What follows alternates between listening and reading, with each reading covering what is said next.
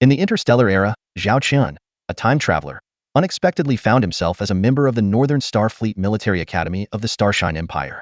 He inherited the body and memories of the original owner, along with a precious T3 class Blizzard-class light interstellar battlecruiser blueprint. Although currently unable to build it, this blueprint was undoubtedly a significant asset for him. Faced with 3 special attribute options from the system, Zhao Qian felt both confused and excited, knowing this would be the starting point of his interstellar journey. In his daily life at the academy, Zhao Qian met Charlotte, a girl passionate about starships. Charlotte was astonished by the starship data Zhao Qian provided, believing that the starship was nearly invincible among its peers. Zhao Qian exuded confidence, planning to use the starship for a trial run and arranging for Charlotte to familiarize herself with the crew positions. Due to financial constraints, Zhao Qian had to consider how to raise funds to maintain the starship's operation. Zhao Qian's status at the academy was not solid, and his absence had caused dissatisfaction among his classmates, particularly Zhang Haoran, a rival with a grudge against Zhao Qian. Seizing the opportunity, Zhang Haoran taunted Zhao Qian, questioning his courage and using a starship duel as a wager to humiliate him. Facing the challenge, Zhao Qian decided to accept and showcase his starship and strategy in the duel. During the preparations, Zhao Qian's starship, Blizzard Zero, demonstrated impressive performance. This starship, cobbled together from 3 old ships, had been modified by Zhao Qian to possess formidable combat capabilities. In the duel, Zhao Qian utilized the starship's speed and maneuverability to evade Zhang Haoran's attacks, ultimately striking a critical blow to the opponent's starship with a 1,200mm Devil Crocodile cannon, winning the duel. This victory not only elevated Zhao Qian's status at the academy, but also earned him more points and rewards in the interstellar fleet system. Zhao Qian realized he needed more resources to upgrade his starship and planned to acquire the necessary blueprints through the system's marketplace. He decided to sell his T1 class starship blueprints to raise funds. In a conversation with his friendly Wei, Zhao Qian learned that Li Wei's family's Northern Goose Interstellar Trade Group was facing difficulties, with poor starship sales. Seeing an opportunity, Zhao Qian decided to sell his T1 starship blueprints to the Li family, aiding them in improving their performance while securing funds for himself. This transaction not only solved Zhao Qian's financial issues, but also brought hope to the Li family. With the starship upgrades and accumulated funds, Zhao Qian began planning his future development. He knew that in this interstellar era, only by continuously enhancing his strength could he establish a foothold in the universe. Zhao Qian's goal was to build a true Blizzard-class T3 light interstellar battlecruiser, and this was just the beginning. His interstellar journey had only just begun. If you're interested in this story, please check the comment section or the playlist to watch part 1. Now, let's begin part 2 of the story. Unlike before, what Li Yaqi received this time was a holographic video conference room. Seated across the round table was a mysterious man wearing a mask. His young appearance was a stark contrast to the old Professor Li Yaqi had anticipated. "Is that you?" Li Yaqi asked tentatively, the man's youthful looks making her skeptical. "The T1 Wolf-Louse class medium interstellar destroyer technology must have earned you a fortune, Miss Li." Zhao Qian cut straight to the chase.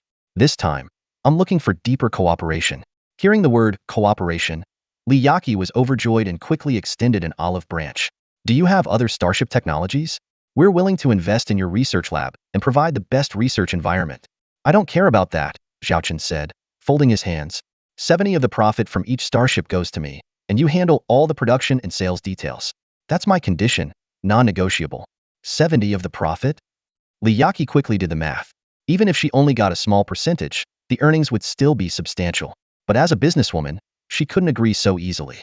"This percentage is a bit. You know very well how much profit the T1 Wolf-Louse has brought you," Zhao Qian interrupted. "The technology one have is no worse than that.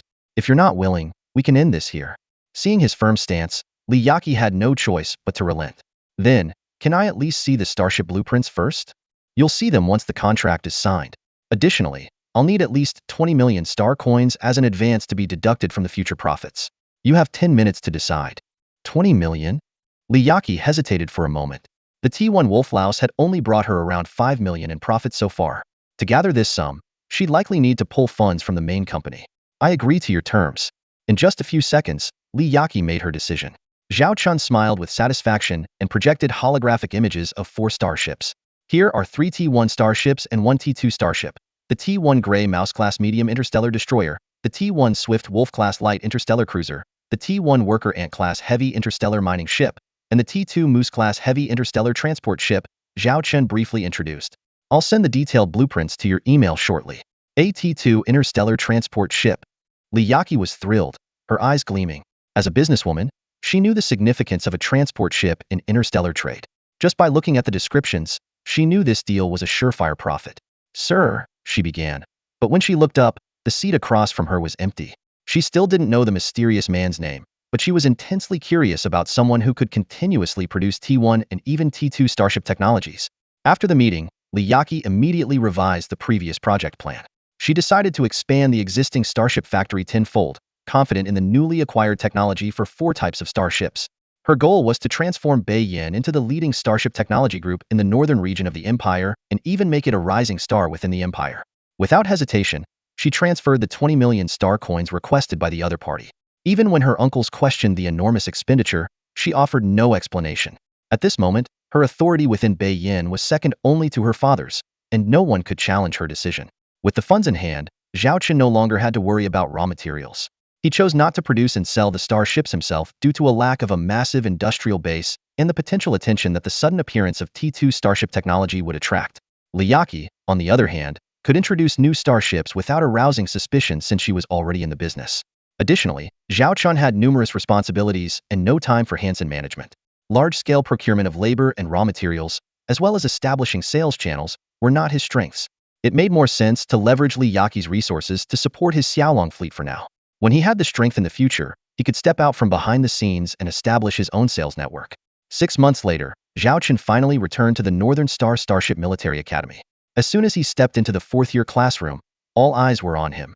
Even the teacher was surprised by the sudden appearance of a student who had been absent for 3 months. However, Zhao Chun paid no mind to this as he had more important matters at hand, accumulating triple the required credits for assessments.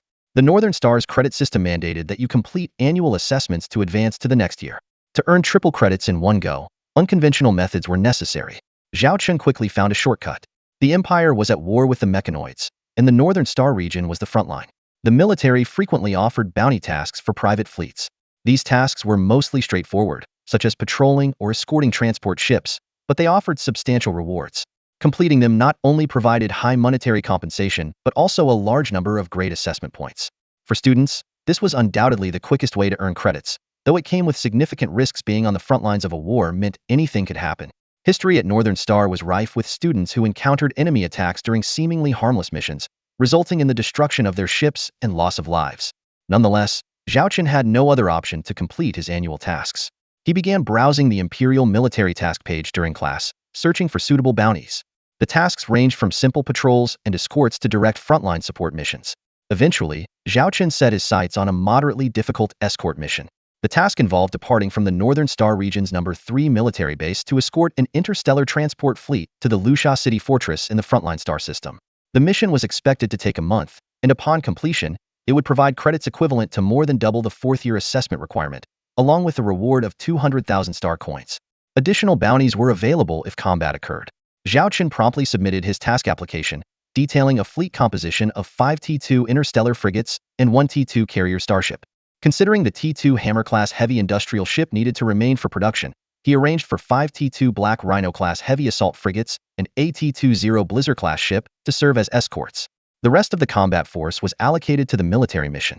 His application was quickly approved, with the requirement that he arrive at Northern Star Zone Military Base No. 3 by January 20, 3031. Missing the deadline would mean being unable to accept Imperial bounty missions for the next 3 years. Although there was still some time left, Zhao Chun had already begun preparations. Unlike his previous minor engagements, this mission was a true approach to the battlefield. Once everything was in place, he informed Zhao Wanner and Li Wei that he would be away for a while to complete a bounty mission. Zhao Wanner assumed he was merely going for a simple academy assessment, and had no idea that Zhao Chun had taken on a military task even 5th-year students hesitated to approach. After briefing them, Zhao Chun led his fleet away from the academy but did not head straight for military base No. 3. Instead, he first returned to the Xiaolong fleet's base. At that time, the second T2 Hammer-class industrial ship was nearing completion. With the 20 million star coins from Liyaki, Zhao Chun immediately procured a batch of raw materials and transported them to the site. This ensured not only the smooth construction of the new hammer, but also allowed it to be completed ahead of schedule. Once the second hammer was built, Zhao Chun could finally initiate the construction of his much-anticipated flagship, the T3 Blizzard-class light interstellar battlecruiser. This was the flagship he had been eagerly waiting for.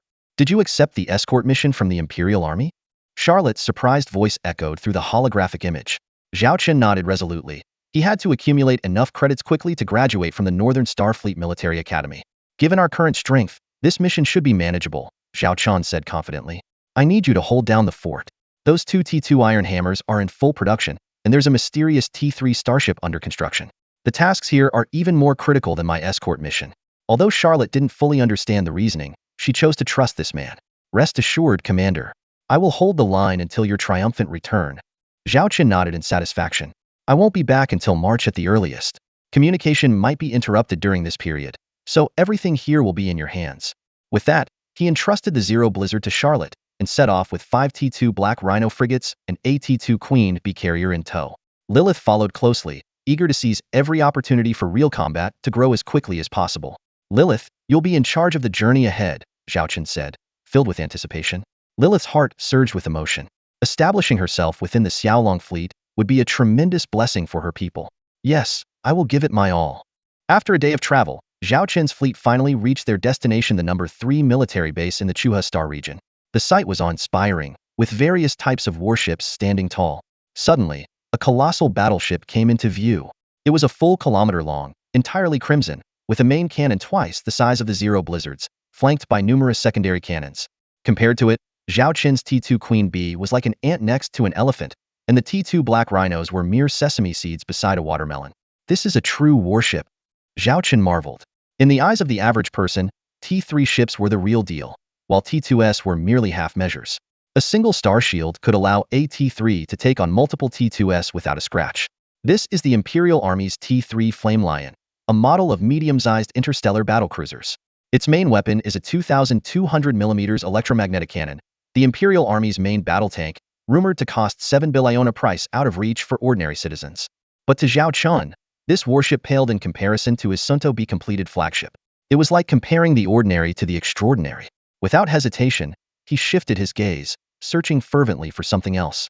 Finally, in the distance, he spotted his long-awaited goal. Its sleek form, graceful curves, perfect proportions, and those two awe-inspiring cannons, the Imperial fleet's prized superweapon, a T4 class interstellar battleship, appeared before Zhao Qian's eyes, like a celestial visitor or a dream lover. The name, North Wind God Class T4 Heavy Interstellar Battleship, echoed in Zhao Qian's mind. A colossal structure stretching 7.8 kilometers, weighing an astonishing 30 million tons, bristling with offensive weapon systems, 2 T4 cluster laser cannons, 36 main guns, and 144 secondary guns. Just the 2 bow laser cannons alone could strike fear into countless starships.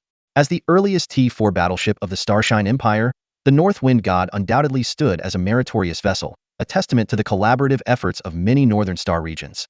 Looking around, even the T3 battleships seemed like obedient little brothers at the feet of the North Wind God. If only one day I could own a T4 battleship, Zhao Qian gazed longingly, his eyes sparkling with admiration. He was so lost in his daydream that he didn't hear Lilith calling him. Commander, wake up! Lilith finally managed to snap him back to reality. We're here. You need to collect the mission details yourself. So soon? Zhao Qian realized the ship had already docked. I'll go check it out. You stay on the ship. Watching Zhao Qian leave, Lilith couldn't help but mutter. I've never seen the commander look at us like that, so infatuated with a battleship. To think a mighty succubus is outdone by cold metal, it's frustrating. Are you here for the escort mission? I'm the senior sergeant in charge of this operation. The sergeant's image appeared on the screen, casting a disdainful glance at Zhao Qian as if looking down on an ant. You're the last to arrive. So, a senior sergeant is just a 4th-level officer, Zhao Qian mused, knowing they rank below a major but often consider themselves minor nobility. Outwardly, he remained composed. Yes, I am. I've notified the other partners for a meeting. My soldier will take you there. With that, the sergeant cut off the communication, leaving an electronic dossier behind. Sir, please follow me. The 4th-level soldier's tone was calm as he led the way. Are there other fleets involved in this mission? Zhao Qian asked casually while browsing the dossier. Yes, the escort mission requires 30 ships. Your 6 won't be enough, the soldier replied. The rewards will be distributed based on each fleet's contribution. Zhao Qian was unfazed. A mere few 100,000 star coins were nothing compared to the 20 million he had just acquired. What he cared about were the academic credits. Entering the meeting room, Zhao Qian saw 2 men and a woman already seated, one of whom surprised him greatly. Please take a seat. The senior sergeant will confirm the mission details shortly, the soldier said before quietly exiting, leaving the 4 of them alone. What a coincidence. Zhao Qian sat next to the girl, who turned out to be his classmate and the popular student, Shenbing. You two know each other? The woman in the leather jacket raised an eyebrow. We're classmates, Zhao Qian admitted openly. After all, the mission information wasn't classified, so there was no point in hiding it. Hey, you have 62S? What's the deal with the Black Rhino class and Queen Bee class ships? The woman in the leather jacket scooted closer to Zhao Chun, her zipper barely covering her cleavage, her tone full of flirtation. The middle-aged man and the woman in leather were both private adventurers, each owning about a dozen battleships. In contrast, Shun Bing was alone with her solitary T2, which seemed a bit pitiful. Just as the woman got even closer, the screen on one side of the conference table suddenly lit up. It was indeed the sergeant major. The woman in the leather jacket had no choice but to sit up straight and hold her breath. Zhao Chun smirked inwardly, guessing that this guy probably wasn't too fond of such meetings and opted for a video call instead. Everyone, let's keep this brief. Your fleet has taken on this escort mission. Your task is to set off on the 20th and safely deliver a convoy of transport ships to the fortress of Shifting Sands. In the meantime, do whatever you need to do. If you need supplies, go purchase them. The prices are the same as outside. All the details have been sent to you. If there are no questions, that's all I have to say. You sort it out among yourselves. I'm only interested in the results. The sergeant major gave everyone a quick glance before abruptly cutting off the communication. His words were as good as meaningless, and the conference room fell into an eerie silence. Just as the woman in the leather jacket was about to pester Zhao Chen again, the middle-aged man across from them suddenly lit a cigarette. The acrid smoke made everyone cough, and he looked around grimly before saying coldly, "Now, we need to determine who's in charge." As soon as he said this, the atmosphere in the room became tense. Everyone had their own opinions about who should take on this responsibility, leading to a flurry of discussions. Zhao Chen stared at the middle-aged man smoking a cigarette and instantly recognized him as a seasoned player. Just 12 starships, including 2 T2S and 10 T1S, and he dares to act like a big shot here? Whether he amassed this fleet through noble status or his own abilities is anyone's guess. It's simple. The strongest calls the shots. The woman in the leather jacket clung to Zhao Chun, her cheap perfume making him wrinkle his nose. This handsome guy has 6 T2S, and just one of his carriers outclasses us by miles. We're counting on you this time. Shen Bing, with her solitary, battered ship, was naturally overlooked. But the middle-aged man sneered at Zhao Chun. Who knows where those junk ships came from? I don't buy it just from the stats. Zhao Chun didn't care about vying for the top spot. He said indifferently, I have no intention of being the boss, but I won't bow to anyone either. Everyone does their job and completes the mission. There's no need for a hierarchy. Ha! Real rookie, the man scoffed, cigarette in mouth, and walked away disdainfully. The woman in the leather jacket quickly seized the moment, sidling up to Zhao Chun and cooing, ignore that brute. How about we grab a drink? Her fingers traced suggestively along Zhao Chen's neck. Zhao Chen abruptly stood up, nearly toppling the woman. No need, I have other things to do. With that, he strode off, leaving the woman stunned. Humph, acting all high and mighty, she muttered, disappointed. She had hoped to get something out of this rich young master. At such a young age, owning 6 T2S, he was practically a goldmine. Squad leader, what are you doing here? Zhao Chun caught up with the hurriedly departing Shen Bing. On a mission, Shen Bing replied without turning around. Just pick a simple task to pass the assessment. You only have one T2. There's no need to take such risks, Zhao Chun babbled on. But Shen Bing continued to stride swiftly toward her dilapidated T2 destroyer, the hyena. Sigh, life is tough for commoners, Zhao Chun thought to himself. Unlike Shen Bing, who had to fight tooth and nail for a second-hand T2, he was born with a silver spoon in his mouth. This realization dampened his gossiping spirit, and he returned to his T2 carrier, the Queen Bee. Lilith, what's our target this time? Back on the bridge, Zhao Chun immediately transmitted the data to Lilith, lounging casually in his chair. 32 escort ships, 11 T2S and 21 T1S. Lilith quickly scanned the data. The escort target is 300 T1 transport ships. Judging by the forces, it shouldn't be a problem. The mission itself isn't the issue. It's the unexpected variables that worry me, Zhao Chun said gravely. We're too close to the front lines. Who knows what we might run into? By the way, have you heard about the mechanoids? Lilith projected a holographic image, clearly displaying countless metal-covered creatures, including humanoid machines. They were diverse and numerous, resembling a formidable steel army. It's said that the mechanoids originated from an ancient interstellar civilization, Lilith explained. That civilization developed advanced intelligent mechanical life forms, but it backfired. One day, these machines rebelled, annihilating their host civilization along with nearby carbon-based life forms, and established their own regime, prioritizing mechanical life. As she spoke, the holographic image shifted to show a star map. A crimson area was rapidly expanding, gradually engulfing other regions. The mechanoids view carbon-based civilizations as inferior, aiming to rule the universe with mechanical life forms. In the name of purification, they launched an interstellar crusade against other civilizations. Lilith's tone was tinged with concern. 1,000 years ago, three large interstellar civilizations, newly entering the T4 era, encountered the mechanoids during internal conflicts. This encounter made them realize the gravity of the situation, leading them to set aside their differences and form an alliance to fend off the external threat. As Lilith narrated, an emblem symbolizing unity appeared in Madarit, was the well-known emblem of the Galactic Alliance. I see, Zhao Chen muttered to himself. It looks like this war will drag on for a long time. This is indeed a battle for the survival of intelligent carbon-based life forms. The Galactic Alliance was established under the leadership of the Starlight Empire, the Holy Radiance Empire, and the Warhammer Interstellar Federation, with several smaller civilizations joining in. However, real power remains in the hands of these three interstellar superpowers because the front lines of the mechanical race invasion are right next to their territories. This 1,000-year-long holy war has long bound the three together. Over the centuries, they have fought back and forth, neither side able to completely defeat the other. Lilith put away the image and looked worriedly at Zhao Chen.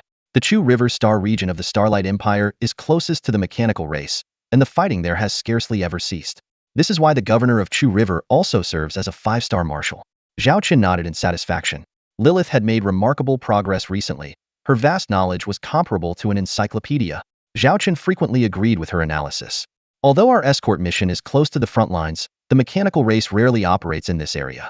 Attacking a transport fleet would be unnecessary, Lilith added. So theoretically, the risk isn't high. Theoretically, yes, but for some reason, I have a bad feeling about that sergeant, Zhao Chen said, rubbing his temples, clearly troubled. Commander, it's your first time on such a mission. It's natural to feel nervous, Lilith comforted him gently. Besides, we've already accepted the Imperial military's bounty. Backing out now wouldn't be wise. This not only concerns your promotion, but could also affect your graduation plans. Zhao Chen sighed. Lilith was right. Regretting now was too late. No matter how difficult the task, he had to face it head-on. Oh, I have some good news that will definitely lift your spirits, Lilith said with a mysterious smile. She raised her wrist, and a hologram of a small girl, only about 1.2 meters tall, appeared.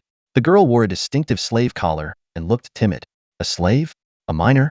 Zhao Chen's face darkened. Why would you think I'd be interested in this? He wondered if he had somehow given the impression of being a pervert. You've misunderstood, Lilith quickly explained. This isn't a little girl. She's a fully grown dwarf woman. In fact, she's a few years older than you. A dwarf? Zhao Chen suddenly understood. Lilith nodded and brought up the relevant data. It turned out that this interstellar nomadic race, though physically small, were born tech enthusiasts. Their aptitude for learning technology was several times that of other races, earning them the title of interstellar craftsmen. Nowadays, most of their population worked in factories or research institutes across various civilizations. Your fleet is in dire need of such talent, Lilith said excitedly. With them, our T2 industrial ship's efficiency would greatly improve. The current batch of orc technicians, though doing their best, are limited in their capabilities. Zhao Chen stroked his chin thoughtfully. Lilith was right. Recruiting a team of dwarf engineers would significantly benefit his fleet's development. He made a decisive decision and bought them. In a private room of a tea restaurant, a petite figure stood trembling in the corner. Zhao Chen carefully observed the dwarf girl, who was only 1.2 meters tall, finding it hard to believe she was older than him. What's your name? He asked softly. Annie, the girl replied, her voice barely audible. Zhao Chen extended his hand toward her, but she flinched, looking like a startled little mouse. Just then, her stomach growled loudly. Are you hungry? Zhao Chen asked, even though he already knew the answer. No, Annie stammered, shaking her head quickly, her wide eyes filled with fear. Zhao Chen's heart unexpectedly softened as he looked into those teary eyes. He crouched down, his voice becoming extraordinarily gentle. Don't be afraid. Come with me, and I'll take you to get something delicious to eat. At the mention of food, the girl hesitantly looked up, meeting Zhao Chen's eyes. For some reason, this moment filled him with an inexplicable sense of guilt, causing him to sigh inwardly. He reached out a large hand to gently pat the girl's head in a gesture of comfort. Zhao Chen and Annie walked out of the tea restaurant, with the latter cautiously following behind. With the collar on, escape was impossible. Even if she did run, she couldn't avoid being tracked and shocked. Zhao Chen dared not take long strides, fearing that the little one behind him would have to jog to keep up. She looked so out of breath, as if she might collapse at any moment. We bought 100 energy blocks, can't you give us a better price? A familiar voice sounded not far away. Zhao Chen turned around and saw Shen Bing negotiating with a weapons merchant, accompanied by a female crew member. Shen Bing, known for her cold and elegant demeanor, was haggling intensely for a mere few dozen star coins. Miss, the price is fixed. Take it or leave it. The merchant finally lost his patience, his face darkening. Shin Bing bit her lip hard, but reluctantly pulled out her imperial card to pay. Shaoli, wait here. I'll check if we need any more ammunition. Saying this, Shin Bing walked towards another counter without looking back, leaving the female crew member to guard the goods alone. Zhao Chen recognized her as Lu Lily from Class 9 and approached her. Lily, what a coincidence. Lily was startled, but then overjoyed when she saw Zhao Chen. Zhao Chen? What are you doing here? Same as you, took on an escort mission, Zhao Chen replied with a smile. Looks like we'll be comrades in arms. That's great, Lily said excitedly. I was worried something might go wrong this time, but with you here, I feel much more at ease. She glanced at the little girl behind Zhao Chen but didn't say anything. Nobles often have their peculiar habits, after all. Are you guys buying supplies? Zhao Chen looked towards Shun Bing, who was still haggling in the distance. Yes. Lily nodded. The class monitor is really trying to save every penny. Zhao Chen was curious. Why did your class take on such a high-risk mission? Lily hesitated, unsure if she should say. Zhao Chen understood and handed her 5-star coins. It's rare to bump into you here. Consider this my treat for a drink. 5-star coins. Lily was both surprised and delighted. That was equivalent to her monthly food allowance. She decided there was no harm in sharing and began to tell Zhao Chen everything. It turned out Shin Bing's grandmother had a recurring illness and was suffering from organ failure. Only an advanced medical pod could save her, but it cost a hefty sum of 100,000 star coins. If they couldn't raise the money within 6 months, the old lady might not survive.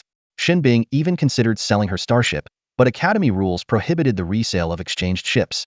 Ordinary missions wouldn't earn enough money, so they had to risk taking on military bounties. Lily sighed, but as soon as they heard it involved fighting, half of the crew deserted. Now, our battered destroyer is operating with less than half its required crew, and everyone has to do the work of several people. We're all risking our lives for Shun Bing's sake.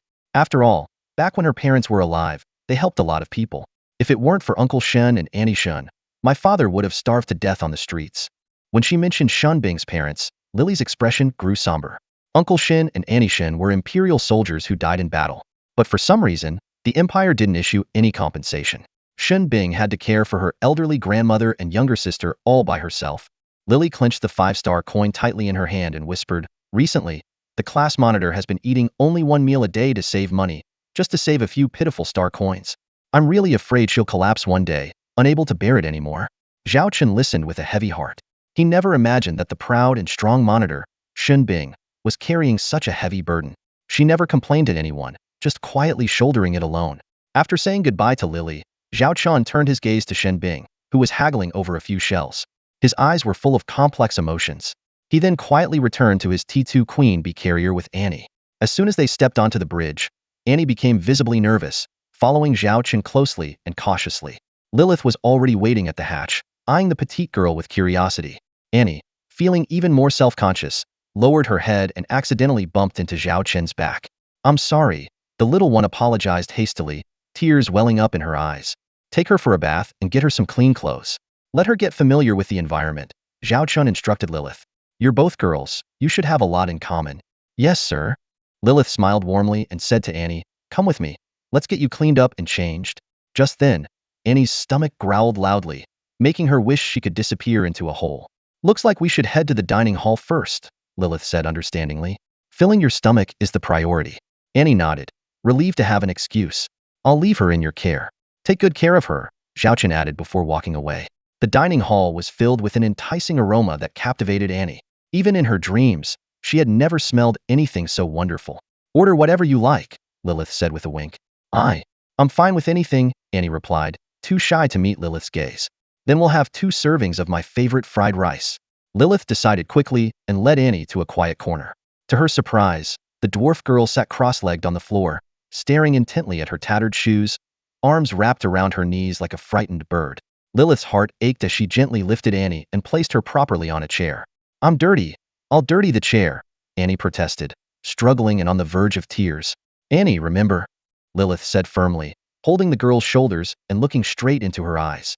Here, you can sit on a chair just like anyone else. You don't have to huddle on the floor. No one will scold you, and no one will bully you. From now on, this is your home. Lilith's words struck a chord deep within Annie, causing the tormented child to finally break down and cry. Lilith held her tightly, letting the tears soak her clothes. At that moment, no one could truly understand the hardships this poor dwarf had endured. Now, she finally had a place to call home, a place where she could shed tears of relief. Annie looked down, Her eyes filled with confusion, and her body trembled slightly. Lilith sighed, knowing that a few words wouldn't ease Annie's wariness. Trust takes time to build. Let's have a chat and ease the tension, Lilith suggested, sitting across from Annie with a voice as gentle as a spring breeze, which immediately helped calm the little dwarf's nerves. This was a unique talent of the succubi. They were not only inherently charming but could also use their voices to influence others' emotions at will. Where are you from? How did you end up as a slave? Lilith asked carefully. Annie stammered. I was looking for minerals in the mines, then suddenly got captured, locked in a spaceship, starved, and beaten if I didn't obey. Lilith quickly pieced together Annie's fragmented story. It turned out that Annie had been taken by an adventurer fleet from a planet. Besides their official exploration missions, adventurers often engaged in illicit activities like human trafficking. Since Annie came from a planet, it was likely that her kin were still there. A group of dwarves? Lilith probed, but Annie remained tight-lipped about her homeland.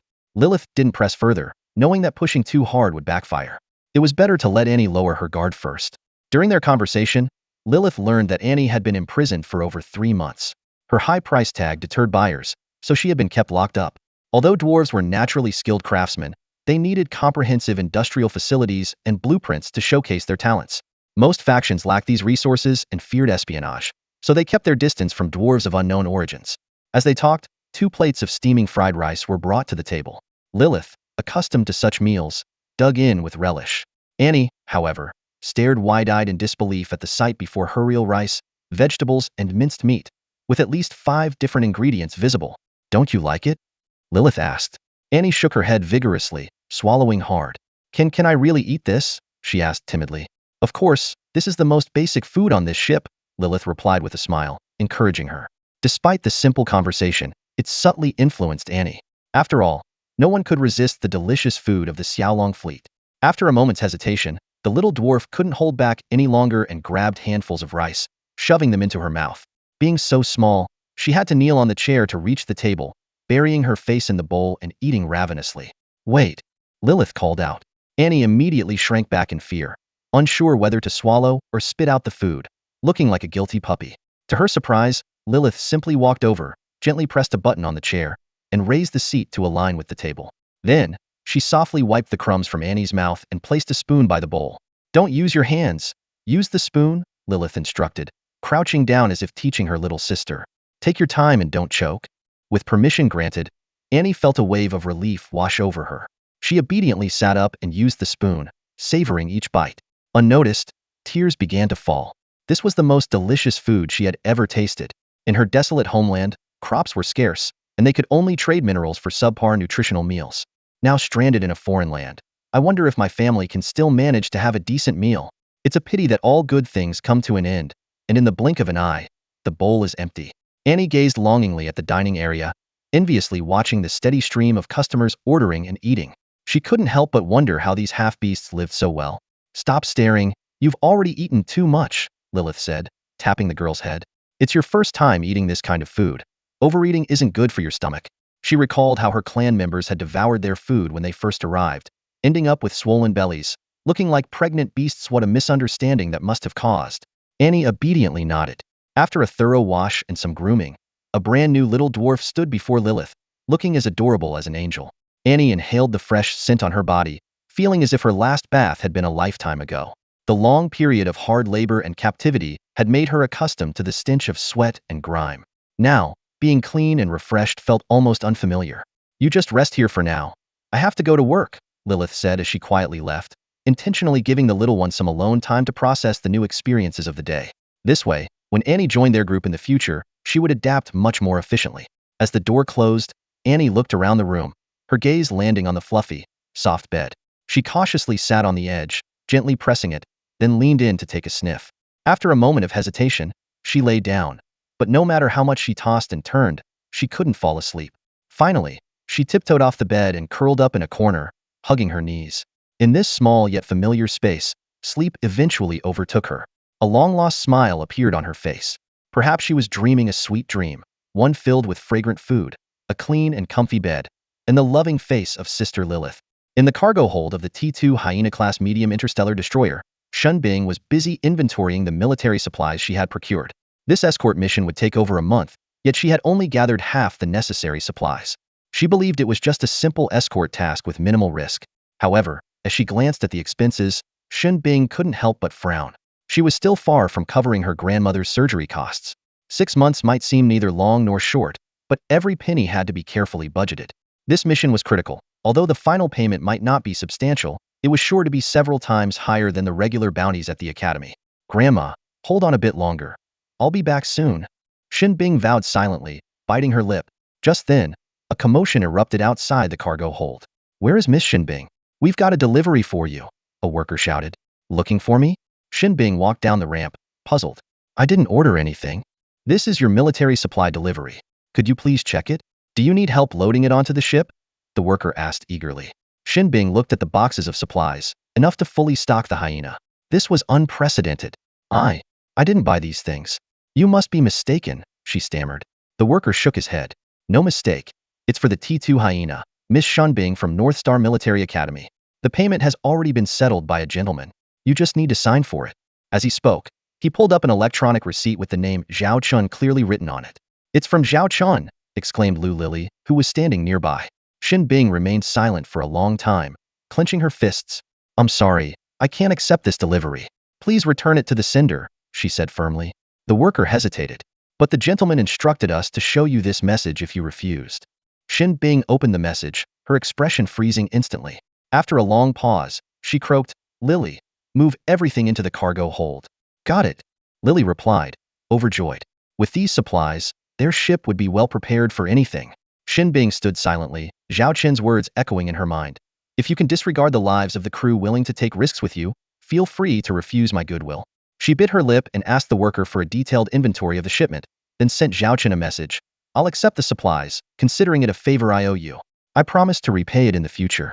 On January 20th, 3031, a fleet of 300 T1 transport ships set off in grand fashion, heading towards the edge of the star system. 32 escort ships followed closely, ready for action. Everyone, we'll perform 3 warp jumps, resting for half a day after each one, a third-level officer explained in a video conference. We expect to arrive at the Sandcastle Fortress on February 10th, unload, and return by the end of February. Any questions? Zhao Chun, Shen Bing, a woman in a leather jacket, and a man smoking a cigarette exchanged glances but remained silent. All right, it's settled, the officer concluded. Everyone immediately began their preparations. To accommodate the speed of the T1 transport ships, the warp drive would only use the secondary engine. If it were just Zhao Chen's T2 Queen Bee carrier, the one-way trip would only take 5 days. Report, the fleet is assembled and everything is normal, Lilith reported from the side. We'll enter synchronized warp mode at 10:05. Zhao Chun stared at the star map, observing the majestic fleet of over 300 warships. His T2 Beehive was positioned at the center of the formation, with other escort ships surrounding it. The concept of synchronized warp speed meant that all ships in the fleet would accelerate and decelerate simultaneously, maintaining a consistent frequency when entering and exiting warp space, ensuring a strategic battle formation at all times.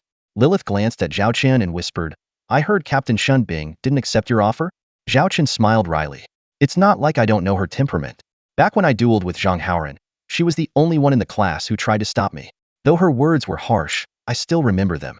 Surely, that's not your only motive? Lilith asked with a knowing smile. All right, I admit it. I want her to join our team, Zhao Chen shrugged. She's a promising talent, outstanding in her performance. While she may not surpass my sister, she's still top-notch. Most importantly, she comes from a civilian background, free of entanglements, making her the perfect addition to fill our gap. That makes sense, but that girl is hard to tame, Lilith reminded him. Let's take it as it comes. Our priority now is to complete the mission, Zhao Chun replied nonchalantly. Soon after, the onboard system alerted them that they were about to enter deep-sea mode. Zhao Chun and Lilith then climbed into their hibernation pods, ready to embark on their escort journey. Who knows how many thrilling adventures await them ahead. The first warp journey ended on the 7th day of departure, and everything was normal. However, during the second warp jump, alarms suddenly blared. Warning! Warning! Warp disruptor detected. The fleet will be forced out of warp space. All hands to battle stations.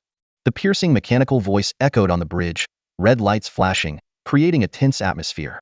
Zhao Chun was the first to rush out of the hibernation pod, followed closely by Lilith, who stumbled out. Their bodies needed a few seconds to adjust after the emergency drop out of warp. Relay the order. Everyone to battle positions within 3 minutes. The entire fleet is now on high alert. Zhao Chen ordered solemnly. Deploy the interstellar reconnaissance drones immediately. Yes, sir. Lilith hurried to execute the command, while the crew quickly took their positions. Zhao Chun stared intently at the radar, trying to discern the source of the suspicious signals. Damn it! Where did the warp disruptor come from? The video window of a gruff man smoking a cigarette popped up, and he began swearing. It was well known that a warp disruptor was like a space roadblock, forcing all ships out of their planned warp route. Deploy the frigates to scout the surroundings. A woman in a leather jacket, unusually serious, suggested.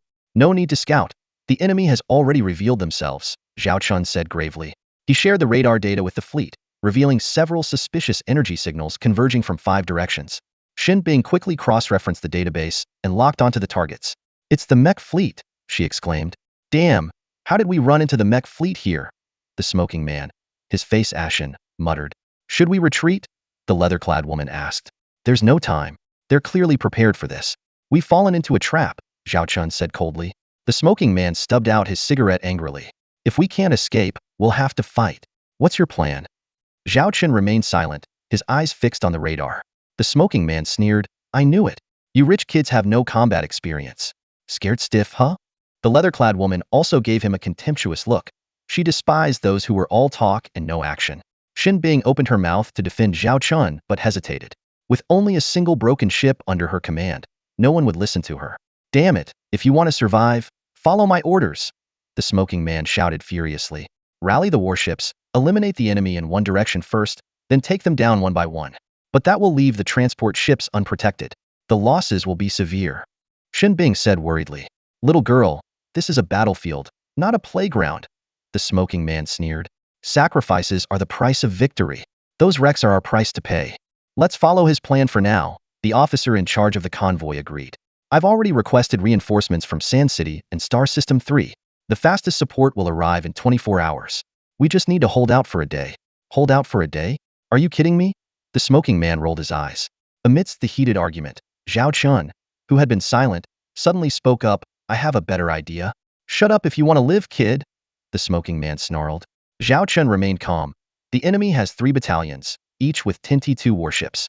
If we concentrate our forces in one spot, won't they just encircle and annihilate us? Everyone then noticed the 3 enemy fleets on the radar, closing in on the transport ships like wolves. Zhao Chun had been waiting for this information. What exactly are you suggesting? The smoking man asked impatiently.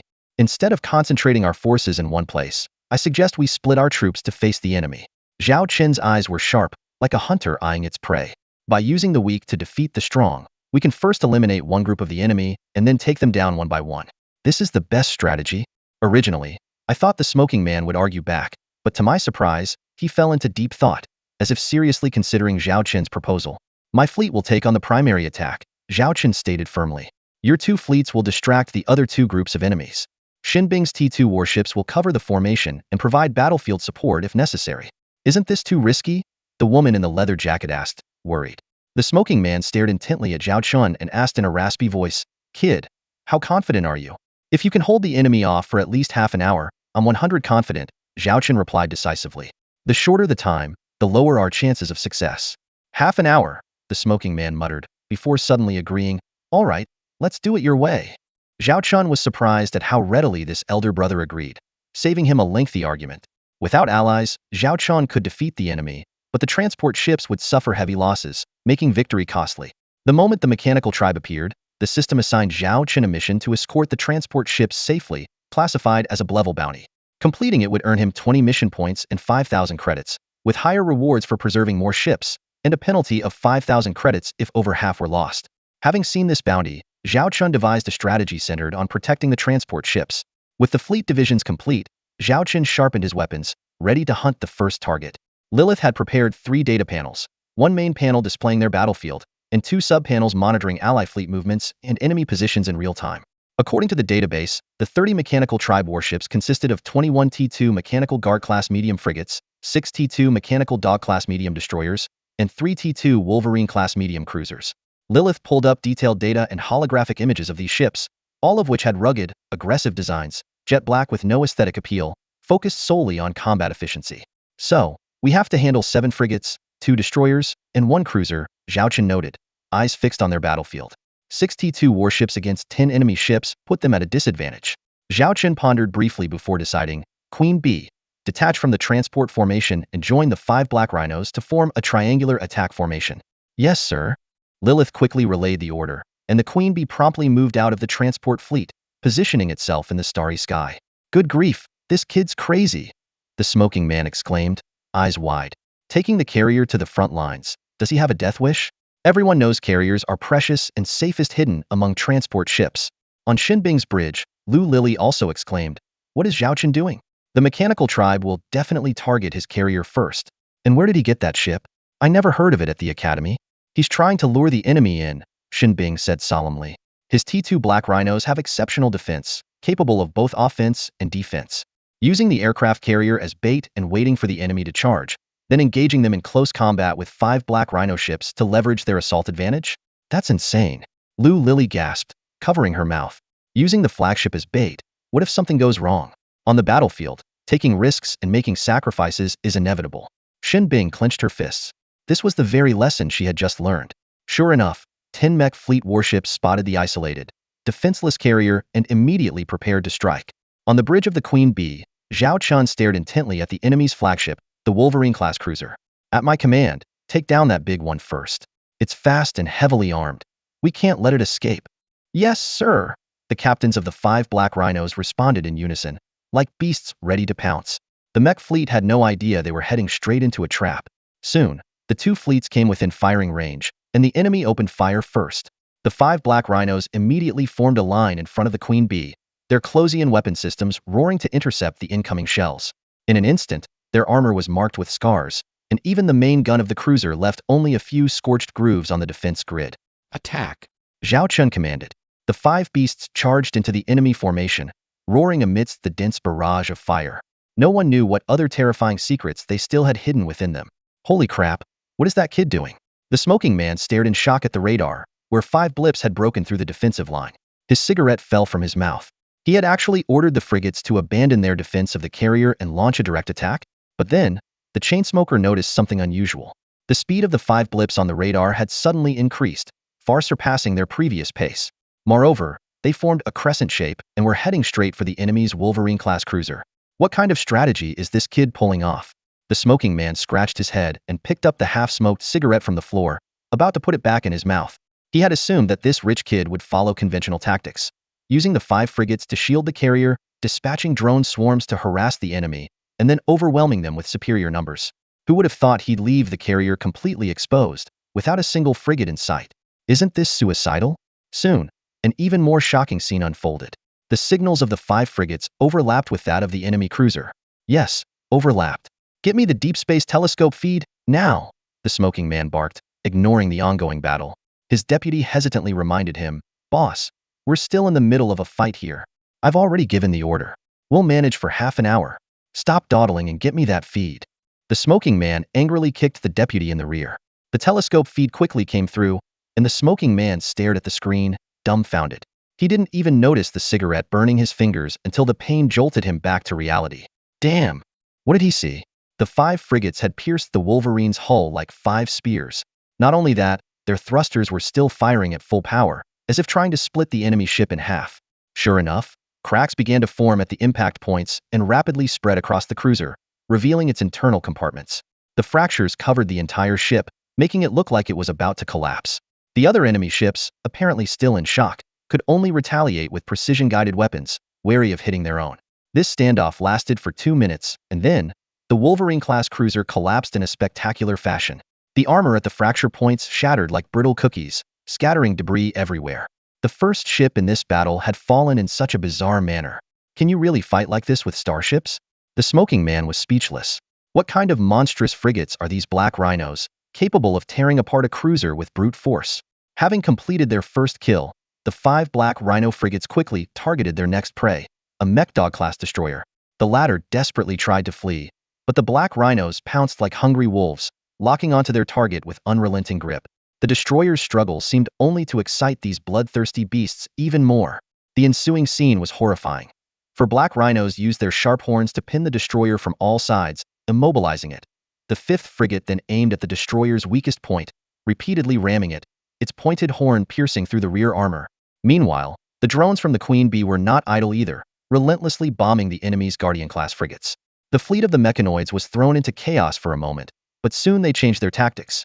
Since your frigates are so resilient, they decided to ignore them and focus on taking down your carrier." The remaining enemy ships abandoned their beleaguered comrade and headed straight for the Queen Bee.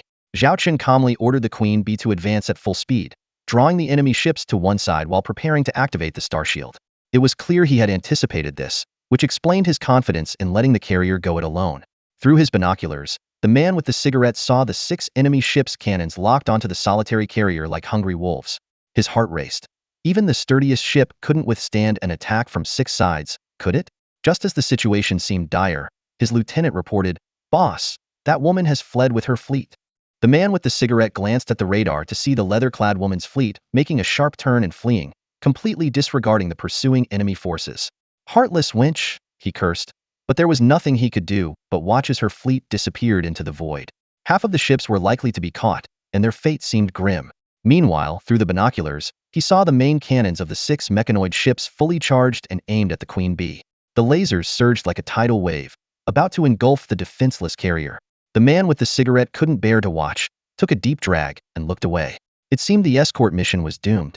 He wasn't afraid of dying, but he couldn't stand the thought of dragging his subordinates down with him. "Boss, look!" His lieutenant's exclamation snapped his attention back. "It's the star shield." As soon as the words left his mouth, a miracle occurred. A pale blue energy shield suddenly enveloped the Queen Bee, blocking the torrent of incoming fire entirely. "Kid, where did a T2 starship get a star shield?" The smoking man rolled his eyes. "That's T3 exclusive tech." The lieutenant insisted. "I'm telling you, it's true. That carrier definitely activated a star shield. Boss, see for yourself." "I think you're hallucinating from stress," the smoking man grumbled, glancing at the screen. He froze, stunned. "If AT2 has a star shield, I'll eat my warship." 5 seconds, 10 seconds. The chain smoker stared intently at the semi-transparent energy shield, as if paralyzed. The lieutenant called cautiously, "Boss? Boss? It's really a star shield," he exclaimed, rubbing his eyes in disbelief. On the screen, enemy fire pelted the beehive's shield like raindrops, creating ripples but causing no damage. Could it be a T3 carrier? He wondered, frowning. But even the smallest T3 carrier is over 1,000 meters long. This one's under 500 meters. The existence of the star shield shattered his understanding. "This kid is seriously something else," the chainsmoker muttered, scratching his head. "Those frigates are already freaky enough, ramming into things without a scratch. And now this carrier with a star shield. Damn." His thoughts were interrupted by the lieutenant. "Boss, we can't hold out much longer. That bitch took off with her fleet, leaving us with scraps. Once the enemy deals with them, they'll come after us." The smoking man frowned deeply. "What? My brothers can't even last half an hour," he grumbled, though he wasn't confident himself. The mechanical fleet's warships were exceptionally well-crafted. Even in formation, casualties were inevitable. If more enemies arrived, they'd be trapped from both sides. "We'll take it one step at a time," he said through gritted teeth. "If we run like that woman, we're done for. Deserters are hunted by the entire alliance." The thought of that woman made him gnash his teeth in anger. Victory had been within reach with her fleet, but she fled at the last moment. Foolish to the core. "Boss, look." The lieutenant suddenly pointed at the radar. A T2 ship is entering the battlefield. The smoking man squinted and gasped. "It's that girl's hyena. These young ones are something else." Shin Bing's destroyer positioned itself between the transport ship and the enemy, like a lone wolf ready to face 10 mechanical warships. "They're coming at us," Lu Lily reported in horror, staring at the radar. Shin Bing took a deep breath, eyes fixed on the approaching enemy. "For the greater good, we must do everything we can. Prepare for battle." "Understood." The crew responded hesitantly. Most of them were ordinary people with basic piloting skills, usually only operating civilian ships. They wouldn't have taken this risk if Shin Bing hadn't offered generous terms. "High-speed maneuvers. Charge the main and secondary cannons," Shin Bing commanded, steering the hyena into the fray. But she didn't recklessly charge the enemy formation that would be suicide. Instead, she skirted the safe distance, harassing the enemy with fire to draw their attention. It was like dancing on a tightrope. One misstep and they'd be obliterated. At first, the hyena managed to hold its own, but gradually, the mechanical warships formed a crescent around them, and their main and secondary cannons began to find their mark. Report, port side hit, armor integrity at 90. Report, bow damaged, armor integrity at 85. Report. The soldiers felt the ship shudder violently, the bulkheads groaning in distress. Suddenly, a loud explosion rocked the bridge, causing some to lose their footing and fall. Report, main port gun hit, local armor damaged, adjacent compartments evacuated and sealed. Shin Bing was drenched in sweat. At this point, The hyena's armor integrity had dropped below 50, and the enemy ship was closing in, its attacks growing fiercer. She knew that the fall of the warship was only a matter of time. Could it be that I'm really going to die here? For the first time, Shinbing felt utterly helpless. Always strong-willed, she too longed for someone to confide in and lean on. She thought of Zhao Wan'er, who had a brother to stand up for her and protect her, and felt a pang of envy. How wonderful it would be to have such a haven. Report, 3 enemy ships have locked onto us. No way to evade. Lu Lily shouted in despair. Shinbing closed her eyes, her heart sinking into desolation. I'm sorry, Grandma, but this time Xiao Bing might not make it. In this critical moment, no one knew if a miracle would happen. Seconds passed, and the anticipated explosion and the deafening sound of the ship being hit did not occur. Instead, Lu Lily's excited voice came through. It's Zhaoqing's aircraft carrier. Shinbing opened her eyes and looked through the ship's camera. She saw a T2 aircraft carrier hovering above the hyena, with a semi-transparent star shield stretched out in front of both ships. Enemy fire splashed against the shield, creating ripples but causing no damage. Soon after, 5 T2 Black Rhino heavy assault frigates burst out, charging towards the enemy lines amidst intense fire. Beep beep. Shinbing's handheld terminal vibrated. It was a message from Zhaoqing, telling her to retreat from the battlefield as he would handle the situation. He also asked if her communication system was malfunctioning. Is our communication down? Shinbing realized that the recent bombardment had caused communication and radar failures, which explained why they hadn't received any signals from their allies. Whoa, Shinbing, I thought we were going to die, and I haven't even had a boyfriend yet. Lu Lily sobbed uncontrollably as the tension finally eased. Shinbing looked around the bridge. Everyone seemed relieved, and even her usually stoic face showed a hint of a smile. She gazed up at the aircraft carrier that shielded them like a barrier, feeling an unprecedented sense of security. Unbelievably, had Zhaoqing's battle ended in just 20 minutes? Curiously, Shinbing pulled up the telescope to check the other battlefield, and her jaw dropped. In the vast space, debris of various sizes scattered everywhere, some shattered into pieces, some split in half, and some, although intact, were riddled with scars and holes. 10 T2 mechanical warships were completely obliterated. This is unbelievable. Just a T2 aircraft carrier and 5 frigates? Shinbing muttered to herself. Who had ever seen a T2 aircraft carrier equipped with a star shield or T2 frigates daring to engage cruisers in close combat? What kind of monsters were these? Recalling the terrifying speed and firepower of the Zero Snowstorm and the bravery of the Black Rhino in single-handedly challenging a battleship, and looking at the unknown star shield aircraft carrier in front of her, Shinbing suddenly felt that the bookish noble had changed dramatically. Perhaps having figured out the mechanical fleet's tactics, Zhaoqing took less than 10 minutes to annihilate the enemy. Witnessing all this, everyone was left speechless and in awe. Report, the second wave of enemies has been eliminated, Lilith reported. The Queen Bee's ammunition is down by 67, drone losses are over 30, star shield energy is at 41, but the ship remains intact. She then displayed the damage report for the 5 Black Rhinos. Zhaoqing glanced at it. All had some scratches, they were minor.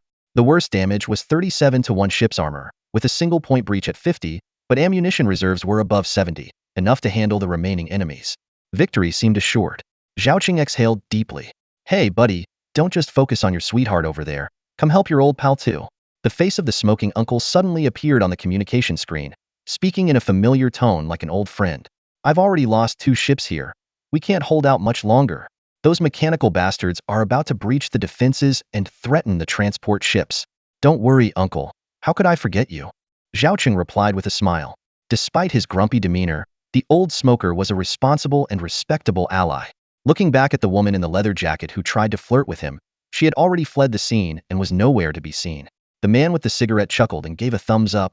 Nice one, kid. I underestimated you before. Drinks are on me next time. Zhaoqing responded with a smile and began analyzing the battle situation. On the main screen, the icons for 30 T2 mech ships showed that 2/3 had gone dark, indicating they had become space debris. The Allied forces had lost 2 ships and several others were heavily damaged, as indicated by the red markers. Apart from the Queen Bee, there were hardly any intact blue icons left. Zhao Chun had taken down 20 mech ships on his own. The uncle's fleet had heavily damaged a frigate and a destroyer, but at the cost of losing 2 T1 ships, with 2 more heavily damaged, and 1 T2 cruiser suffering catastrophic damage. Major losses indeed. Worse still, some enemy ships had broken through the blockade and were heading straight for the transport fleet, with 12 T1 transport ships already sunk. This caused Zhao Qin's mission data to update.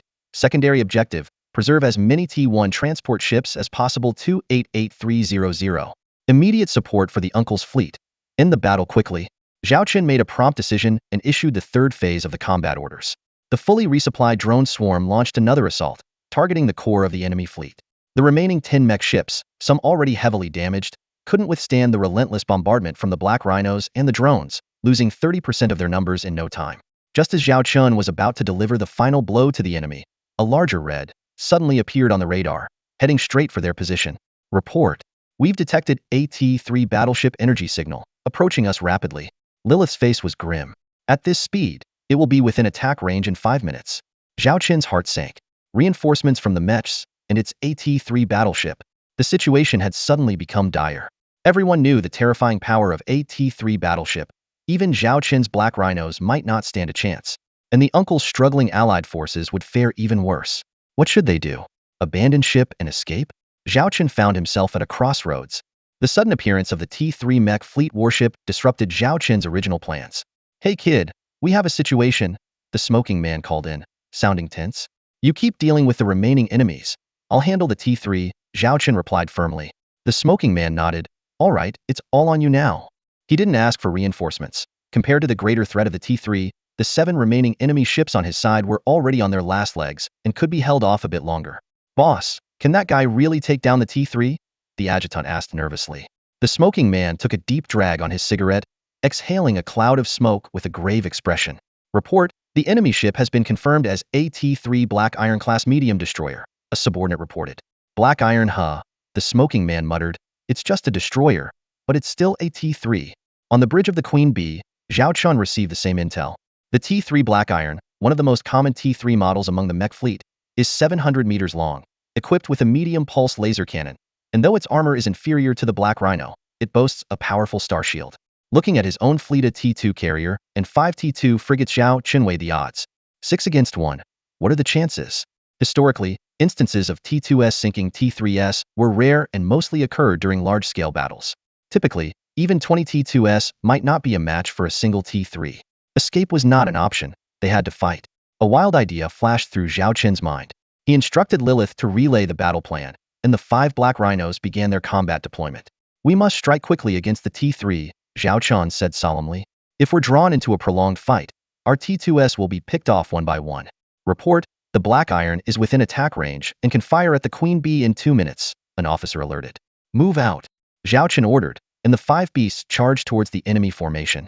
Despite their formidable armor, the Black Rhinos were no match for the T-3's main cannon. The gap in technological levels was not easily bridged. The Black Rhinos had to engage in close combat to be effective, but the T-3's long-range firepower would hardly give them the chance. In the rear, Shun Bing watched the battlefield intently. Zhao Qin's success or failure was directly tied to their survival. Can we really not win? Lu Lily asked, worried. Shin Bing closed her eyes, running through various strategies in her mind and dismissing them one by one. No, that won't work. This one won't either. What should they do? Could T-2s really not stand a chance against AT-3? Suddenly, a crazy idea struck her. She quickly composed a message and sent it to Zhao Qin, receiving a prompt reply, thank you. Shin Bing was taken aback by the curt response. Look, the 5 Black Rhinos are forming a strange formation, Lily exclaimed. The Black Rhinos lined up in front of the Black Iron, resembling a string of stars in a row. At the same time, the Black Iron's pulse laser cannon roared, firing a deadly beam. Laser weapons are mainly of 2 types, pulse and beam. The former charges quickly, has a short range, moderate damage, and fast firing rate. The latter charges slowly, has a long range, high power, and slow firing rate. Pulse lasers are common on frigates and destroyers, while beam lasers are the mainstay of battleships, designed to target enemy flagships and highly effective against star shields. Even though the Black Iron uses pulse lasers, it is, after all, a T-3 class, and its power is formidable. A beam struck the leading Black Rhino in the formation. Report, front armor strength down by 50. Report, port side armor damaged by 65. Report, 3 Closian defense guns destroyed. Seeing this, the captain sighed and ordered to make way. The Black Rhino nimbly moved to the back of the formation, and the second Black Rhino immediately took its place, steadily withstanding the second wave of attacks. He thought of it too. Shin Bing suddenly realized. Thought of what? Lily asked curiously. I was just thinking that a single Black Rhino couldn't withstand several rounds of fierce attacks from the Black Iron, Shin Bing explained. But if 5 of them take turns at the front, they might be able to rely on their armor advantage to get close to the Black Iron. Although the T-3 has a star shield, it can only protect one side. With 5 Black Rhinos attacking from multiple angles, even the strongest shield can't hold up. I was going to suggest this tactic to Zhao Chen, but it turns out he already thought of it and put it into action. Xin Bing was filled with emotion. This bookworm from back in the day has either transformed a lot or was hiding his true capabilities all along. He managed to come up with such a daring strategy. So, does that mean we have hope? Lu Lily asked excitedly. Xin Bing, however, replied in a somber tone, but there's a problem with the plan. What is it? Lily's eyes widened. Firepower is insufficient. Xin Bing pointed out sharply. The Black Rhino's firepower is too weak.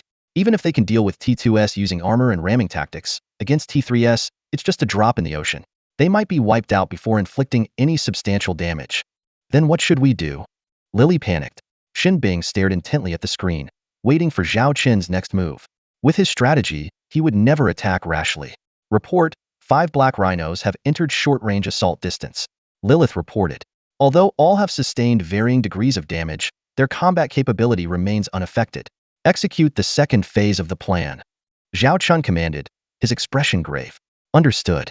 Relay the commander's orders. Execute the second phase of the plan. As Lilith's words echoed, the 5 beasts almost simultaneously accelerated into a charge. Despite their hulls being scarred and armor riddled with cracks, they showed no signs of slowing down. They formed a semicircle, beginning their assault on the Black Iron, unleashing heavy fire from their broadsides. For an ordinary T2 warship, such a barrage would be devastating, but unfortunately, their opponent was a T3. The star shield firmly blocked one side of the attack, and although the remaining fire left some marks on the armor, it posed no real threat. Prepare for ramming, the captain of the first ship ordered. The Black Rhinos accelerated once more, their massive horns slamming into the Black Iron's armor. However, compared to their impressive performance against T2 hulls, this time they only managed to make a small dent. This is the terrifying power of T3 armor, in a completely different league from T2. The other Black Rhinos followed suit, but the Black Iron's secondary cannons began to retaliate, and the fully charged main cannon aimed at the reckless attackers. A pulse laser struck the front of one Black Rhino, piercing its armor instantly. Fortunately, the Black Rhino's armor was tough enough. Otherwise, it might have been split in two. But a few more hits like that, and it wouldn't last long. The disparity in firepower was glaringly obvious. Xin Bing bit her lip, deeply worried. Faced with this situation, Zhao Chen remained calm, issuing the order. Initiate the third phase of the plan. Yes, sir. Lilith began to relay the command. What happened next was jaw-dropping. 5 Black Rhinos' belly hatches slowly opened, ejecting a swarm of small units. Star drones. Xin Bing, with her sharp eyes, immediately recognized these reinforcements. They were over 50 T2 killer bees and 15 T2 heavy wasps from the Queen Bee. The Black Rhinos ceased their ramming, switching to Closian weapon systems to suppress the enemy ship's anti-aircraft fire, covering the drone swarm's assault. The heavy wasps targeted the largest armor breach made by the Black Rhinos, dropping bombs in succession. Boom! The violent explosions roared, as if to overturn the entire warship. In just one round of bombing, the crack expanded dozens of times. But it wasn't over yet. An even more astonishing scene unfolded. The killer bees joined the fray, diving at the wound with incredible speed and numbers, crashing into it one after another. Brilliant fireballs blossomed and vanished in an instant. They're loaded with explosives. Xin Bing realized in a flash. The addition of bombs to the aircraft multiplied their power several times over. 10, 20, 30. An endless wave of attacks overwhelmed the Black Iron, with its side weapon systems gradually falling silent, likely due to devastating damage. Yet, the swarm's kamikaze assaults persisted after the killer bees exhausted their last bit of life. The hornets also threw themselves into the inferno, becoming the brightest flames. This was Zhao Chen's ace in the hole. Lily was in awe, realizing that he had preemptively hidden drones in the Black Rhino's hold, and then detonated them at close range to compensate for the firepower shortage. Xin Bing's eyes sparkled with excitement. As the smoke cleared, the Black Iron's armor was seen torn open, exposing its internal structure like a fish gutted alive. Its fate was sealed. Facing the oncoming Black Rhino, it was doomed to die in the encirclement.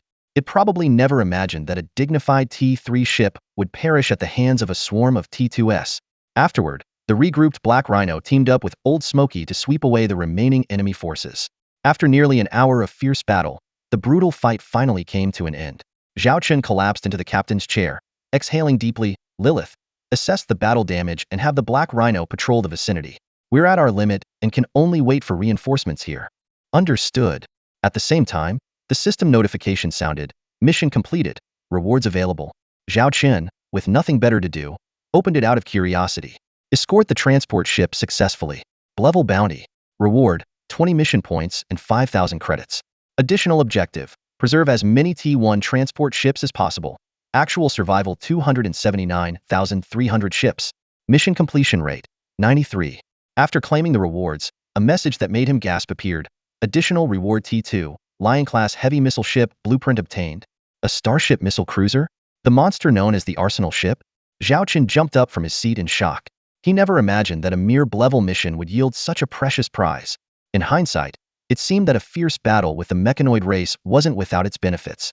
The Star Missile ship, also known as the Star Arsenal ship or Star Firepower ship, primarily uses star missiles as its main attack method. With its hull packed with a vast ammunition store, it resembles a giant powder keg. If hit, the consequences would be catastrophic. Therefore, in fleet battles, it requires the same level of protection as an aircraft carrier. However, its instant firepower output is unparalleled. Star missiles have a long range, high accuracy, and self-guidance. Unless intercepted or the target escapes, they are guaranteed to hit. Even more terrifying is its short firing interval, needing only 10 seconds to reload theoretically before firing again. A single missile ship can unleash all its ammunition in a very short time, delivering a devastating saturation attack on enemy ships. This starship is indeed impressive, but, Zhao Qin muttered to himself, its strengths are as obvious as its weaknesses. It's not that it's easy to sink, it's just incredibly expensive to maintain. The few missile ships from the T1 and T2 eras have long been retired, and even the T3 models are scarce. The reason is simple: they are prohibitively expensive. A fully loaded missile ship, after just 3 to 5 rounds of saturation attack, incurs ammunition costs equivalent to the construction cost of a ship of the same class. This mere 10 or so minutes of output consumes resources that would last a conventional warship a lifetime. Even the Imperial Navy struggles to bear such exorbitant ammunition expenses. Comparatively, other types of ships offer much higher cost-effectiveness.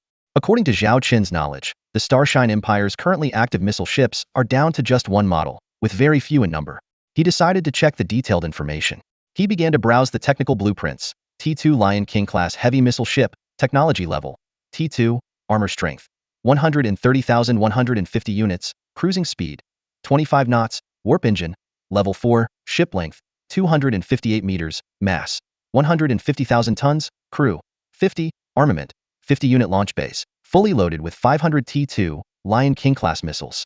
All attributes are within normal ranges, but the load of 500 missiles is more than double that of the already retired T2 missile ships, making it a mobile firepower platform.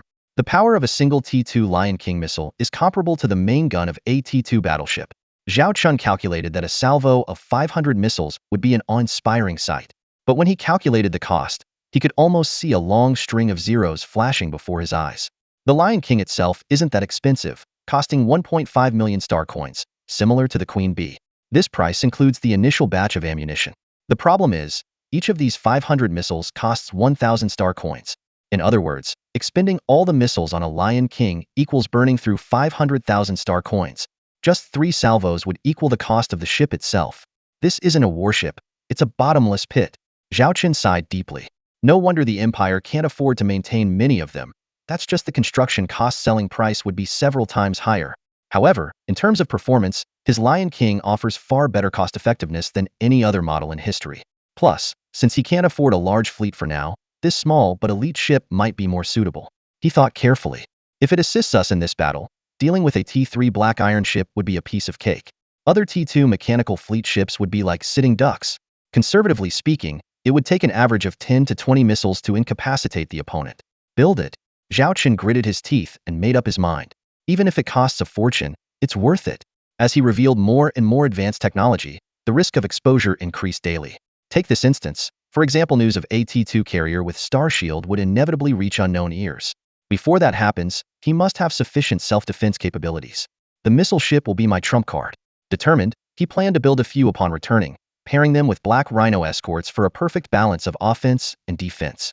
The thought excited him so much that he could hardly wait to start. Just as Zhao Qin was envisioning this promising future, Lilith reported that they had received a batch of injured crew members from Shen Bing's ship, 13 female crew members in total. Although they had some minor injuries, they had been properly treated. Shen Bing's people? How come I didn't know about this? Zhao Qin was taken aback. Lilith looked puzzled. I reported it earlier, and you agreed. I thought you were okay with it, she explained. The Hyena was severely damaged with engine failure and could only wait for rescue, so? Zhao Chen suddenly realized he had been so engrossed in his fantasies about the Lion King that he completely missed Lilith's report. In that case, let's take them in, he nodded, then asked. By the way, why are they all women? Aren't there any men on Shinbing's ship? The men all went to Old Smoker's ship, Lilith replied nonchalantly. As for the reason, she despised all male beings except Zhao Chen. Did it even need to be asked? On the video screen, Uncle Zhang Xiong was enthusiastically hugging a young male crew member under Shinbing's command. Don't worry, kid, he said heartily. We'll take good care of your brothers.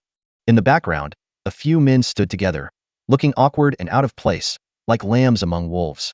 The young man being hugged appeared bewildered, but didn't dare to struggle. Shinbing quickly thanked him. Captain Zhang Shtong, thank you so much for the trouble. Trouble? You and your partner are like family to me. We're brothers. Uncle Zhang laughed heartily. Partner? Shinbing blushed and was about to explain, but Zhang Xiong had already ended the call. Feeling a bit awkward, she stood beside Zhao Chun, looking around the bridge of the aircraft carrier. It was spacious, bright, and full of advanced technology, a far cry from her own dilapidated ship.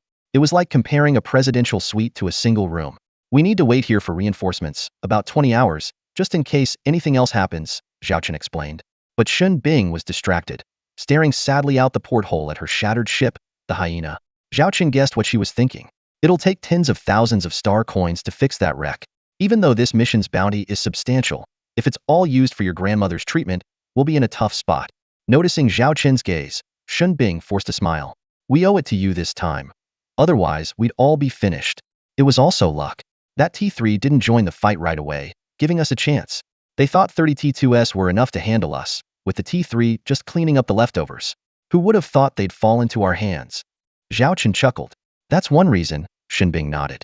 The mechanical fleet fights as described in the books fearless and fighting to the last moment.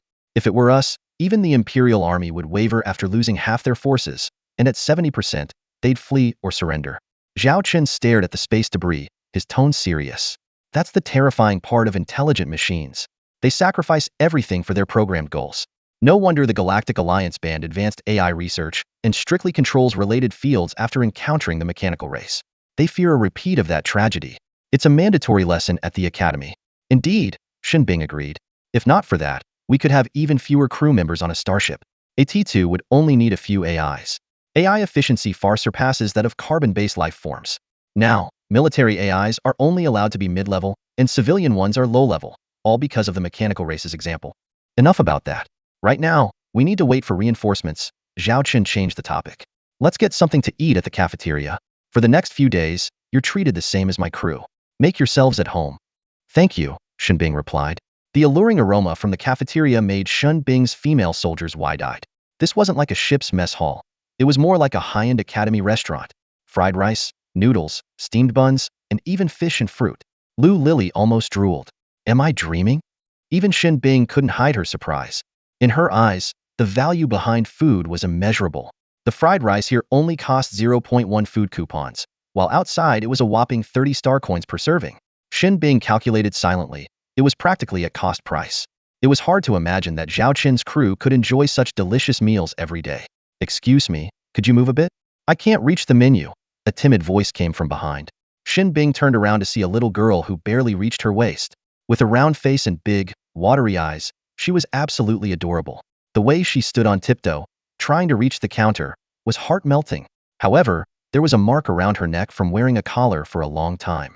Shin Bing looked at Zhao Chen suspiciously, as if facing someone questionable.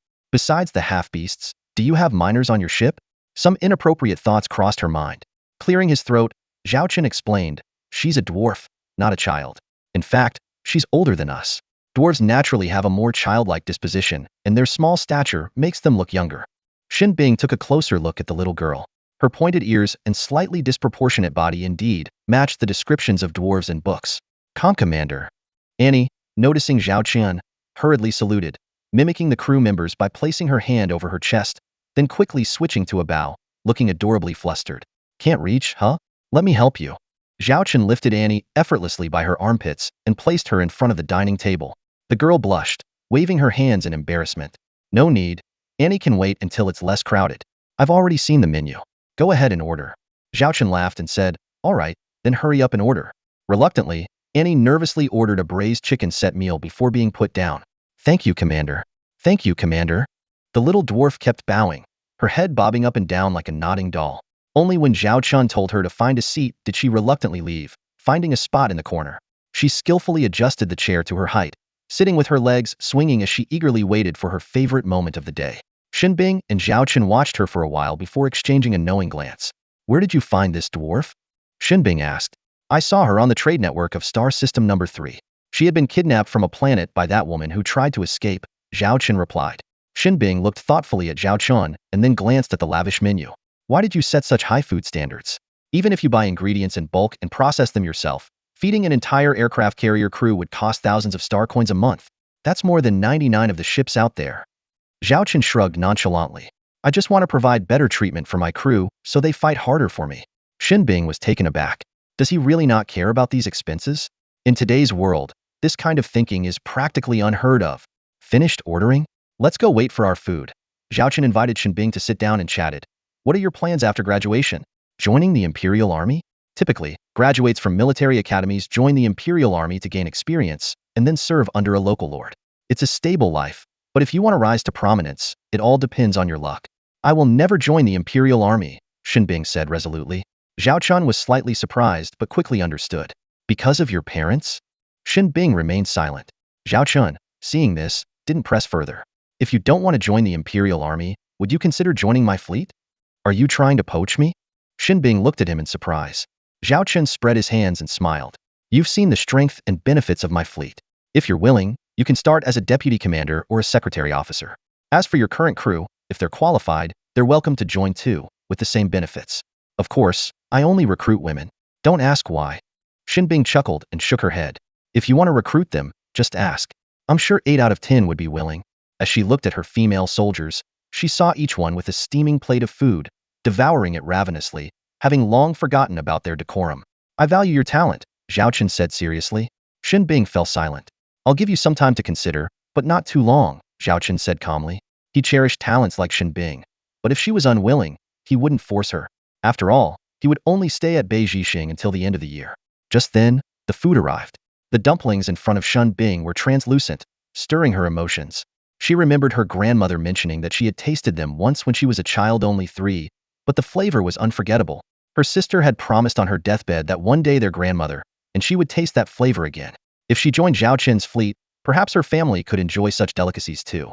This thought wavered her resolve. She chewed silently, never having tasted such delicious dumplings, and before she knew it, she had eaten half a bowl. When she looked up again, Zhao Chun had already left, and some of the female soldiers were savoring the aftertaste, while others had teary eyes, likely having cried. Xinbing was deep in thought. Zhao Chun returned to the bridge, and Lilith immediately approached to report. "Commander, the battle statistics are out." "Go ahead," Zhao Chun said. The Queen Bee consumed 93 of its ammunition, lost 68 of its drones, with all killer bees and bumblebees destroyed, leaving only the larvae. Among the 5 Black Rhino ships, one has severe armor damage and needs factory repairs, while the other 4, though damaged, can be repaired on-site, which will significantly reduce costs if done on the hammer. No personnel were killed, and the injured have been treated. Lilith paused before continuing. "We destroyed 1 T3 and 27 T2 mechanized fleet warships." Zhao Chun glanced at the battle report and the enormous transport fleet, his eyes sharp. This escort mission turned out to be an unexpected surprise. But it's probably not so simple. We need an explanation from them. Lilith understood his implication. The mission seemed to have hidden motives. They both looked at the main screen, which displayed a virtual star map highlighting the trade convoy's route. Could it be that everything was premeditated? 20 hours later, a fleet of 30 Imperial warships arrived at the distress signal location. On the video screen, a colonel officer frowned and asked, "Where are the mechanoid warships mentioned in the distress signal?" "Those wreckages outside," Zhao Chun replied coldly. "You destroyed them?" The colonel was astonished. "Who else but your Imperial fleet?" Zhao Chun retorted sarcastically. The colonel sensed the hostility in Zhao Chun's tone. "What do you mean by that?" "I should be the one asking what you mean." Zhao Chun stared directly at the officer. This was supposed to be a simple escort mission. Why were there mechanoid ambushes and warp interceptors involved? "Colonel, this is a serious matter." Zhang Xiong, also on the screen, had a stern look on his face. "Concealing mission information violates protocol. The mechanoid attack is hardly a coincidence, wouldn't you say?" "You encountered the enemy by sheer chance," the colonel said expressionlessly. "It's normal for such things to happen in bounty missions. Besides the mission reward, you'll also receive a bonus for destroying enemy ships. We'll buy the wreckage at the highest price." "Chance?" Zhao Chun sneered. Then explain why the cargo holds of those transport ships are empty. He displayed several photos showing that there was no scattered cargo among the wreckage. A glint of coldness flashed in the colonel's eyes. Colonel, we are not to be trifled with, Zhao Chun said with a cold snort. We have backed up everything that happened here. If something unexpected occurs, this will be exposed, and the Imperial fleet's reputation will be tarnished. Can you bear that responsibility? That's right. Zhang Xiong said angrily, slamming the table. We fought to the death, and it turned out to be a trap. If it weren't for our bravery, we would have been annihilated. I lost 3 warships and over 100 lives. This can't be settled so easily. The colonel was speechless for a long time before he finally spoke. I don't have the authority to handle this. We'll give you an explanation when we reach Sand City. Remember, eliminating your fleet is a trivial task for the Imperial fleet, but the aftermath could be a hassle. If it damages military prestige, it won't be worth it. Good. I look forward to seeing what excuses you come up with. Zhang Xiong angrily cut off the communication. Zhao Chen said softly, we just want to give our people an explanation. As the captain, you should understand this feeling the most. He then exited the channel as well. The colonel wasn't angered by their aggressive stance. It was expected. After all, this escort mission was far from simple. That fleet survived an ambush by the mechanoids and even destroyed a T-3 destroyer, which was truly surprising. Contact the transport ship's commander and get the battle footage. The colonel ordered his subordinate. Clean up the battlefield within 3 hours, and then escort them back to Sand City. Yes, sir.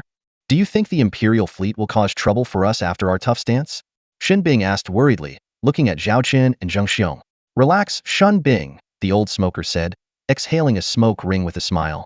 The Imperial fleet cares a lot about their reputation. They're in the wrong this time.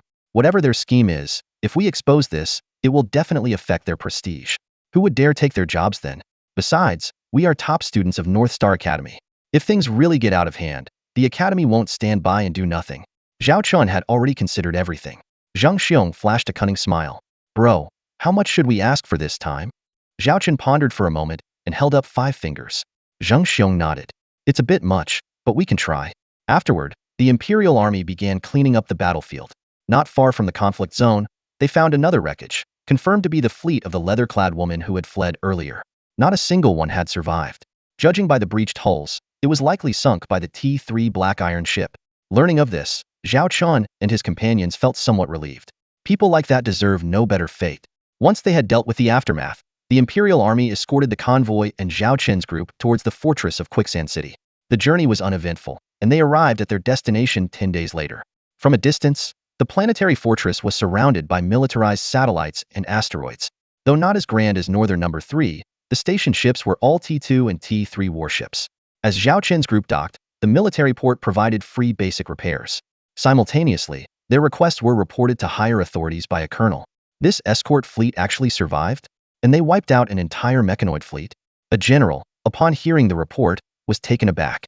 He had his subordinates pull up the battle information and the escort fleet's data, leaving him astounded. A T-2 carrier equipped with a star shield? How is that possible? General, may I handle this matter? A young adjutant stepped forward. Please ensure the video data is sealed and not leaked. The general eyed him suspiciously. Shaosong, this is a serious matter. A T-2 carrier with a T-2 star shield is no small affair. General, this person has ties to the Chu family, the young officer said humbly. Please, allow me to handle it. The Chu family? The general squinted, scrutinizing the young brigadier, sent by the influential family from the northern domain. Clearly, there were deeper connections behind this carrier. All right, I'll leave it to you. The young officer beamed. Thank you, General. I'll report your invaluable assistance to Governor Chu He. The general waved his hand dismissively. It's just a small favor. If it earns me some goodwill with the Chu family, who knows, maybe I'll get some benefits down the line. Zhao Chun and his team arrived at the interstellar fortress of Quicksand City. Once their starship was securely docked, a few hours later, they received a message that the higher-ups wanted to meet them. As representatives of the 3 fleets, Zhao Chun, Shen Bing, and Uncle Zhang Xiong took a military transport vehicle to the meeting location. I didn't expect they'd see us so soon. I thought it'd take 3 to 5 days, Uncle Zhang Xiong remarked, sitting comfortably with his legs crossed.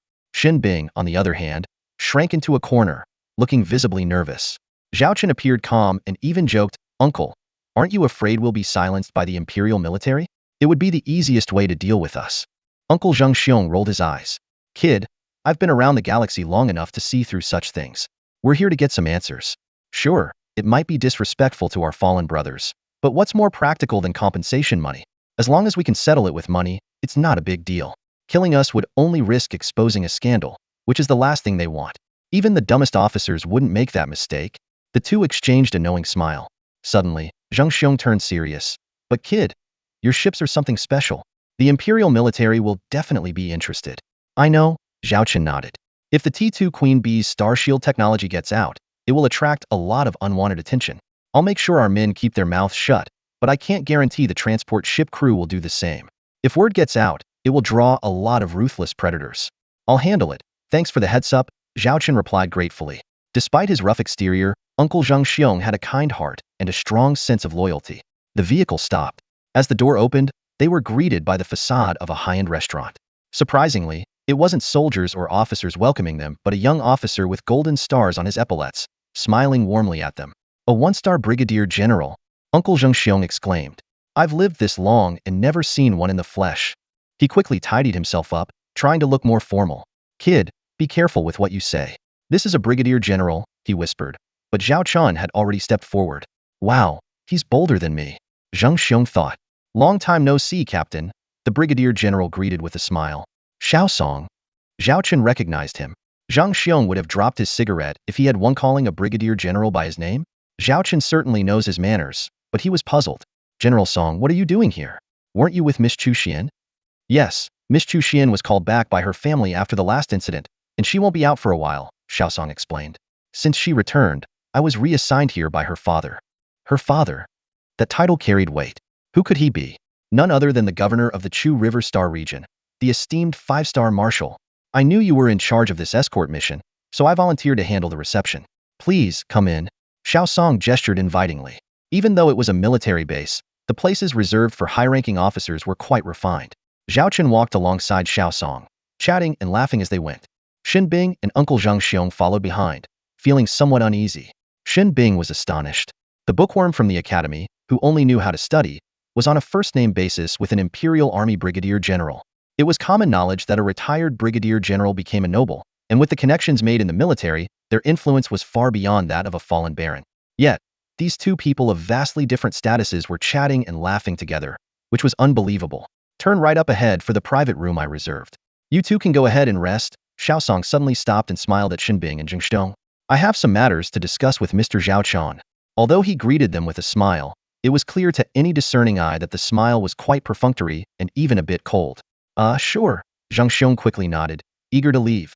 If it weren't for resolving the issues left over from the escort mission, he wouldn't have even wanted to step foot in this place. Being in the same room as the brigadier general felt like being in the presence of a tiger. Xin Bing looked at Zhao Chun, her eyes questioning. Unknowingly, this man had already become her pillar of support. You two go ahead, we'll join you shortly, Zhao Chun said. All right, Xin Bing nodded. They walked towards another corridor. Mr. Zhao Chun, this way, please. Xiao Song guided Zhao Chun down a different corridor, soon arriving at an elegant private room. Inside, exquisite refreshments were prepared.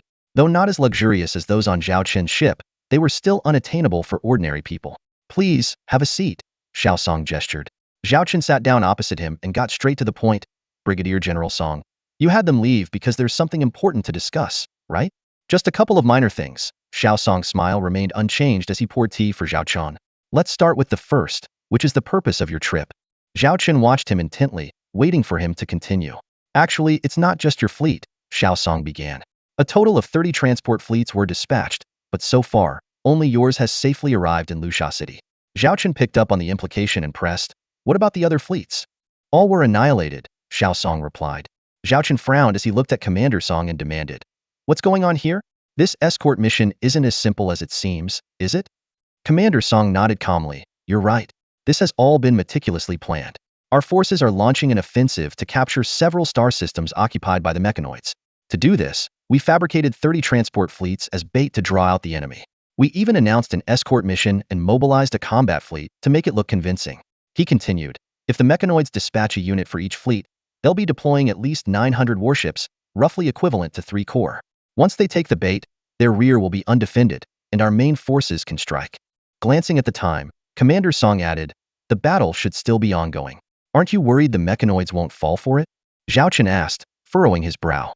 We leaked information that we're transporting a batch of special weapons to the front lines for the next major offensive. Commander Song smiled. The enemy will definitely try to intercept. Zhao Chen suddenly understood. So we're just cannon fodder? Yes, Commander Song said solemnly, emotionally. I'm sorry you have to make this sacrifice.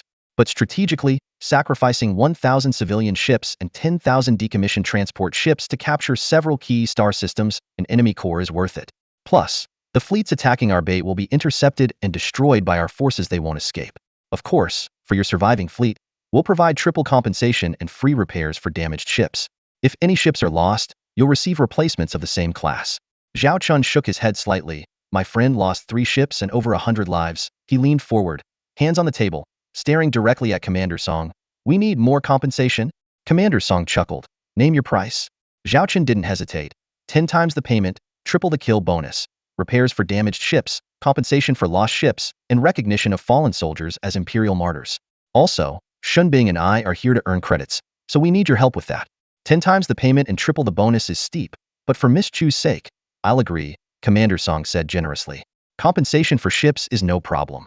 As for the martyr list, he paused, there aren't many casualties, so I can include them in the official record. And don't worry about the credits. I've got that covered. Zhao Chen downed his tea and stood up to leave. You're a good commander, but I prefer soldiers like Miss Chu Xian. Wait. Commander Song called out, there's one more thing. Regarding your T2 carrier with the star shield, rest assured. I've completely sealed off the information, and it won't leak anytime soon. I'm sure Marshal Chu he will be very interested in you. Is that all? Zhao Chen asked without turning back. That's all, Commander Song confirmed. With long strides, Zhao Chun pushed the door open and left. Commander Song sat alone for a while, pulled out his handheld terminal, and checked the previous messages. He found a reply with just 2 words, message received. He then made his way to the private room where Shun Bing was and entered. Uncle Zhang Xiong was busy eating when he saw Zhao Chun and quickly called out, Hey, buddy, come and try this. It's all natural ingredients. The taste is beyond my wildest dreams. Shen Bing, however, remained composed, as this was nothing compared to the food on Zhao Chen's ship. Zhao Chen sat down across from her. After swallowing his last bite and wiping his hands, Zhang Xiong lowered his voice and asked, How did the talks go? What are the terms? Zhao Chen recounted everything in detail. Upon hearing it, the old smoker abruptly stood up, hastily wiped the grease from his hands, and bowed deeply to Zhao Chen with a solemn expression. Brother, on behalf of my comrades, thank you. Zhao Chen had finally cleared the names of his wrongfully accused subordinates. The scene moved even Shun Bing, who felt a deep admiration for the chivalrous man before her. Don't mention it. They deserve it, Zhao Chen said calmly. Zhang Xiong shook his head and replied seriously. I thought when you held up 5 fingers, you were just asking for 5 times the pay. I didn't expect you to secure 10 times the pay and even get martyr status for the brothers. Thank you. On their behalf, thank you. The benefits for Imperial military martyrs weren't particularly generous typically. Their families received 20 years' worth of rations and housing. But for ordinary people, this was a huge blessing. Only about 1 in 10 soldiers who died each year received such honors. The rest either faced endless bureaucracy or just a lump sum payout. Zhao Chen's fleet and Shin Bing's men had no casualties. This condition was entirely negotiated for Zhang Xiong's fallen soldiers. Kid, if you ever need anything, just come to me. Old Yin patted his chest. I may not have much skill, but I'm willing to risk my life. Everything fell into place after that. Commander Song didn't show up again, likely because his goal was achieved, and there was no need for further actions. Not long after, 3 electronic agreements were presented to everyone, merely confirming that the escort mission was voluntary and acknowledging all details. Along with this came a substantial compensation. The original payment of 200,000 suddenly increased to 2 million. Additionally, with the rewards for destroying 31 enemy ships, the total amounted to 5.4 million. After receiving the money, the wreckage naturally went to the military. Zhao Chen generously gave 60 of the payment to Zhang Xiong, kept 35 for himself, and gave 5 to Shen Bing. Zhang Xiong and Shen Bing felt Zhao Chen was being shortchanged and insisted he take more, but he refused. Zhao Chen still had the bounty for the kills. Aside from the 3 ships Zhang Xiong sank, the remaining 28 were all his, totaling 5.3 million. This way, Zhao Chen ended up with 6.5 million, Zhang Xiong 800,000, and Shen Bing 100,000, all clearly divided. Let's call it even. Zhao Chen patted Zhang Xiong on the shoulder. We've been through life and death together. Old Yin scratched his head awkwardly. You got the short end of the stick. You should have taken more. If it weren't for your toughness, we wouldn't have negotiated 10 times the pay and triple the rewards. At the old rates, we'd be lucky to get a little over 1 million to split among the 3 of us, not even enough to cover the gaps in our teeth. After agreeing on the next steps, Zhang Xiong decided to stay and recuperate, collect the new ship with the compensation, and deliver the pension to the families of the deceased, which would take about half a month. Xinbing had to wait for the repairs on the Hyena, which would take 3 to 5 days. Zhao Chun, though slightly damaged, only had the military provide necessary materials. As long as he could move, he'd repair the rest back home. Leaving already? Xinbing was surprised. Zhao Chun nodded. I have other matters to attend to and need to make the most of my time. Back at the temporary base of the Dragon Falcon fleet, the T2 industrial ship was working around the clock to build new ships, especially the coveted T3 battlecruiser. Zhao Chun couldn't wait to fly back. Any delay would mean losing half a month. Then, farewell for now. Zhang Xiong said reluctantly. Kid, call if you need anything. Will do. In the Chu River star system, on a planet in the main star system, Chu Xian lay bored on a lounge chair in a cloud mansion a few kilometers above ground, flipping through the Empire's entertainment channels but finding nothing interesting. How could watching these compare to commanding a fleet across the star system? Thump, thump, thump. Footsteps echoed.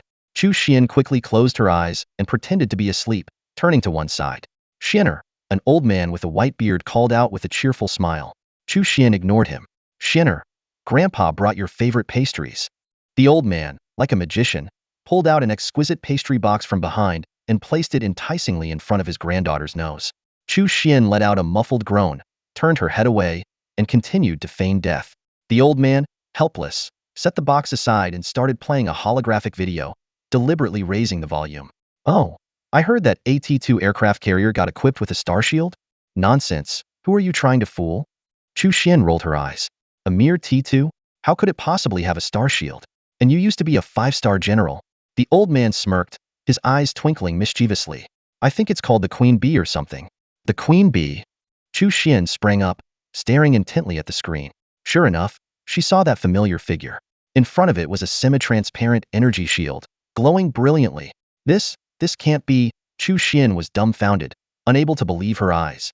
In the entire interstellar era, the idea of a T2 warship being equipped with a star shield was utterly inconceivable. The old man pointed to the T2 carrier starship on the screen and said slowly, based on the intelligence I have, this starship is called the T2 Queen Bee-class heavy carrier. Before it appeared, there were no records of it in the entire Starshine Empire, or even the Galactic Alliance. Its owner is a young man named Zhao Chun. He then pulled up a file displaying Zhao Chun's portrait. Zhao Chun, 21 years old, lord of the Xiaolong star system, an imperial baron, currently studying at North Star Military Academy with excellent theoretical grades, the old man narrated. Before this, he was not particularly outstanding. However, in the past 6 months, he managed to cobble together a T2 warship named Zero Blizzard from 3 old ships, achieving a cruising speed of 100 knots and a maximum speed of over 130 knots. Chu Xian interjected, I still remember how that Zero Blizzard smashed a level 2 bug. The old man continued, after that, he brought out this Queen Bee to participate in the cosmic bug nest event you oversaw. Although the carrier didn't deploy its star shield, the drones it carried were formidable, ranking among the best in their class. Chu Xian nodded in agreement. The Queen Bee was under my fleet's protection at the time, so it didn't need to use its shield. Besides that, he also has a frigate. The old man then projected an image of a sleek, oval-shaped black ship with a thick, pointed horn at the front. This is the T2 Black Rhino-class heavy assault frigate. It once single-handedly took on a T2 Purple Rose-class battlecruiser at North Star. What? Chu Xian exclaimed, a frigate, going solo against a battlecruiser? Yes, and it won decisively, the old man replied with a smile. In the footage you just saw, 5 Black Rhinos, in coordination with the Queen Bee, destroyed a T3 Black Iron-class destroyer and 30 T2 mechanized warships. Although the ships sustained some damage, not a single one was lost. Chu Xian's jaw dropped, and it took her a while to regain her composure. She suspiciously eyed her grandfather. What do you mean by this? It's rare to see you so interested in a young man. Pointing to Zhao Chen's picture, the old man said seriously, this person holds an astonishing secret and is likely a genius in starship engineering. I know you're intrigued by him. Since you're bored at home, why not try to get close to him, find out his secrets, and persuade him to collaborate with our Chu family? His expression turned stern as he added, but if you find out he might be an enemy. I understand. Chu Xian nodded knowingly. She was well aware of her grandfather's temperament.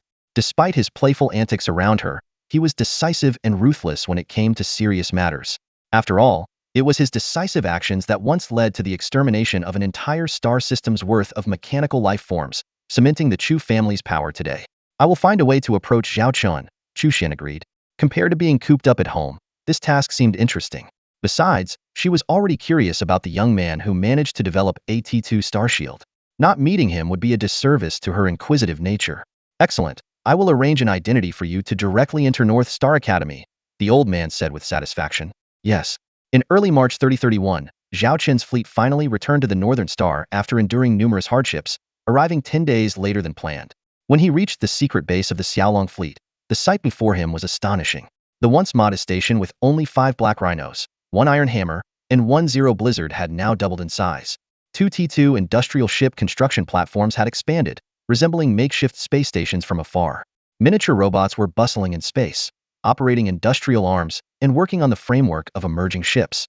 The most striking among them was the T3 Blizzard battlecruiser under construction, its skeleton several times larger than the iron hammer itself. It had been in progress for a month, with its keel structure taking shape and major sections starting to assemble, revealing a faint outline of its future form. On another platform, the iron hammer was mass-producing black rhinos, with 5 being built simultaneously. Commander, you're back? Charlotte's charming face appeared on the communication screen, her eyes brimming with uncontrollable joy. At some point, her heart had already started to miss that man. How are things at the base? Zhao Qin got straight to the point. Everything is normal, Charlotte reported. We've spent most of the 20 million funds you allocated, but it's enough to sustain the construction plans for the next 3 months. So far, we've completed 1 iron hammer, 1 bronze Eden, and 5 black rhinos. Currently under construction are the Blizzard and 5 black rhinos, and we expect to build 5 more black rhinos this quarter. Zhao Qin finally felt relieved. At this rate, the quarterly targets would certainly be met. The bronze Eden is finished? He asked with interest. This was supposed to be his future money-making machine. Yes, and the orcs I've recruited are already working on it. I must take a look. Zhao Qin eagerly gave the order to head to the bronze Eden. Soon, he would behold the marvelous starship that would bring him endless wealth. Zhao Qin specifically invited Lilith and the dwarf Annie to join him on a shuttle to T2 Bronze Eden. In the cabin, Annie sat nervously in the corner, occasionally glancing at Zhao Qin across from her. Although they had known each other for more than a month, she still held a sense of awe towards him. The luxurious life on the Queen Bee had somewhat alleviated her fear of Zhao Qin, but it also gave rise to a chilling thought: was he fattening her up to eat her? The mere idea made her hair stand on end, and she clutched her clothes tightly, trembling all over. She remembered her mother once said that some perverted humans captured females of other races, fed them well, and then devoured them alive. Are you afraid of me? Zhao Qin chuckled when he noticed her behavior.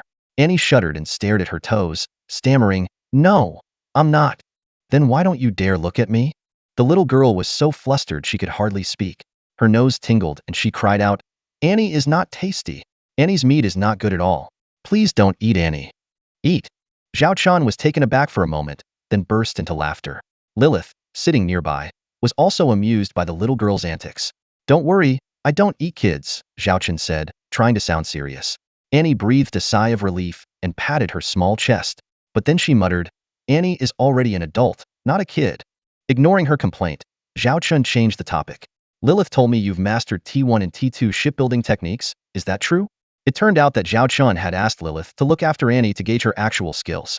It was said that on her home planet, Annie could build various electronic devices even before reaching adulthood. Given enough materials, she could even handcraft a T1 civilian ship. There was an AT1 technical concept she didn't understand. As for T2, Zhao Qin had given her some blueprints of the Black Rhino and Queen Bee. After a few hours of study, she could recite them backwards. Over the past month, Zhao Qin had her devour a pile of T1 and T2 technical books. What took engineering students at Northern Star Academy 3 to 5 years to master, Annie comprehended in a week. This demonstrated her astonishing talent. Compared to ordinary dwarves, she was much smarter. Zhao Qin had truly found a treasure. To know a little bit, Annie said shyly. I want to eat you, Zhao Qin said seriously, but I hope you can work for me and build ships. If you perform well, I promise to give you an even better life than you have now, with the best food and drinks, and ensure your safety. Annie hesitated but didn't refuse outright. Zhao Qin noticed that the little girl had already been swayed by his promises. It was only a matter of time before she fully submitted. At that moment, the shuttle arrived at the hangar of the Bronze Eden. As the hatch slowly opened, Zhao Qin and his companions descended the gangway. Welcome, Commander, to our humble ship. A female half-beast with rabbit ears hurriedly came forward to greet them. I am the person in charge of this ship. Don't be nervous, I don't eat people, Zhao Qin joked. I'm just here to check on the ship's condition. Please follow me, the rabbit-eared girl stammered, leading the way nervously. The group navigated through a narrow passage, and suddenly, a vast space opened up before them, with bright sunlight flooding their view. Zhao Qin and Lilith were stunned by the breathtaking sight, standing in awe with their eyes sparkling. However, Little Annie the dwarf couldn't see anything because a 1.6-meter-high railing blocked her view. She stood on tiptoe and could barely make out a patch of green. She jumped twice and caught a glimpse of something white. Just as she was about to jump a third time, her head collided heavily with the horizontal bar of the railing, causing her to sit on the ground in tears. Rubbing her forehead and then her bottom, she still wasn't ready to give up. She stepped back a few paces, gauged the height of the railing, calculated her speed and angle, then took a deep breath. With her short legs pushing off the ground, she sprinted towards the railing. At the last moment, Annie leaped up, grabbing the edge of the railing with both hands. Her face turned red as she gritted her teeth and used all her strength to climb up. "Come on, I can do this," she encouraged herself.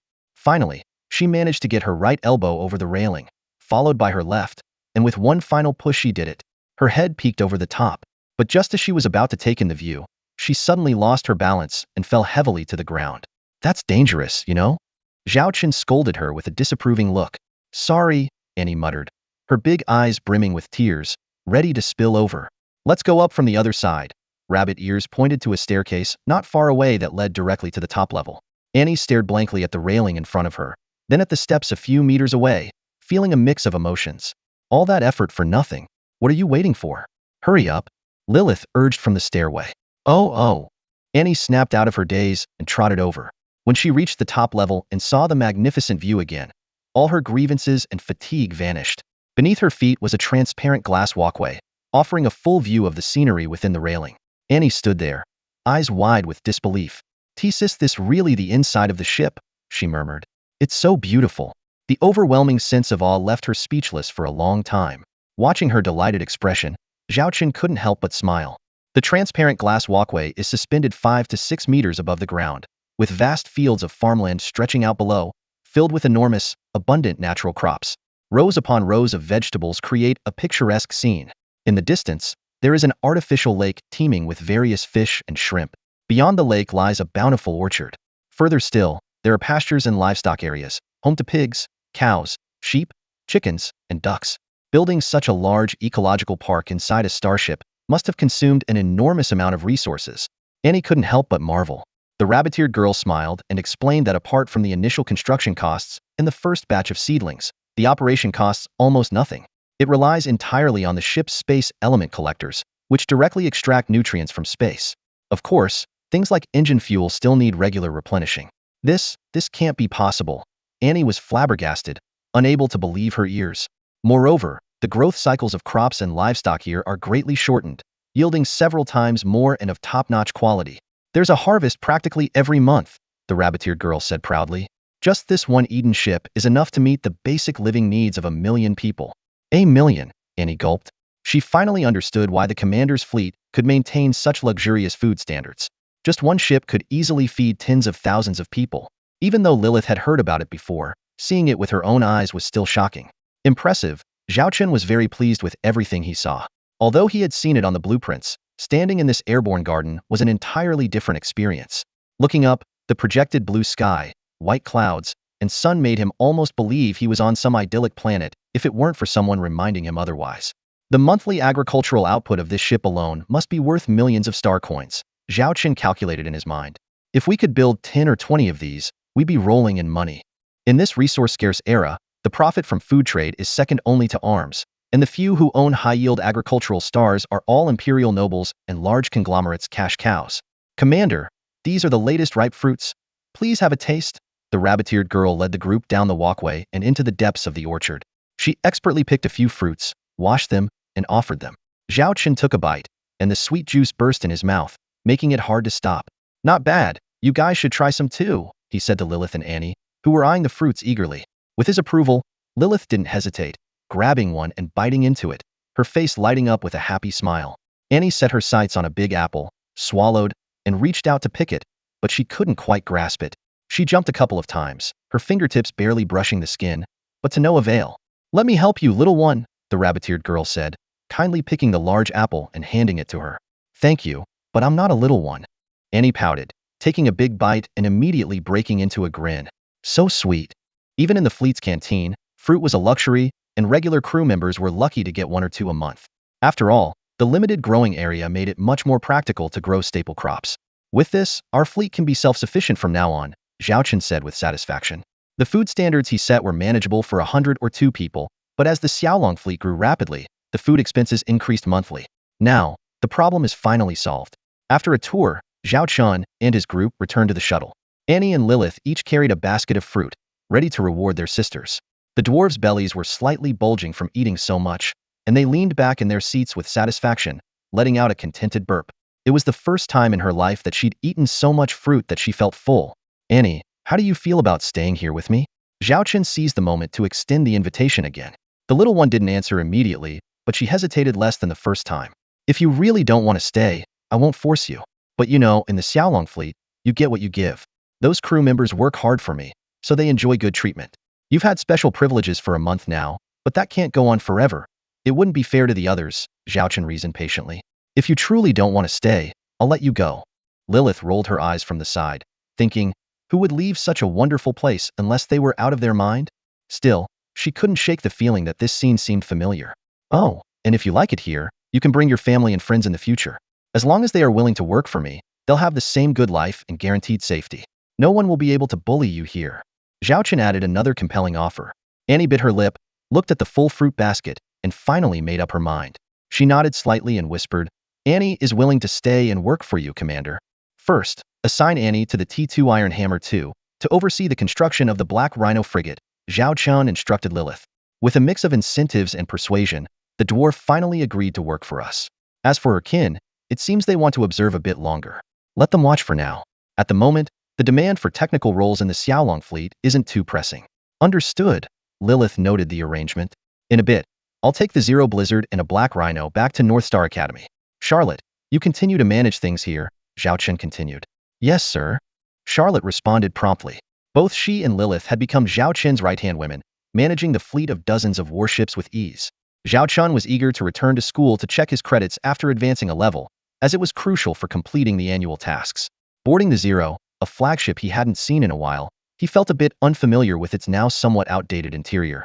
Before leaving, he glanced at the T3 Blizzard under construction, thinking that once this battlecruiser was operational, it would replace the Zero as his new command ship. Before departure, Zhao Chun checked his system panel. Host, Zhao Chun. Occupation, top starship engineer. Special attributes, fleet luck boost, eye of insight. Credits, 5,720. Task points, 34. Number of starships, 19. Tasks, annual tasks. Inventory, T2 Lion King class heavy missile ship blueprint, T3 Blizzard class light battlecruiser blueprint, T2 Black Knight class light combat mech blueprint. Thanks to that escort mission, Zhao Chen's credits and task points had reached an all-time high. This also included the dividends from starship revenue over the past few months, which, while minor compared to his main tasks, still added up. The T2 Lion King was slated to be a future firepower asset, but the immediate priority was to meet the quarterly targets by the end of March. Thus, it was not included in the current construction plan and would be revisited later. The current task points and credits were sufficient for building several T2 ships, but constructing T3 ships would be challenging due to the significant resource investment they required, which the Xiaolong fleet couldn't afford at the moment. After careful consideration, Zhao Chen decided not to redeem new starship blueprints. Upon completing the current construction plans, he could build a few T2 Black Knight mechs, which might be useful in certain situations. Having made his decision, he closed the system interface and contentedly entered the hibernation pod. When he opened his eyes again, he was already outside North Star Academy. Upon returning to school, Zhao Chen immediately contacted Zhao Wanner and Li Wei. To his surprise, his sister's communication was still unreachable. Could she have gotten into trouble again? He muttered as he dialed Li Wei. The latter's face instantly appeared on the screen. Hey Zhao, you're back. I heard you completed a military mission and earned triple the credits for a fourth-year student. The news of Zhao Chen's accelerated advancement had spread quickly. What about Wanner? Why can't I reach her? Zhao Chen asked directly. Your sister went on a joint mission with students from Tianyao Academy. 4th to 6th graders are participating, even her senior Su Lan joined. I heard the top 5 performers get a brand new T2, and the first place gets a T3 prize. Li Wei said enviously. A T3 starship is rare even among noble families. The astronomical cost, often in the billions of star coins, is out of reach for most families. I see, Zhao Chen replied. Zhao Chen suddenly realized that the girl was aiming for the new ship and was probably provoked by him. He chuckled to himself, knowing his sister's competitive nature. She would never want to fall behind. Speaking of which, there's something else. Before Li Wei could finish his sentence, a new window popped up on Zhao Chen's screen. It was a call from Vice Dean Hong. Sorry bro, Vice Dean Hong is calling. I have to hang up, Zhao Chun said hurriedly before ending the call. Li Wei stared helplessly at the darkened screen. His old friend had been extremely busy for the past 6 months, rarely showing up. Li Wei had wanted to introduce his sister to Zhao Chun, especially since Li Yaqi had been trying to find out about the mysterious person behind their previous transaction. Despite knowing the truth, Li Wei kept silent. He wished he could tell the world that his childhood friend was the designer of the popular T1 Wolf Flea Destroyer. Unfortunately, Zhao Chun had sworn him to secrecy, so he had no choice but to keep it under wraps. Sis, it's not that I don't want to tell you. Zhao Chun won't let me. Li Wei apologized to his sister in his mind. At that moment, he had no idea that Li Yaqi was already on her way to North Star to uncover the truth. Zhao Chun arrived at Vice Dean Hong's office and politely knocked on the door. Identity, Cadet Zhao Chun, invited guest, please enter. A mechanical female voice announced as the door opened. Vice Dean Hong was sitting on the sofa, waving him in, but as Zhao Chun approached, he noticed someone unexpected. Sitting opposite him it was none other than Miss Chu Xian from the Chu family. Long time no see, Captain Zhao Chen, the girl said, squinting her eyes with a smile, as if they were old friends reuniting after a long time. This scene left Zhao Chen puzzled. Why was this notorious young lady here? Chu Xian's sudden appearance was unexpected, yet not entirely surprising. After the incident in Lusha City, although Colonel Song Jun kept Zhao Chen's involvement a secret, he did mention Governor Chu He, making it clear that the Chu family had taken an interest in him. It was only a matter of time before they made contact, but Zhao Chen didn't expect it to happen so soon, and certainly not through this prominent young lady whom he had met a few times before. Since student Zhao Chen and Miss Chu Xian are already acquainted, there's no need for further introductions, Vice Dean Hong said with a smile. Please, have a seat. Being noticed by the Chu family is an honor for our Northern Star Academy. Besides, our institutions have always had a good relationship. Otherwise, the T4 Beifengxian would not have been a joint effort. Zhao Chen glanced around. Vice Dean Hong and Chu Xian each occupied a sofa, so it wouldn't be appropriate for him to sit with the leadership. He had no choice but to sit next to Chu Xian, though he kept a respectful distance. Am I that intimidating? The girl teased. With my humble status, I dare not disturb Miss Chu, Zhao Chen replied with a feeble excuse. Although Chu Xian herself wasn't intimidating, the Chu family's reputation certainly was. Vice Dean, please proceed with the official matters. Pretend I'm not here, Chu Xian said nonchalantly. Vice Dean Hong nodded and turned to Zhao Chun. According to the Imperial Army's report, you performed excellently in your recent mission, earning extra credits. Your total score is now 3 times the 4th year standard. We're promoting you to the 5th year. Do you have any objections? None, Zhao Chen replied, shaking his head. The Vice Dean brought up an electronic file, made a few modifications, and continued. From today, you're a 5th year student. However, if you don't accumulate enough credits by June, you'll be held back. Understood? Understood. Good. Vice Dean Hong softened his tone. Zhao Chun, you're outstanding. Gaining the recognition of the Imperial Army and a 1-star general speaks volumes about your abilities. As your teacher, I'm proud of you. I hope you continue to excel and create your own legacy. Thank you for your guidance, Vice Dean. I will strive to do my best, Zhao Chun replied with a smile. Let's move on to another matter. I believe you already know Miss Chu Xian, the eldest daughter of the Chu family. She will be attending our academy for some advanced studies. I'd like you to assist her, said the Vice Dean, changing the subject. Just as Zhao Chun was about to decline, the Vice Dean added, this will also count as an academic task, and completing it will earn you 30 of the 5th year credits. Upon hearing this, Zhao Chen immediately put on a respectful smile and said to Chu Xian, it would be my honor to serve you, Miss Chu. All right, for the sake of credits, a real man should be able to adapt, he thought to himself. I won't keep you any longer. Zhao Chen, show Miss Chu around the campus, Vice Dean Hong said, waving them off. After bidding farewell to the Vice Dean, the two walked side by side down the corridor. It seems like you're not too happy to see me, Chu Xian remarked with a playful smile. Dressed casually, she looked nothing like the commanding presence she had in her military uniform, but rather like a beautiful young girl. With your esteemed status, who wouldn't be happy to see you? Zhao Chen joked. Unexpectedly, the girl responded. But I don't like this status. Her eyes dimmed. Zhao Chun was taken aback. Why? It's a position most people can only dream of. I know, Chu Xian shrugged. To you, I must seem like someone who doesn't appreciate her blessings. But the Chu family name comes with too many constraints. Just like the last mission through the cosmic wormhole, I was merely fulfilling my duty as a soldier, but in the end, my grandfather forcibly recalled me because he thought I was taking unnecessary risks. As they spoke, the two of them happened to walk under a transparent dome. Chu Xian looked up at the starship outside the dome and murmured, actually, my dream is quite simple. I just want to become an outstanding officer like my parents, leading a fleet to defend our homeland and protect our people. But because of who I am, even this modest aspiration seems out of reach. So, according to you, Your grandfather is being overly strict, Zhao Chen agreed. Exactly. He even sent a one-star brigadier to keep an eye on me. I have no freedom at all. Chu Xian couldn't help but complain. Though I understand my grandfather's concern, he fears I'll repeat my parents' fate. Zhao Chen's mind flashed back to the information compiled by Lilith. Chu Xian's parents were both imperial soldiers who led their fleet into a disastrous encounter with the mechanoids, resulting in total annihilation. Enraged, Governor Chu He personally led tens of thousands of warships on a campaign across dozens of star systems, vowing to exterminate the enemy forces involved in the ambush. Wherever they went, they executed orbital bombardments on mechanoid-occupied territories, leaving nothing behind. If not for the fact that intelligent machines are not considered life, such actions would have been condemned as wanton slaughter. Even so, there were voices of dissent within the Starshine Empire, with some advocating peace talks with the mechanoids and condemning Chu He as a butcher who should face a military tribunal. However, these critics held little power or influence. Because of this history, Chu He dotes on his granddaughter, fearing any danger she might face and being reluctant to let her become a true soldier. In the past, she had to sneak off to her grandfather's domain in the northern Windstar region just to indulge her desire to be an officer. Chu Xian rambled on, with Zhao Chun mostly listening.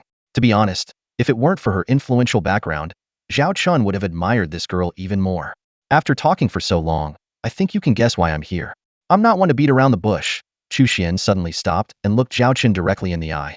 My grandfather has reviewed your records, including Operation Zero Blizzard, the Black Rhino frigate, and the Queen Bee carrier. The question now is, are you willing to cooperate with the Chu family? The girl's straightforwardness struck a chord with Zhao Chun, making him realize that this formidable family had indeed set their sights on him. Zhao Chun smiled at Chu Xian. So you're laying all your cards on the table already? Because I think you're a good person and worth befriending, Chu Xian admitted. What if I refuse? Zhao Chun asked. Chu Xian rubbed her chin, pondering for a moment. If you disagree, my grandfather will probably have someone thoroughly investigate your background. If they find out you're against the Chu family or too close to our enemies, she made a throat-slitting gesture. Zhao Chun nodded, not surprised by this approach. This was commonplace among powerful families. I genuinely hope you can collaborate with the Chu family, Chu Xian said earnestly. I don't want to see a friend I admire die at the hands of my family. Your talent in starship development would get the best resources from us. Although the Xiaolong star system is barren, we can arrange a new territory for you if you're willing. Of course, if you don't want to relocate, we can also strongly support Xiaolong. Even without a Stargate, you can at least get by. As for your title, rising from Baron to Viscount is no problem, she added, offering a series of incentives that would make most people switch sides immediately. However, Zhao Chun knew he couldn't fully commit to any one side due to the secrets he held. If he revealed T4 or even T5 level starship technology, how would his masters treat him? He had seen too many tragic ends for those whose achievements threatened their superiors. But it wasn't realistic to sever ties with the Chu family right now. Besides, he had already shown them T2 star shields. If that hadn't impressed them, it wouldn't have been Chu Xian meeting him today. It would have been soldiers escorting him to see Governor Chu He. I need some time to think it over, Zhao Chun said with a smile. He needed to carefully manage his relationship with the Chu family, neither too close nor too distant. Maybe he could even use the Chu family as a shield. I understand. I can give you some time, but don't drag it out too long, Chu Xian said sympathetically. After their discussion, Zhao Chun escorted Chu Xian back to her residence and then returned to Zero Blizzard.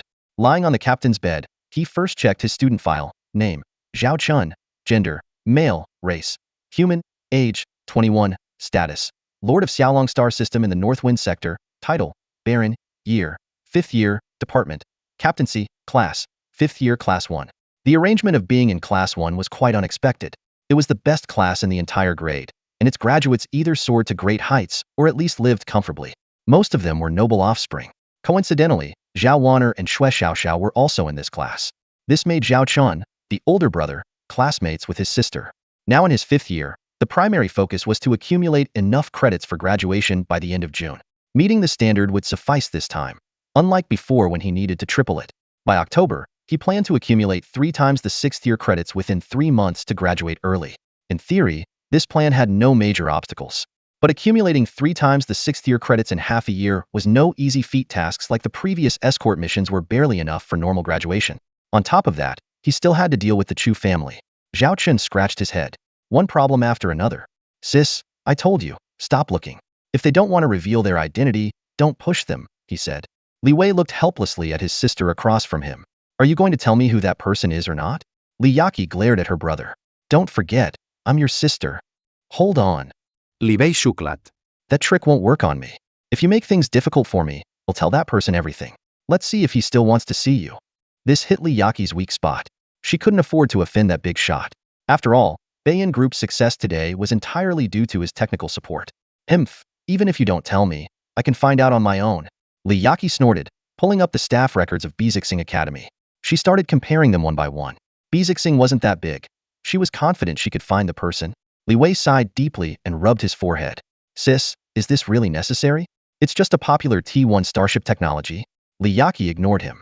It wasn't just one T1 model, it was 4, including a T2. She had already expanded the factory and was about to launch these new ships. Bayan Group was set to reach new heights. By the way, don't you have a good friend at the academy named Zhaochen?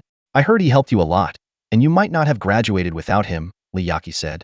Since I'm here, let's arrange a time for me to treat him to a meal to thank him for taking care of you all these years. Li Bei froze. Sis, you're not suspecting Zhaochen already, are you? Why? Is there a problem? Li Yaqi noticed her brother's unusual reaction. Didn't he just return to school? He should be available. In fact, her intention to invite Zhaochen to dinner was twofold: to thank him for helping her brother and to extract some information from him. I'll ask him for you. Li Wei tried to stay calm. Refusing outright would only arouse his sister's suspicion. Zhaochen, you're on your own now, he thought to himself.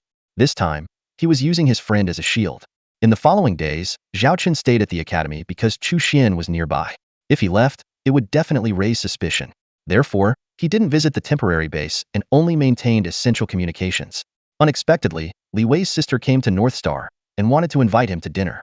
While it's understandable for someone to be curious, Zhaochen didn't want to reveal too much about himself at this time. He had already shown too many of his cards in front of the Chu family. If he added the technology he gave to Li Yaqi, the Chu family might not just see him as a collaborator. So, Zhaochen declined Li Yaqi's invitations with various excuses. Before he knew it, Zhaochen had been at the academy for over 20 days, and it was already late March. His daily routine mainly involved checking in with his class, but most of the 5th grade class had joined the academy's joint missions, leaving only a few students attending. The rest of the time, he accompanied Chu Xian, discussing topics related to starships. Through this young lady, he learned many inside stories that ordinary students or barons wouldn't know. It turned out that the Starlight Empire was far from as peaceful as it seemed on the surface, but those turbulent events had little to do with him for now. Throughout this period, Zhaochen and Chu Xian got what they needed from each other and grew closer. However, to outsiders, it seemed like this suddenly appeared beautiful girl had become Zhaochen's girlfriend. Look, Zhaochen is out shopping with his girlfriend again. I heard he got into the top 5th grade class. That's impressive. Jiang Shasha rejected him before. She must regret it now. Sure, keep your voice down. Jiang Shasha is right over there. Jiang Shasha, who happened to be passing by, clenched her fists upon hearing the gossip.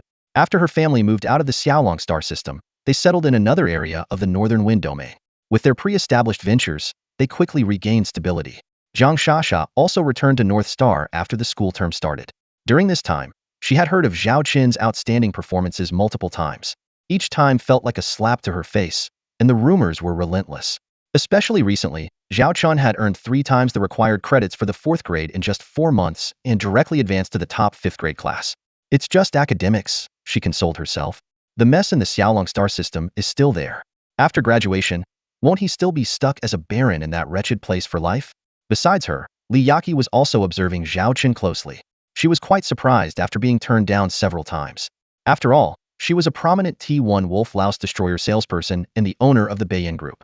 Even the vice dean and professors at North Star treated her with respect. Many students tried to get in her good graces through Li Wei, hoping to impress her and perhaps get their hands on a coveted Wolf Louse ship. Yet Zhao Qin directly shut her out? This was indeed peculiar. Li Yaqi began to look into this student's background. The information she found was astonishing. The miracle of combining 3 broken ships to achieve 100-section star speed, defeating a T2 Bald Eagle cruiser, then showcasing an unprecedented T2 Black Rhino assault ship to overpower a T2 Purple Rose battle cruiser. All these feats made her deeply suspicious. But when she saw Zhao Qin's age, she found it hard to believe entirely.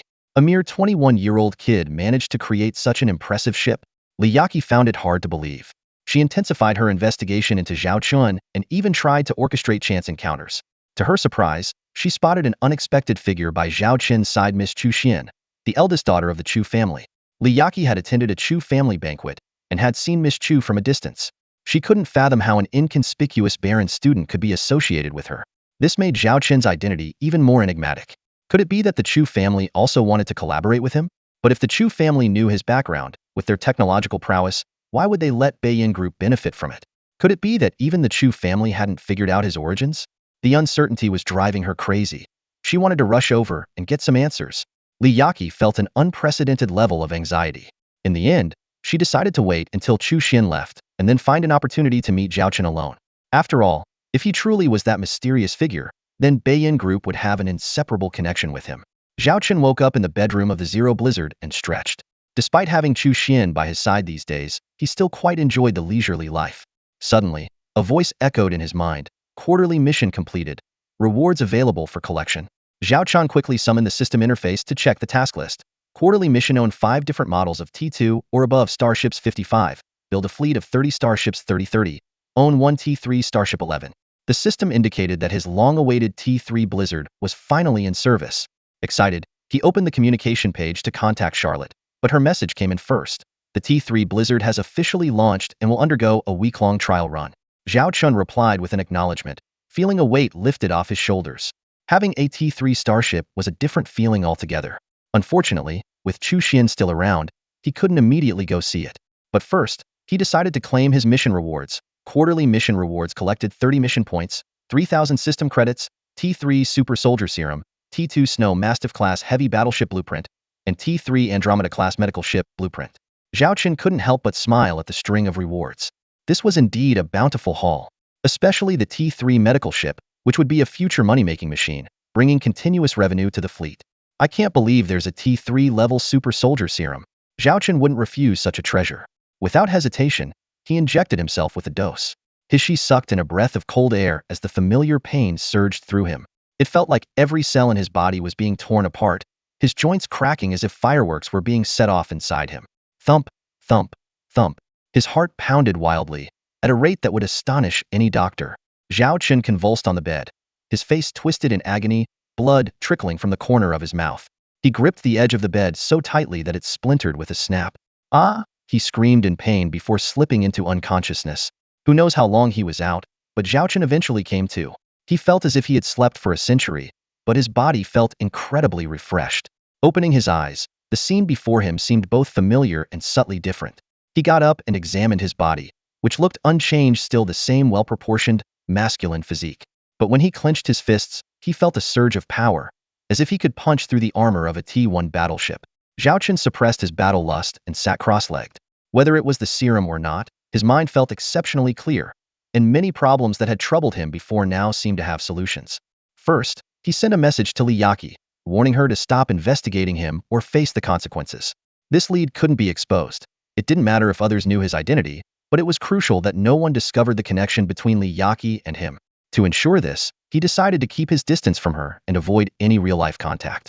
Next, he replied to Chu Xin, saying he had some ideas about their collaboration and suggested they meet in the evening to discuss it in detail.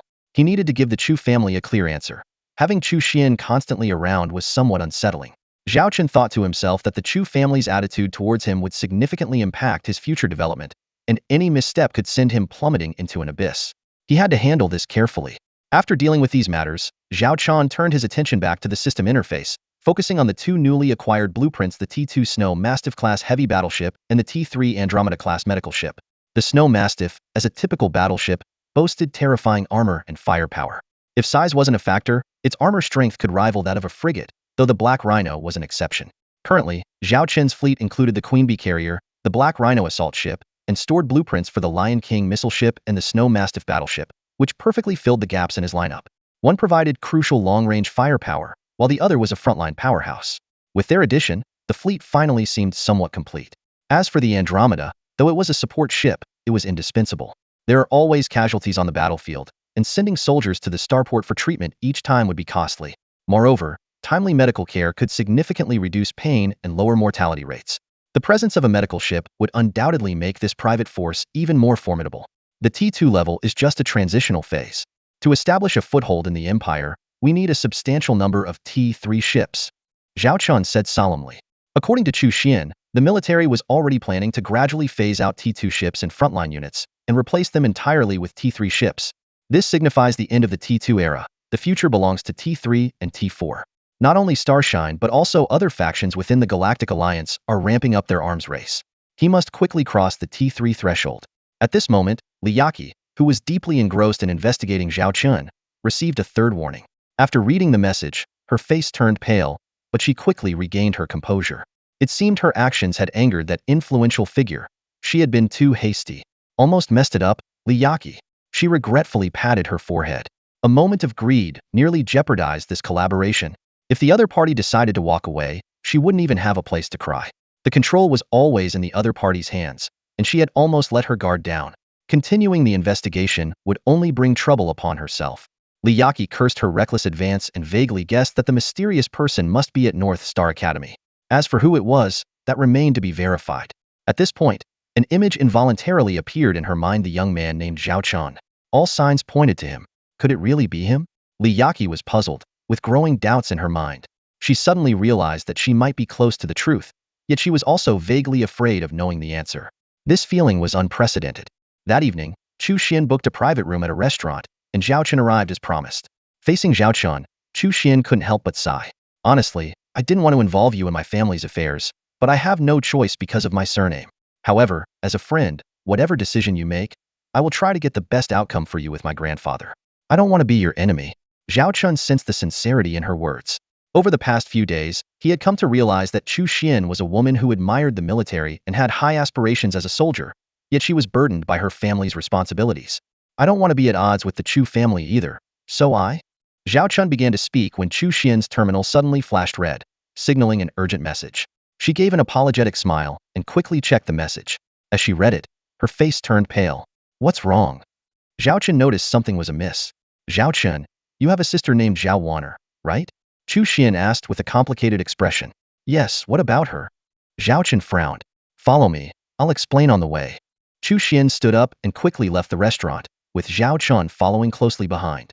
They got into a hovercar, and Chu Xian input the destination, the dean's office. What happened? Zhao Chun asked in a serious tone. He had fully embraced his identity as Zhao Chun and could no longer distinguish if he was a traveler from another world. But that didn't matter. He knew Zhao Warner was his sister, the Xiaolong star system was his territory, and the Zhao family was his clan. That was enough. Before I explain, please stay calm, Chu Xian said worriedly. Zhao Chun nodded. Chu Xian took a deep breath and said, 5 hours ago, a level 3 and 4 level 2 wormholes appeared in the Shui Lian star system in the western sector of the Blue Domain.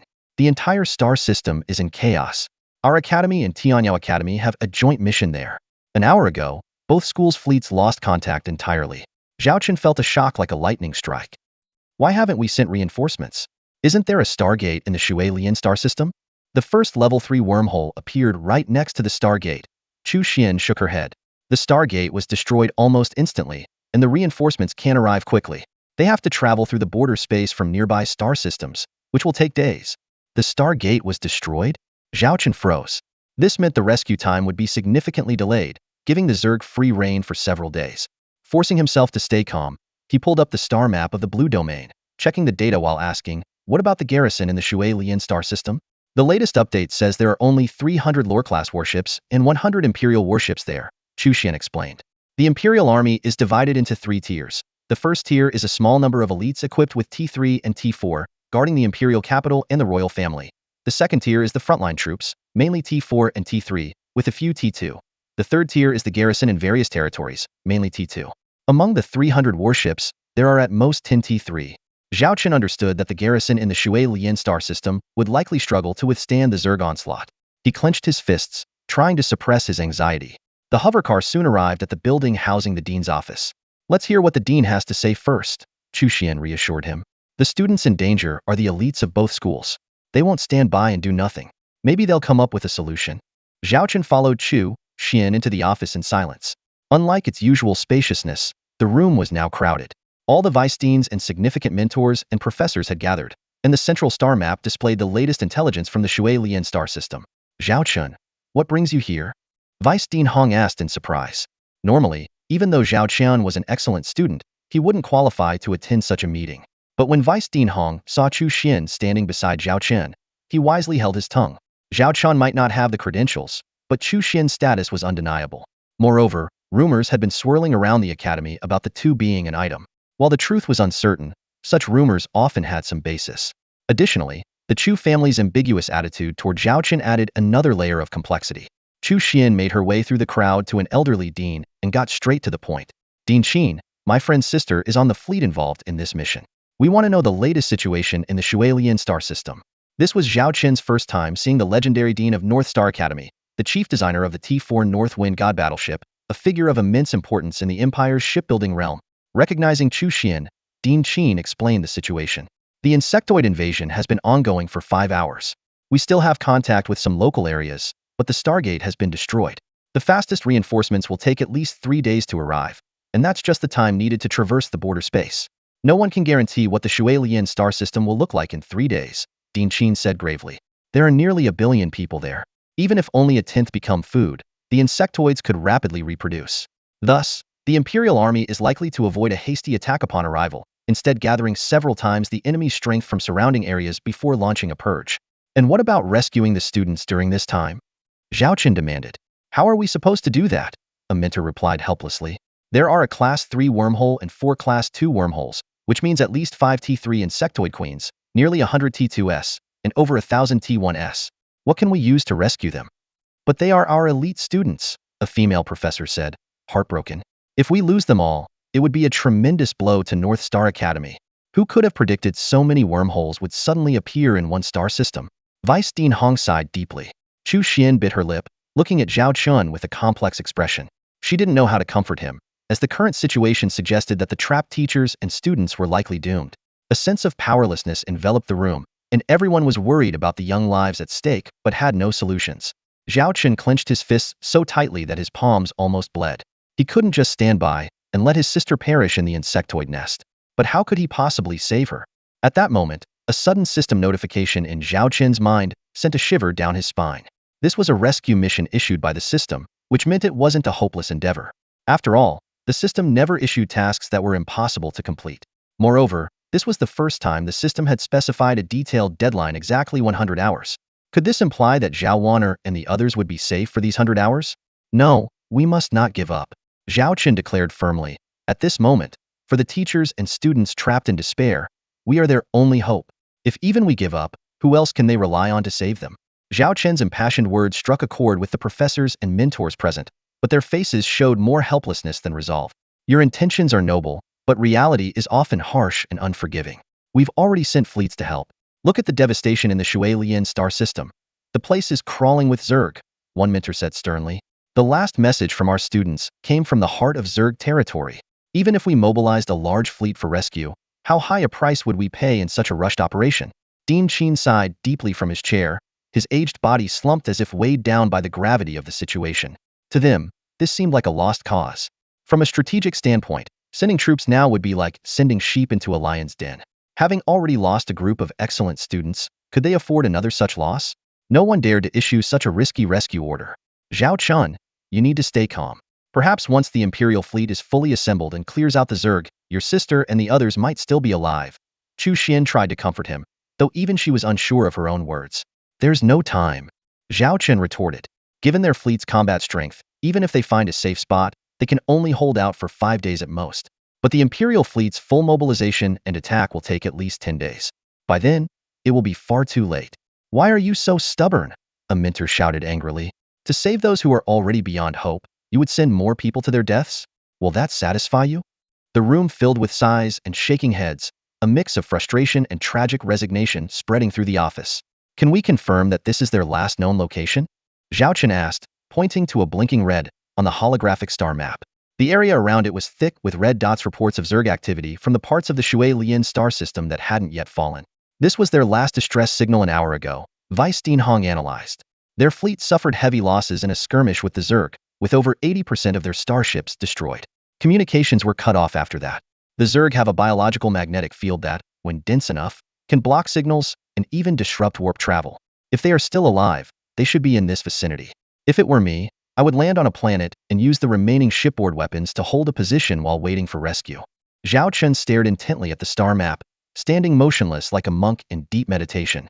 All right, everyone. We understand how you feel. Let the teachers handle this. You should go back for now, one of the mentors tried to console Zhao Chen. I have a plan. Zhao Chen suddenly spoke up. However, the mentors dismissed his words as the impulsive outburst of a young boy. First, we take the fastest starship and depart from the nearest stargate. We'll navigate through interstellar space and then re-engage the warp drive to get as close to the target as possible. Due to the magnetic field of the Zerg, warp speed won't get us directly there. So we'll switch to regular engines and force our way through the swarm. Once we locate the stranded teachers and students, we'll quickly evacuate them onto the starship and make a swift retreat.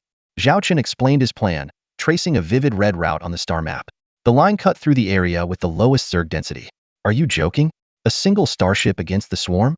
Even a T4 class starship would struggle, and most of those are controlled by the Imperial military.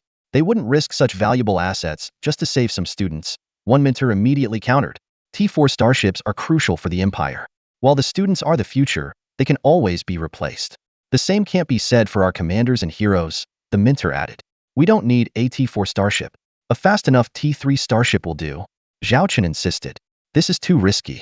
I oppose such an impractical rescue plan. It's too idealistic. One mistake and it's a suicide mission. Even if the speed is sufficient, how will a star cruiser break through the swarm's blockade?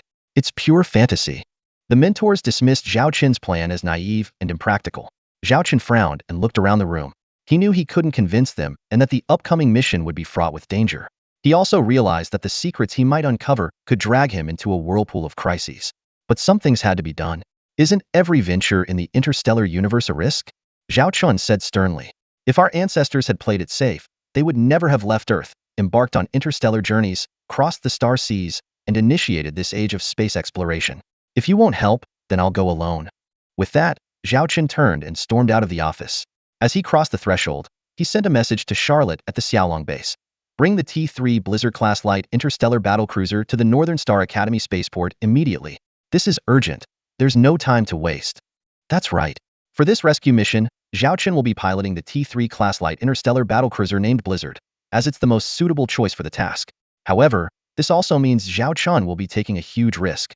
Besides the dangers of the rescue itself, the biggest risk is exposing the secret that he possesses a T3 starship.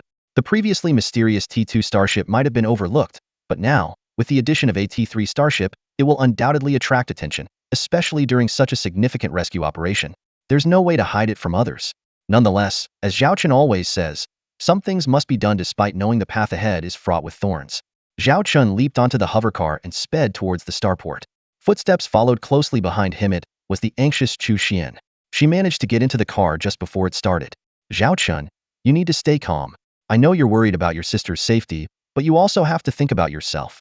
What the professor said may be harsh, but it's the reality. Do you really want your sister to know that you risked your life to save her? I'm sure she wouldn't want that. Chu Xuan Palit Auset Stili. I'll try to contact the Imperial Army to expedite their fleet assembly. I can even arrange a rapid response rescue fleet to execute your plan. I can ask my grandfather to mobilize a T4 starship. Just give me some time. The hovercar sped along its preset route towards the starport. Zhao Chen glanced at Chu Xian. Time is precisely what we lack right now. What you're suggesting might be possible, but it would take too long. My sister and her group can't wait that long. But Chu Xian tried to persuade him further. Chu Xian, if you really want to help me, do me a favor, Zhao Chen said with a serious expression. Tell me, anything I can do, I will. Chu Xian responded sincerely. Please inform your grandfather, Governor Chu He, that I am willing to cooperate with the Chu family. Now is not the time to discuss cooperation. The urgent matter right now is, before Chu Xian could finish her sentence, the hovercar had already reached its destination. Zhao Chen jumped out and strode towards the starport dock. Chu Xian followed closely behind. Even if you want to go on a rescue mission, how can you do it with just those two T2 starships? Who said I'm using T2 starships for the rescue? Zhao Chun stopped and looked through the transparent glass of the starport corridor into the vast universe.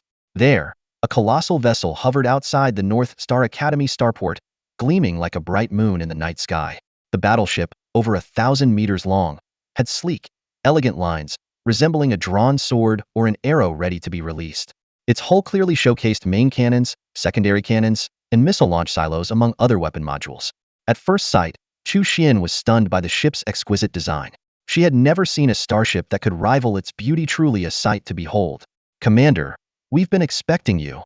A voice called out. It was Lilith, the secretary, waving at Zhao Chun from a shuttle parked at the starport's rapid entry point. This was the shuttle from the T2 Queen B-class heavy carrier starship, as Zhao Chun had previously arranged. We'll discuss everything else when I get back, Zhao Chen said as he hurried towards the shuttle and boarded it. Let's go now. Since docking and relaunching the T3 Blizzard would take too long, Zhao Chen opted to transfer via the shuttle instead. Is that starship really yours? Is it a T3 class starship? A questioning voice came from behind as the shuttle took off. Zhao Chen turned abruptly and saw Chu Xian aboard the ship. How did you get here? Zhao Chen asked, shocked. Chu Xian shrugged and said, my grandfather told me to keep an eye on you, so of course, I have to stay close. Do you know where we're going? Would your grandfather really let you take such a risk with me? Zhao Chen retorted. If Governor Chu he knew, he would never allow Chu Xian to be so reckless. The danger this time far exceeded the previous level 2 cosmic insect nest incident. I'm just following my grandfather's orders, Chu Xian replied. Besides, with me, the eldest daughter of the Chu family, it'll be much easier for you to travel to the Shualian star system. Otherwise, you'd have to wait in line to use the stargates. You said it yourself, time is of the essence. Zhao Chen rubbed his forehead, thinking this heiress was simply insane. He sternly asked, are you sure you want to come with me? You must understand. I'm heading straight into the heart of the interstellar insect hive. I can't guarantee your safety. You can still change your mind and take the shuttle back? Chu Xian looked back at Zhao Chen with equal seriousness. I'm serious too. The students and faculty of the 2 academies are the future pillars of the Empire. As a soldier of the Empire, it's my duty to protect them. So, please allow me to fight alongside you. I will follow your commands absolutely and do my best to assist you. Zhao Chen almost forgot that she was a passionate and righteous heiress. But Chu Xian had a point. Having her around would indeed save a lot of trouble. Then you must stay close to me at all times and not act on your own.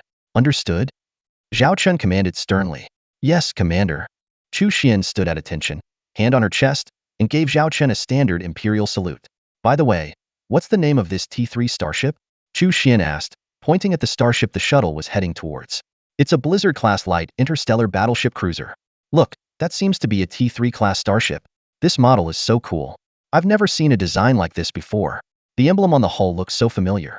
Where have I seen it before? In the North Star Academy, everyone was staring at the unprecedented starship hovering in space. Jiang Shasha stared intently at the starship, and when she saw the alto familiar emblem on it, her expression turned colorful. That's the emblem of the Xiaolong system. How is this possible? How could a poor Xiaolong system have a T3 class starship? Jiang Shasha looked up, glaring at the starship through the Academy's dome, unwilling to believe that this T3 class starship could belong to that man. Dean, there's an unidentified T3 starship just outside our Academy's starport. A breathless teaching assistant burst into the dean's office, urgently reporting, according to the emblems on the ship, our database indicates it's from the Xiaolong star system fleet. The Xiaolong star system? Isn't that Zhao Chen's territory? Vice Dean Hong exclaimed in surprise. Dean Qin raised a hand and pulled up the real-time footage of the starport. There, a sleek starship hovered gracefully in space, its elegant and majestic paintwork making it look like a piece of exquisite art. What a magnificent starship! Its streamlined design must significantly boost its speed under conventional engines. Judging by its structure, it appears to be an interstellar battlecruiser, one professor remarked, as the faculty began to enthusiastically discuss the ship's features. Everyone, now is not the time to study the starship. Vice Dean Hong interrupted anxiously. This is clearly Zhao Chen's vessel. From his earlier actions, it's likely he's planning to head to the Water Lily star system to conduct a rescue mission. But a single T3 starship won't stand a chance there. That place is swarming with Zerg. Charging in would be suicidal. A mentor scoffed. This Zhao Chen may have some talent, but he's certainly overestimating himself. But he's a promising student, a female mentor said worriedly. In this crisis, we've already lost many of our elite students. We can't just watch another one head to his doom. Dean Qin nodded. Find a way to intercept that starship. As for the rescue operation, we'll need to plan carefully. Understood. The faculty continued to debate and devise strategies in the office. Meanwhile, Zhao Chen and his team boarded the T3 Blizzard in the hangar. Quick, to the bridge. Zhao Chen commanded as soon as he landed, striding forward with determination. Although it was his first time on the Blizzard, he was familiar with many of the ship's areas and functions. Exiting the hangar, Zhao Chen summoned a maglev elevator using his access privileges. Despite the Blizzard being less than a kilometer long, its complex layout meant walking from the stern to the bow could take over 10 minutes, a critical delay in urgent situations. The maglev elevator, resembling a crystal-clear staircase, could reach any destination within a minute. What a beautiful interior, Chu Xian marveled, gazing at the ship's intricate design through the elevator's transparent glass. It's hard to believe this is a warship. It looks like a piece of art. But upon stepping into the bridge, Chu Xian was rendered speechless. The oval-shaped bridge was surrounded by holographic displays, making it feel as though they were floating in the vast cosmos. The five-tiered bridge ensured the ship's operations ran smoothly, with the captain stationed centrally to oversee every position. Matching the ship's exterior, the interior and bridge featured a clean, refreshing blue and white color scheme. Commander, the T3 Blizzard is ready for your orders. Charlotte stood before Zhao Chen. Before departure, Zhao Chen had briefed her on every detail of the mission. Despite the high risk, as a soldier, her duty was to obey orders. You are the deputy captain, with Lilith serving as the secretary officer. Immediately chart a course to the nearest star gate from the Shuasian star system in the outskirts of the Zerg-occupied territory. Zhao Chen walked straight to the captain's chair and sat down. Charlotte and Lilith stood on either side of him. Lilith quickly began plotting the optimal route, while Charlotte reported on the status of the Storm 1. Currently, the Storm 1's trial mission is only 30 complete, but the ship is operating normally. The crew is composed of veterans from the original Storm 0 and a group of seasoned Halfrek soldiers. There should be no issues in combat readiness. The starship is well stocked with enough supplies to sustain a major battle. Charlotte added that she had already trained a batch of reserve crew members aboard the Storm 0. Given the high similarity between the combat systems and modules of the two ships, these personnel can be deployed immediately. Zhao Chen nodded in satisfaction. With Charlotte handling these matters, he felt much at ease. Excellent. Zhao Chen opened the data page for the Storm 1 and began examining it closely.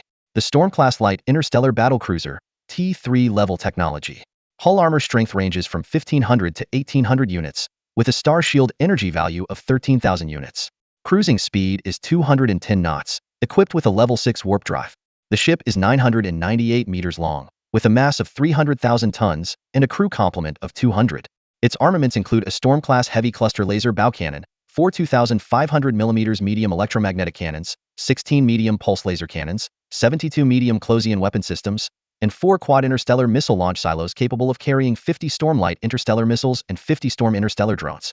Additionally, the Storm 1 has the unique feature of Storm Extreme Cruise Mode. Zhao Chen's gaze swept over the data, and he felt greatly satisfied. Although the Storm 1 is nominally a light warship, its firepower configuration rivals that of a heavy warship, with a full complement of troops suitable for various comprehensive combat missions. This makes it perfectly tailored for the solo deep space rescue mission ahead. The most crucial feature is the Storm Extreme Cruise Mode. When using conventional engines, it can boost the cruising speed 3 to 5 times, potentially competing with T4 class interstellar cruisers. This was the key to Zhao Chen's confidence in carrying out this mission.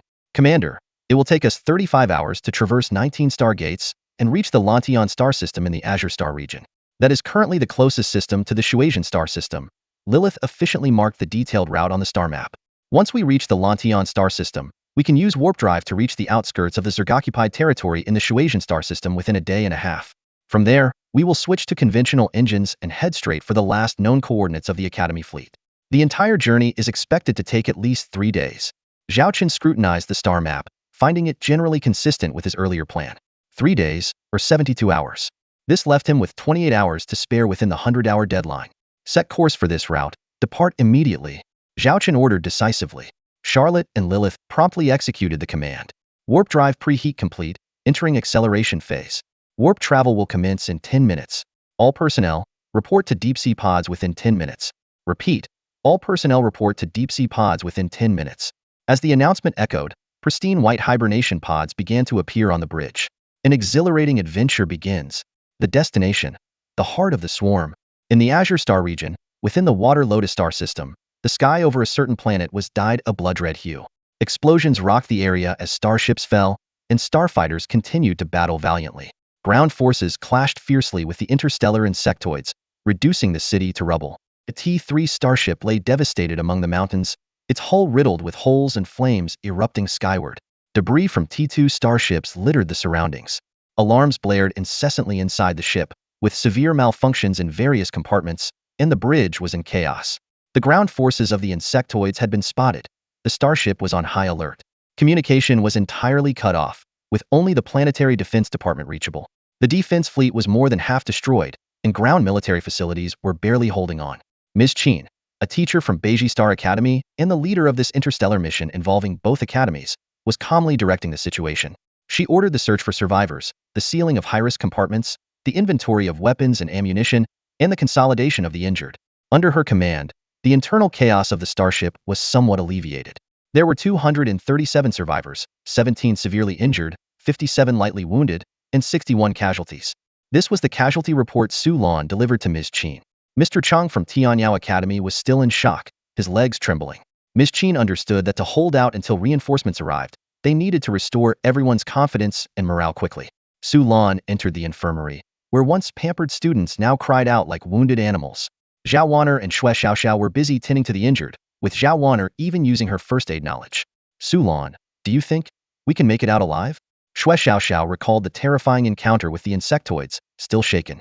I haven't even touched the giant cannon of AT-4 battleship yet. I don't want to die. Haha, dream on. We've been completely abandoned? Zhou Min, who had only a minor injury to his left arm, laughed bitterly, hiding here to avoid work. Zhou Min, we need to hold on to hope. That's the only way we can get out of here alive. Zhao Wan'er stood up resolutely. Zhou Min broke down, crying hopelessly. Hope? Hope? There's no hope here. The Stargate of the Water Lotus star system is destroyed.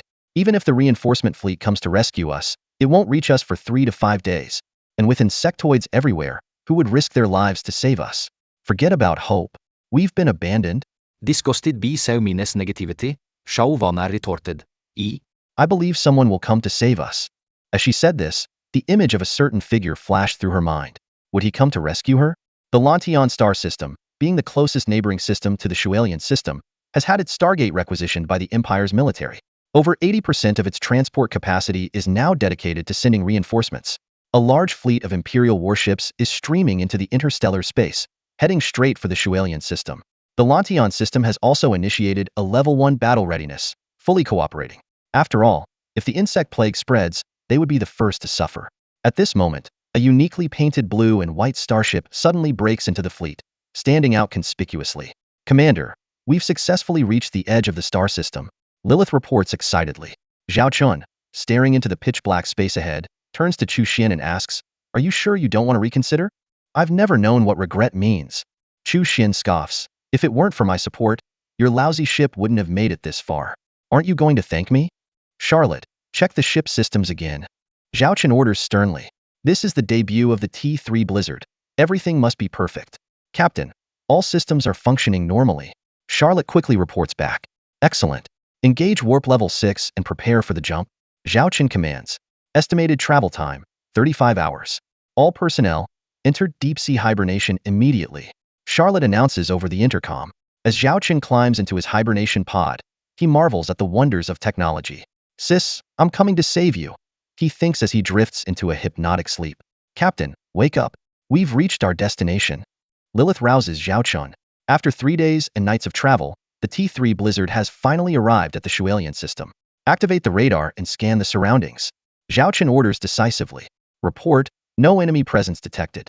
However, we've intercepted numerous distress signals. It appears the Empire's forces have abandoned this area and retreated to 1/3 of their territory, awaiting reinforcements. The insect swarm is dense ahead. We need to find a way to break through. Chu Xian points to 2 flashing coordinates on the star map. If we get bogged down, it's over. What else can we do?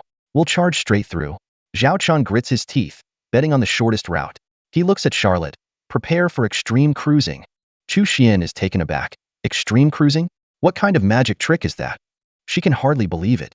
Can this technique really get them through the insect swarm? Prepare to initiate Blizzard Extreme Cruise Mode. The preparation stage will last 100 seconds. Crew members, operate and report.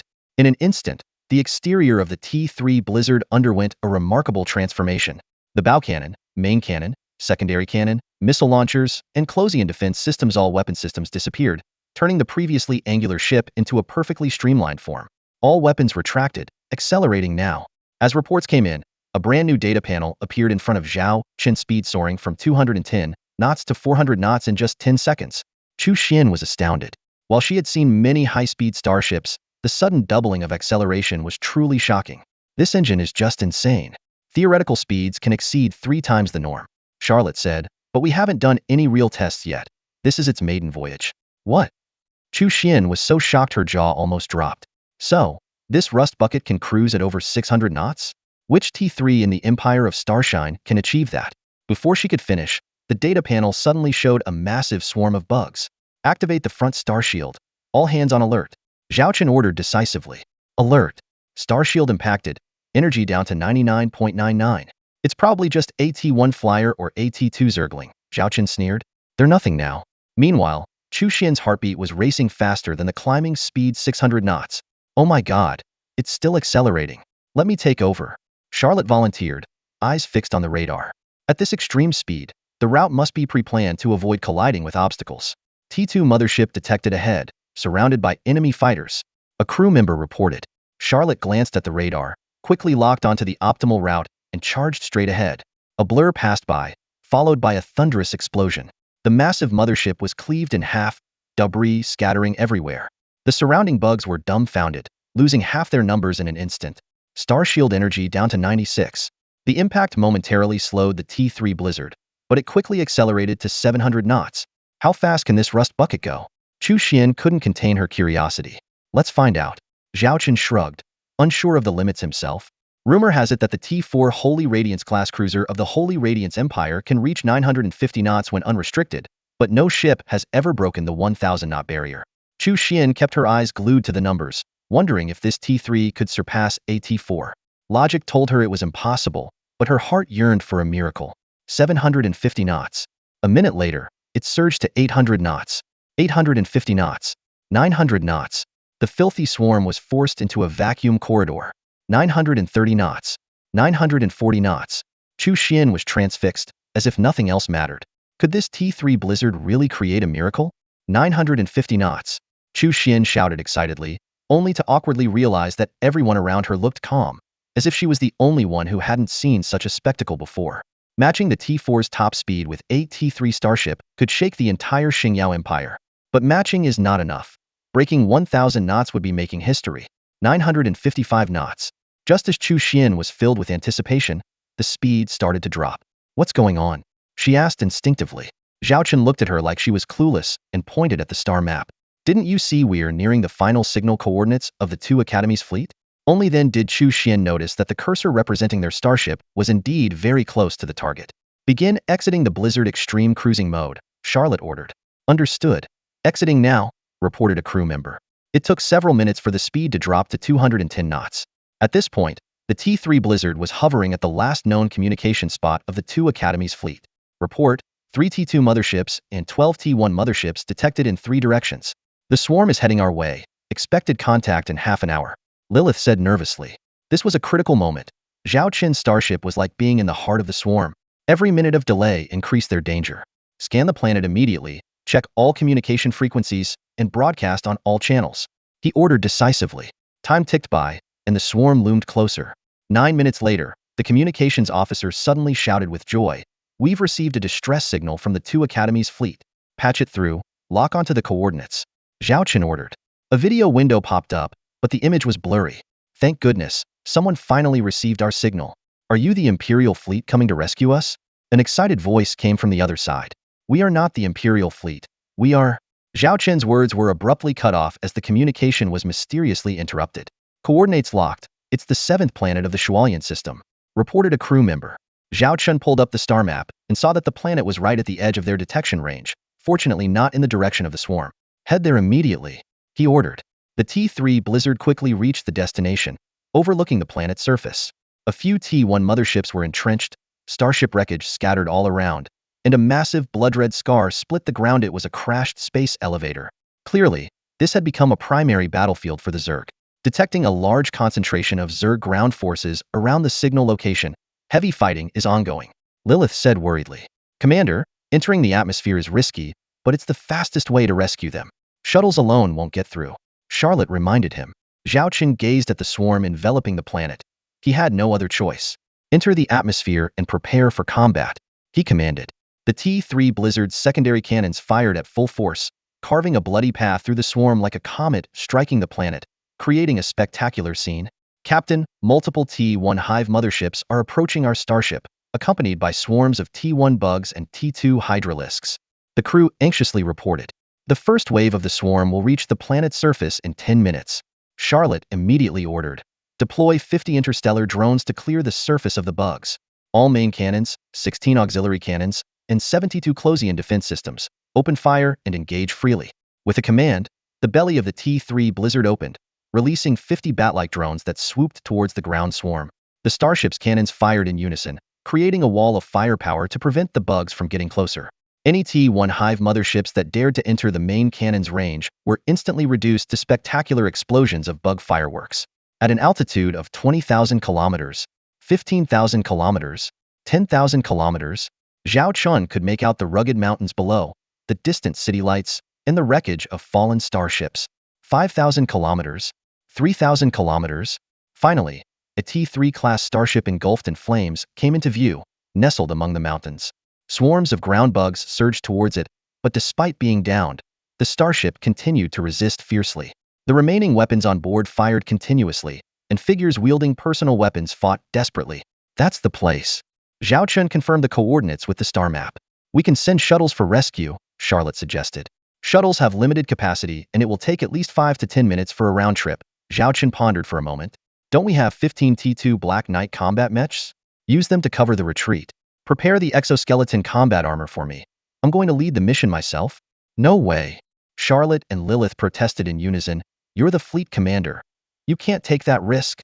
The strongest outside are just T2 bugs. They can't harm me, Zhao Chun scoffed. In a flash, he moved behind Charlotte, lifted the sturdy halfrek, and placed her in the captain's chair.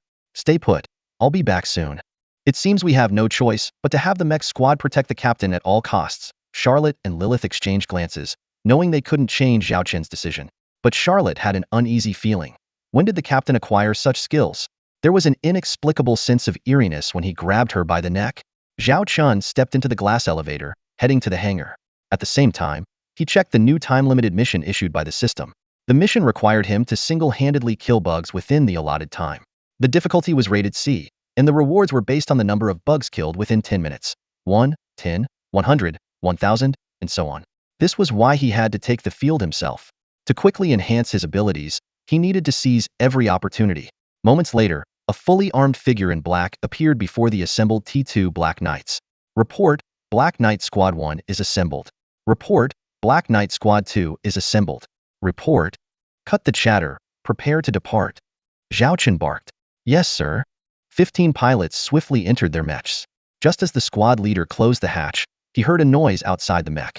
To his astonishment, the captain was standing steadily on the mech's shoulder. Captain, what are you doing here? The squad leader asked, alarmed. I'm coming down with you, the captain replied. That's too dangerous. You should take the shuttle. The hatch opened wide, and a rush of air whooshed in, but Zhao Chun stood firm, his eyes fixed on the battlefield below. We're 500 meters above the ground. Will your mech survive the jump? He asked. Of course it will, the squad leader instinctively replied. Then jump, Zhao Chun commanded, giving the mech a reassuring pat. But Captain, you stop talking. That's an order. Zhao Chun impatiently kicked the mech. His adrenaline was pumping. He couldn't wait to dive into the swarm and start fighting. With no other choice, the squad leader maneuvered the mech to the edge of the hatch, took a deep breath, and leaped. Holy crap, this is insane. Zhao Chun shouted, exhilarated, standing on the mech's shoulder as they plummeted from 500 meters. Report, the swarm is advancing towards us. Our firepower is insufficient to suppress these bugs. The communication channels were filled with noise, messages flooding in from all directions. Su Lan took off her headset, surveying the battlefield where piles of insect carcasses were heaped high, their stench permeating the air. Senior Su Lan, my laser cannon is down to 15 power. Shui Xiaoxiao shouted from the turret. Our laser gun energy is almost depleted too. Zhao Wanner warned as she continued firing, green insect fluid splattering onto the battling students and teachers. Hold on a bit longer, Mr. Chin said. He's contacted reinforcements. Sulanin querido. Bad news, the defense line at 8 o'clock has fallen, someone yelled in alarm. The turrets there had all gone silent, allowing a massive influx of insects. A terrified student dropped his weapon and ran, but he was no match for the speed of the insects and was quickly knocked to the ground, pain shooting through his leg. Fight like a man, a male teacher shouted, shooting the insect before berating the student. But in the next moment, countless insects swarmed him, tearing at his flesh. Despite his painful struggle to shoot back, he was ultimately overwhelmed and fell among the swarm. Screams echoed, and panic spread through the remaining defenders. It's over. We're completely done for. Someone muttered in despair, collapsing to the ground. Senior Su Lan, is Xiao Xiao going to die? Shui Xiaoxiao trembled on the turret. Even if we die today, as future captains, we must fight to the last moment. Zhao Wanner said firmly. That's right. We've done our best, with a clear conscience.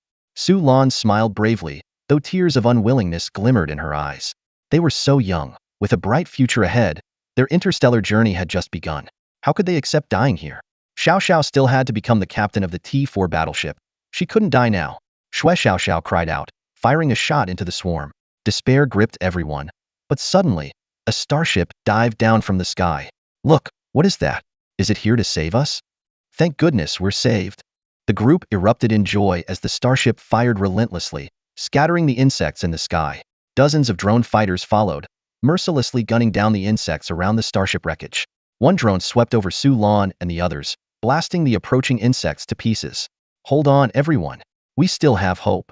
Zhao Wana raised her arm and shouted. Take this. Shui Xiaoxiao wiped away her tears and continued firing. Suddenly, the ground shook, and a giant insect burst through from below the defense line. It's a tunnel worm. Throw the EMP grenades. Su Lan shouted. We're out of grenades. Zhao Wana fired desperately, but the giant insect was already upon her. Warning, weapon energy depleted. Her laser gun failed at the worst possible moment. Wana run?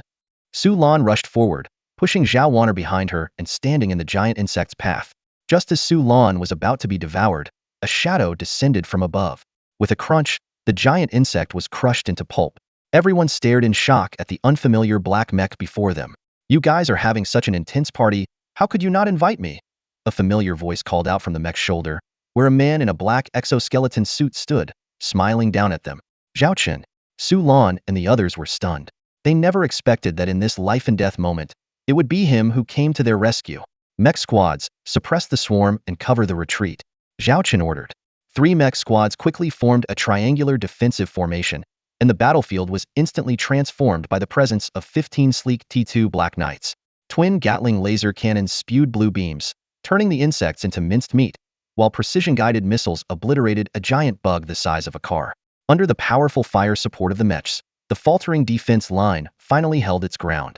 Zhao Chen leapt down and approached the dazed Zhao Wana, affectionately ruffling her disheveled hair. Don't be afraid, your brother is here. Those 5 simple words unleashed a torrent of pent-up emotions in Zhao Wana. I thought I was going to die, she sobbed, tears streaming down her face. There, don't cry, Zhao Chen said, tapping her on the head. Save your tears for when we get back, I'll get you a basin. Zhao Wana managed to smile through her tears, trying to calm herself down. Turning to Su Lan, Zhao Chen said, My starship will evacuate you all. Get everyone out of the ship and gather here immediately. No sooner had he finished speaking than 6 shuttles descended, covered by interstellar drones. Got it, I'll notify everyone right away. Su Lan responded promptly. Stay put and don't wander off, Zhao Chen instructed his sisters. Where are you going? Zhao Van asket var Itli. This exciting party calls for a proper farewell to those little darlings. Zhao Chen smiled, especially since they made my precious sister cry. Zhao Wana blushed at his words. At that moment, a single soldier weapon case fell from the sky. Zhao Chen opened it to find a variety of weapons inside. Without hesitation, he chose the largest Oni 9-barrel Gatling heavy machine gun that took up a third of the case and weighed a whopping 1,000 kilograms. He also shouldered a half-human hate intelligent ammo box. Just then, another wave of bugs surged out from the previously crushed bug hole. Zhao Chen grinned wickedly as he pulled the trigger. Come on, little darlings, taste Uncle's big toy. The deafening gunfire roared as Zhao Chen stood firm, pouring endless firepower into the swarm. In mere seconds, the bugs emerging from the hole were reduced to mush. Ding! You have successfully completed the task of killing 1 bug. Ding! Task updated. You have successfully killed 10 bugs. Soon, no more bugs crawled out of the hole. Zhao Chen turned his gun towards the swarm outside the defense line, a mad smile appearing on his face. Shell casings rained down, quickly piling up into a small mountain. Ding! Task updated. You have successfully killed 100 bugs. Just as Zhao Chen was enjoying himself, Zhao Wana suddenly shouted, Watch out! A bug had somehow sneaked up beside him, lunging for his head. Zhao Chen, however, remained unfazed. He leaned back sharply, dodging the bug's fangs, and instead aimed his gun at it. Surprised? He winked at the bug and pulled the trigger. Boom! The bug was instantly blown to pieces. What incredible core strength! Shui Xiaoxiao couldn't help but swallow hard. With his ammo running low, Zhao Chen pouted, feeling unsatisfied as he tossed the machine gun aside. A few bugs thought they had an opportunity and pounced. Zhao Chen reached out and caught the insect's head midair. With a gentle squeeze, its juices splattered everywhere. His expression remained unchanged, as if he had merely crushed an apple. With a swift series of moves, Zhao Chen crushed the heads of several bugs that had gotten too close, as easily as if he were squeezing fruit. The students behind him were left gaping in shock. Zhao Chen then pulled a rocket launcher from the weapons crate, aimed at a few large bugs in the distance, and fired 5 rockets without hesitation. Boom! A series of explosions obliterated the bugs, leaving nothing behind, and the surrounding swarms were heavily impacted as well. Next, Zhao Chen put on a weapons showcase, testing out every gadget in the crate. Under his terrifying firepower, hundreds of bugs were annihilated in no time. Just then, 6 fully loaded shuttles landed nearby. "Evacuate now!" a female soldier shouted as she jumped out of the hatch. Zhao Chen frowned at the voice. "Chu Xian?" The female soldier removed her helmet, revealing Chu Xian's pretty face. "What's wrong?" she asked. "Who told you to come down here?" Zhao Chen demanded. "I'm a soldier. It's my duty. Besides, you never said I couldn't come," Chu Xian replied, standing tall and giving him a wink. Her exoskeleton suit accentuated her heroic demeanor, adding a unique charm. Feeling helpless, Zhao Chen instructed Zhao Wanner and Xue Xiaoxiao. "You two get everyone on board first, prioritize the wounded and the women. If there's not enough space, I'll stay behind. What about you?" Zhao Van asked for Italy. "Don't worry, I'll be right there," Zhao Chen reassured her. He intended to pat her head, but noticed his hands were covered in bug juice and decided against it. Zhao Wanner nodded, ignoring the grime, and playfully punched him twice. "Brother, I'll wait for you on the ship," she said before turning to help carry the injured. The fully loaded shuttles took off again, and the remaining people stayed behind to wait. Suddenly, a warning came through the earpiece. "Commander, a large number of bug cocoons are falling from the sky. The ship can only intercept some of them. Be careful." Zhao Chen looked up to see countless bug cocoons breaking through the clouds like meteors, heading straight for their location. "Mech squad anti-air," Zhao Chen ordered.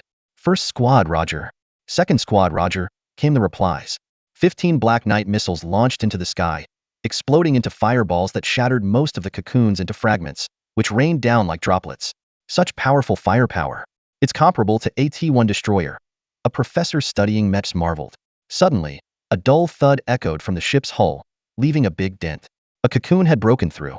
It landed on all fours, its jaws full of sharp teeth snapping open and shut, resembling a giant spider. "That's AT-2 level bug spider," an elderly professor exclaimed. The spider quickly locked onto its target a female teacher and lunged with its gaping maw. "Ms. Chin." Shulan shouted. Ms. Chin fired several shots, but her weak firepower couldn't penetrate the bug's armor. Just as it seemed she was doomed, a figure darted in front of her. "Be careful. That's a T2 bug spider.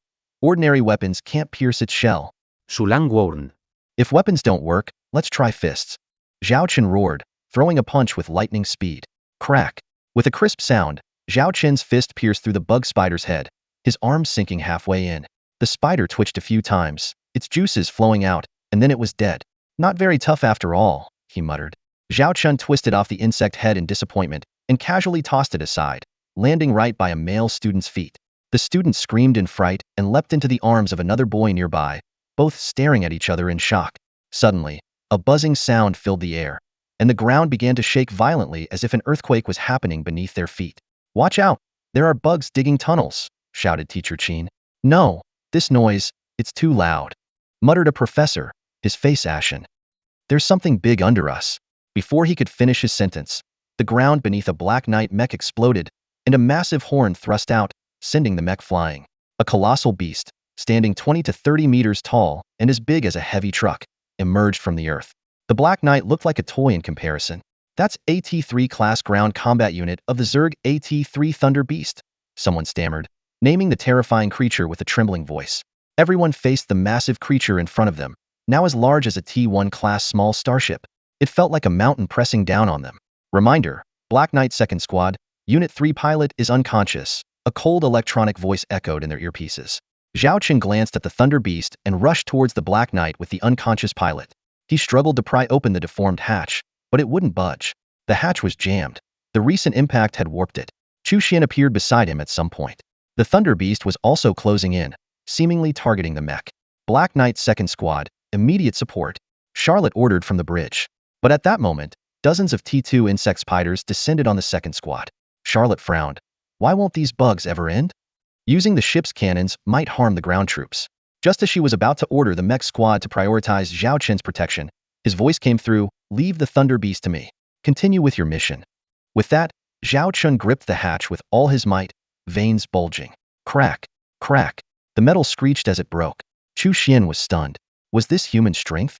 He had ripped open AT-2 mech's hatch with his bare hands. With a loud bang, Zhao Chen wrenched the hatch off and used it as a makeshift sword to impale an insect. Panting heavily, he handed the unconscious female pilot to Chu Xian and climbed into the cockpit himself. The mech's self-check completed. Aside from severe armor damage, everything was functional. "Good thing I learned how to pilot," Zhao Chen laughed maniacally. As the Thunder Beast approached, he fired all the missiles at once. Boom! Boom! Boom! The missiles blasted bloody holes in the Thunder Beast's body, but it held on, becoming even more enraged. It roared and charged, each step like an earthquake.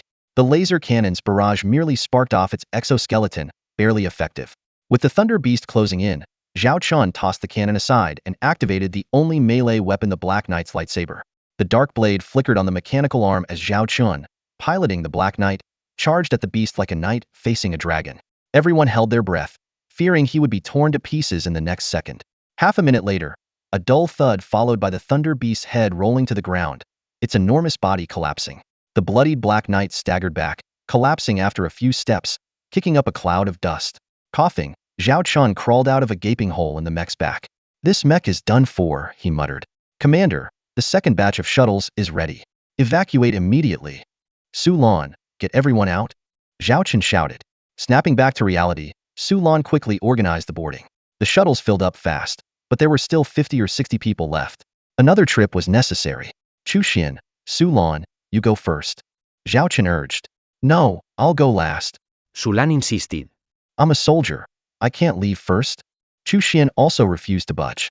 Zhao Chun, exasperated, turned and ordered, "Black Knight Squad, tighten the defensive line. Hold for 3 more minutes." "Report, too many small bugs. We can't hold them off," the squad leader reported. "Leave the small ones to me. You handle the bigger bugs." Zhao Chun scanned the area, yanked a steel pipe from the starship wreckage, and had everyone fall back to a corner. "Stay put. I'll guard the exit." Zhao Chun stood alone at the opening, wielding the steel pipe. He glanced at the kill count, 829 insects, still short of 1,000. "Come on, little ones. Give me more. I'm not done yet." A trace of bloodthirsty madness flickered in Zhao Chun's eyes. A few minutes later, the faculty and students of both academies stood in awe, staring at the figure before them. The ground around him was littered with insect carcasses, and the special metallic pipe in his hand was deformed from hundreds of strikes, still bearing remnants of a crushed insect. It was hard for everyone to believe what they had just witnessed. This man had single-handedly smashed dozens of these alien creatures into pulp with nothing but a steel pipe, as if he were killing livestock instead of extraterrestrial monsters. Teacher Chin swallowed hard. She had noticed that the man had faced nearly 30 insects at once, including a few T2 spider bugs, and had turned them all into mush under his feet. It was unbelievable. "Is he a legendary gene warrior?" a student cautiously asked.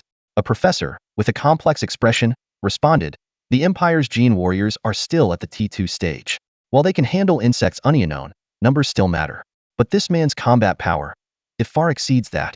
"Then why is he so strong?" someone asked, puzzled. "The only possible explanation is that he has some kind of hybrid genes from a warrior race," muttered a professor who studied interstellar civilizations. "For example, Halfrek warriors are physically superior to humans, and it's said that the top ones can even crush T1 starship armor with their bare hands." They all speculated, eyes filled with shock. Zhao Chun shook off the bits of flesh from the steel pipe and glanced at the exoskeleton armor on his left hand, which was covered in cracks. Just relying on the pipe wasn't enough. He had to punch his way through at times, and it seemed even the armor couldn't withstand the force of his fists. Ding! Mission accomplished. Successfully killed 1,000 insects. Please claim your reward. 10,000 insects? Zhao Chun couldn't even imagine. Although the number wasn't an issue, he feared he would collapse from exhaustion first. He had no time to claim the reward now. The priority was to retreat. "Commander, the third batch of shuttles has arrived. Please evacuate immediately." Lilith's timely voice came through. Zhao Chun let out a long breath. Finally, they had reached this point. He looked at the landing shuttle and called out to the stunned crowd behind him. "What are you waiting for? Get on board." Everyone snapped out of their daze and hurriedly boarded the shuttle, afraid that a moment's delay would mean death by the insects. Zhao Chun, along with Su Lan and Chu Xian, boarded the last shuttle. The shuttle, now fully loaded, headed straight for the T3 blizzard in the sky. As the 14 Black Knights on the ground retreated, the starship wreckage was quickly engulfed by the swarm of insects. Su Lan looked down through the window, her spine tingling. If Zhao Chun hadn't arrived in time, they would have become food for the insects by now. "Zhao Chun, thank you so much for your help," Teacher Chin said sincerely. "Don't mention it." "It was nothing," Zhao Chun replied indifferently. Su Lan added, "If it weren't for Teacher Chin directing everyone to fight with all their might these past few days, we wouldn't have lasted until you came." Zhao Chun nodded at Teacher Chin in acknowledgement. To inspire morale and organize resistance in such dire straits, this teacher truly deserved respect. "How many warships did our academy send? Are they all in orbit?" an elderly professor asked. "None, just mine," Zhao Chen replied. The entire cabin was taken aback. How is that possible? With all the insect swarms outside, how did you manage to get through with just one ship? The elderly professor questioned. But he did, Chu Xian said. The academy only sent Zhao Chen's warship. Other reinforcements will take time to arrive. The implication was clear. They had already been abandoned. The crowd's expressions turned somber. Student Zhao Chen, we are truly grateful. Teacher Qin expressed his thanks once again, his tone even more sincere. Although no one knew how Zhao Chen did it, at least he had saved their lives. Zhao Chen remained silent. If his sister weren't here, he wouldn't have bothered with these people's fates. If anyone should be thanked, it should be the system. The shuttle entered the hangar, its door wide open, revealing the earlier arrived groups of teachers and students, each wearing expressions of having narrowly escaped death. Zhao Wanner had been staring at the door. Upon seeing that familiar figure, she waved excitedly and shouted, "Brother!" Zhao Chun was about to go over when Charlotte's voice came through his earpiece. "Commander, please come to the bridge immediately. There's an urgent matter to report." Without a word, Zhao Chen swiftly removed his damaged exoskeleton armor and jogged towards the bridge. Teacher Qin still wanted to discuss the evacuation plans, as it was troublesome to know that there was only one rescue ship. But just as he reached the doorway, two female soldiers stopped him. "Sorry, you all have to stay in this compartment for now," one of them said sternly. Teacher Qin awkwardly withdrew. This was their territory, so naturally, they had to follow their rules. Fortunately, the hangar was spacious enough to accommodate everyone. "Look, what's that outside?" A student leaning against a porthole suddenly exclaimed. Teacher Qin and the others rushed over, seeing nothing but the starry sky and a few dark shapes floating in the distance. "Those are T3 Hive motherships. 3 of them!" A Sharpie teacher shouted in dismay. Instantly, everyone fell into deeper panic. Had they just escaped one peril only to fall into another? Were they destined to die in the Shualian star system? They had experienced the terror of those things before. The fleet of the two academies had been defeated by a fleet led by a T3 mothership, suffering heavy losses. T3 Blizzard-class light, interstellar battlecruiser bridge. Zhao Chen walked onto the bridge, where Lilith and Charlotte were waiting for him. As expected, 3 T3 Hive motherships. Zhao Chen had already gathered some intel on his way there. He settled into the captain's chair as Lilith raised her hand to summon a holographic star map. In the map, the T3 Blizzard was positioned outside the planet, while not far away loomed a dense fleet of Hive motherships. Blue, green, and red frames marked the T1, T2, and T3 motherships respectively, along with detailed data. 3 T3 Hive motherships, 15 T2 Hive motherships, and 310 T1 Hive motherships. This was equivalent to a standard regiment fleet. Zhao Chun clicked his tongue. In the Galactic Alliance fleet structure, 30 ships made up a small fleet, 300 formed a regiment, and 3,000 constituted a corps. But both quantity and quality matter. A small fleet of entirely T3 ships could annihilate an entire low-level corps. The key issue was those 3 T3s. Zhao Chun stared at the holographic display. Can we avoid them? The immediate priority is to retreat. Even if we destroy them here, we won't have time to gather the spoils. I'm afraid not. Lilith shook her head. They are blocking our escape route and forming a surround. We need to accelerate to reach extreme cruising speed, which makes us vulnerable to their attack. If the ship sustains damage, subsequent retreat would be difficult. Zhao Chen looked at Charlotte. "So, we have to break through?" Charlotte pulled up the detailed data of the T3 Blizzard. Shield energy at 92, 43 starfighters, 45 Blizzard missiles, and 93 ammunition. Given the current situation, we are not afraid to fight. As long as we take down those 3 T3s, our retreat will be secure. Zhao Chen's lips curved into a smile, and he crossed his legs, resting his chin on one hand, full of anticipation. "Then let's fight our way out. Vice Captain Charlotte, it's up to you." "Yes, sir." Charlotte stood at attention and saluted, then issued a series of commands on the bridge. Speed to 150, head straight for the swarm. Bow cannon charging.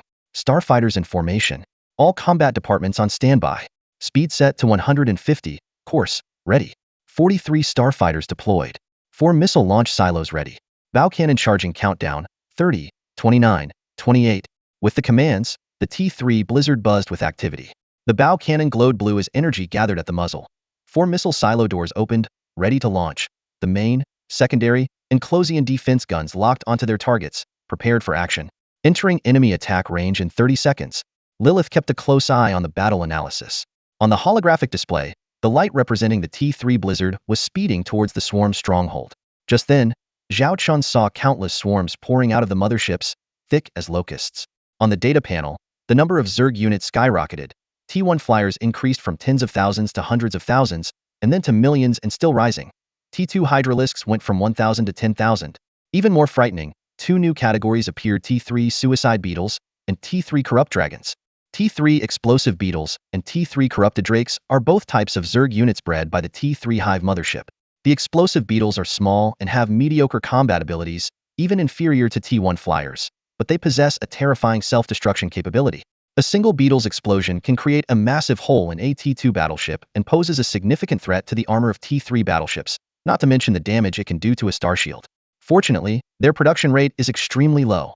A T3 mothership can only nurture up to 300 of them. They usually remain dormant within the hive, and waking them signifies a death mission.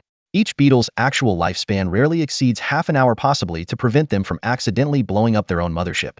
On the other hand, T3 corrupted drakes evolve from T2 hydralisks and are over 10 times their size, comparable to a T1 battleship. They have two pairs of wings, enabling them to fly in space and launch rapid assaults. The drakes can spit highly concentrated bioacid with a moderate range and high frequency. Once they penetrate a battleship's armor, they release a large number of eggs into the ship, and the resulting T1 zerglings can quickly overrun the entire vessel. The liquid they spit has strong corrosive properties and electromagnetic interference effects, making them a nightmare to deal with. At this moment, these horrifying swarms resemble a giant abyssal beast with a bloody maw, attacking from all directions, determined to devour the seemingly insignificant T3 blizzard. Report: enemy flying units are about to enter attack range, a crew member urgently reported. Bow cannons and main cannons on standby, secondary cannons to target T3 units precisely, Closian weapon systems at full capacity to intercept the swarm. Drones switched to defense mode, Charlotte commanded decisively. Zhao Chun stared intently at the holographic display, the scene resembling a space battle game. The model of the T3 blizzard had already begun to fight back, and swathes of T1 flyers were falling in droves. The 72 medium Closian weapon systems were firing at full capacity, with the density of the barrage allowing a single shell to pierce through multiple flyers. A secondary cannon aimed accurately, and a laser beam pierced through dozens of flyers, hitting a T3 explosive beetle hiding among them. Another laser shot out, hitting a T3 corrupted drake and creating a gaping hole in its body. 43 star drones also joined the fray, engaging the swarm in close combat. In just a few seconds, the blizzard had annihilated thousands of Zerg, with the count still rising. Yet, the Zerg swarm continued to surge forward recklessly, closing the distance between them and the battleship. Some hydralisks had even begun to spit venom, but thankfully the frontal star shield blocked them. Report: a T3 mothership and 4 T2 motherships are within bow cannon range. Fire! Charlotte ordered. The heavy cluster laser bow cannon, charged for a long time, unleashed a torrent of blue death rays, obliterating everything in its path, be it T3 corrupted drakes, explosive beetles, T2 hydralisks, or T1 flyers. Unlike pulse lasers, cluster lasers provide continuous attack, tearing a path through the dark swarm straight towards its targeted T3 mothership. Zhao Chen watched intently as the cluster laser struck the thick armor of the T3 mothership Hedon. Boom! It was as if he could hear the thunderous impact. The intense light didn't kill the mothership in one hit, but continued to bore through its armor relentlessly. Like interstellar battleships, T3 Zerg units are the true military-grade combat units. Although the T3 mothership lacks a star shield, it has evolved incredibly terrifying bioarmor, with a strength per square meter that is dozens of times higher than the T3 battleship's armor. On top of that, their size is several times that of the T2 mothership. A T3 battleship looks as tiny as a grape next to a watermelon when compared to them. If the blizzard were to ram into it, it's uncertain which would break first. The narrow portholes in the hangar of the T3 blizzard were crammed with people, making it impossible for those in the back to see outside. Oh my gosh, they're attacking the T3 mothership, someone exclaimed. Although the specific weapons couldn't be seen, the attack pattern suggested it was some form of cluster laser. Indeed, the cluster lasers on this battlecruiser wouldn't be enough to instantly destroy a T3 mothership. Their heavy armor could even withstand the main guns of a battleship. The professors were animatedly discussing, blocking the view of the students behind them. Seeing this, Teacher Chin quickly used a handheld terminal to capture the scene outside the window and projected it onto the hangar wall. Instantly, everyone could see it. The hangar fell silent as everyone held their breath, eyes fixed on the overwhelming blue beam of light. Wow, what a powerful cannon! Shui Xiaoxiao's mouth hung open, utterly stunned by the scene before her. In the hangar, the students and teachers suddenly felt dizzy, as if they heard some kind of wailing. It's the brainwave resonance of a high-level Zerg mothership. That T3 Zerg mothership is screaming, exclaimed a Zerg research expert, clutching his head. At that moment, an incredible scene unfolded. The blue beam that had been in a standoff suddenly pierced through the heavy armor of the T3 mothership, cutting it through from head to tail. Inside the massive Zerg body, blue light flickered and explosions erupted, with green fluid gushing out like a volcanic eruption, splattering everywhere. A few seconds after the beam dissipated, the T3 mothership exploded with a thunderous roar, and the massive shockwave engulfed the surrounding T1 flyers and T2 hydralisks, leaving none unscathed. It hit the organs storing the biological energy. Oh my god, a single shot took out the T3 mothership? Unbelievable! The professors exclaimed in amazement. More students and teachers cheered. Realizing this meant their warship might break through the encirclement. Warner, when did your brother get such a powerful warship? Su Lan asked, dumbfounded. Zhao Warner was at a loss for words. She knew her brother's shipbuilding skills were remarkable, but she had never heard of him building such a formidable T3 ship. Considering they had only been apart for a little over 5 months, how could he have developed such a powerful weapon in that time? She found her brother increasingly enigmatic. Chu Xian silently stared at the blazing flames, speechless. She had only experienced the incredible speed of the T3 Blizzard's extreme cruise mode before. She had no idea this so-called light battlecruiser also packed firepower rivaling a battleship. What could possibly surprise her more now? On the bridge of the T3 Blizzard, Zhao Qian was slightly surprised to see the first T3 mothership taken out in an instant. Although he had reviewed the data on the ship's bow cannon and knew it matched the configuration of a T3 heavy battleship, taking down a T3 mothership in one shot was still unexpected. It seemed luck played a significant role. Meanwhile, the T3 Blizzard's assault continued. The 4 2,500mm medium electromagnetic railguns fired. Their projectiles accelerated to extreme speeds, hitting 4 T2 motherships, which exploded in a dazzling display of fireworks in space. The bow cannon required 300 seconds to recharge, and the main guns needed 120 seconds to reload. In contrast, the secondary guns could fire again in just 10 seconds, boasting a much faster rate of fire. Increase speed to 200. Charlotte ordered. The path cleared by the bow cannon was perfect for the T3 Blizzard to speed through. Despite this, the remaining Zerg swarm recklessly charged at the warship, getting so close they were almost on top of it. Some T1 flyers and T2 hydralisks had already reached the ship's surface, gnawing at the armor frantically. Fortunately, the star shield could only defend in one direction. So these small creatures had to be dealt with by point defense guns and drones, posing no significant threat for now. Zhao Qin glanced at the composed Charlotte, whose tail remained perfectly still, indicating her intense focus. Report, we've detected 2 high-intensity energy attacks targeting our ship, a crew member urgently reported. Charlotte quickly calculated the trajectory of the attack and immediately ordered, Star Shield to front position, sector. Roger that. As soon as the adjustments were made, 2 blinding green beams tore through the swarm of insects and slammed into the shields of the T3 Blizzard. That's the bioplasma cannon of the T3 mothership. Its power is several times that of a battleship's main cannon. No ordinary warship of the same class could withstand that, exclaimed a Zerg expert in shock. Everyone held their breath, fearing that the star shield would shatter in the next second, sealing their fate. Zhao Qian stared intently at the star shield's data, watching as the energy, which had been dropping slowly, suddenly plummeted at a rate of 1% per second. He could see the shield ripple under the intense bombardment of the plasma cannon, a mesmerizing yet perilous sight.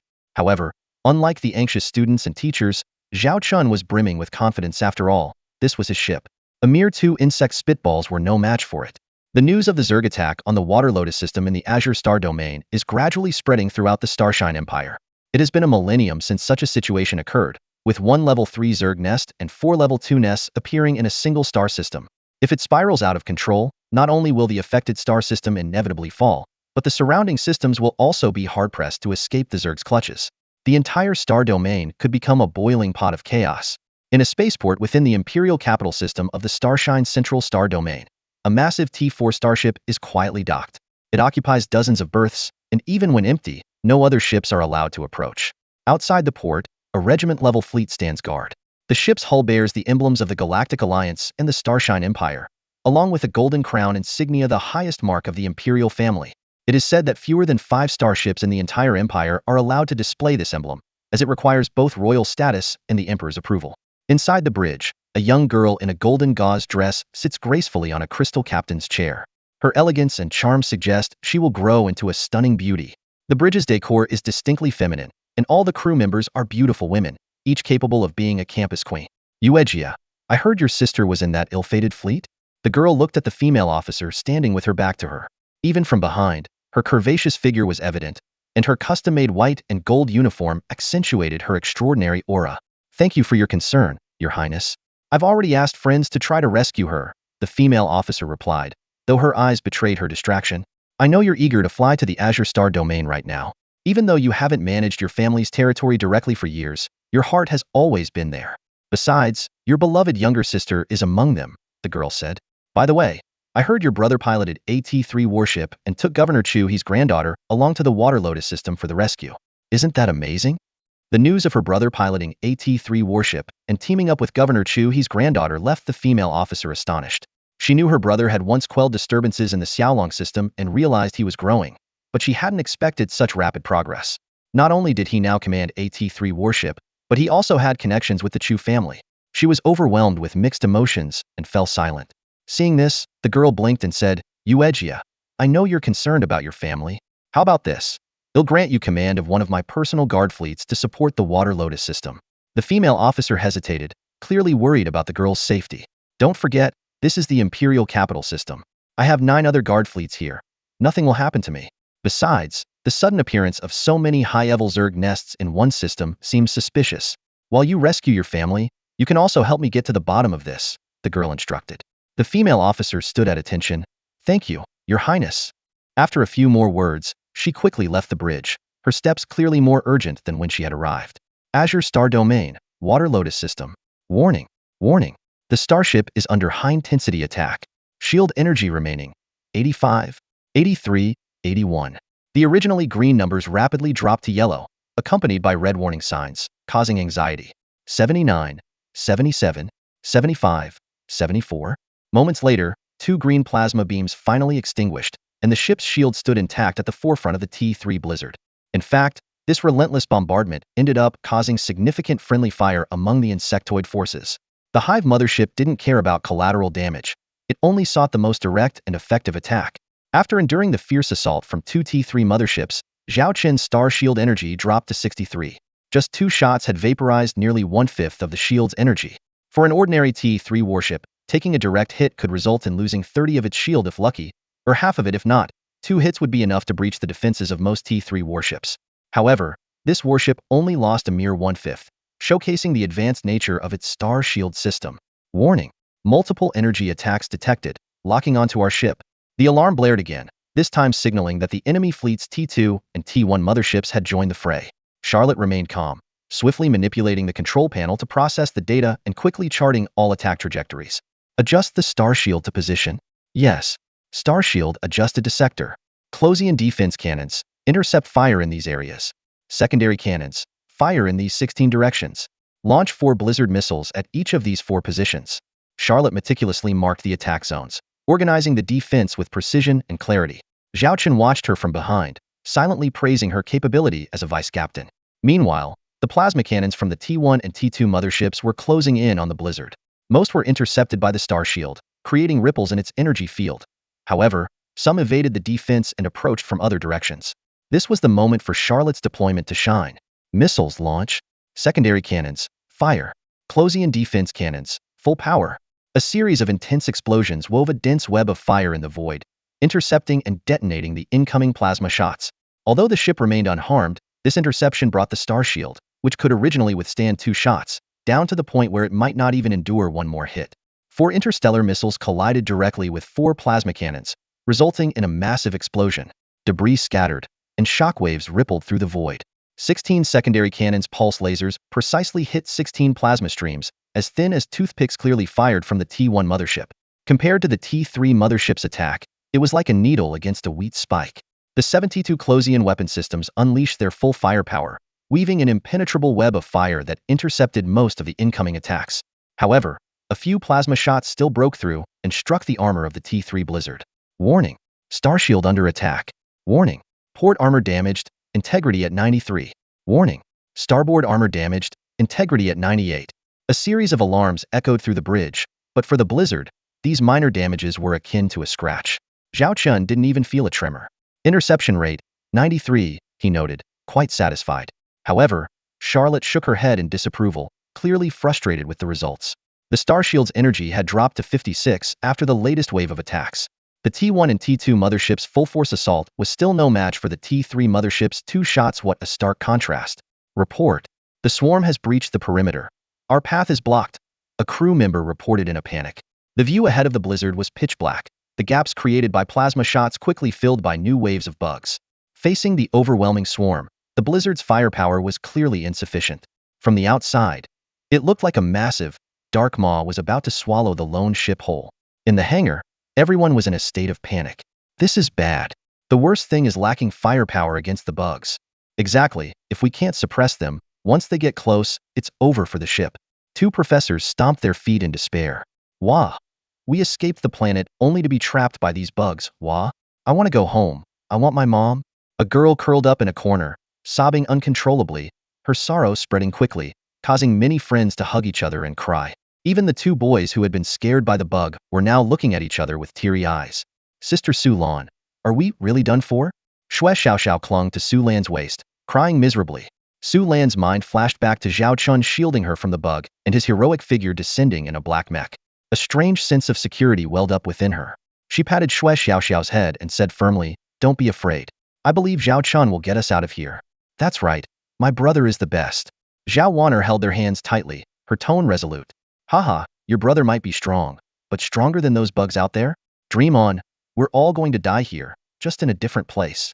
Zhou Min, curled up like a lost puppy, sobbed and abandoned all hope. Teacher Qin could only look helplessly out the porthole at the despair-inducing sea of bugs, silently praying, could that boy really lead them to safety? On the bridge, Charlotte and Zhao Chen almost simultaneously checked the weapons interface. The two most prominent options were flashing red. The bow cannon still needed 200 seconds to reset, and the main cannon required another 20 seconds to reload. Charlotte's eyes were sharp, fixed on the approaching swarm of bugs. Without hesitation, she unlocked the engines and pushed the speed to 300. She ordered the Closian weapon systems to fire at full capacity and the drones to focus on intercepting the T3 explosive beetles and alien dragons. Launch a missile every 10 seconds towards the front. Continuous bombardment. Secondary cannons, follow my commands. Main cannon, be ready at all times. Lilith stood nearby, nervously clenching her fists. At this moment, Charlotte seemed to be one with the warship. All the spotlights focused on her. The first 4 missiles exploded at designated positions, clearing a path for the blizzard. The Closian weapons roared in rapid succession, and the interstellar drones darted back and forth, taking down any bugs attempting to latch onto the hull.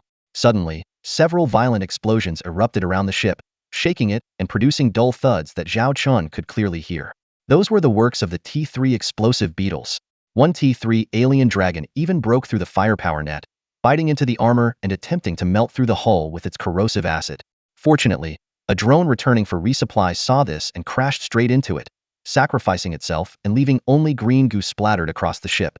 Report, all 4 main cannons are reloaded.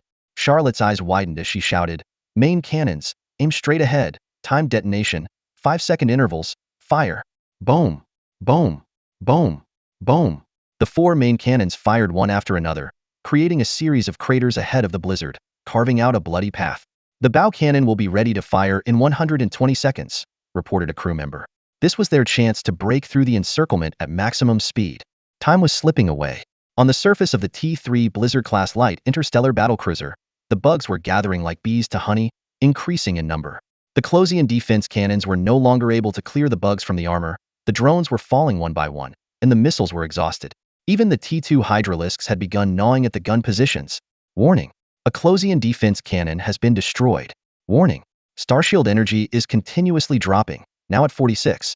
Warning. The ship's armor is under attack. A series of alarms blared incessantly, filling the hangar with a sense of impending doom. The students and teachers were panic-stricken, and even the sound of the bugs striking the hull was clearly audible. Yet the crew remained unflinching. Charlotte, cold and composed as ever, was calmly directing the battle. Zhao Chen remained leisurely reclined in his chair, as if the swarm were nothing more than ants, unworthy of his attention. The exterior surveillance footage showed nothing but a dark mass of bugs and the bloodstains of those that had crashed into the ship. The third round of main cannons repositioned and roared once more, tearing a bloody path for the blizzard. 60 seconds left. Zhao Chen counted down the charging time for the ship's bow cannon, knowing this minute would decide their escape. At this moment, it all depended on the ship's resilience. Missiles depleted, main cannon cooling down. 40 seconds. 3 secondary cannons destroyed by T3 explosive beetles and alien dragons. 30 seconds. Nearly 1/5 of the Closian defense cannons were out of commission, and the losses were mounting. Bad news came one after another, making everyone's hair stand on end. Meanwhile, the bow's giant cannon began to gather energy, its blue light intensifying, instantly vaporizing any bugs that strayed too close. 20 seconds. All drones down. 10 seconds. It seemed this prey was cornered. Just when everyone thought all hope was lost, report, bow cannon ready. Fire. Zhao Chun and Charlotte shouted in unison. Boom. A blue beam pierced through the swarm, leaving a trail of dead bugs in its wake. The beam aimed directly at AT-3 mothership, which quickly reacted by spewing a mass of larvae spores as a meat shield and making a sharp turn. The beam hit the spore cluster, causing a massive explosion, and finally struck the mothership's side armor. With a loud crash, the mothership was knocked sideways, its armor beginning to melt. It let out a pained roar, releasing another wave of bugs in a desperate attempt to counter the attack. But the armor was breached, revealing its disgusting innards. At that moment, a battered blue and white warship burst through the swarm, racing along the path cleared by the bow cannon. Don't stop. Full speed ahead, Charlotte shouted. The once mighty laser beam gradually dimmed, and while the T-3 mothership was heavily damaged with its belly pierced, it managed to survive. The blizzard sped past it, dwarfed like an ant in comparison. Through the portholes, the students and teachers could clearly see the large hole in the mothership's armor, revealing a hatchery filled with insect eggs. Piles of eggs stacked high, numbering in the thousands at least. Just the sight of it made their skin crawl. Some eggs had prematurely burst due to the sudden attack, with larvae struggling to emerge. Inside the hole, numerous adult bugs roared and howled, but unable to fly in space, they could only watch helplessly as their prey escaped. Gulp. This is probably the closest I'll ever get to a T-3 mothership, a Zerg expert remarked, trembling.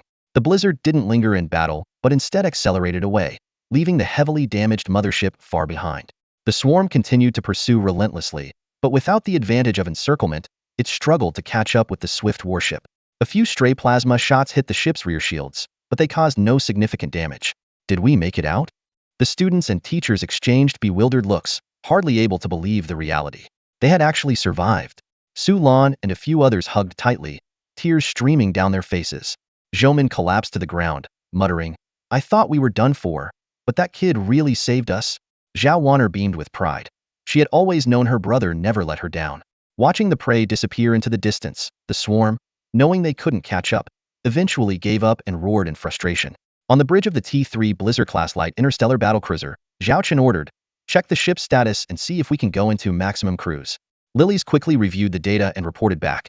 The ship has multiple damages, but it won't affect entering maximum cruise.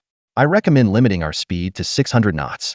600 knots may not be fast, but as long as we avoid swarms with T-3 motherships, we can safely leave the insectoid territory, Zhao Chun said with a light chuckle. Prepare to go into maximum cruise. It's time to say goodbye to this hellhole. These bugs are too enthusiastic.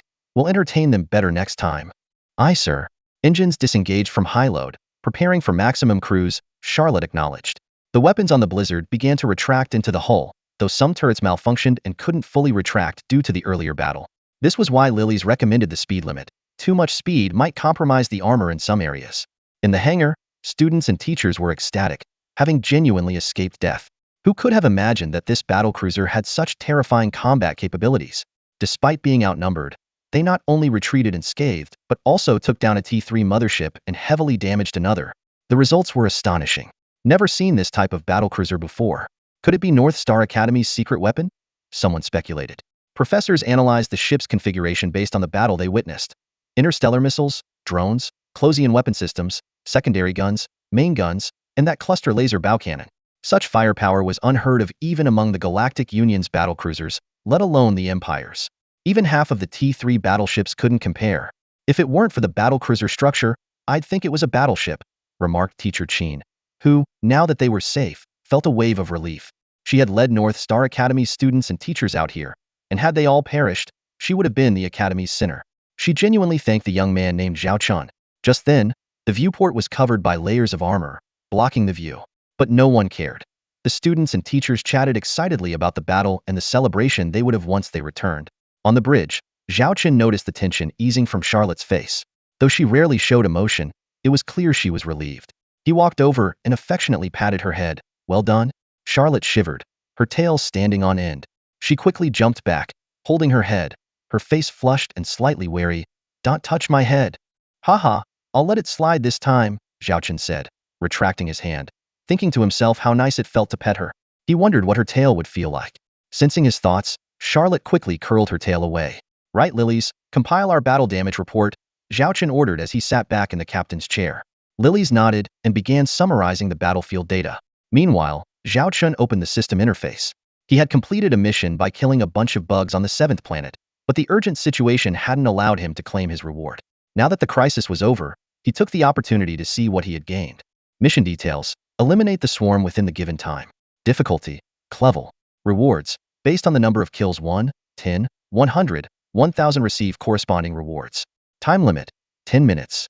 Successfully eliminated 1000 units of the swarm. Mission accomplished, please claim your reward. With a thought, Zhao Chun received a system notification. Reward has been issued. You have obtained AT-3 Goddess Academy class starship blueprint. Goddess Academy? He paused, puzzled by the strange name. Eagerly, he began to browse the detailed information, and soon his eyes lit up as if he had found his true love. It turned out to be a support-type starship, aptly named an academy ship. It housed multiple specialized training departments, equipped with advanced, comprehensive simulation facilities. From captaincy, interstellar crew training, engineering, and medical departments to combat mecha and space fighter departments, everything was included. Though it could only accommodate 10,000 trainees, its interior was comparable to a small city. Even more impressive, it required no human instructors. Instead, it featured built-in holographic mentors and the most cutting-edge educational programs in the universe. Under such a dual approach, a complete novice could earn their basic crew member certification within just 1 week. Of course, the higher the professional level and the more advanced the skills, the longer the training duration. It could even train scientists in ship theory. With such a Goddess Academy-class ship, it was like having a continuous talent factory. The only limitation was that it accepted only female trainees. It seemed to be linked to the beauty bonus Zhao Chun had previously unlocked. With the addition of the T3 Goddess Academy ship, the issue of personnel shortages that inevitably arises during fleet expansion is effectively resolved. Not to mention that the rare technical talent found on support ships like the T2 Hammer and T3 Andromeda can't be replaced by unreliable slave purchases. The quality is inconsistent, and it's not a sustainable solution.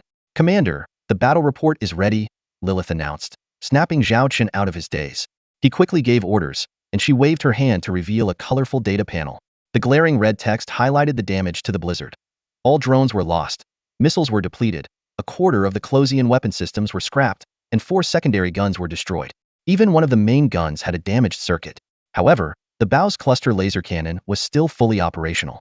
The shield energy was nearly depleted, left with only single digits. Under normal conditions, with adequate energy, our star shield would self-repair within 48 hours. Accelerating the process isn't difficult. We just need to find a hammer or a starport. Our energy reserves are a little over 30, and we have only a third of our ammunition left. The Closian weapon systems are completely spent. With what's left, we can comfortably make it back to North Star, but another battle would be pushing our luck. The hull armor is severely damaged, with the worst section being 80 destroyed. Thankfully, the main structure is intact, and all crew members are safe and sound, Lilith reported in detail. Zhao Chen patted the armrest of his chair with a grin. Our rusty old ship held up pretty well in its first real fight. Next time, we'll hit them even harder and make those bugs regret ever crossing us. This ship's speed is unmatched in the T3 class, and its firepower is ferocious. Ordinary battlecruisers can't compare, and it might even rival battleships. Look at this ship's tonnage. It's a typical medium design, but you've turned it into a stealthy light ship powerhouse. Incredible. Charlotte chimed in enthusiastically, almost wagging her tail like a propeller. We really pulled off a major feat in this battle. One T3 mothership is practically shredded, another one is heavily damaged, and 4 T2 motherships are buried in the swarm. Over 1 million lesser bugs are dead or injured, with 90 being low-level units. Lilith boasted proudly, and Zhao Chen couldn't help but smile wryly. All those bug corpses are valuable. It's a shame to just burn them. The wreckage of that destroyed T3 mothership alone is worth millions. It could be dismantled to build a T2 warship. But right now, we need to focus on getting out of here. At our current speed, we'll shake off the swarm in half an hour and leave this hellhole behind. Slow down to normal cruising speed and let everyone catch their breath. We've been running and fighting non-stop, and everyone's exhausted. In the hangar, the initial joy of survival began to fade as students and teachers sat in small groups, chatting idly. Suddenly, a student from the Tianyao Noble Academy swaggered towards the hatch. Stop right there. The commander ordered that no one is to leave this door. A female crew member raised her weapon, blocking his path. Are you kidding me? I've been waiting here for over an hour. No chair, no food, not even water. I'm a distinguished student of Tianyao Noble Academy, not some criminal. At the very least, I deserve a decent room. Sitting on this crappy floor has made my butt numb. the boy shouted indignantly. It turned out that he came from a prominent family and had always been a tyrant at the academy. Although he was scared out of his wits by the insects earlier, now that he felt safe, his inherent arrogance resurfaced. We're following orders. No one is allowed to leave, the female crew member retorted firmly. Why are you so stubborn? My father is a count. I'll inherit his title one day. Your commander came all this way to rescue us because we're noble heirs. You half-beast commoners better step aside. On my family's land, you wouldn't even be worthy of breathing the same air as me. The boy spat on the floor and tried to push past the female soldier. The female crew member gripped her gun tightly, but hesitated to pull the trigger. She feared offending this noble boy might cause trouble for her beloved captain, and was willing to endure the humiliation to protect him. Although others were annoyed by the boy's behavior, they were wary of his background, afraid of making an enemy of him. Chu Xian couldn't hold back any longer and angrily confronted him. Hey, get a grip. This is their battleship, and you need to follow their rules. If it weren't for these crew members risking their lives, you wouldn't even know which ditch you'd be buried in as insect food right now. Who do you think you are? Let me tell you, my father. Before he could finish, a large hand suddenly reached in from outside the cabin door and pressed down on his forehead. Bang! His head hit the floor hard, blood instantly gushing from his mouth and nose, and his front teeth scattered across the floor. Zhao Chen stepped into the cabin, towering over the disheveled boy, and said coldly, What are you whining about on my turf? With your behavior, a count's son? The entire faculty and students were shocked by this scene. Who would have thought that Captain Zhao Chen would actually take action? Then again, this was the same guy who could crush insects with his bare hands. The male student struggled in pain, but couldn't break free from the hand pressing down on his head, as if a 1,000-pound weight was on him. Zhao Chen stared coldly at him, already expecting there would be troublemakers among the students, especially those spoiled brats from Tianyao Academy. To think he had just arrived and already caught this guy insulting his female crew member outrageous. Let go of me. Don't think you can do whatever you want just because you saved me. I'm the son of a count, the boy yelled, his neck turning red with anger. A count?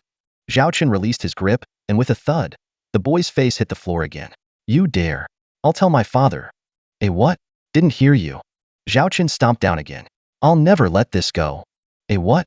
A grandson? I don't have a grandson like you. Zhao Chen kept kicking, not giving the boy a moment to breathe. The boy, never having suffered such humiliation, saw the fierce look in Zhao Chen's eyes and immediately backed down. Zhao Chen's eyes, still filled with the killing intent from crushing insects, were terrifying. No one dared to intervene, fearing they'd become collateral damage. Zhao Wanner and Su Lan were both so mesmerized by the dominant man in front of them that they forgot to step in. Stop. I'm sorry, okay? The boy begged, looking at Zhao Chen with more fear than he had for insects. Dare to act up on my starship? I'll throw you overboard to feed the bugs, understand? Yes. I'll never do it again. The boy trembled, his head almost buried in the ground. What's going on? A sleepy female voice sounded. It was Teacher Qin, waking up from a corner.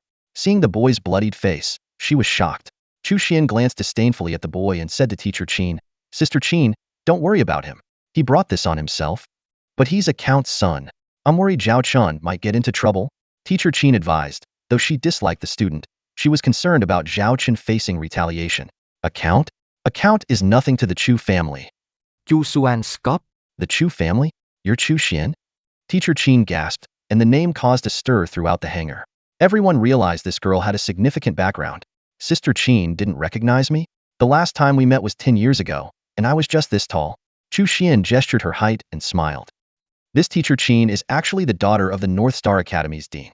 The dean was so focused on research in his youth that he had children late, which is why she's so young and beautiful. Zhao Chen was surprised, realizing she was the dean's precious daughter. I have some matters to attend to, Teacher Qin.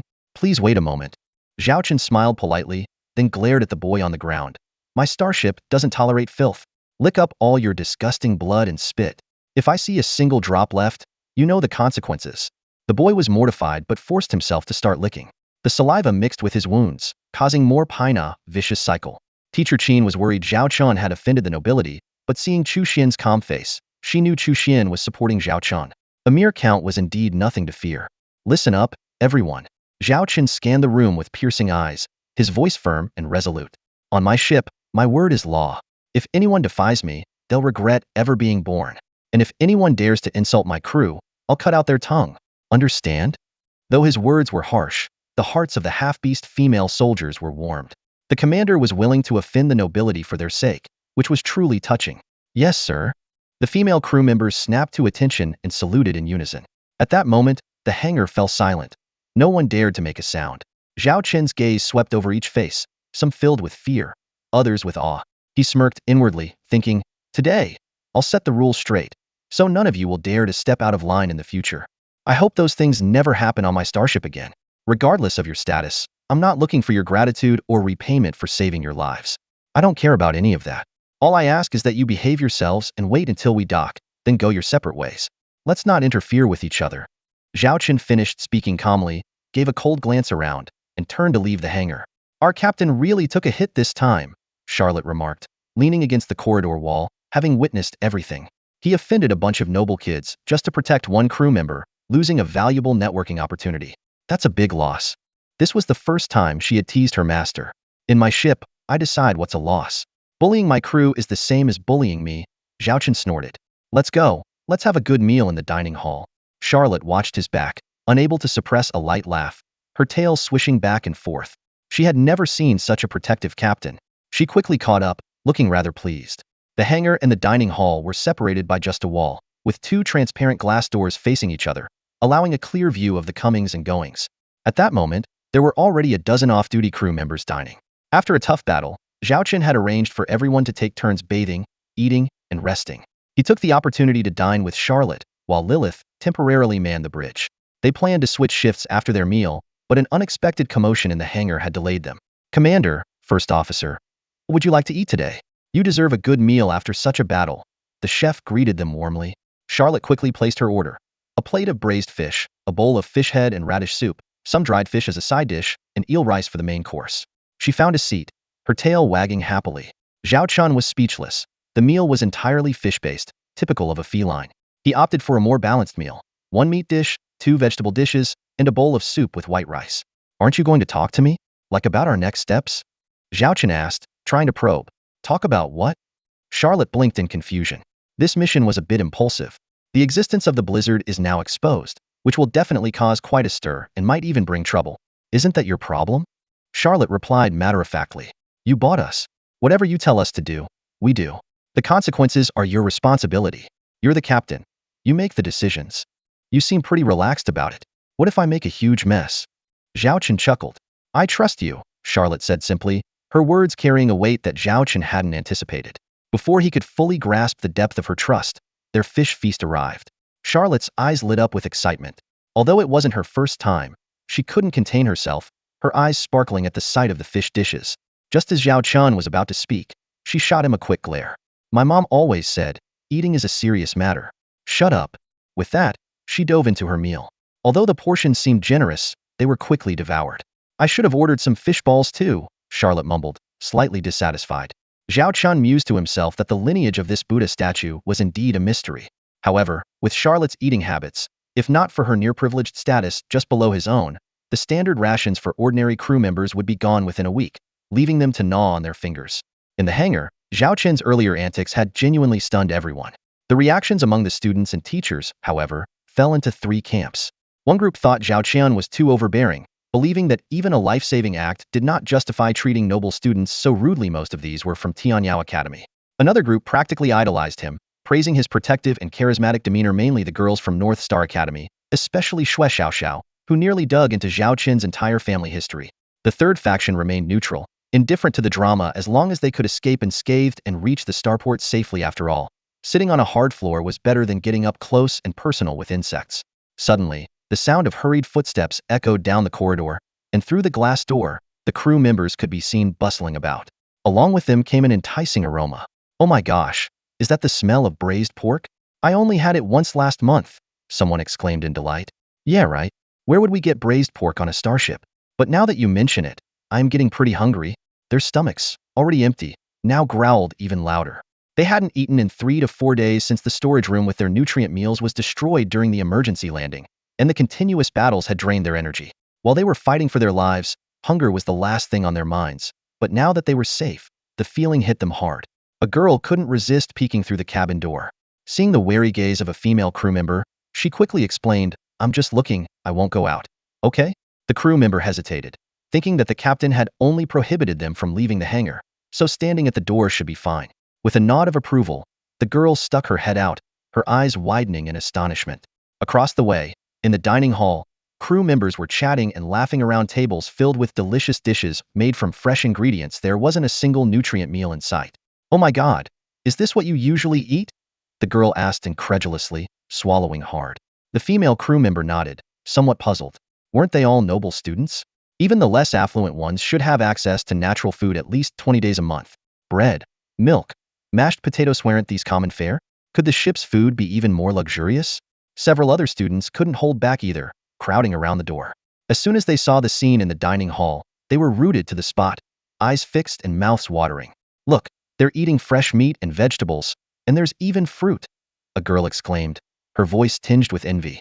This revelation caused an uproar among the group. "No way, that's impossible," they murmured in disbelief. Gurgle. Zhao Wanner heard a sound next to her. Sulan, Chu Xian, and the others all turned to look at Xue Xiaoxiao's stomach. Xue Xiaoxiao pouted in grievance, clutching her grumbling belly. "I haven't eaten in days. If it weren't for Senior Su Lan giving me some of her leftover nutritious meal, I would have fainted by now." Zhao Wanner stot ab. "Don't even mention food. Now that you brought it up, I'm starving too. You all wait here. I'll see if I can find something to eat." With that, she made her way to the hatch. "Excuse me, let me through." Zhao Wanner finally squeezed to the door, catching a whiff of a tantalizing aroma that made her mouth water. Although she had taken quite a bit of food from Zhao Qin's starship before leaving, it was all gone by now. Over the past few months, she had lost 10 pounds and could no longer tolerate the tasteless artificial food. Everyone around was astonished as Zhao Wanner swaggered out of the hatch, seemingly unnoticed by the half-beast female crew member. The students watching were dumbfounded. "Why does she get to go out?" one disgruntled student from Tianyao Academy demanded. A student from Beiji Academy rolled his eyes with disdain. "She's the captain's sister. What do you think?" "Sister?" The clueless group was stunned until they saw Zhao Wanner walk freely into the restaurant across the way, completely convinced. She expertly ordered enough food for 4 or 5 people, scanned her ID, and sat down waiting for her meal. After all, she was the nominal captain of the T2 beehive under Zhao Chun, and with the month almost over, why not take advantage? Wanner. A voice called from behind. Zhao Chun was waving at her alongside Charlotte. Since the food would take a while, Zhao Wanner went over, her eyes unconsciously fixated on the table full of fish in front of Charlotte. "Hey, is Charlotte really a purebred white tiger? She looks more like a big tabby cat to me." Zhao Wanner whisperet in Zhao Chens ear. "I've been wondering the same thing." Zhao Chen nodded seriously. Charlotte, with a fish bone in her mouth, glared and retorted. "Charlotte is the most authentic descendant of the white tiger clan. My bloodline is pure." Zhao Chun and Zhao Wanner exchanged a knowing glance and smiled, saying in unison, "I believe you." But inside, they were both thinking, "Not a chance. Are you planning to stay in the hangar?" Zhao Chen asked. He had previously told Zhao Wanner she wasn't restricted, but she insisted on staying with the others. I feel more comfortable with Senior Su Lan and the others. Besides, it wouldn't be right for me to be the only one out having fun." Zhao Wanner mumbled, a bit embarrassed. Zhao Chen nodded understandingly. Currently, only Zhao Wanner and Chu Xian could move freely on the ship. The others were still confined. "Are the people in the hangar starving?" Zhao Chen asked casually as he ate. Zhao Wanner nodded vigorously. "Of course. But starving them for a bit won't kill them. I just want to bring some food back for Senior Su Lan, Xue Xiaoxiao, and the others." She trailed off, glancing nervously at her brother, afraid he wouldn't allow it. "Sure, they're your friends. Take as much as you want." Zhao Chen waved generously. "Oh, and after they eat, let them take a shower. It's been 3 days, and the smell is unbearable. Get away from me, you reek. Do I really smell that bad?" Zhao Wanner was taken aback. She raised her hand to sniff and was immediately hit with a wave of nausea. It wasn't just that she hadn't bathed for 3 days. They'd been in constant contact with a swarm of bugs, and their bodies were covered in disgusting bug juices. The smell was indescribable. "You dare say I stink? I'll make sure you regret it." Enraged and embarrassed, Zhao Wanner lunged at him with flailing arms. Zhao Chun, holding a bowl, leaned to the side and used his foot to fend her off with the bowl. Had no intention of using his hands, not knowing what kind of grime was smeared across his sister's face. "Let me go." Zhao Wanner struggled fiercely, but her brother's strength was overwhelming. She didn't stand a chance. "Wanner, come get your food," the cook called from the other end of the serving counter. Zhao Wanner had specifically requested to pick up the food herself once it was ready. "I'm taking the food to Senior Su Lan and the others," she huffed, storming off. She spotted the cart loaded with the dishes she had ordered. After thanking the cook, she swiftly pushed the cart back to the hangar. The students peeking around the entrance watched her stride in with jealousy burning in their eyes, as if they could bore holes into her back. Make way, make way." Zhao Wanner's voice preceded her, and the half-beast female crew members quickly helped clear the path so the cart could pass smoothly. The aroma wafted through the air, but the tightly covered dishes left everyone salivating in vain. Sorry to keep you waiting, Zhao Wanner called out to Su Lan and the others. She pressed a button on the cart, and it unfolded in an instant, transforming into a temporary dining table complete with seats around it. Under the watchful eyes of everyone, Zhao Wanner lifted the covers, and the fragrance of the food filled the air, reaching the skies. Rice, bread, various meats and vegetables, fish soup, pork rib soup, braised beef brisket, meatballs and soy sauce, pizza, roasted chicken wings, potato pancakes. There were at least a dozen dishes. The fruit platter featured neatly sliced watermelon and glistening grapes, making everyone's mouth water. Gulp.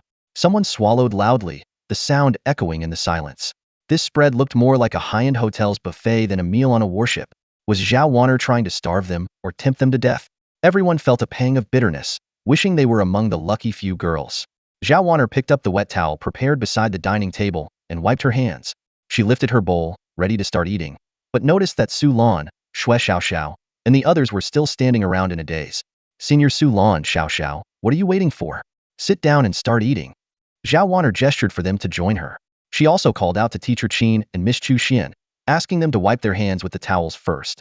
By the way, my brother said that after we're done eating, we should go to the dorm area next door to wash up and rest. Xue Xiaoxiao immediately sat down, her eyes gleaming as she scanned the table full of delicious food, eager to dig in. Wipe your hands first. Su Lan knocked on her head. Xiaoxiao stuck out her tongue and obediently picked up a towel to wipe her hands before sitting properly. Thanks, Wanner, Su Lan said with a more refined demeanor, wiping her hands and smiling as she thanked her. I'm not sure if it's appropriate for me to join. Teacher Qin hesitated, though her stomach was growling. Seeing the envious and jealous looks from the other students, her sense of propriety as a teacher made her reluctant. Teacher Qin, you've been protecting us these past few days. Consider this meal my treat to thank you, as my brother requested, Zhao Wanner said sincerely. No, it's your brother we should thank. If it weren't for him, we might have ended up in the bellies of those bugs, Teacher Qin said, waving her hands. After Zhao Wanner's repeated invitations, Teacher Qin finally sat down, though she picked her food much slower than the others. Chu Xian, on the other hand, sat down without any hesitation. Such a meal wasn't anything special to her, but she was surprised that even regular crew members could enjoy this level of dining. It made her see the warship in a new light. That meat looks delicious. Having meat at all is a treat. I could chew on a bone for 3 days. I'm starving. Don't even mention it. The surrounding students, all hungry, stared longingly, practically drooling. They had been holding on, but seeing someone feast right in front of them was almost unbearable. Teacher Qin felt uneasy and looked at Zhao Wanner, opening her mouth but then closing it again. At that moment, a squad of female crew members walked in from the hangar door, led by a woman in a chef's uniform. Students, our captain knows you've been starving these past few days, so we've arranged a meal ordering service for you all, the chef announced. That's great. Praise the captain. We get to eat. The students cheered, thrilled at the news, some even wanting to hug the captain's leg and cry. Having a decent meal was more than enough. No one would complain about the lack of meat or vegetables. The next moment, a holographic screen lit up behind the chef, displaying a menu of appetizing dishes. But as everyone looked closer, what the heck? The prices are listed. A loaf of bread for 5-star coins, a bowl of rice for 10-star coins, fried rice for 30-star coins? This is daylight robbery, someone exclaimed in confusion. This is a paid restaurant. The prices are clearly marked. Order whatever you want, and we'll make it for you right away, the chef explained with a smile, holding up an Imperial Bank card reader. The female crew member beside her indeed pulled out a card reader. What? We have to pay? The crowd erupted in shock. How else do you expect to get food without paying? The chef retorted. Besides, the prices aren't above market rates. It's not extortion. The students looked at each other, momentarily speechless. At the end of the day, eating just means spending money, right? Looking at the menu again, while it's a bit pricier than a meal plan, it's not much different from dining out. Seeing this, Miss Qin finally breathed a sigh of relief. She thought the charges were reasonable. After all, everyone here is either wealthy or a professor, and even if they can't afford a lavish meal every day, spending a few dozen star coins occasionally isn't a big deal. Who cares? I'm starving. Bring me some food. One girl couldn't hold back and rushed to order several dishes. Although the portions were decent, she avoided the expensive meat, so it only came to about 50 coins. I'll have one too. My allowance is tight this month, so just a bowl of rice for me. Do you have meal plans? A piece of bread will do. Everyone started ordering, but unfortunately, the kitchen didn't have any prepared meal plans. This made them even more astonished at the opulence of the warship, which didn't even bother to stock basic compressed food. What the heck? Why is my price 10 times higher? A boy's eyes widened. He had ordered the same thing as the girl next to him, but his bill had an extra zero. The chef glanced at him coldly. Because you just badmouthed the captain here. You should be grateful you're from North Star Academy. Otherwise, the consequences would be worse. What kind of rule is that? Just because I complained a bit, I have to pay 10 times more? Why? The boy protested angrily. Those are the captain's exact words, the female crew captain said even more icily. On his turf, he sets the prices as he likes. Eat or don't eat. And if anyone causes trouble again, they'll be thrown out the airlock. Hearing this, the boy immediately shrank back, recalling the fate of a student from Tianyao Academy, and shivered. This captain really means what he says. Are you eating or not? The chef asked again. The boy looked at the exorbitant bill, gritted his teeth, and deleted a few dishes, leaving only a bowl of rice and a small side, which still cost nearly 300 star coins, almost as much as repair fees. Why is my price 3 times higher even though I didn't badmouth the captain? A Tianyao Academy student complained. The base price is the internal rate for North Star Academy. For other academies, it's 3 times higher, the chef said leisurely. Su Lan almost choked on her food and whispered, Warner, your brother is really cut out to be a captain. Going into business would be a waste of his talent. Zhao Warner finally realized what was going on. Her brother had asked her to bring food back just to provoke these guys. She felt like she had been used and was even helping count the money. Upon hearing the steep prices, half of the students who had initially wanted to order quietly returned to their seats. The chef, unfazed by the scene, continued collecting money with a cheerful smile that appeared to be that of a swindler in the eyes of the crowd. I'll just have a steamed bun, stammered an elderly professor. The bun originally cost 3 star coins, but since he was from Tianyao Academy, he had to pay 3 times the price. Just as the professor opened his digital account to make the payment, a female crew member silently retracted the card reader. We won't take your money. Your order is already being prepared, she smiled. Why? The professor asked in astonishment. Are you Professor Jiang? During your tenure at Tianyao Academy, you developed a medication that reduced battlefield casualties by 20, and instead of patenting it, you made the technology publicly available.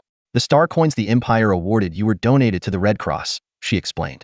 Our captain said you don't need to pay a single coin for your meals here. She handed him an apple from the food cart. The main course will take some time. Please have this to tide you over. Sitting on the ground must be uncomfortable. We've prepared a chair and a warm towel for you. Please rest while you wait. Professor Jiang took the apple, his eyes moistening. The surrounding crowd was stunned. Who would have thought that this unassuming team doctor had such a remarkable past? Even most of the faculty and students at Tianyao Academy were unaware of his story. Thank you. Thank you so much, Professor Jiang repeatedly expressed his gratitude, taking a bite of the apple. It's so sweet. The crowd's emotions were mixed. They had been complaining about the captain's lack of empathy, but now they were at a loss for words. Even I didn't know Professor Jiang had such a story, Zhao Warner said in amazement. Teacher Qin sighed. I had heard about it. The patent for that medication could have been very lucrative. Tianyao Academy wanted Professor Jiang to control the patent and authorize the academy to manage it, which would have been profitable and boosted their reputation. But Professor Jiang refused, saying that medical technology meant to save lives should not be used for profit.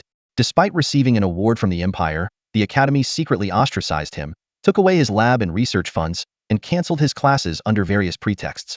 Now, he's just an ordinary campus doctor at Tianyao Academy. We at Bizixing also tried to recruit him, but he's very stubborn. He believes that since Tianyao Academy nurtured him, he would never leave, no matter what.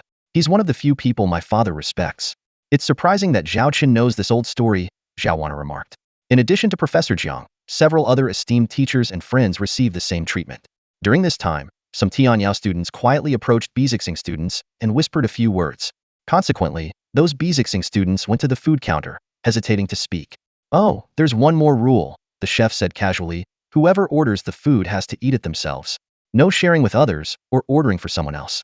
If I catch you, you'll face the consequences. These few words caused the Bizixing students to dejectedly return to their seats. Sulan and the others instantly understood what was happening. Some Tianyao students found the prices too high and wanted Bizixing students to purchase food on their behalf. Why do I have to pay 30 times the price? I'm from Tianyao Academy, so it should only be 3 times the price. A starving student from Tianyao Academy finally mustered the courage to order food, but the exorbitant bill nearly made him faint. Because you insulted the captain, the chef replied coldly. I didn't. Do you have any proof? The young man protested, his neck stiff with defiance. Proof? The chef snapped his fingers, and a holographic recording appeared. The screen clearly showed the boy's face, spewing disrespectful remarks. This is outrageous. How dare you treat the Earl's son like that? It's utterly vulgar. Embarrassed beyond words, the student had no choice but to order a bread worth 5-star coins, reluctantly paying 150-star coins. At this point, another student who had previously been warned by the chef and was grateful to be from Northern Star Academy finally understood the deeper meaning. If it weren't for his status, he would have had to pay 30 times the price, not just 10 times. In comparison, 10 times didn't seem so unreasonable. Wait, why do we have to pay 100 times the price? Another voice exclaimed in shock. Zhou Min and a pale-faced young man stared at their bill in disbelief, their eyes nearly popping out. The original price of their dishes added up to just 100-star coins, but the displayed amount was a staggering 10,000. That's the price, the chef said with a chilling smile, his eyes gleaming with a menacing light. Clearly, there was a reason behind it. They must have seriously offended the captain. 10,000-star coins. Can you imagine that? Just to put it into perspective, the hottest-selling T1 Wolf Fleet class medium interstellar destroyer costs only 30,000 star coins. That means this meal alone cost a third of a starship, all because Zhou Min couldn't keep her mouth shut and badmouthed the chef. The chef, not one to back down, fired back. I told you before, eat it or leave it. If you dare to say another word, forget about eating, I'll throw you off the starship. Consider yourself warned. Even the fair-faced young man distanced himself from Zhou Min, as if he had nothing to do with her. The chef, with a mocking smile, relayed a message from the commander, Hurricane Consortium, Feng Xiaowei. Our commander asked me to tell you this. If you think you can win over my sister with a T3 starship, believe me, I'll spend a T3 starship to end you. At that moment, Xue Xiaoxiao, who had just taken a sip of soup, couldn't hold back and sprayed it out. To avoid dirtying the food on the table, she quickly turned her head to the side, accidentally spraying it on Zhao Wanner's face. Zhao Wanner, with a dark expression, looked at Xue Xiaoxiao, who was trying hard not to laugh. She grabbed a baguette and shoved it into Xue Xiaoxiao's mouth. Xue Xiaoxiao struggled, muffled cries coming out. It's too big, too big. No, it won't fit, no. Please, I'm going to die. As it turns out, Zhou Min and Feng Xiaowei had a run-in with Zhao Wanner siblings back at North Star Academy. They never expected Zhao Chan to hold such a grudge. Well, they deserved it 100 times over. Even the teachers and students who hadn't ordered food saw how delicious it looked, and some of them caved in and placed orders. Eventually, almost everyone ordered food, though the portions varied. Those who spent a lot only to get the same food as others who paid much less could only silently accept their loss. Among those enjoying their meals, there were naturally some who still harbored resentment towards Zhao Chan. Feng Xiaowei, staring at the food that cost him 5,000 star coins, felt a burning hatred. Zhou Min was devouring the food ravenously, almost finishing more than half. Feng Xiaowei quickly shouted, "Hey, I paid for this, don't eat it all." Meanwhile, in the starship's dining area, Zhao Chan was watching the video feed from the hangar with a wicked grin. His account was continuously receiving payments. Don't underestimate these seemingly small amounts. Zhao Chun had saved nearly 200 students this time. The revenue from their food orders had already reached an astonishing 40 to 50,000 star coins. Next up was sending these suckers back home. After enjoying the meal, Zhao Wanner led Su Lan and the others out of the hangar. Being the sister of the commander, Zhao Wanner felt right at home here. This starship was incredibly luxurious. Even the worst dormitory rooms were 4-person suites with private bathrooms. Teacher Qin was stunned by the extravagance of the starship. He couldn't help but wonder how much weaponry and ammunition could be stored if the space were used for that purpose instead. As the crew member guided them through the bathhouse facilities, Zhao Wanner was delighted to find that the amenities here were even more comprehensive than those on the T2 Queen Bee. Everyone was amazed by the starship's opulence. Is this really a warship? Shulan exclaimed. Or is it a space cruise liner? Xue Xiaoxiao chimed in. I never thought the conditions on Zhao Qin's starship would be this good. I almost want to enlist under his command. The group of women began to indulge themselves. They spent over an hour bathing, finally ridding themselves of the stench. When the students and teachers from the 2 academies saw how clean and refreshed they were, their envious and jealous looks were palpable. The women, in particular, seemed ready to rush to the bathhouse immediately. Just then, the Imperial fleet arrived. Initially, they had made all sorts of excuses to delay the rescue mission, but now they were surprisingly efficient in picking people up. After some discussion, it was decided to first transfer the students and teachers to the starport in the Water Lily star system. From there, other starships along with the T3 Blizzard would head to the Lantian star system. During the 5-day journey, the students and teachers couldn't resist ordering a few more meals, almost to the point of tears over the cost. Zhao Qin remained expressionless. He knew that he and the T3 Blizzard were about to become the focus of many powerful factions. A storm centered around him was brewing. The task completion notification echoed in Zhao Qin's mind like a heavenly melody. It seemed that as long as he safely escorted over 100 faculty and students from the 2 academies to the starport, Away from the interstellar insectoids, the mission would be a resounding success. Unexpectedly, Zhao Chen's intervention ended up rescuing nearly 200 people, far exceeding the system's expectations. He couldn't help but feel a sense of pride, thinking he might even earn an extra reward. Sure enough, when Zhao Chen claimed his mission rewards, the system generously bestowed upon him a rare blueprint for a T3 Phantom-class light stealth bomber, along with 20 mission points and 6,000 credits. This string of rewards left Zhao Chen overjoyed, akin to receiving red envelopes during the new year. He eagerly opened the data panel, only to be stunned by the overwhelming number of mission points, credits, and various starship blueprints. These were the fruits of his labor. Once the turmoil settled, with this newfound wealth, building an invincible interstellar fleet would be a piece of cake. Zhao Chen's gaze locked onto the T3 Phantom stealth bomber blueprint, eyes gleaming with excitement. This was a formidable mainline ship. Back when T2 starships dominated the universe, it relied on its stealth capabilities and formidable firepower to specialize in taking out enemy flagships, sweeping all before it. It was only with the rise of T3 starships and Star Shield technology that it faded into obscurity. But upon closer inspection, this Phantom class was extraordinary. It was equipped with the T4 Star Shield, a technology exclusive to T4 starships. Even among T3 starships, those with such advanced technology were rare. The T4 Star Shield demanded stringent requirements for engines and energy, typically only met by top-tier T4 starships. Astonishingly, the Phantom's shield energy surpassed that of the Blizzard-class light battlecruiser, known for its strong defense. It was like an invisible assassin clad in heavy armor and wielding a sharp blade, born for decapitation missions. Combined with its stealth capabilities, it was an almost unstoppable superkiller. However, Zhao Chen's smile froze when he calculated the cost.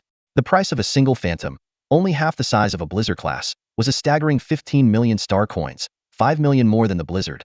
The high cost of stealth and firepower made sense, explaining its niche status.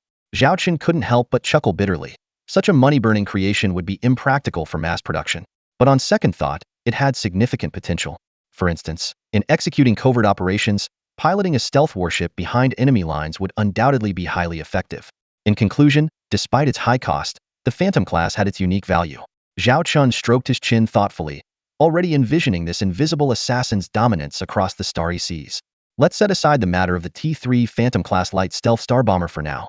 If we can't overcome the immediate challenge, even the best starship is just empty talk. Zhao Chen reviewed his data panel once more. The tens of thousands of points seemed substantial, but due to resource scarcity, he had been hesitant to redeem any starship technology.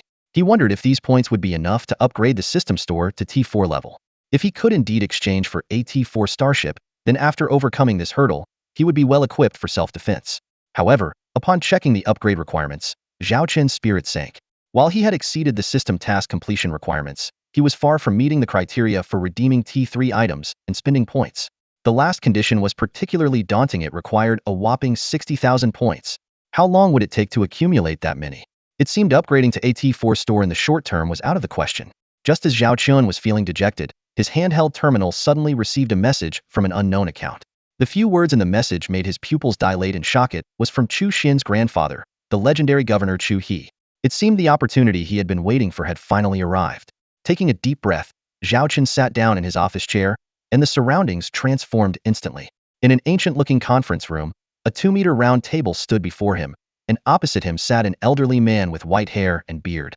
Despite his kind appearance, his title was none other than Duke of the Empire and 5-star General, Chu Zhenghe, Baron of the Xiaolong star system. At your service, Governor Chu, Zhao Chen greeted with a chest salute.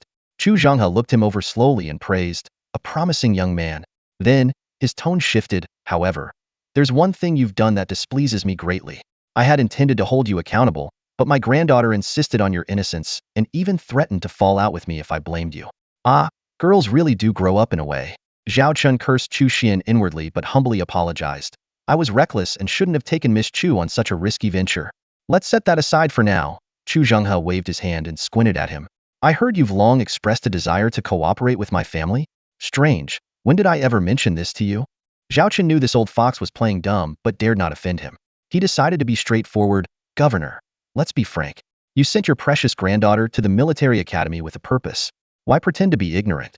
I came here today with sincere intentions. Then show me your sincerity. Chu Zhenghe replied with a benevolent smile, waiting for him to continue. Zhao Chen knew there was no point in playing mind games with this old fox and went straight to the point. Governor, your affection for Miss Chu stems from the pain of losing your son years ago. Not only did you lose your only son and daughter-in-law, but even your father and brothers fell to the mechanical race's firepower. Am I right? The virtual conference room instantly turned icy cold. Chu Zhenghe's face darkened as he said coldly, I despise people who bring up my family affairs. You have 3 minutes left to say something that interests me. Otherwise, my family has other ways to form alliances. His words were like icy blades, piercing Zhao Chen's heart. This was more terrifying than facing 3 insect hive motherships. But he forced himself to remain calm and continued. The Chu Star domain was named by your grandfather himself when your family was granted the fief. The family rules state that as long as there is one member of the Chu family still alive, the mechanical tribe will never cross the Chu River. Your father named you Changhe, which likely carries this significance. Chu Changhe closed his eyes silently, as if reminiscing. Zhao Chen seized the moment. I know that guarding the Chu River, the Empire's shield, isn't just about duty for you. More importantly, it's about avenging the Chu family members who died in battle, including your beloved son. Unfortunately, the Empire's only 2 T4 battleships are either too expensive or made from rare materials, making mass production impossible. This has led to a strong defense, but weak counterattack capabilities. Time is running out, Chu Changhe said calmly. Zhao Chun smiled slightly, but what if I could develop a low-cost, mass-producible T4 battleship? Chu Changhe's eyes suddenly opened, his gaze piercing, as if trying to see through Zhao Chen's soul. The governor of Chu stared intently at Zhao Chun, as if trying to see through his thoughts. A promise is a promise, Zhao Chun declared firmly. But I need some time. Governor Chu Changhe suddenly smiled kindly. I can provide you with the best laboratories and research resources in the Chu River Star region. I can even bring in top professors from the Galactic Alliance. That's not necessary, Zhao Chun waved his hand. I'm used to working alone. Those lifeless research labs actually kill my enthusiasm. I might never produce the technology you want. Are you sure you don't want it?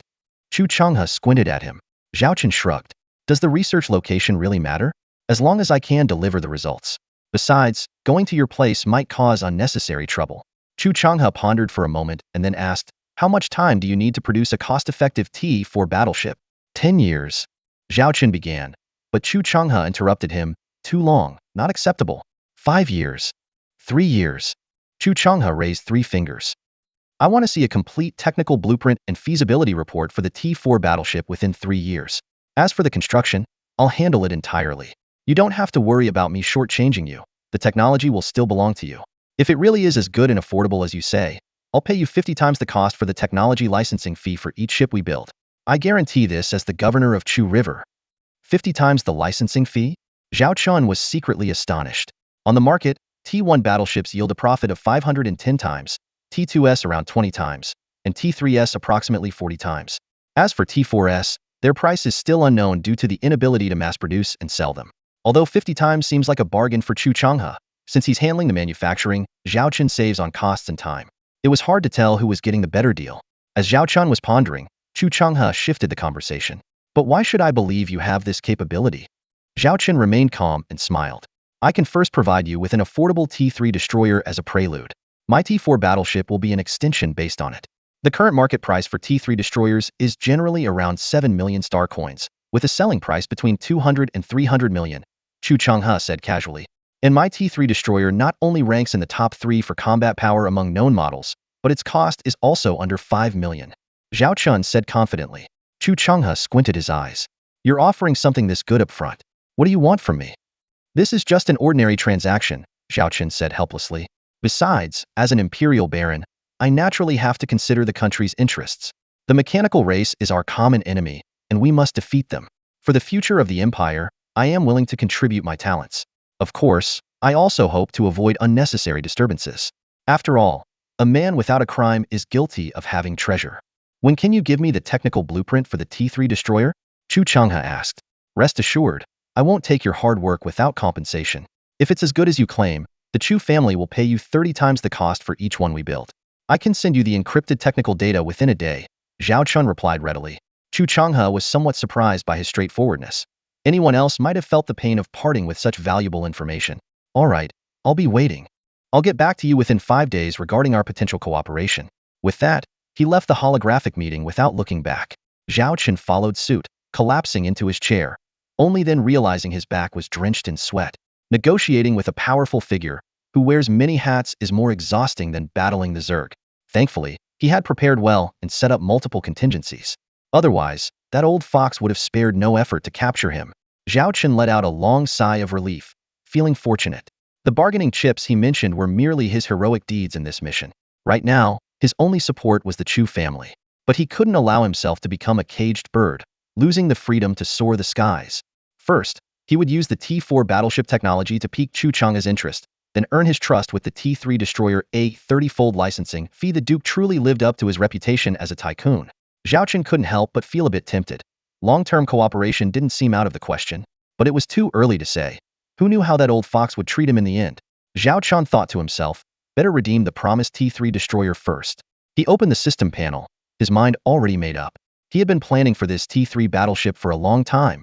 Would you like to spend 7,000 points and 10 mission points to redeem the T3 Yanlong-class medium interstellar destroyer technology blueprint? Confirm. Congratulations. You have acquired the T3 Yanlong-class medium interstellar destroyer technology blueprint. Remaining points, 7,720, mission points, 64. Zhao Chen eagerly began editing the technical data.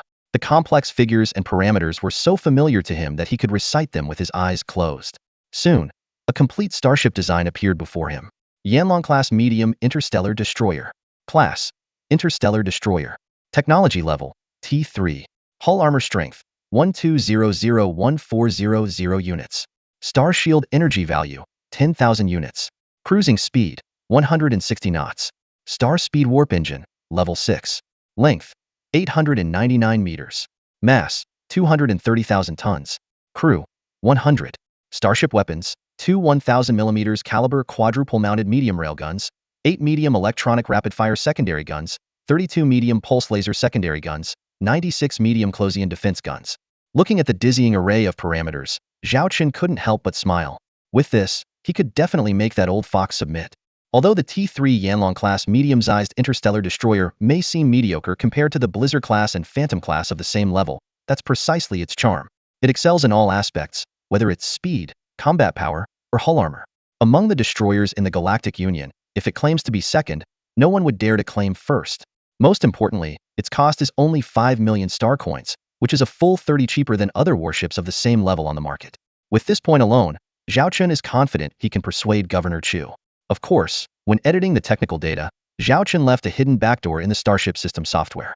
Upon receiving a specific signal, all warships built using this technology would be instantly paralyzed or even self-destruct. As a top-notch Starship engineer, Zhao Chen guarantees that the entire Galactic Union won't discover this backdoor within 50 years. And 50 years later? He couldn't care less about such a distant future. Governor Chu, if you cooperate sincerely, we can both get what we want. Zhao Chen sneered. If I really develop that T4 warship, I might help you win this millennium-long war. But if you dare to treat me like a pushover, no one will have a good time. Inside the governor's mansion in the Chu River Star region, Chu Changhe slowly walked out of his office, followed by an elderly man slightly shorter than him. Sir, do you really believe that kid has the capability to develop a T4 warship? The short old man asked worriedly. He was old Ding, Chu Changhe's most trusted aide, and he had been privy to the entire conversation just now. Chu Changhe sighed, Old Ding, I have 2 wishes in this life. One is to see Shinner grow up happily and start a family, and the other is to avenge my children and crush the mechanical clan. I want to personally destroy their mechanical city, using my flagship to obliterate those damned metal scraps. The kid is right. Our current 2 T4 warships are excellent for defense but lack offensive capability, mainly because they can't be mass-produced. I've built so many research institutes in the Chu River Star region and invested so much money all these years, all to develop a mass-producible T4 warship to lead our forces in a counterattack against the mechanical clan. Chu Changhe looked up and sighed, Old Ding, I don't have many years left. I'm willing to gamble on this kid, even if I lose, at least I tried my best. Old Ding, seething with anger, said, we could just kidnap him. If force doesn't work, we can use seduction. No hero can resist to beauty. I can find women from various interstellar civilizations for him, whether they have 2 legs, 4 legs, or even 2 heads. How hard can it be to sway him? I've thought about this long ago. Chu Changhe shook his head. But the kid's recent heroic deeds have already caught the Empire's attention. If we act rashly, even with the Chu family's deep resources, we can't afford to be enemies with the entire Empire. Besides, he just made a bold statement. If we detain him, he might turn against us. The fact that he dares to challenge me like this actually makes me like him even more. Chu Chen Lauget Hertitili. He raised his hand to bring up all the data related to this incident and the holographic image of the T3 Blizzard. Old Ding, you've seen it all. What do you think of this kid? Old Ding studied the information for a long time and pointed to a section, saying, in this operation, he single-handedly saved the elites of the two academies. Logically, this is a great opportunity to establish connections with them. But what about him? He actually sold meals on the ship at outrageous prices, sometimes 30 or even 100 times the normal rate. All for just a few thousand star coins. He managed to offend a lot of people. How foolish can one be? Considering his various antics at North Star Academy, it's clear he's someone who acts impulsively and doesn't play by the rules. It fits the typical engineer's quirky personality. So, in my opinion, he's not really a threat to us. Instead, he's narrowed his own path by offending multiple factions, including the military academy. Lao Ding pointed out sharply. I think there's a possibility that this kid is just putting on a show. Chu Chen rì chút cờ. Lao Ding widened his eyes and shook his head repeatedly. No way. How could that kid have such cunning and depth? Forget it. Chu Changhe waved his hand dismissively. Shinner has a good relationship with him, so if he has some skills, let's see what he's truly capable of. Hopefully, he won't disappoint me. A few hours later, an encrypted data file arrived in Chu Changhe's inbox. He opened it in front of Lao Ding and found it to be a complete set of technical drawings, with nothing hidden. Didn't expect the kid to be so straightforward. Chu Changhe was a bit surprised, and then started to scrutinize the documents with Lao Ding. Gradually, their expressions grew more serious. Lao Ding, immediately call all engineers and scientists from the 1st, 2nd, and 4th Starship Research Institutes of Chuha. Chu Changhe ordered sternly. I want them to provide a detailed analysis report on this warship as soon as possible. Yes. Lao Ding obeyed and left, but couldn't help wondering, T3 Yanlong, could that kid really be capable of building a T4 warship? The notification sound for the quarterly task echoed in Zhao Qin's mind once again. The first objective was a piece of cake, and as for the second one, he just needed to expand the T2 Hammerhead fleet to 5 ships. After all, future fleet expansions would inevitably require a large number of interstellar industrial ships. As Zhao Qian was contemplating this, a video request suddenly came through. It was from Professor Qin. Zhao Qian, after discussions with the 2 academies and the High Command of the Imperial Navy, we've decided to set off for the Lantian star system tomorrow. Your warship will be repaired there. Any questions? No objections here. Just let me know when it's time to depart, Zhao Qian replied readily. Professor Qin beamed with joy. Great. By the way, once we return to Bizixing Academy, I'll request the administration to hold a grand celebration in your honor to express our gratitude. Zhao Qian quickly waved it off. A celebration isn't necessary. He was well aware that more than half of the faculty and students from the 2 academies would love nothing more than to see him gone, let alone feel grateful. After all, they'd spent all their pocket money on his ship over the past few days. After ending the communication, Zhao Qian instructed Charlotte and Lilith to prepare for tomorrow's departure. While some of the damage to the T3 Blizzard had been repaired, certain issues could only be fully addressed at the Lantian Star System or Bizixing Academy. Fortunately, these problems didn't affect normal navigation or combat, and the ammunition had been fully replenished. The Lantian Star System. Zhao Qian wondered what awaited him there, smiling bitterly. A grand spectacle was undoubtedly in the making, and he was destined to be its main character. A few days later, a starport in the Lantian Star System bustled with activity. Several berths had been cleared, and the surrounding area was filled with Imperial warships. The waiting area was packed with eager onlookers. Finally, a few starships appeared on the horizon. All eyes immediately focused on a blue and white interstellar battlecruiser riddled with battle scars. This was the legendary ship that had ventured deep into Zerg territory to rescue the faculty and students of the 2 academies. According to their accounts, this warship had destroyed a T3 Zerg hive ship, heavily damaged another, and ultimately broke through the swarm. It was like a real-life legend, and Zhao Qian, the owner of this ship, had become a hero in the eyes of the masses. Inside the bridge of the T3 Blizzard, Zhao Qian sat in the captain's chair, with Charlotte and Lilith busy on either side. His sister Zhao Wan'er and Chu Xian, the heiress of the Chu family, were also present. As for Su Lan and the others, they were with Professor Qin on an Imperial warship. The faculty and students from the academies would never set foot on Zhao Qian's ship again. Brother, look, there's a huge crowd down there, and even an honor guard. Looks like they're giving you a hero's welcome. Zhao Wan'er exclaimed excitedly, pointing at the berth. A hero? Zhao Qian scoffed. More like a tasty morsel on a chopping block. Zhao Qian, you're really in the spotlight this time. Chu Xian said sincerely, happy for him. Zhao Qian just smiled without saying a word. Soon, the T3 Blizzard docked, and a video request popped up. Zhao Qian, I'm the governor of the Azure Star region, said a middle-aged man. I deeply admire your bravery in rescuing the faculty and students during this disaster. We've prepared a grand celebration in your honor, and I hope you won't decline. Even the governor himself had come to invite him. Zhao Qian truly realized how famous he had become. Whether or not to disembark was no longer Zhao Qian's decision to make. Your Excellency, you flatter me. It's simply my duty as a citizen of the Empire, Zhao Qian replied modestly. Let's skip the celebration banquet. Nonsense. You've accomplished such a great feat. A mere banquet is hardly sufficient. You deserve even more recognition, the governor said enthusiastically. Besides, there are many teachers, students, and their families who wish to thank you in person. Since he couldn't refuse, Zhao Chen reluctantly agreed to disembark. The governor beamed. We await our young hero with great anticipation. As soon as the communication ended, Chu Xian teased, looks like you've caused quite a stir this time, young hero. But Zhao Chen's expression grew even more serious. He sternly told his sister, Wanner, you stay on the ship. Do not leave without my permission. Why? I want to go see too. Zhao Wanner said, confused. Listen to me. Zhao Chen's tone was indisputable. Startled by her brother's uncharacteristic severity, Zhao Wanner could only nod obediently. Zhao Chen then turned to Chu Xian. Miss Chu, I need a favor from you. Please stay on the ship as well. While I'm gone, regardless of who wants to board and for what reason, I ask you to use your status to prevent them. Although puzzled, Chu Xian agreed without hesitation.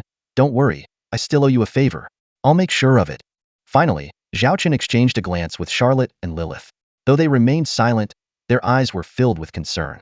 Before departure, Zhao Chen had instructed them to maintain a state of high alert once they docked. All crew members were to stay at their posts, ready to execute his orders at any moment.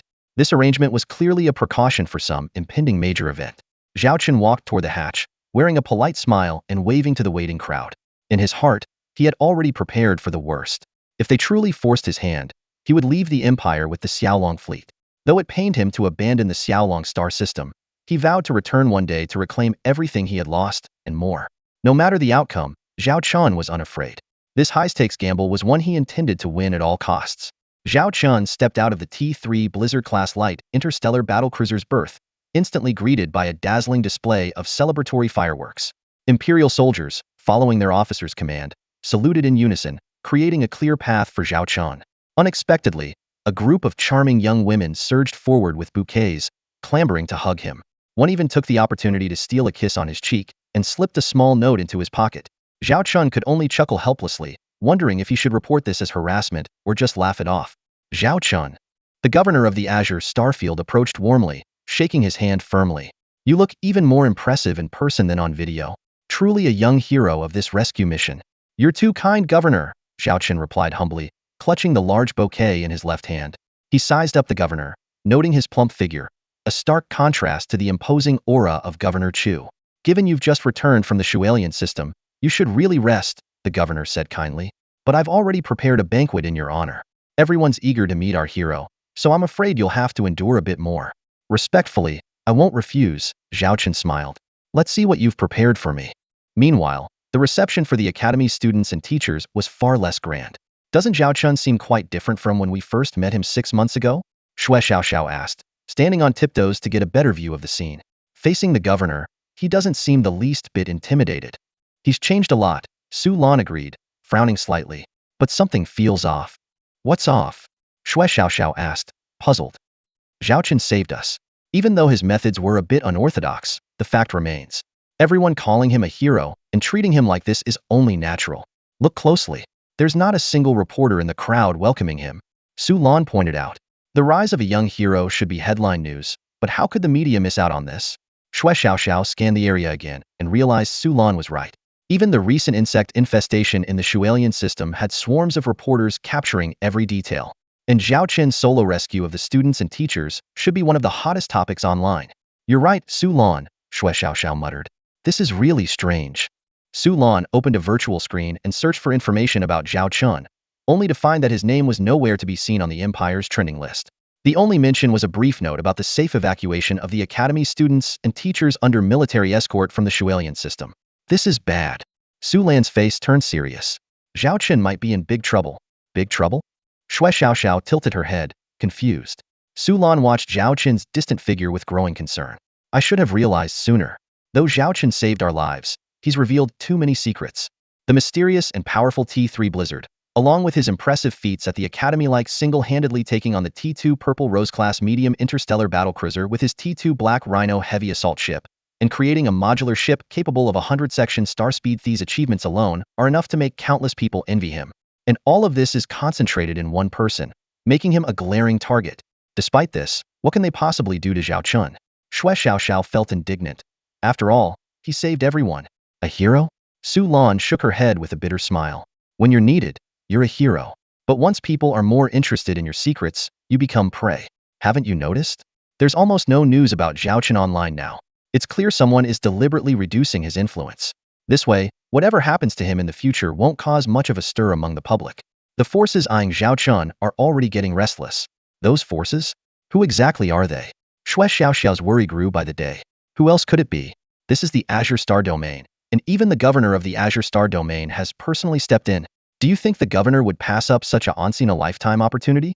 Su Lan bit her lip and said urgently, I need to find Professor Qin immediately and see if he can contact the Northern Star Academy to help protect Zhao Chen. Meanwhile, the faculty and students of both academies had mixed feelings. Some envied the preferential treatment Zhao Chen received, while others had complex, uncertain emotions. That guy swindled so much money from us, yet he still gets to enjoy such privileges. Feng Xiaowei grumbled as he watched Zhao Chen leave. Idiot! Feng Dawei appeared in front of him, slapping him across the face. How many times have I told you to keep your emotions in check and hold your tongue?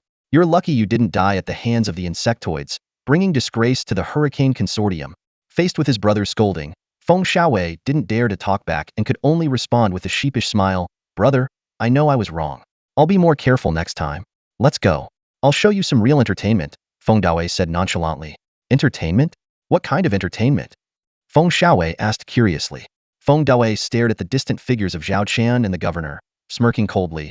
That kid has too many secrets, especially that T3 Blizzard. Don't forget, our Hurricane Consortium has a deep connection with the governor of the Azure Star Domain. Father has already spoken with the governor, and no matter what, we need to extract some valuable information from that kid. But he's so high-profile right now. Wouldn't it be risky to make a move? Feng Xiaowei still had some concerns. Who does he think he is? Just a baron. This is the Azure Star Domain. Everything here is under the governor's control. How we deal with him is up to us, Feng Dawei scoffed. Hearing this, a hint of schadenfreude flashed in Feng Xiaowei's eyes. Brother, what are we waiting for? I can't wait to see that kid get what's coming to him. At the very center of Xingang, there's a prominent dome-shaped restaurant, rumored to be specifically crafted by Lord Lantian to entertain dignitaries and nobles. This restaurant is constructed using military-grade transparent glass, whose strength rivals that of starship armor and costs several times more. Typically, this material is used sparingly for ship bridges or cabin windows. Here, however, the entire restaurant is made of it, showcasing an unparalleled level of luxury. Inside, one can enjoy a panoramic view of Xingang and gaze upon the magnificent main star of the Lantian star system, a truly breathtaking sight. The banquet venue was already fully set up, offering an array of delicacies made from natural ingredients. However, the moment Zhao Chen stepped inside, he keenly sensed something was amiss.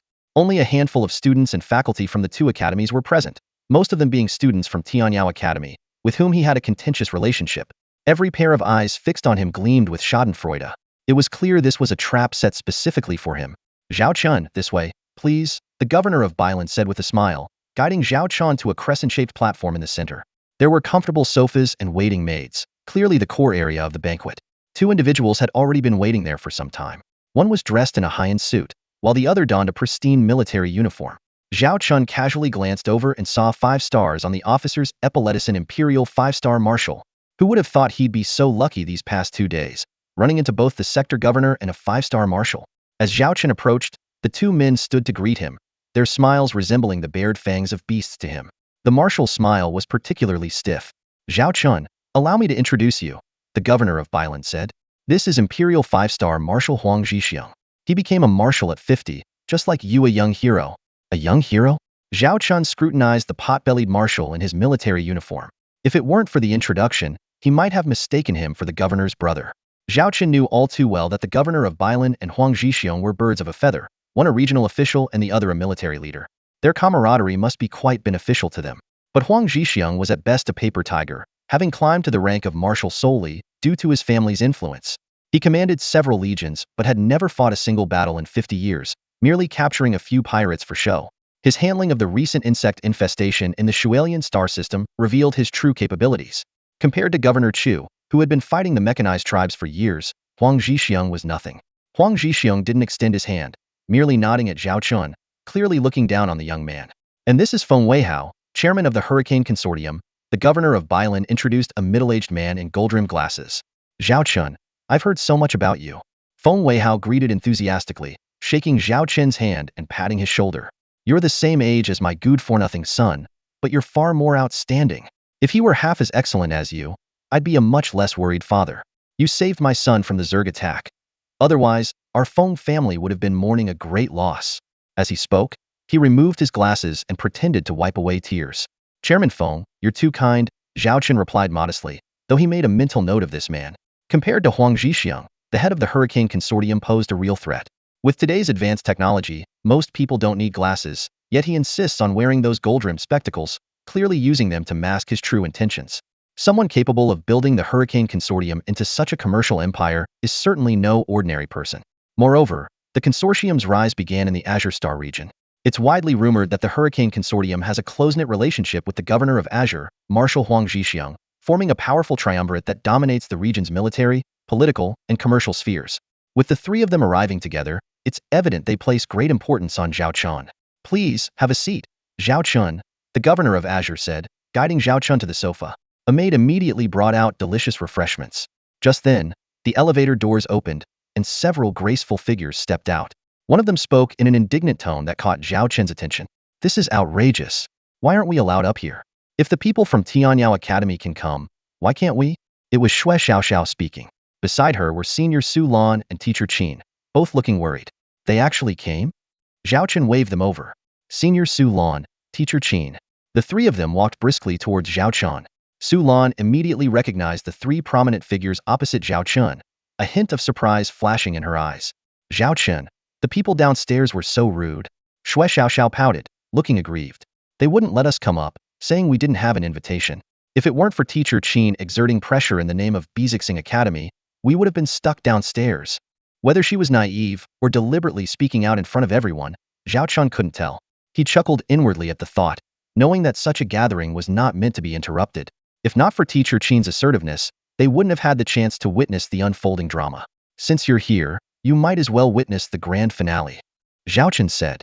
At the so-called celebratory banquet, Governor Biluo and Chairman Feng only engaged in some trivial small talk with Zhao Chen. Marshal Huang Zhixiang, on the other hand, ignored Zhao Chen completely, his gaze wandering over the female guests, mostly focusing on Su Lan and the two others beside Zhao Chen. Many guests came up to toast, but Zhao Chen declined, citing that students shouldn't drink alcohol and toasted with tea instead. After a few rounds of tea, Governor Biluo smiled at Teacher Qin and said, Teacher Qin, we have some private matters to discuss with student Zhao. Could you please take the two female students aside for a moment? Teacher Qin's face changed slightly, momentarily flustered. She was adept at teaching and commanding battleships, but found herself at a loss in this situation, much like a young girl inexperienced in social settings. Governor, they are my close friends. There's no need for them to leave. You can speak freely, Zhao Chen said, wrapping his arm around Su Lan and Teacher Qin's shoulders. Teacher Qin stiffened, looking at Zhao Chen in a fluster. As a dedicated teacher, she had never had such close contact with a man. Su Lan, on the other hand, remained calm, silently sipping her juice without a word. Xue Xiaoxiao, however, was not pleased, pouting in dissatisfaction. Why just them? Am I not good enough? She glanced at Su Lan and Teacher Qin's chests, then looked down at her own, feeling indignant. She grabbed a glass of supposedly special papaya juice and drank it down in one go. Xiao, don't be discouraged. We're still young and growing, Zhao Chen consoled her. Didn't expect you to like mature women, Zhao, Governor Biluo said with a smile. Coincidentally, I have a niece in her early 30s. If you're interested, I can introduce you. If you're not into humans, our Cyclone Consortium recently acquired some alien female slaves. They would make perfect gifts for you, Chairman Feng added, not to be outdone. A young man should have lofty ambitions, explore the stars, and not be entangled in romantic affairs, Zhao Chen replied solemnly, not loosening his hold on Teacher Qin and Su Lan in the slightest. Xue Xiaoxiao rolled her eyes, and Teacher Qin blushed deeply from embarrassment. Romantic affairs? What does that mean? It sounds so awkward, Su Lan thought, giving Zhao Chen a sidelong glance but still saying nothing. Good. A young man with ambitions should be like this. Governor Biluo applauded. Since these ladies are your close friends, let's get straight to the point. We're very interested in your incredible talent in shipbuilding, especially the T3 Blizzard and T2 Black Rhino. Chairman Feng wants to collaborate with you, and I'm here to mediate. If you're willing, you'll get 30 of the profits. We can also provide you with top-notch research facilities and resources for free to support your future research, Feng Weihe said with a cunning smile. If you have a team behind you, we're willing to offer 3 times the Empire's salary to hire them. 30%? What a joke. Zhao Chun sneered inwardly. Governor Chu was at least willing to offer a technical authorization fee worth 30 times the cost. If sold on the market, the profit margin would be at least 4,050 times. That's a 70-30 split, with me taking 70 and Governor Chu taking 30. These two old foxes have such a small vision compared to Governor Chu. Starship technology? I'm afraid there's been a misunderstanding, Zhao Chen said. Zhao Chen put on an innocent face and said, those ships weren't built by me. I was on an interstellar journey when I had an accident and crash-landed on an unknown planet. Just when I thought I was doomed, I stumbled upon a mysterious figure's starship base. Seeing me as a person of fate, this figure gifted me those warships. An interstellar accident? A chance encounter with a mysterious figure? Given ships just because of fate? Shui Xiaoxiao spat out her papaya milk, coughing uncontrollably. This is too cliché, like something straight out of a web novel. Sorry. She quickly wiped the milk off her face with a tissue, trying to stifle her laughter. So, where exactly is this mysterious figure's base? I'd love to pay a visit. The blue governor smiled at Zhao Chen, his eyes cold. Clearly, he didn't believe a word. I'm afraid that's not possible, Zhao Chen said with a regretful shake of his head. That mysterious figure said they were leading the fleet to explore the galaxy, so you won't be able to meet them for now. Zhao, you sure know how to tell a tale. We've looked into your past. Before enrolling, you never left the Xiaolong star system. Where's this interstellar mishap coming from? The blue governor took a sip from his cup, scrutinizing Zhao Chen. And the T3 Blizzard and T2 Black Rhino ships? They've never appeared in any other factions. Is this mysterious figure so secretive that they leave no trace? Zhao Chen shrugged innocently. But I'm telling the truth. Thud. Huang Zhixiong crushed his wine glass in his hand, spilling wine everywhere. With a dark expression and gritted teeth, he growled, Kid, don't refuse a toast only to be forced to drink a forfeit. The Typhoon Consortium is willing to work with you because they see potential in you. You're just a minor baron. If not for this partnership, you wouldn't get even a fraction of the profits. Play along, and you'll enjoy wealth and status, with a prosperous fief in the Blue Star region. Why suffer in that godforsaken Xiaolong star system? Zhao Chen's smile remained unchanged. As the saying goes, a child doesn't think their mother is ugly, and a dog doesn't think its home is poor. No matter how barren the Xiaolong star system is, it's the legacy of my ancestors. Compared to the wealth and status you speak of, I'd rather guard my small piece of land and live freely as a lord. At this moment, the atmosphere in the room suddenly became tense. Old Huang, why are you speaking like this? Governor Billion looked at Zhao Chen kindly. Zhao Chen is still young, and it's normal for him to overlook some things. We should give him time to think it through. How about this? If you think we're not offering enough, how about I take you as my foster son? I'll give you my entire 20 profit share, and have Chairman Feng give you another 50. Within 5 years, you'll be a viscount, and in 20 a count. À Fosterson? You think you deserve to be my father? Zhao Chen thought with a sneer.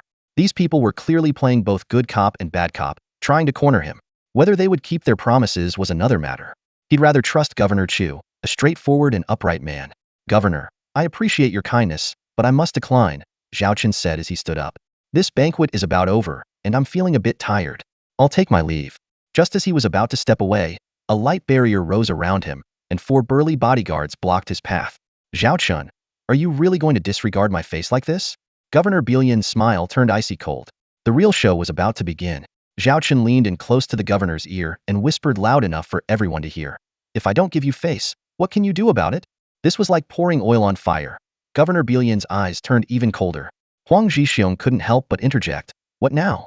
As the Marshal of the Empire, I suspect your starship technology is linked to the Mech clan. We need to detain and interrogate you. Cooperate, or you'll suffer for it. So they were switching from soft tactics to hard ones? Zhao Chen chuckled inwardly. These people were shameless, even with Su Lan and others present. But judging by the guests' expressions, they seemed unaware of the real situation. The light barrier didn't block external sounds, but did isolate internal conversations. Nonsense. How could Zhao Chen have anything to do with the Mech clan? He's a hero who saved the faculty and students. Shui Xiaoxiao stood up indignantly. The marshal's word isn't evidence? Huang Zhixiong raised his head arrogantly. Questioning my authority is questioning the empire. If he's innocent, an interrogation will clear him. Ha, an interrogation just to fabricate charges? Zhao Chen felt disdain but kept a calm face. Teacher Qin also stood up, looking stern. Gentlemen, Zhao Chen is a student of Northern Star Academy. You can't treat him this way. I see your motivatee coveting his starship technology. Regardless of its origin, Empire law protects any individual or organization's research and development as private property. Even the royal family can't seize it. Are you worried I'll spread the word and tarnish your reputation? If I'm saying this in front of you, I'm not afraid. Governor Billion sneered. Don't forget, Teacher Qin. This is the Billion Star region, not Beifeng Star region. Here, I make the rules. Zhao Chen is staying, and you can leave if you want. I don't care what you say outside. The governor's confidence was evident. He was clearly unafraid. On his own turf, he was determined to keep this young baron in check. You all. Mr. Qin's face turned livid, shocked at their brazen shamelessness. Zhao Chun sighed inwardly, realizing Mr. Qin was still too naive. The empire's rules were designed to control the lower and middle classes. For the elite, interests reign supreme. Rules mean nothing. What if I say Zhao Chun is one of the Su family? Su Lan, who had been silent, suddenly spoke up. I know who you are, the illegitimate daughter of the main branch of the Su family from the Zhisu Star region. The governor of the Azure Star region sneered. Regardless of whether your status represents the Su family or not, even if the Su family truly wants to protect him, don't forget what I said. This is the Azure Star region, not your Su family's Zhisu Star region. You have no authority here. Su Lan's expression was complicated. She knew well that the Su family and the governor of Azure had long-standing conflicts. Given his audacity, he wouldn't fear further complications. Even if the Su family sought retribution, the royal family would be the first to object. Now that Zhao Qian was in his grasp, he had a significant bargaining chip. Shui Xiaoxiao finally realized the gravity of the situation. She looked at Zhao Qian with worry, thinking that this was truly dire. If the other side disregards both the Su family and the Northern Star, wouldn't Zhao Qian be held captive? Wouldn't that be like a lamb to the slaughter, with no hope of survival? Governor of Azure, Marshal Huang, Chairman Feng, have you ever heard an old saying? Zhao Qian smiled as he looked around at everyone. 30 years east of the river, 30 years west of the river. Never underestimate the youth. At this very moment, many people at the banquet noticed the strange atmosphere around the central booth, especially when the light curtain rose and 4 black-clad bodyguards stared intently at Zhao Qian. Everyone sensed that something unusual was afoot. Most of the attendees at this feast had close ties with the infamous Iron Triangle and were well aware of the situation. See that? That kid is now just a canary in the hands of my dad and those 2 big shots, completely at their mercy, Feng Dawei remarked, holding his wine glass and observing the central booth from a distance. Feng Xiaowei was in high spirits, though he regretted not being able to hear Zhao Qian's pleading and begging for his life. He hadn't forgotten the humiliation of being extorted to the brink of ruin on Zhao Qian's battleship just a few days ago. What do you think will happen to that kid? There's no way they're actually going to cooperate with him, right? Feng Xiaowei asked curiously. Are you stupid? Cooperating with him now is just a ploy to learn his unique skills, Feng Dawei scoffed. Once they've extracted all his value, they'll find a way to make him disappear without a trace. A mere baron? How could he possibly contend with us? My dad and those 2 could crush him effortlessly. Big brother, can I be the one to deal with him when the time comes? Feng Xiaowei asked with a sinister smile. Feng Dawei glanced at him, seeing through his intentions. Sure, I'll make the arrangements. Thanks, bro. Feng Xiaowei grinned maliciously, already imagining 100 ways to torment Zhao Qian. On the bridge of the T3 Blizzard, Zhao Wanner sat in the captain's chair, puzzled. Why didn't my brother let me go with him? She wondered aloud. Charlotte and Lilith exchanged a glance, silently lamenting how naive this girl, raised in an ivory tower, was to the dangers of the world. Chu Xian walked onto the bridge with a serious expression. 5 groups requested permission to board earlier, 2 from the Azure Star Domain and 3 from the Imperial Army. I turned them all away. She looked at Charlotte and Lilith. Do you know something? Did Zhao Qian give you any instructions? And I've noticed we've been on high alert this whole time. Zhao Wanner also looked at the 2, waiting for an answer. The commander said to tell you the truth if you asked, Lilith replied. This mission is extremely dangerous for him. The T3 Blizzard is a new type of battleship with unprecedented power demonstrated during the Zerg campaign. It's bound to attract countless envious eyes. But the commander's status is low, like a shining treasure without any protection. Zhao Wanner jumped off the captain's chair, anxiously asking, Are you saying the Azure governor intends to harm my brother? Lilith nodded. Zhao Wanner slapped her forehead in frustration, realizing the truth too late.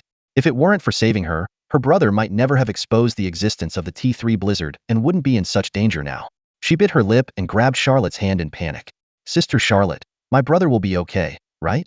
Don't worry, your brother will be fine, Charlotte reassured her. He'll contact my grandfather right away. Chu Xian said urgently. Since helping her grandfather connect with Zhao Qian last time, she knew nothing about their interactions. Every time she asked, her grandfather would brush her off, telling her to focus on following Zhao Qian and not to meddle. Who would have thought that at this inexplicable celebration banquet, Governor Blue dared to arrest someone in public? It's utterly shameless. At this very moment, she couldn't even reach her grandfather, which had never happened before. Where did that old man go? Answer the call. Chu Xian paced anxiously on the bridge. He always picks up within 3 seconds whenever I call him. I need to find my brother. Zhao Wanner was about to rush out of the bridge. Staying here is the best way you can help your brother right now, Lilith stopped her. You've seen what the commander is capable of. He can retreat unscathed even under a swarm attack. A mere starport won't trouble him. Zhao Wanner halted, still worried. She had never felt such a desperate urge to see her brother's face, even though they usually bickered all the time. Meanwhile, in a booth at the Dome restaurant, Huang Zhixiong sneered at Zhao Chen's words. You think you can challenge us? Dream on. Now that the pretense is gone, there's no need to be polite to this kid. Since Zhao Chen is unwilling to cooperate, don't blame us for being rude, Governor Blue said menacingly.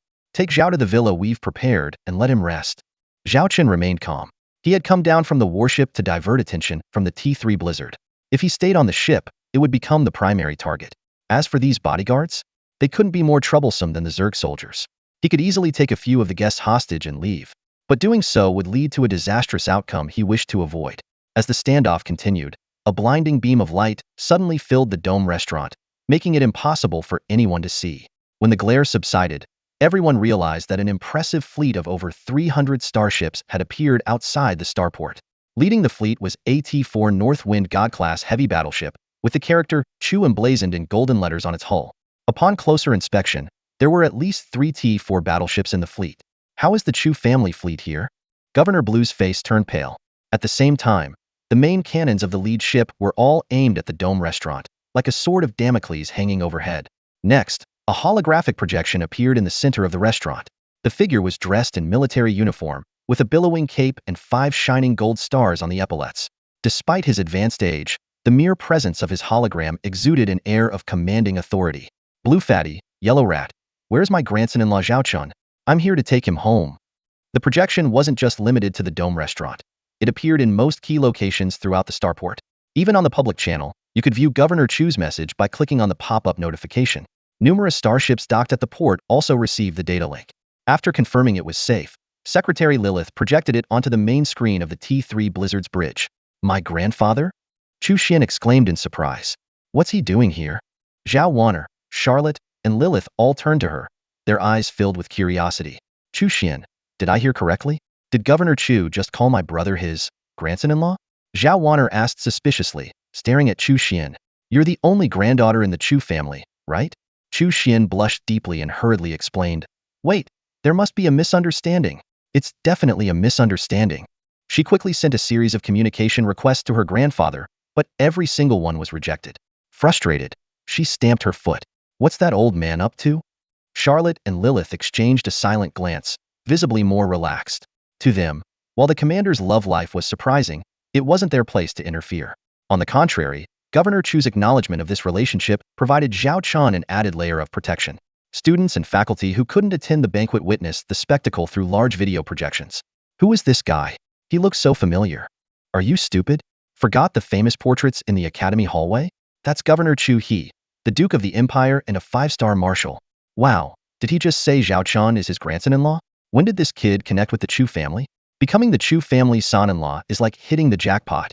For a moment, the students and faculty buzzed with excitement, as if they'd stumbled upon some juicy gossip. Someone suddenly realized something. Hey, who were that blue fatty and yellow rodent shouting at earlier? They were immediately silenced by a stern look from a nearby teacher. Another, kinder teacher whispered, think about it yourselves. In the Azure Starfield, who has the last name Blue and who has the last name Yellow? Everyone suddenly understood and covered their mouths. Only Governor Chu could say such things. Anyone else would be asking for trouble. They were now more curious about what had happened to make Governor Chu go to such great lengths, even bringing his elite fleet. Don't underestimate those 300-plus warships. Apart from a few T-4 Northern Wind-class heavy battleships, the rest were all T-3 main forces. This fleet's combat power could rival a regular Imperial Legion. The guests in the banquet hall looked at each other in shock, not expecting such a dramatic turn of events. Feng Daoi's face turned ashen. Zhao Chun was actually Governor Chu's grandson-in-law? That old man had guts, bringing his fleet to the Azure Starfield. What happened at the Stargate? Why didn't we hear anything? Feng Xiaowei asked nervously. Feng Daowei glared at him in frustration. Does this naive brother not realize how serious the situation has become? The consequences could be disastrous. These 3 big shots usually only resort to underhanded tactics in the shadows, but Governor Chu has gone all out, publicly declaring Zhao Chun as his grandson-in-law, completely defying expectations. The situation is likely spiraling out of their control. Sitting in the central booth of the restaurant, Zhao Chun was momentarily stunned, but quickly regained his composure. Inside, however, he was experiencing a whirlwind of emotions. Governor Chu's grand gesture of calling him his grandson-in-law was clearly an attempt to tie Zhao Chun to the Chu family.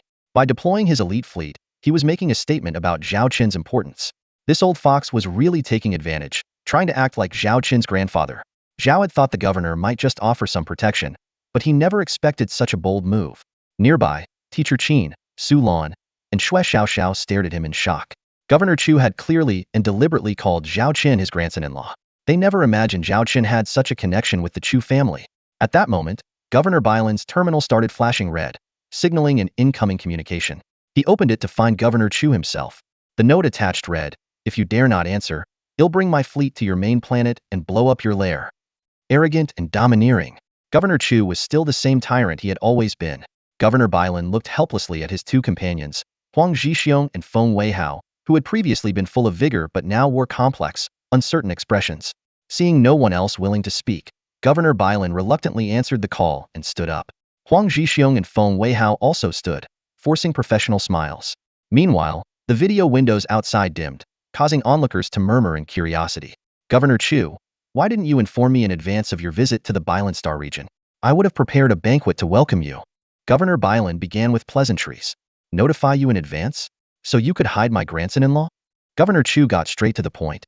"Bailan, Huang, I've tried calling my grandson-in-law several times, but no one answered. I heard you took him to some celebration. Where is he?" The reason Zhao Chun and the others didn't receive the calls was that the booth had a canopy that blocked both sound and unauthorized signals, with exceptions only for the 3 big shots communications. How could we possibly hide Zhao Chun? Governor Bailan forced a smile, turning the camera towards Zhao Chun. "See, he's right here, safe and sound." As soon as Governor Chu saw Zhao Chun, his demeanor softened immediately. "Xiao Zhao, are you all right? Did these old fogies bully you? If they did, tell Grandpa, and I'll make sure they pay. If anyone dares to touch my precious grandson-in-law, I'll blow up their lair." "All right, this old man really wants to take advantage of me." Zhao Chun cursed inwardly, but then he thought, based on seniority, the governor of Bailan is indeed his elder. He had no choice but to swallow his anger and show respect for the elderly. "Grandpa Chu, look, I'm fine, right?" Zhao Chen said with a face full of grievance. Yet the governor of Bailan insisted that he hand over the starship technology, or he wouldn't be allowed to leave. He even suspected Zhao Chen of colluding with the Mech clan and wanted to take him back for interrogation. "I, a baron of the Xiaolong star system, have saved so many students, and yet I have to face such slander. It's really disheartening." Zhao Chen lamented. Xue Xiaoxiao and the other girls exchanged glances, secretly impressed. They hadn't expected this guy to be such an exaggerated actor, but it was quite convincing. Phát đi lan. Governor Chu roared in anger. "How dare you accuse my grandson-in-law of being a Mech clan spy? It's clearly an insult to the Chu family. Everyone knows the Chu family and the Mech clan are mortal enemies. Every name in the Chu family shrine died at the hands of the Mech clan. If you want to go be a bride for the Mech clan, the Chu family won't stop you." "Governor Chu, there's a reason for this. Allow us to explain." Marshal Huang Zhixiong tried to mediate. "Explain my foot." Governor Chu gave him no face. "Huang Mouse, you think just because you turned from a skinny mouse into a fat one, you have the right to yap in front of me? And you dare to wear a military uniform? With your character, you're not fit for it. Speaking of old scores, I'm even more furious. Back then, you leeched off my legion's achievements. If it weren't for your sister pleading for you, I would have sent you to the afterlife with a stick. Now you dare to act all innocent here? Looking for a beating, are you?" Huang Zhixiong's face turned ashen, but he didn't dare to speak. Chairman Feng watched coldly, feeling utterly disdainful. "I'll say it again. Zhao Chun is my grandson-in-law. Anyone who dares to touch him is opposing the Chu family." Governor Chu's tone was resolute. "Not convinced? Come at me, and I'll fight you to the end." But to Zhao Chun, he was all smiles and kindness. "Grandson-in-law, let's not stoop to their level. Come, let's leave this place of trouble." "All right," Zhao Chun agreed, about to take his leave. Suddenly, a message shocked everyone present. "Report. The princess's personal guard fleet has arrived and demands to see Baron Zhao Chun immediately." The announcement left everyone stunned. The imperial princess held such a prestigious position that even the crown prince would tread carefully around her. Who would have thought Zhao Chun had connections with the princess? Xue Xiaoxiao's eyes sparkled with curiosity, sensing a big story. What kind of hidden secrets did Zhao Chun have with the princess? The Azure governor was momentarily at a loss. He skeptically scrutinized Zhao Chun, thinking to himself, "Isn't this kid just a baron?" It's understandable that both Northern Star Academy and the Su family would support him, But now even Governor Chu He and the Empire's little princess are involved? Could this kid have been hiding his true strength all along? Clearing his throat, the Azure Governor tried to maintain his composure. Please inform the princess's honor guard fleet that Zhao Chun is at the Dome restaurant in our starport. Is there anything else they need? After a brief pause, the reply came, instructing Baron Zhao Chun to wait at his current location, as they would arrive shortly. And shortly they did. Almost immediately, a more resplendent fleet appeared. Right next to Governor Chu He's fleet it was the royal fleet. The gleaming gold and white hulls, adorned with bronze royal emblems, exuded an air of nobility and luxury. Even without the presence of the royal family, their grandeur was unmistakable.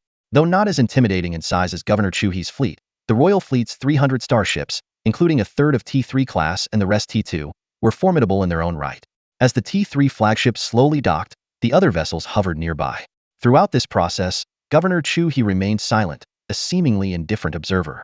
The Azure Governor, however, smiled at Zhao Chun and said, "Zhao Chun, you have connections with the princess? Why didn't you mention it earlier?" Zhao Chun, looking bewildered, shook his head repeatedly. "I have no idea what connection I have with the princess.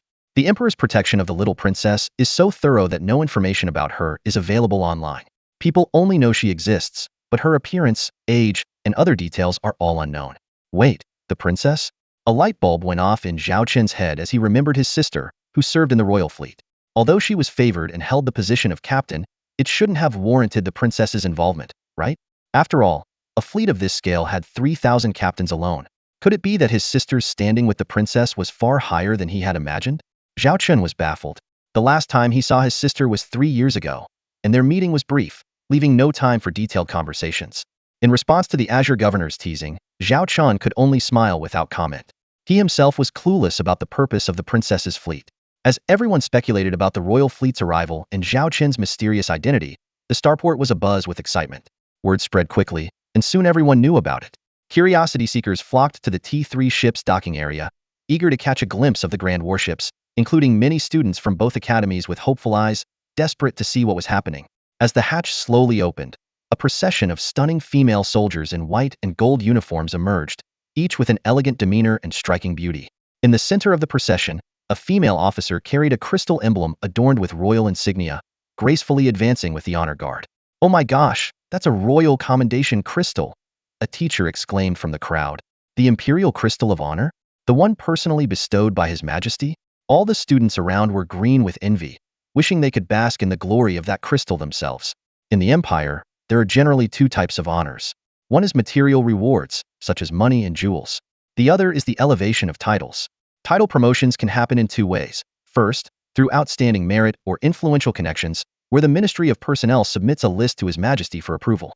Promotions like from Baron to Viscount or Viscount to Count are quite common. The second way is what we are witnessing now.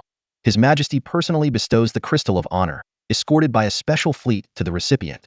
Such grandeur usually signifies a favorite of the Emperor, destined for a bright future. What's more, this time, the prestigious royal fleet was deployed, an unprecedented level of splendor. Hold on, female soldiers in platinum uniforms, this is clearly the princess's personal guard. Someone exclaimed again. The news hit like a thunderbolt.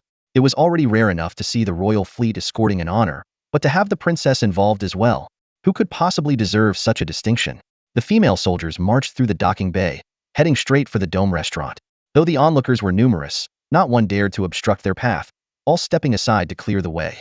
As the entourage boarded the elevator to the Dome restaurant, a bold thought struck the minds of the students and faculty. At this critical moment, heading to the Dome restaurant, the identity of the honoree was becoming obvious. In a flash, the elevator reached the top floor.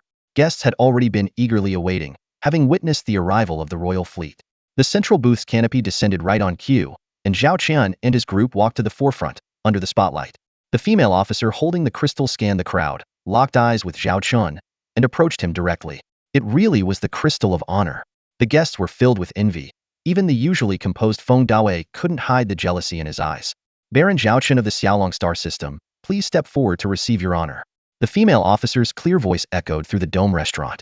Zhao Qian stepped forward, following the ceremonial protocol from the books, and knelt on one knee. The female officer knelt on one knee, raising both hands to present the ornate box containing the crystal of commendation.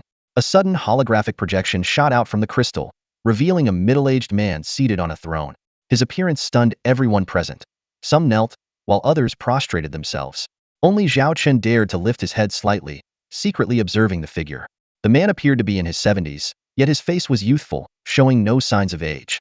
He had a prominent nose and wide eyes, exuding an extraordinary aura. Seated on the throne, he resembled a dragon overlooking its domain. Zhao Chen felt that this man could rival Governor Chu He in terms of presence. However, their demeanors were vastly different. Chu Changhe was a decisive military leader, sharp and imposing, while this man exuded the calm and commanding presence of an emperor. Lord of the Xiaolong Galaxy, Baron Zhao Chen. The middle-aged man spoke, his voice resonating like a bell, commanding the entire room. Braving the Zerg peril alone to rescue over 100 teachers and students from the 2 academies is a heroic feat. I hereby bestow upon you the title of Imperial Viscount and a reward of 1 million star coins. His words echoed, and no one dared to speak for a long time. After the hologram faded, the female officer rose and said, Viscount Zhao, please rise. Zhao Chen stood up and accepted the crystal of commendation from her hands. Immediately, several female soldiers brought forward trays containing the imperial card worth 1 million star coins and gifts from the princess. Though the Viscount title was only 1 rank above Baron, it brought Zhao Chen many conveniences. For instance, his fleet could now officially expand to 100 ships without fearing accusations from enemies. However, Zhao Chen scoffed inwardly at the 1 million star coins. The royal family was being rather stingy. The princess's gifts, on the other hand, were quite valuable, including a custom-made Viscount's outfit and precious jewelry, which could fetch 2 to 3 million if auctioned. But Zhao Chen would never disrespect the princess's kind intentions. Thank you, sister. May I know how to address you? Zhao Chen smiled at the female officer. She returned the smile and said, I am Wei Shishir, commander of the princess's 10th Guard Fleet. Viscount Zhao, you are too kind. So it's Sister Wei. My apologies for not recognizing you, Zhao Chen replied, then extended an invitation. If you have some time, may I host a private banquet for you and your sisters? Having undergone several enhancements, Zhao Chen was already a striking figure, full of charisma. His invitation made the other female soldiers exchange glances, clearly captivated. However, Wei Shishir politely declined. I'm afraid that wouldn't be appropriate. We are already away from our fleet against regulations, and must return immediately after this. In that case, how about I accompany you on your journey? Zhao Chen suggested, effortlessly addressing them as sisters, which made Xue Xiaoxiao roll her eyes beside him. Wei Shishir nodded in agreement and bid farewell to everyone present. Governors, marshals, we must urgently return to our fleet. Farewell. Go on, safe travels, Governor Chu said, smiling warmly, a stark contrast to his earlier stern demeanor.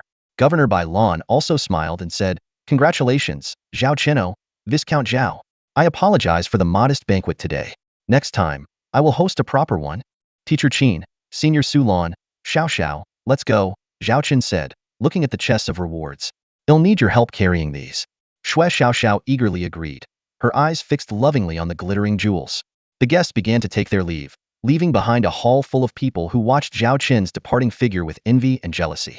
Although he had only been promoted from Baron to Viscount, it was clear to everyone that there was more to it than met the eye personally conferred by the Emperor, escorted by the princess's fleet, and even receiving gifts from the princess. All signs pointed to Zhao Chen holding a significant position in the royal family's eyes. Moreover, it was well known that the little princess's elder brother was the crown prince, the future heir of the empire. With the princess backing him, Zhao Chen's career would undoubtedly be smooth sailing, with the prospect of becoming a count in 3 years and a marquis in 10 years, well within reach. Just when everyone thought Zhao Chen was about to leave, he suddenly stopped and turned back to face 3 high-ranking officials. With a smile on his face, but a tone as sharp as a blade, he said, I will remember the hospitality you have shown me today. In the future, I will surely repay it. The meaning behind his words was unmistakable. It was a blatant threat. Despite his bold words, Zhao Chen showed no fear. If it hadn't been for Governor Chu stepping in just in time, he might have already been imprisoned and subjected to unknown tortures. And let's not forget, Zhao Chen never forgets a grudge. I'm sincerely sorry once again. I didn't fully grasp the task and didn't execute the rewrite according to your requirements. I will take each instruction seriously, carefully consider the wording, and strive to meet your expectations. If there are any mistakes, please point them out directly, and I will humbly accept and work hard to improve. Thank you for your patient guidance. This time, I will give it my all to present a piece that satisfies you. As Zhao Chen and his group walked away, the 3 big shots from the Azure Star region exchanged bewildered glances.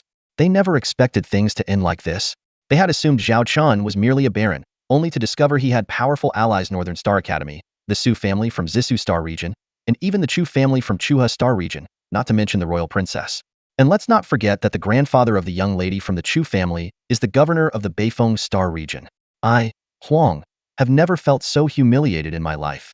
Huang Zhixiong returned to his seat, grabbed a bottle of liquor, and started drinking heavily. It was bad enough being bullied by that dog Chu Changhe, but now even a young upstart dares to step on me and openly provoke me. What can we do? We can ignore Northern Star Academy and Zissou Star Region, but we can't disrespect the royal family. The governor of Azure Star Region wore a grim expression. Especially that mad dog Chu Changhe. Only His Majesty can control him. Everyone else has to give him some leeway. Now Zhao Chun has become a target for many. If we go after him, we might end up burning ourselves. Chairman Feng, who was standing nearby, said calmly, even though he has those 2 decent warship blueprints, they are not worth us risking everything. Let's lay low for a while and see how things unfold. With that, Chairman Feng took his leave. Watching him depart, Huang Zhixiong turned to the Azure Star Region governor with a sullen face. This guy has been making a lot of moves lately. Could he be planning to go solo? The governor sneered. Go solo? His Cyclone Consortium was built with our support. Without the massive orders from Azure Star Region, he couldn't have produced the popular T2 Hyena-class heavy destroyer. Ultimately, the core technology of that ship was something I obtained at great expense from the Imperial military. No matter how flashy the Feng family gets, they are just dogs. Huang Zhixiong nodded in agreement. Outside the Dome restaurant, Zhao Chun walked side by side with a female officer from the Royal Fleet, their laughter drawing countless eyes. Sister Wei, why has the Royal Fleet come to confer titles in person? Zhao Chun asked curiously. Commander Wei smiled knowingly. Don't you know? It's because of my sister? Your sister? Zhao Chun probed. Commander Wei neither confirmed nor denied it, and instead said, Little brother Zhao Chun, your current success is well deserved. This grand ceremony is merely your due. Though I had some misunderstandings about you before, your solo venture into the Zerg's dead zone has shown that you are destined for greatness. Your future is bright. Zhao Chun waved his hands modestly. I was just lucky. After some polite conversation, they soon arrived at the royal flagship. Little brother Zhao Chun, this is where we part ways. We need to set off now, Commander Wei said with a smile. If you ever come to the capital, I will make sure to be a gracious host. Sister Wei, wait. Zhao Chun suddenly said, I have some gifts here. Please take them with you, and share them with your sisters on the ship. As soon as he finished speaking, Lilith and a few female soldiers arrived, pushing several crates. Upon opening the box, it was filled to the brim with fresh fruit. Commander Wei's eyes lit up at the sight. Natural produce was worth its weight in gold, and even as female officers of the Royal Fleet, they rarely had the chance to enjoy such delicacies throughout the year. To think Zhao Chun was generous enough to gift them. This might be inappropriate, she hesitated. Consider it a gift for my sister. Could you pass it on for me, Sister Wei? Zhao Chun joked with a smile. These fruits are excellent for beauty and skincare. Hearing this, Commander Wei was finally convinced.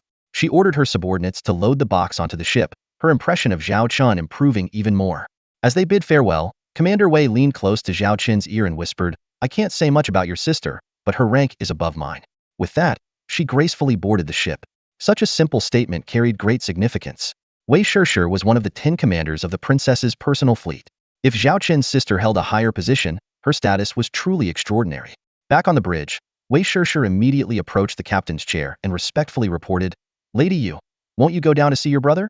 Seated was a woman of exceptional poise, intently watching the familiar figure on the monitor. No need. This is fine, she replied calmly. Prepare for our return. My lady, your brother sent some fruit for you, Wei Shishir reported truthfully. A slight smile appeared on the woman's lips as she softly instructed, save some for me, and share the rest with the crew. You've all worked hard for my brother's sake. Thank you, my lady. Wei Shishir couldn't hide her delight. The woman gazed longingly at the image of the young man on the screen, extending her delicate hand to overlap with his image.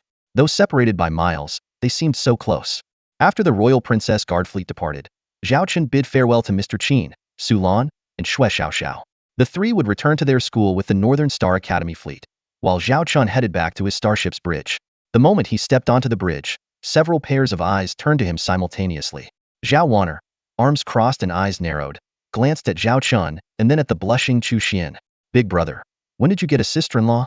And when did you become the grandson-in-law of the Chu family? Impressive. I told you, there must be some misunderstanding. Chu Xian, jumping anxiously, was too embarrassed to look Zhao Chun in the eye. What on earth is my grandfather up to? Zhao Chen explained. Governor Chu arranged it. I didn't expect it either. My relationship with Chu Xian is mostly just a facade, a temporary measure. Zhao Wanner was skeptical but conceded, yeah, like the Chu family would want someone like you as a grandson-in-law. Chu Xian kept sending communication requests to her grandfather, all of which were promptly rejected. Meanwhile, the T3 Blizzard Bridge received a brief message, signed by none other than Chu Changhe, stating his intention to board for a visit. The fact that an Imperial Duke and Star Sector Governor would humble himself to visit Zhao Qin's starship was quite surprising. Was the governor bold, or did he already consider Zhao Qian as part of his circle? The address in the message further embarrassed Chu Xian, making her want to rush over and pluck her grandfather's beard herself. Let's go greet him, Zhao Qian decided quickly. It's only polite to welcome such an esteemed figure who's taking the risk to visit. Though Zhao Wan'er still had doubts about Zhao Qian and Chu Xian's relationship, she was also curious about the legendary marshal and agreed readily. Charlotte, keep our starship at the same speed as the Chu family fleet, Zhao Qian ordered. Both were currently heading towards the Bluefield Star System spaceport. Before long, a shuttle landed smoothly in the hangar. As the hatch opened, Governor Chu emerged with a single bodyguard. A 5-star marshal bringing only one bodyguard, how confident could he be? Grandson-in-law, I brought you some gifts from the Chu River Star Sector. Governor Chu, dressed casually and carrying gift boxes, looked every bit the doting family elder paying a visit. Stop calling him that. Chu Xian marched up, demanding angrily, explain this grandson-in-law nonsense right now. Look at you, so shy, Governor Chu teased, poking his granddaughter's forehead. Didn't you always talk about Zhao Chun in front of me? Praising him to no end. The last time you met, you sneaked off to Arctic Fox Star to find him, and when I caught you, you made such a fuss. Now you've snuck onto his warship again. If Zhao hadn't been skilled, who knows if you'd have been eaten by the Zerg. Hearing this, Zhao Wan'er gave Chu Xian a knowing look, making her wish she could disappear into the ground. Stop spouting nonsense. Chu Xian stomped her foot in embarrassment and anger. I'm only telling the truth, the old man chuckled, squinting his eyes. Chu Xian was stunned. While his words weren't false, coming from her grandfather, they felt entirely different. Besides, wasn't her mission to approach Zhao Qin under orders? How did it turn into her chasing after him shamelessly? But how could she explain this without sounding even worse? All right, I'll explain everything later, Zhao Qin intervened. Governor Chu lightly patted his granddaughter on the shoulder and whispered in her ear, would Grandpa ever harm you? Despite her deep resentment towards the old man's actions, Chu Xian knew her grandfather would never hurt her. You better give me a reasonable explanation, or I'll make you pay, she threatened. Mr. Zhao, could you show me around this legendary starship?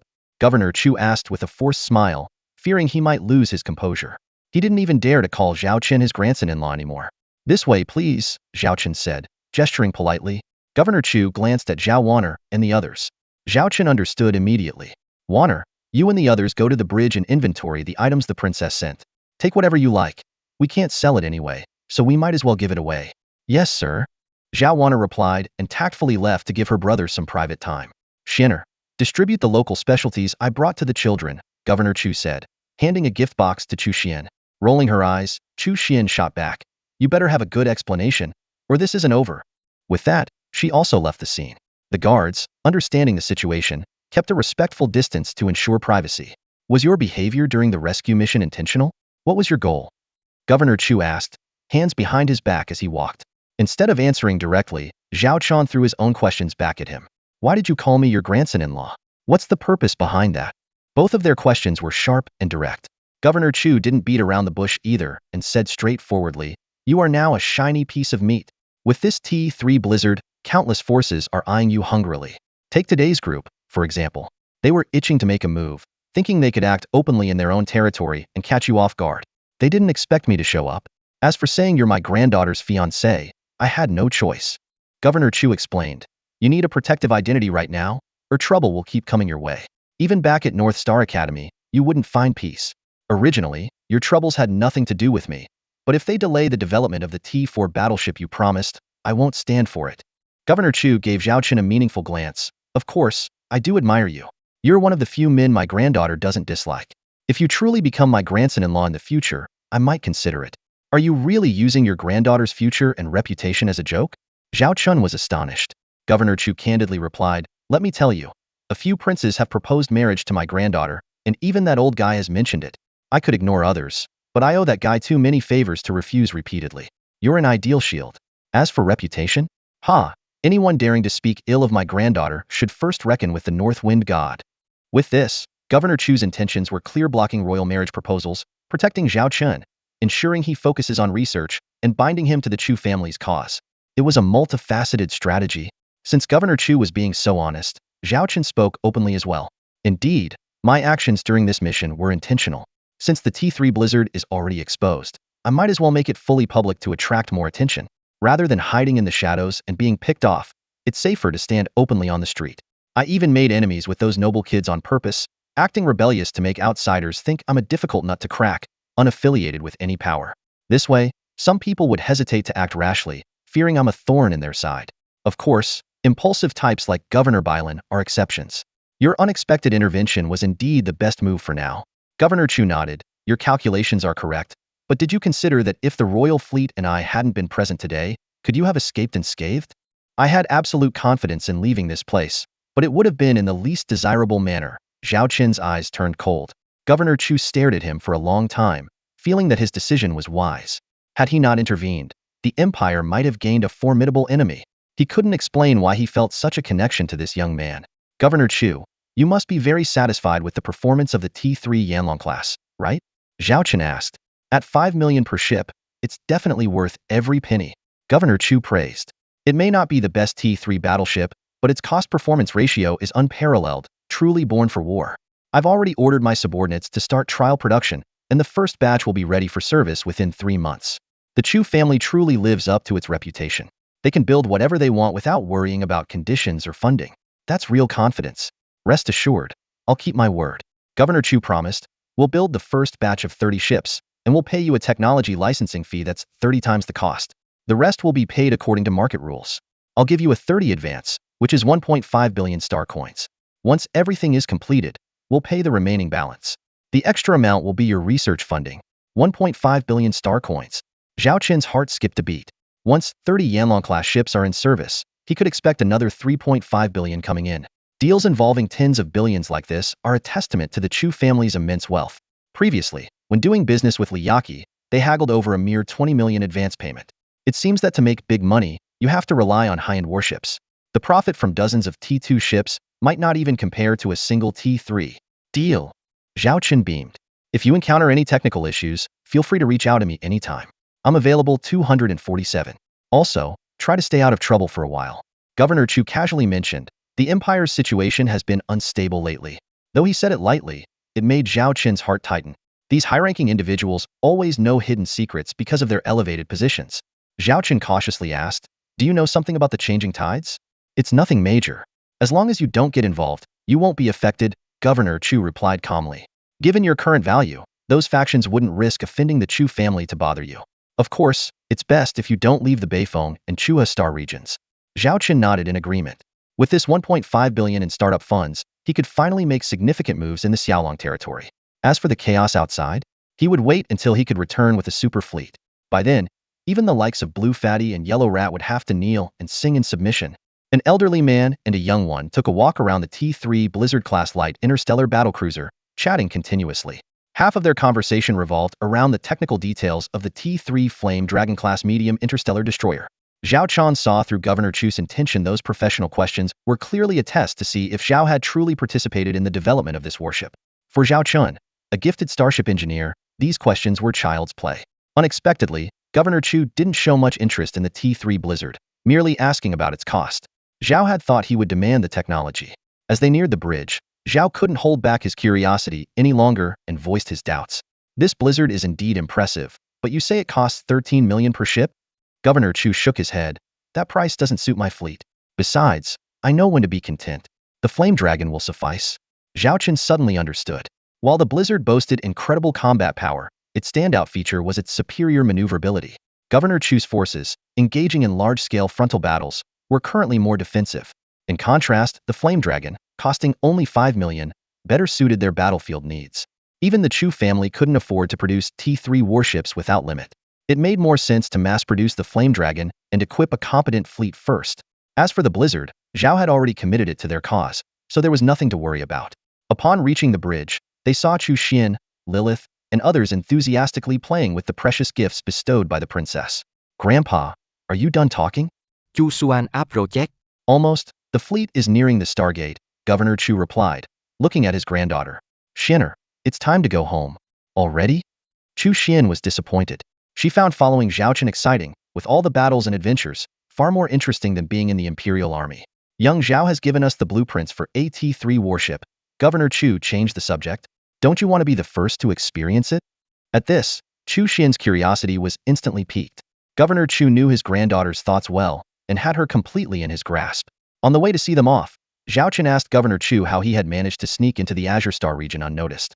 The old man, keeping it mysterious, replied, "The Empire often sends people my way to earn military merits. Some are useless like Huang Zhixiang, but there are some promising ones. I don't mind nurturing them.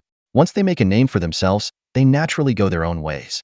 I have a prize student in the Azure Star region, whose fief borders the Lantian system.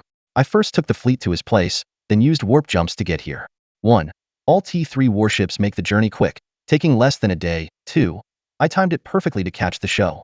But wouldn't your student be exposed this way?" Zhao Chen asked worriedly. Himph. If he realized it himself, he might have to be cautious. But now that he openly stands by me, even if Blue Fatty is displeased, he wouldn't dare retaliate openly. He wouldn't risk offending me for a minor lord. Besides, which power doesn't have a few hidden agents? Even in my Chu River Star region, there are spies from Blue Fatty and the royal family.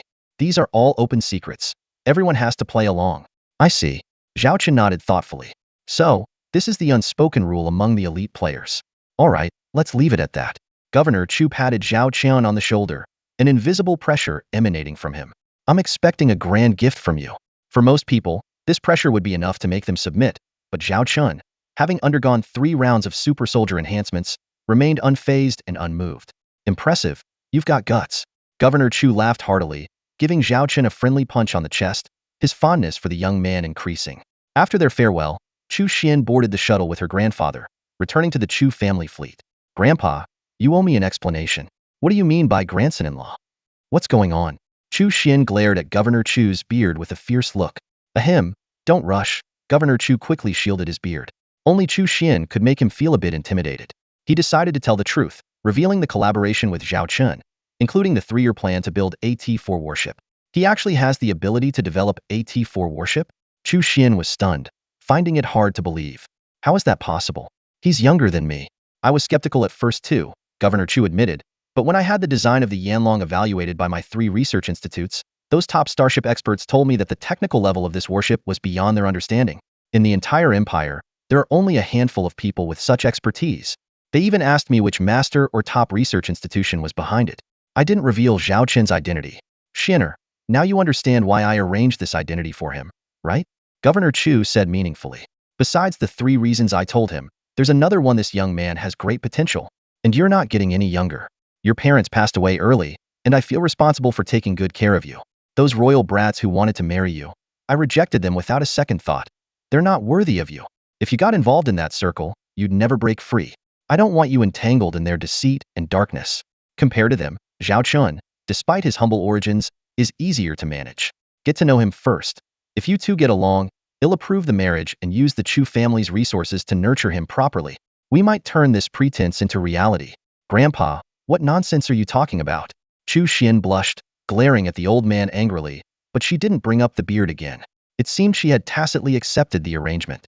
Chu Xian comforted herself, thinking this was just a temporary measure to protect Zhao Chun. After all, she did owe him a few favors. Besides, it's just a title. It's not like it would hurt anyone. After parting ways with the Chu fleet, Zhao Chen's T3 Blizzard roamed for several days before finally returning to the North Star system. This time, instead of heading back to school, he went straight to the Xiaolong base. The rescue mission had taken nearly 10 days. During this period, the 2 T2 Hammer-class heavy interstellar industrial ships at the Xiaolong base had been working around the clock. According to Zhao Chen's production plan, even after completing the current orders, they would continue building T2 hammers. When it came to auxiliary ships, Zhao Chen always believed the more, the merrier. At this moment, besides the existing 2 hammers, their extension platforms had 2 new keels, expected to be launched by mid-April. Zhao Chen and Lilith landed on the T2 hammer number 1 ship via a shuttle. They were greeted by a female Minotaur engineer towering over 2 meters tall. "Commander," she addressed him. The Minotaur woman was dressed in work overalls, her strong arms capable of easily lifting Zhao Chen. She had a pair of horns, beautifully muscular limbs, sun-kissed skin radiating health, and a small tail peeking from behind her drooping ears. In Zhao Chen's previous life, she would definitely be a supermodel-level fitness icon. Zhao Chen couldn't help but glance at a certain part of her body, wondering if such a large obstruction might hinder her work. And could she be from the Dairy Cow tribe? He quickly collected his thoughts and scrutinized the female engineer before him. "You must be Jenny, right? You actually remember my name." Jenny was so excited she almost fainted. It turned out Ginny was not only the captain of the T2 Hammer, but also the chief engineer. She had been a loyal subordinate of General Charlotte, specializing in starship repair and construction. Hardworking and unquestioningly obedient to orders, she might not have been the most talented, but she was undoubtedly a great employee. Thanks to these qualities, she had become the first captain and chief engineer of the Hammer class. Ginny, you are a hero of the Xiaolong fleet. Every ship we pilot bears your hard work. How could I not remember you? Zhao Chen patted her shoulder warmly. If you have any requests, just let me know. Can I hug you? Ginny looked at Zhao Chen with hopeful eyes, then quickly waved her hands. Oh, is that too forward? If you're not comfortable, just forget I said anything. No, I don't mind. Zhao Chen couldn't help but laugh. I'm just curious. Why would you make such a request? Ginny touched her horns awkwardly and hesitated. Actually, when I was with General Charlotte, my parents gave me to her because I ate too much. Although I couldn't always eat my fill with her, at least I didn't starve. Later, General Charlotte brought us to you. I was initially scared, but I quickly realized what a wise decision it was. Commander, you are like a god to us. Here, we don't get bullied, and we have enough to eat and wear. I never thought I'd ever be able to eat a big bowl of rice. So, I admire you so much. If I could hug you, my life would be complete. I don't care about any other rewards. Seeing her adorable earnestness, Zhao Chen's heart melted. He opened his arms and smiled, then as you wish. The next second, Zhao Chen regretted it. Even though he's now 6 feet tall, standing next to the over 7-foot Minotaur girl, he seems tiny. To make matters worse, this hefty lass doesn't know her own strength.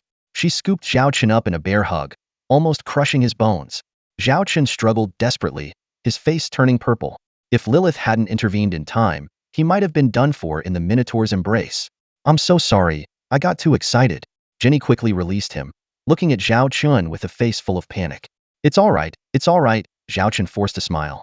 Even with the 3 doses of the super soldier serum he had taken, he barely managed to get free. If it had been an ordinary person, they would have been broken on the spot. It seems the rumors about the orcs being able to punch through T1 warship armor aren't baseless after all.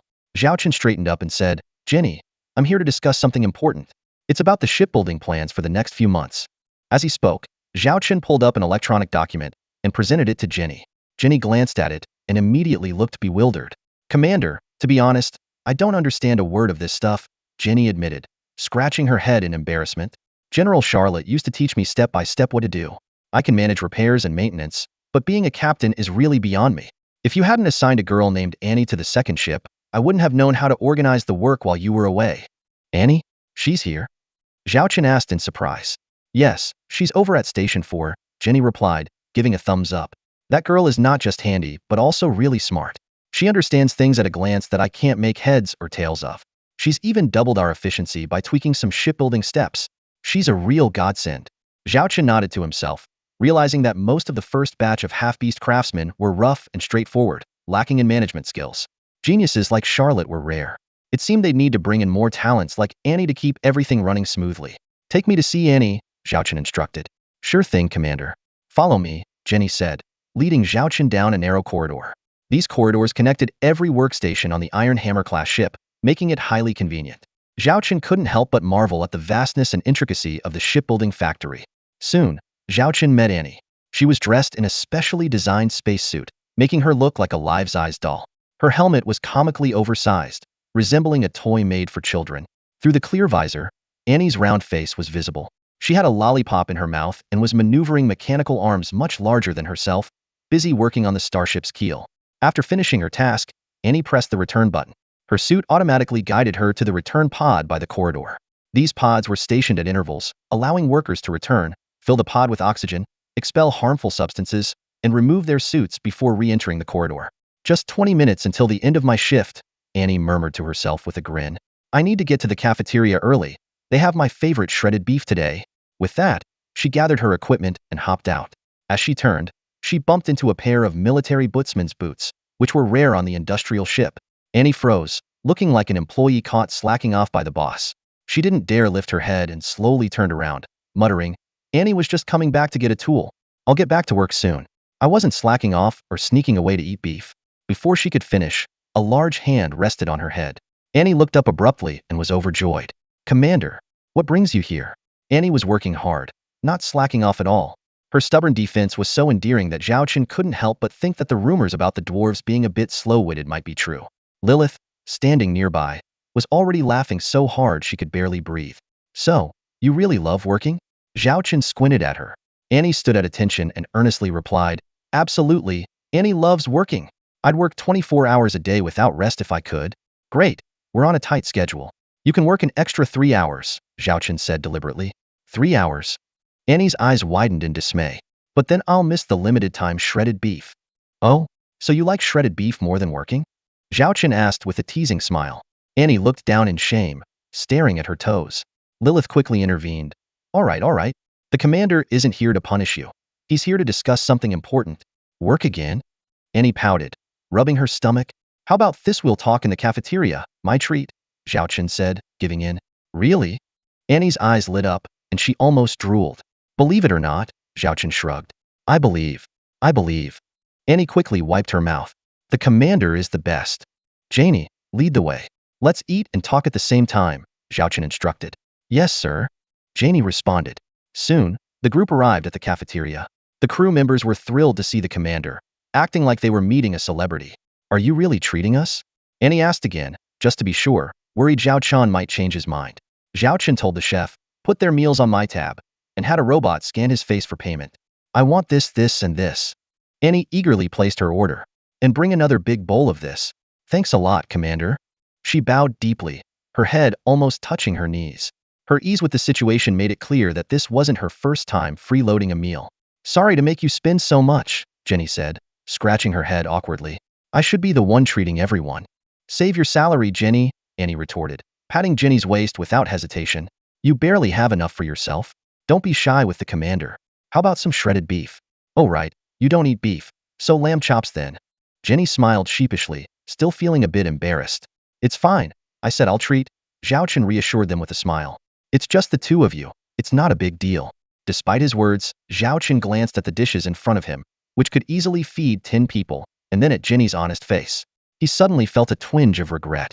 It wasn't about the money. He was just worried his food budget might not hold up. After all, his initial budget was high, but these two had enormous appetites. Fortunately, after some quick calculations, he realized they were still within budget. He sighed in relief, and then noticed that the tables and chairs here were twice the size of those on the T3 Blizzard. Annie led them to a massive round table with a 5-meter diameter. Do the four of us really need such a big table? Zhao Chen asked Annie in surprise. You'll see soon enough, Annie replied mysteriously. Half an hour later, Zhao Chen understood. But he was even more curious about how the mountain of empty plates in front of him had fit into Annie's tiny stomach. Did she have a black hole in there? Or was it some kind of extra-dimensional space? Burp! Annie let out a satisfied belch and then remembered the main issue. Oh right, Commander. What did you need me for? Zhao Chen opened an electronic document. I've drafted a shipbuilding plan for the next few months. I wanted you to review it and give me your feedback. The document listed several starship names. T3 Andromeda-class interstellar medical ship, T3 Goddess Academy-class starship, T3 Phantom-class light interstellar stealth bomber, T2 Snow Mastiff-class heavy interstellar battleship, and T2 Lion King-class heavy interstellar missile ship. Are all these starships new models? Annie asked in surprise as she looked at Zhao Chen. Zhao Chen nodded towards the ships and explained. I just compiled the basic technologies and raw materials needed, along with construction requirements and estimated timelines. Detailed blueprints will be uploaded into the system of the T2 Hammer later. Annie began to click on each ship's profile, examining them closely. Jenny, standing nearby, also leaned in out of curiosity. Although she had previously received Zhao Chen's permission, she had stepped back from overseeing the entire project due to the sheer complexity. However, her craftsmanship skills were more than sufficient for constructing individual ships. Lilith, on the other hand, was amazed as she observed Zhao Chen. In just a few months, he had produced several new starship designs, which was simply astonishing. No wonder Governor Chu and the royal family valued him so much. His talents were clearly extraordinary. After a moment, Annie, with a lollipop in her mouth, mumbled, according to your plan, we need to build one T3 Andromeda medical ship and one T3 Goddess Academy starship. The T2 Hammer needs to be expanded to more than 5 ships. As for the T3 Phantom stealth bomber, T2 Snow Mastiff battleship, and T2 Lion King missile ship, there's no specific number required. We just need to complete the earlier tasks first. Exactly, Zhao Chen nodded. Don't worry about the funds and materials. I just need efficiency. Interestingly, Governor Chu's 1.5 billion initial payment has already been credited. That old man keeps his word and works efficiently. Now, I'm not short on money. I need as many starships as possible. Got it, Annie said, summoning a holographic interface and typing rapidly on the virtual keyboard. Zhao Chen couldn't help but be impressed. Annie's posture was quite professional, despite the grease on her hands, the candy in her mouth, and her little dangling legs. A few minutes later, Annie hit the final key and turned the projection towards Zhao Chen. Commander, how does my construction plan look? Based on our current situation, we can complete the 2 hammers we have by mid-April, she began explaining. By the end of April, we'll have 2 more, giving us 4 by early May. In May, 3 hammers will each be responsible for building 1 T3 Andromeda, Goddess Academy, and Phantom, with an estimated completion by the end of June. The remaining hammer will alternately produce T2 Snow Mastiff and Lion King ships, 1 per month for May and June. By the end of June, including the new 8 ships, our hammer count will reach 20. Annie also provided a detailed list of raw materials and even considered the personnel gaps. Zhao Chen reviewed it carefully and couldn't help but praise her thoroughness.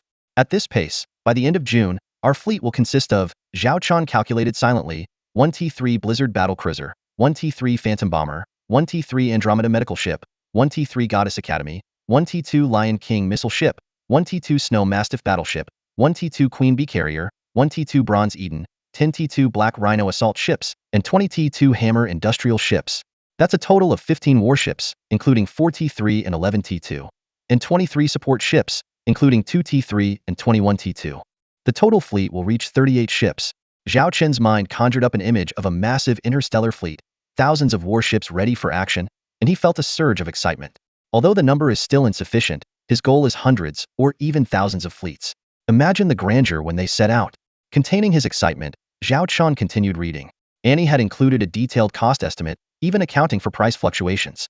Converted to star currency, the total needed for the next 3 months was 80 million. In the past, Zhao Chen would have been overwhelmed trying to gather such an amount. But now, he didn't even bat an eye. 80 million was just a fraction of his total assets. With the bonuses from previous escort missions and rewards, he already had 7 million star currency on hand. Adding Governor Chu's 1.5 billion, this amount was insignificant. Moreover, the required materials were quite common and easy to procure. However, just as Zhao Chen thought everything was going smoothly, a new issue surfaced: manpower. This new fleet would need nearly 4,000 personnel, including over 200 combatants and around 3,800 technical staff. The biggest gap was for the 18 Hammer industrial ships. Without enough engineers and technicians, subsequent construction would be impossible. Insufficient manpower would mean having ships but no crew, which would be quite embarrassing. Zhao Chen frowned, rubbed his chin, and muttered to himself. Without skilled personnel, this grand plan would be nothing but a pipe dream. Commander, I have a suggestion, Annie said, raising her hand. Our dwarf clan is naturally skilled in craftsmanship and is perfect for this job. Really? Zhao Chen looked at Annie with feigned surprise, like a hungry wolf eyeing Little Red Riding Hood. He was genuinely grateful for Annie's proposal.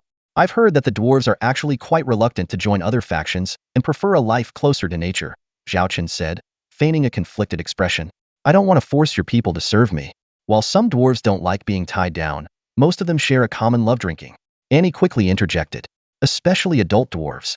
You should know that food is already a rare resource, let alone alcohol, which is a luxury. If you can ensure they get to drink once or twice a month, they'll be willing to go through fire and water for you. You drink too? Zhao Chen asked, curiously eyeing Annie. It was hard to imagine such a petite girl downing drinks. Annie swallowed and turned her pockets inside out. No money, she said, then glanced toward the dining table and muttered, besides, alcohol is expensive. I wouldn't want to impose. After all, you have your own ration limits. How could you exceed them just to buy a drink for a little craftsman like me? As she spoke, Annie put on a pitiful expression and sighed deeply. Lilith, standing nearby, stifled a laugh as Annie hung her head, stealing glances at Zhao Chen. Zhao Chen couldn't help but see through her little scheme. What kinds of alcohol do we have here? He asked Lilith. Currently, we have a small amount of beer, rice wine, grape wine, and some fruit wines like Yangmei wine, Lilith replied. Actually, rice wine is quite good, Annie said, nodding earnestly. Use my ration and get a bottle of rice wine, Zhao Chen ordered. Soon, a bottle of rice wine was placed in front of Annie. Watching her carefully cradle the bottle, Zhao Chen felt a twinge of guilt. You were reluctant to disclose your hometown before, but now you're eager to find work for your people? Zhao Chen teased. Annie replied earnestly, to be honest, I was initially worried about the situation here. But after spending these past few months with you, I completely trust you. Your brilliance outshines the stars, your charm surpasses the constellations, and even black holes can't match your gravitational pull. Enough. 1 bottle of wine is all you're getting today, Zhao Chen interrupted her flattery. Annie stuck out her tongue and then sincerely added, the first part was from the heart. You really are a good person, treating all crew members equally, whether they are halforcs, succubi, or dwarves. You always keep your promises. So, I think it's wise for my people to follow you. Besides, I miss my family and want them to sleep in warm, clean beds, to be well-fed and clothed, and not have to risk their lives for survival. Commander, I can vouch for their skills and loyalty. Please, let them join the Xiaolong fleet. With that, Annie put down the bottle and saluted Zhao Chun. It should have been a solemn moment, but seeing a dwarf girl with a smudge of grease at the corner of her mouth saluting made it hard to keep a straight face. All right, I get your point, Zhao Chun said, suppressing a smile. Tell me, which planet are your people on, and how many of them are there? I can send a fleet to pick them up. Annie pulled up a large star map, covering the territories of the Galactic Union and parts of the mechanized tribe, along with vast unknown regions. My home is right here, she said, pointing to a location on the map. Annie pointed to a gray area on the map. I wasn't sure which galaxy or planet it was, but if we could find a detailed star chart locally, I could pinpoint the exact coordinates. Lilith took a close look and quickly reported to Zhao Chun that this region was located in the Dark Reef sector, a boundary between the Mech Clan and the Starshine Empire. The environment there was harsh, easy to defend but hard to attack, and thus neither side wanted to claim it, leaving it as a no-man's land. If we decide to go, it will take us half a month one way, and at least a month for the round trip. We don't even know if there are any stargates available there, Lilith added. How many of your people are there? Zhao Chun asked. Annie counted on her fingers and replied, there are about 200,000 dwarves on our planet. Across the entire sector, my dad said there are about 3 to 5 million. 3 to 5 million. Even excluding the elderly, women, and children, that's at least 2 million potential workers, half of whom are female, Zhao Chun mused, envisioning a wealth of skilled engineers and technicians. We have to go. His eyes lit up, disregarding Governor Chu's warnings.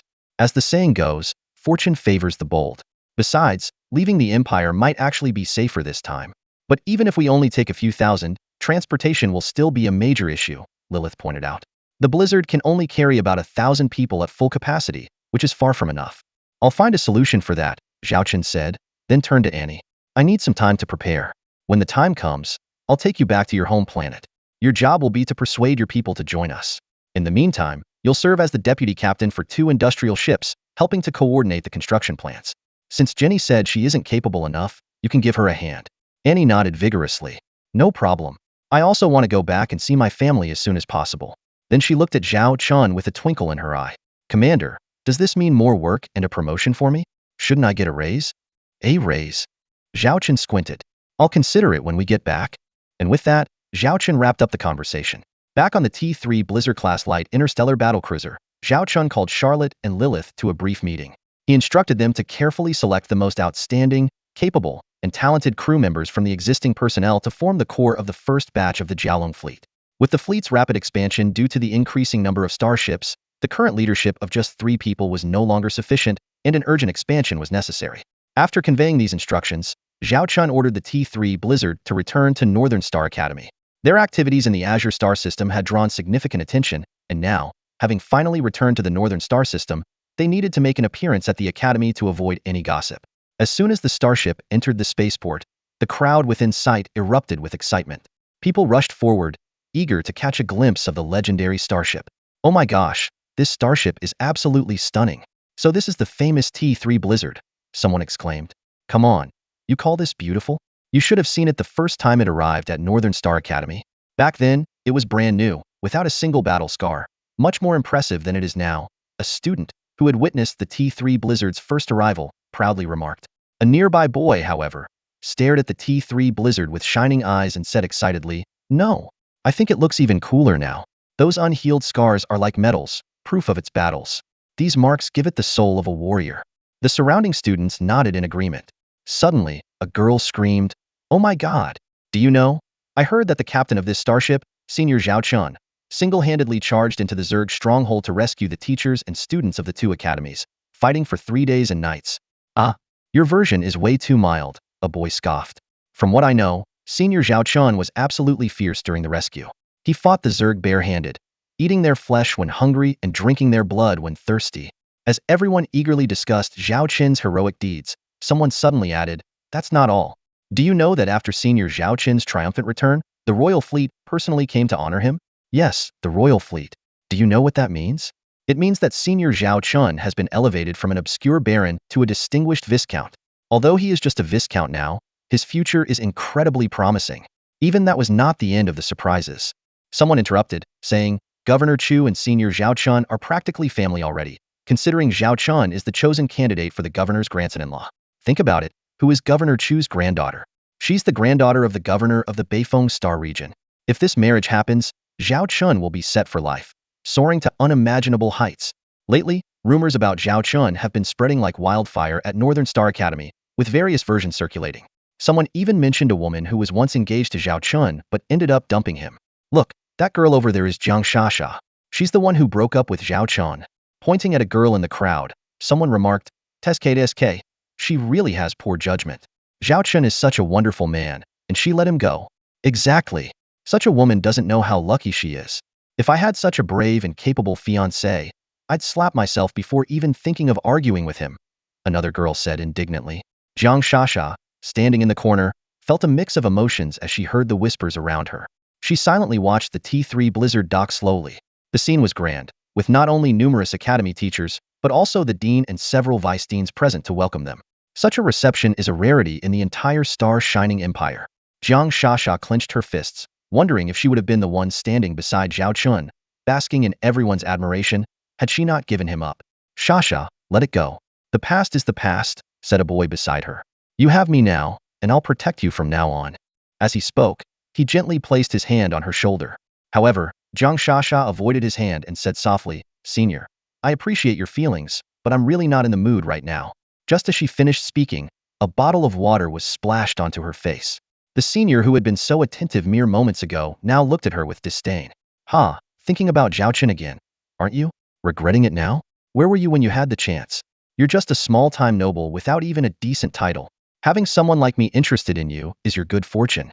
You better recognize your worth and stop being so ungrateful. With that, he walked away without looking back. Jiang Shasha stood there, stunned, and suddenly burst into uncontrollable laughter, which soon turned into tears. No one around her offered any sympathy. Instead, they glanced at her mockingly, as if ridiculing her plight. Meanwhile, Zhao Chen and Zhao Wan'er descended from the starship, greeted by a scene as grand, if not grander, than the one they experienced at the Bluefield Star System spaceport. Amidst the streamers and cheers, Academy reporters eagerly photographed and reported on Zhao Chun and the legendary starship behind him. Undoubtedly, this would become a legendary tale at Northern Star Academy. Zhao Chun! Zhao Chun! A group of fangirls screamed and swarmed around him, encircling him completely. The girls were all vying to present their gifts, fearing they would miss their chance if they were too slow. Even Zhao Wan'er, who was standing next to Zhao Chun, was pushed far away. It took Zhao Wan'er a moment to regain her composure, only to realize she had somehow been separated from the crowd. Those who couldn't squeeze to the front saw an opportunity and immediately surrounded her with eager smiles, showering her with flattery. Oh my, isn't this Wan'er? Here, take these gifts to your brother for us. Wan'er, I'm your senior from the neighboring class. Remember, we used to have lunch together in the cafeteria? Hey, do you know your brother's contact info? Wan'er, I've always been keeping an eye on you. Your talent is impressive. If you ever need help, just come to him, your senior. Your senior will tutor you. And if Zhao Chun ever needs help with his studies, I can tutor him too. Zhao Wan'er looked at the group of infatuated girls with a blank expression, her face darkening. Even when some of them shoved love letters into her hands, she silently accepted them, only to throw them straight into the shredder after leaving. Meanwhile, Zhao Chun, who had finally managed to escape with the help of the teachers, felt overwhelmed by the sense of perfume and lipstick. His clothes were nearly torn apart. He checked his pockets, which were stuffed with various small gifts, some of which were rather inappropriate. Zhao Chun felt a shiver down his spine and cursed internally. My God, these women are scarier than bugs. I almost thought I was going to be devoured alive. These girls are really too much. A charming and considerate female teacher gently wiped the lipstick off Zhao Chun's face and straightened his clothes. At first, everything seemed normal, but gradually, Zhao Chun felt something was off. Was this teacher standing too close? And why was her hand moving towards his butt? Was there some kind of mark there? Ahem, it's natural for young people to admire heroes. Deputy Dean Hong stepped in to smooth things over. Zhao Chun's heroic act is truly commendable for our school. With his intervention, the overly enthusiastic teacher reluctantly let Zhao Chun go, though she still eyed him with a sultry gaze. Zhao Chun noticed and responded with a few polite but perfunctory remarks. At that moment, the elderly Dean Qin approached and fixed his gaze on Zhao Chun. Suddenly, he bowed deeply. Zhao Chun, as the Dean of North Star Academy, I want to thank you for saving the lives of our faculty and students. As a father, I want to thank you for saving my daughter, who was led by this incompetent father. Thank you. It turned out that the teacher leading the group was Dean Sheen's daughter. Following Dean Sheen's gesture, all the teachers present also bowed in gratitude, even those who had opposed the rescue in the dean's office. Zhao Chen didn't hold any grudges. He knew everyone had their own stance. These teachers were thinking about the academy's interests and were not at fault. If it hadn't been for his T3 Blizzard, Zhao Wan'er being on board, and the system's rewards, he wouldn't have taken such a risk. I just did what little I could, Zhao Chun said modestly. Deputy Dean Hong enthusiastically said, Zhao Chun, we have prepared a celebration banquet in your honor. Additionally, there's a scholarship of 300,000 star coins and free repairs for your starship. I'll accept everything except the banquet. Zhao Chen declined the party, having just attended a special celebration. He then shifted the topic. But I have something to discuss with the dean and deputy dean. Go ahead, whatever concerns you is a concern for the academy, Dean Sheen replied. Zhao Chan was direct. Can this rescue mission count towards my assessment credits? The room fell silent in shock. Assessment credits? To Zhao Chan, such a monumental achievement was merely a matter of credits? Deputy Dean Hong, trembling, said, this accomplishment could certainly allow you to skip another grade. But Zhao Chun, you just skipped a grade. Won't skipping another affect your studies? Zhao Chen countered, Deputy Dean Hong, do you think there's anything left for the academy to teach me? This kid is really audacious. But on second thought, given Zhao Chen's performance, there really wasn't anything more the academy could teach him. Someone who piloted a T3 starship against a million-strong swarm didn't need theoretical knowledge. Dean Sheen made a swift decision, Zhao Chen. For this rescue mission, I'll award you triple the 5th-year assessment credits, promoting you directly to the 6th year. You can graduate in July. He could see clearly that Zhao Chen was not someone to be confined within the academy. North Star couldn't hold onto such a talent. He needed more practical experience, not just academic education. Zhao Chen was overjoyed. With this result, his year's tasks were complete. After expressing his gratitude, everyone dispersed. Zhao Chen hurried back to the T3 Blizzard with Zhao Wan'er, not daring to stay at the academy any longer. Who knew what those crazy fangirls might do next? With a ding, Zhao Chen received a notification about his change in student status.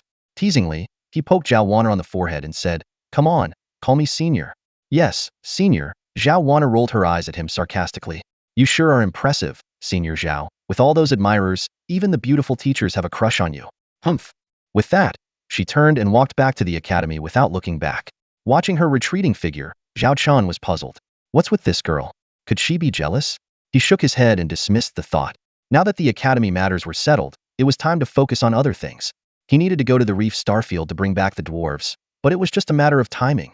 The trip would take at least a month, and he had to arrange his affairs before leaving. With that in mind, Zhao Chen sent a message to a special account and then returned to the captain's room, waiting for a response at his desk. Soon, he received a holographic video link. As he clicked on it, the scene transformed into a beach. Not far away, a woman was waiting for him, trying to hide her excitement and nervousness as she stared intently at Zhao Chen. What brings you to contact me so urgently? Li Yaqi asked curiously. She had cleared her schedule, stepping away from the busy Starship Factory expansion meetings. Recently, she had been attending 5 or 6 meetings a day, with only 4 or 5 hours of rest. But whenever a message came from that special account, she would drop everything immediately. These past few days, she had been thinking about this man because of a certain matter that made her uneasy. Zhao Chen smiled and said, You've probably heard about the rescue of the teachers and students from both academies, right? Feigning surprise, Li Yaqi replied, Oh, I know about that. I heard a student from the Northern Star Academy was the hero, and he was even taken in by Governor Chu as a son-in-law. Zhao Chen asked again, Do you know the identity of that person? Li Yaqi shook her head, pretending to be clueless. I think he's a friend of my brother, but I don't know much else. She was nearly certain it was related to the T3 Blizzard, but due to previous warnings, she didn't dare to say more. At that moment, the man in front of her did something unexpected, took off his mask. Wait, I didn't see anything. Li Yaqi hastily covered her eyes, pretending to be oblivious. Zhao Chen was utterly confused by her sudden reaction. What are you up to? Didn't you already figure out my identity? Li Yaqi kept her eyes covered, sounding anxious. Does this mean you don't want to work with me anymore? So you took off your mask? Not want to work together? Why would you think that? Zhao Chen chuckled. Peeking through her fingers, Li Yaqi cautiously said, Because you're now the grandson-in-law of the Chu family. With their resources, why would you need to collaborate with me? So she had found a golden goose, but was now worried about losing Zhao Chen. Understanding dawned on Zhao Chen, and he said straightforwardly, The Chu family is the Chu family, and you are you. The two are not mutually exclusive. I don't understand what you mean, Li Yaqi replied, puzzled. Zhao Chen explained, Yes, the Chu family has its own resources, and it makes sense to work with them. But you can't put all your eggs in one basket, understand? You mean? Liyaki Sudanli realiza. Zhao Chen firmly stated, you don't need to ask anything else. Just answer me this. Do you still want to work with me? Of course I do. Liyaki nudda vigorously. With those exclusive Starship technologies, her Bayin group had already soared to new heights. Future collaborations could be limitless. Zhao Chen nodded in satisfaction. Good. From now on, our partnership must remain absolutely confidential. No one else can know, not even Li Wei. He might suspect something, but you must make sure he keeps his mouth shut. If we can manage this, we can not only continue but take things even further.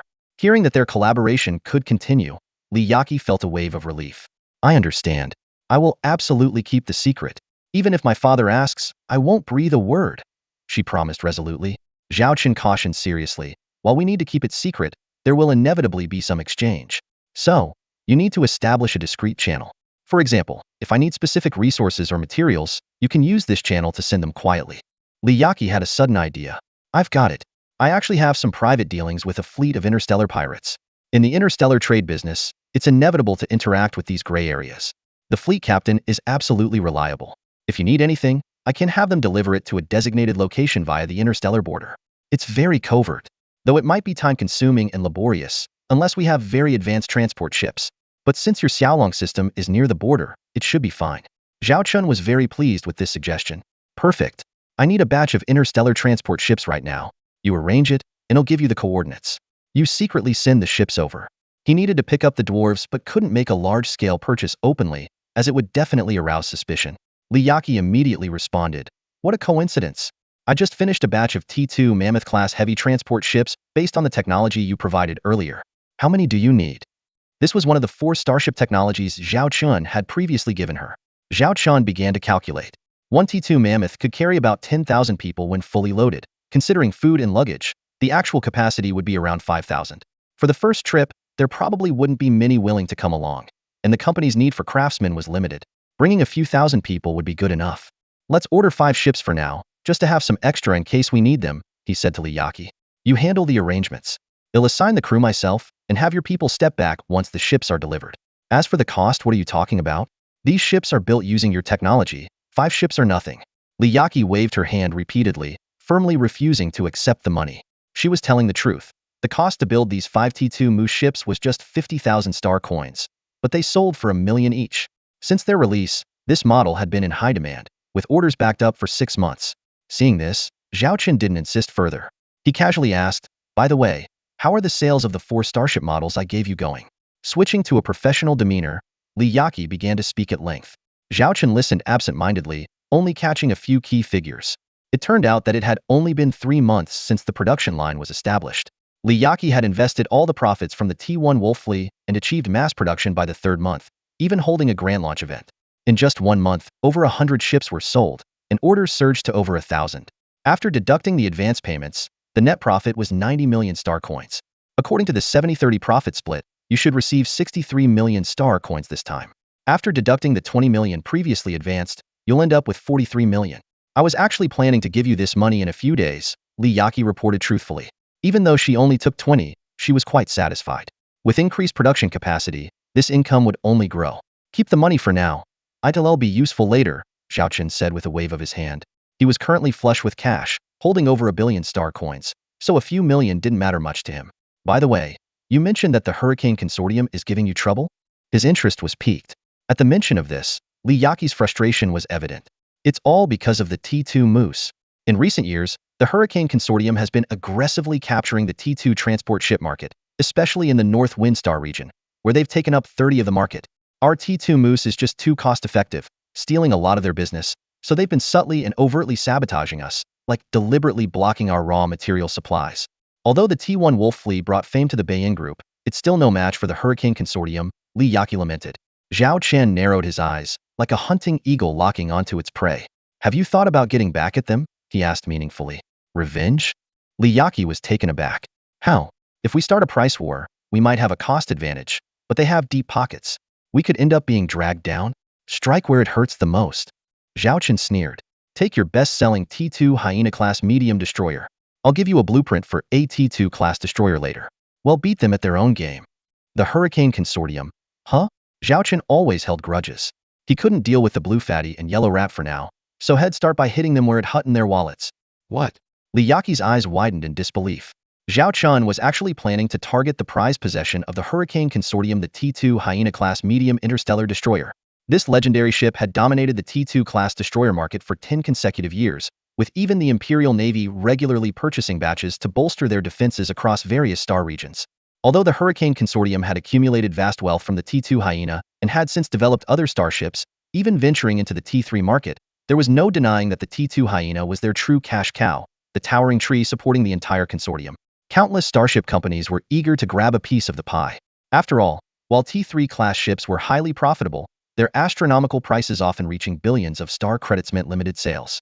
Not to mention the high technical requirements. Only a handful of entities in the entire empire could build T3 ships, and most relied on imported parts, with fully autonomous production being extremely rare.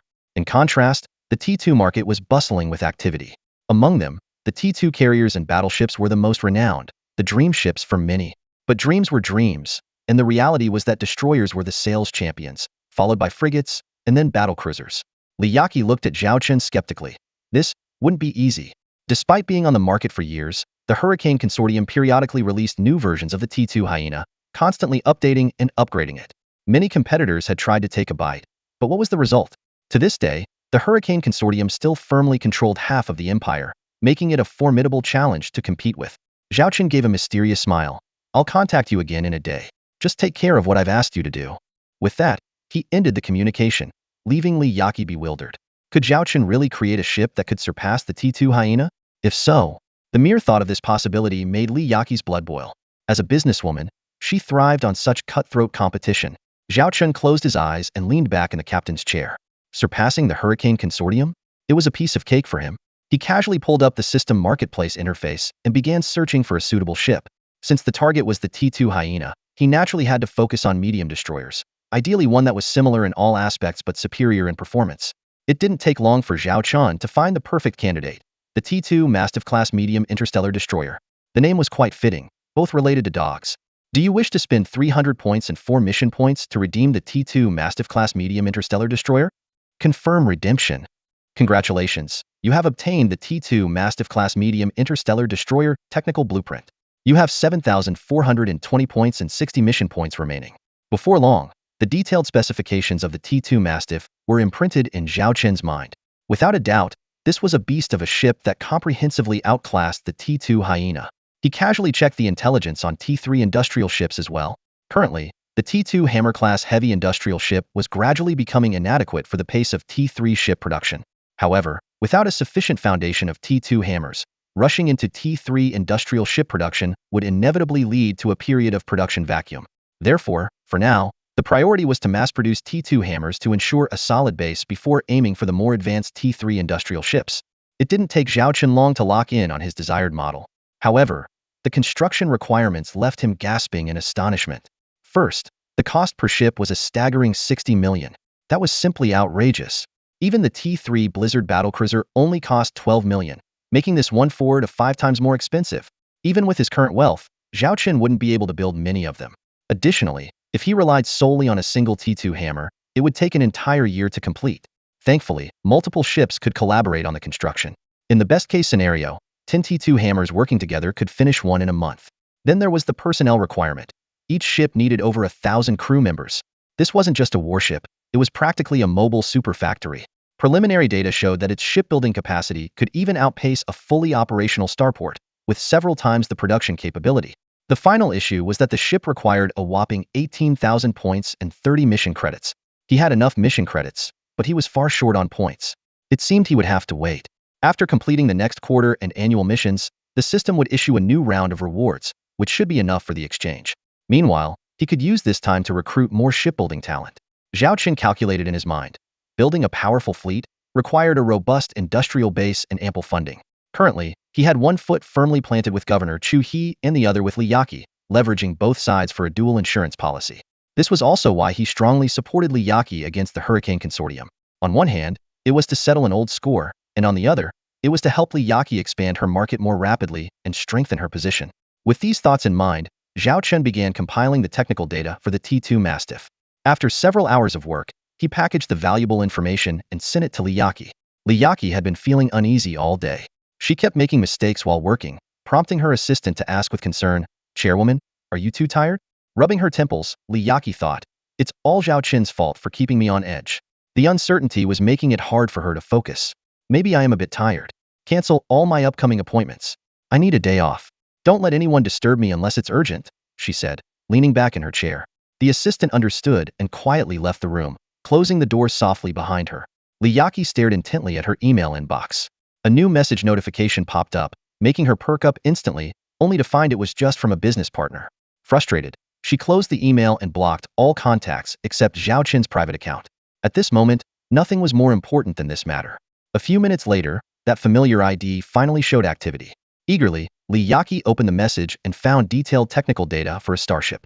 The ship was named the T2 Tibetan Mastiff-class medium interstellar destroyer, clearly designed to compete with the T2 Hyena. Whether it could surpass the decade-long reigning champion was still uncertain. With a mix of nervousness and curiosity, Li Yaqi carefully examined the detailed specifications. As she read on, her eyes widened and her breathing quickened. After a few hours, she couldn't contain herself and sent Zhao Qin a request to meet. He agreed readily. In the holographic garden, Li Yaqi got straight to the point. "Can the data on these blueprints actually be realized?" Zhao Qin nodded confidently. "Absolutely." Swallowing hard, Li Yaqi asked cautiously, "Was this T2 Tibetan Mastiff specifically designed to counter the T2 Hyena?" Zhao Qin openly admitted, "You could say that. After all, no one knows these technologies came from the system." Li Yaqi opened a comparison report, aligning the key indicators of the two ships. Starting with the ship type and tonnage, she then examined the hull strength. The T2 Hyena ranged from 150 to 180 units, while the T2 Tibetan Mastiff boasted 170 to 200 units, a clear victory. In terms of cruising speed, the T2 Hyena clocked in at 43 knots, but the T2 Tibetan Mastiff reached 50 knots, a full 15 faster. Next, she looked at the weaponry. The T2 Hyena had 1 medium pulse cannon, 4 medium electric secondary cannons, and 16 medium Closian weapons. The T2 Tibetan Mastiff had the same number and types of main and secondary cannons, but doubled the Closian weapons, with all of them being dual-mounted. Its combat power was overwhelming. Despite Zhao Qin's denial, it was obvious that the T2 Tibetan Mastiff was designed to outmatch the T2 Hyena in every aspect. The T2 Tibetan Mastiff excelled in every category, as if it was meant to crush its predecessor. Even more alarming, Li Yaqi knew the T2 Hyena cost 200,000 star coins to build and sold for around 4 million, while the T2 Tibetan Mastiff's manufacturing cost was just the same 200,000. If this new ship were launched, the consequences would be unimaginable. With the T2 Tibetan Mastiff outperforming the T2 Hyena in every way and costing the same to produce, the pricing power for this new product was entirely in Li Yaqi's hands.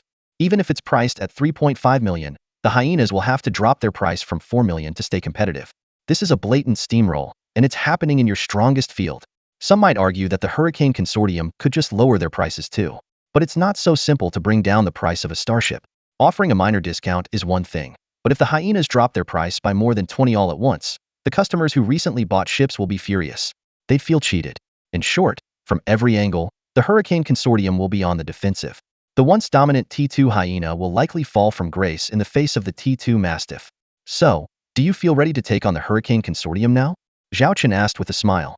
Li Yaqi's eyes blazed with determination as she replied firmly, "Within 3 months, I'll have the T2 Mastiff production line up and running.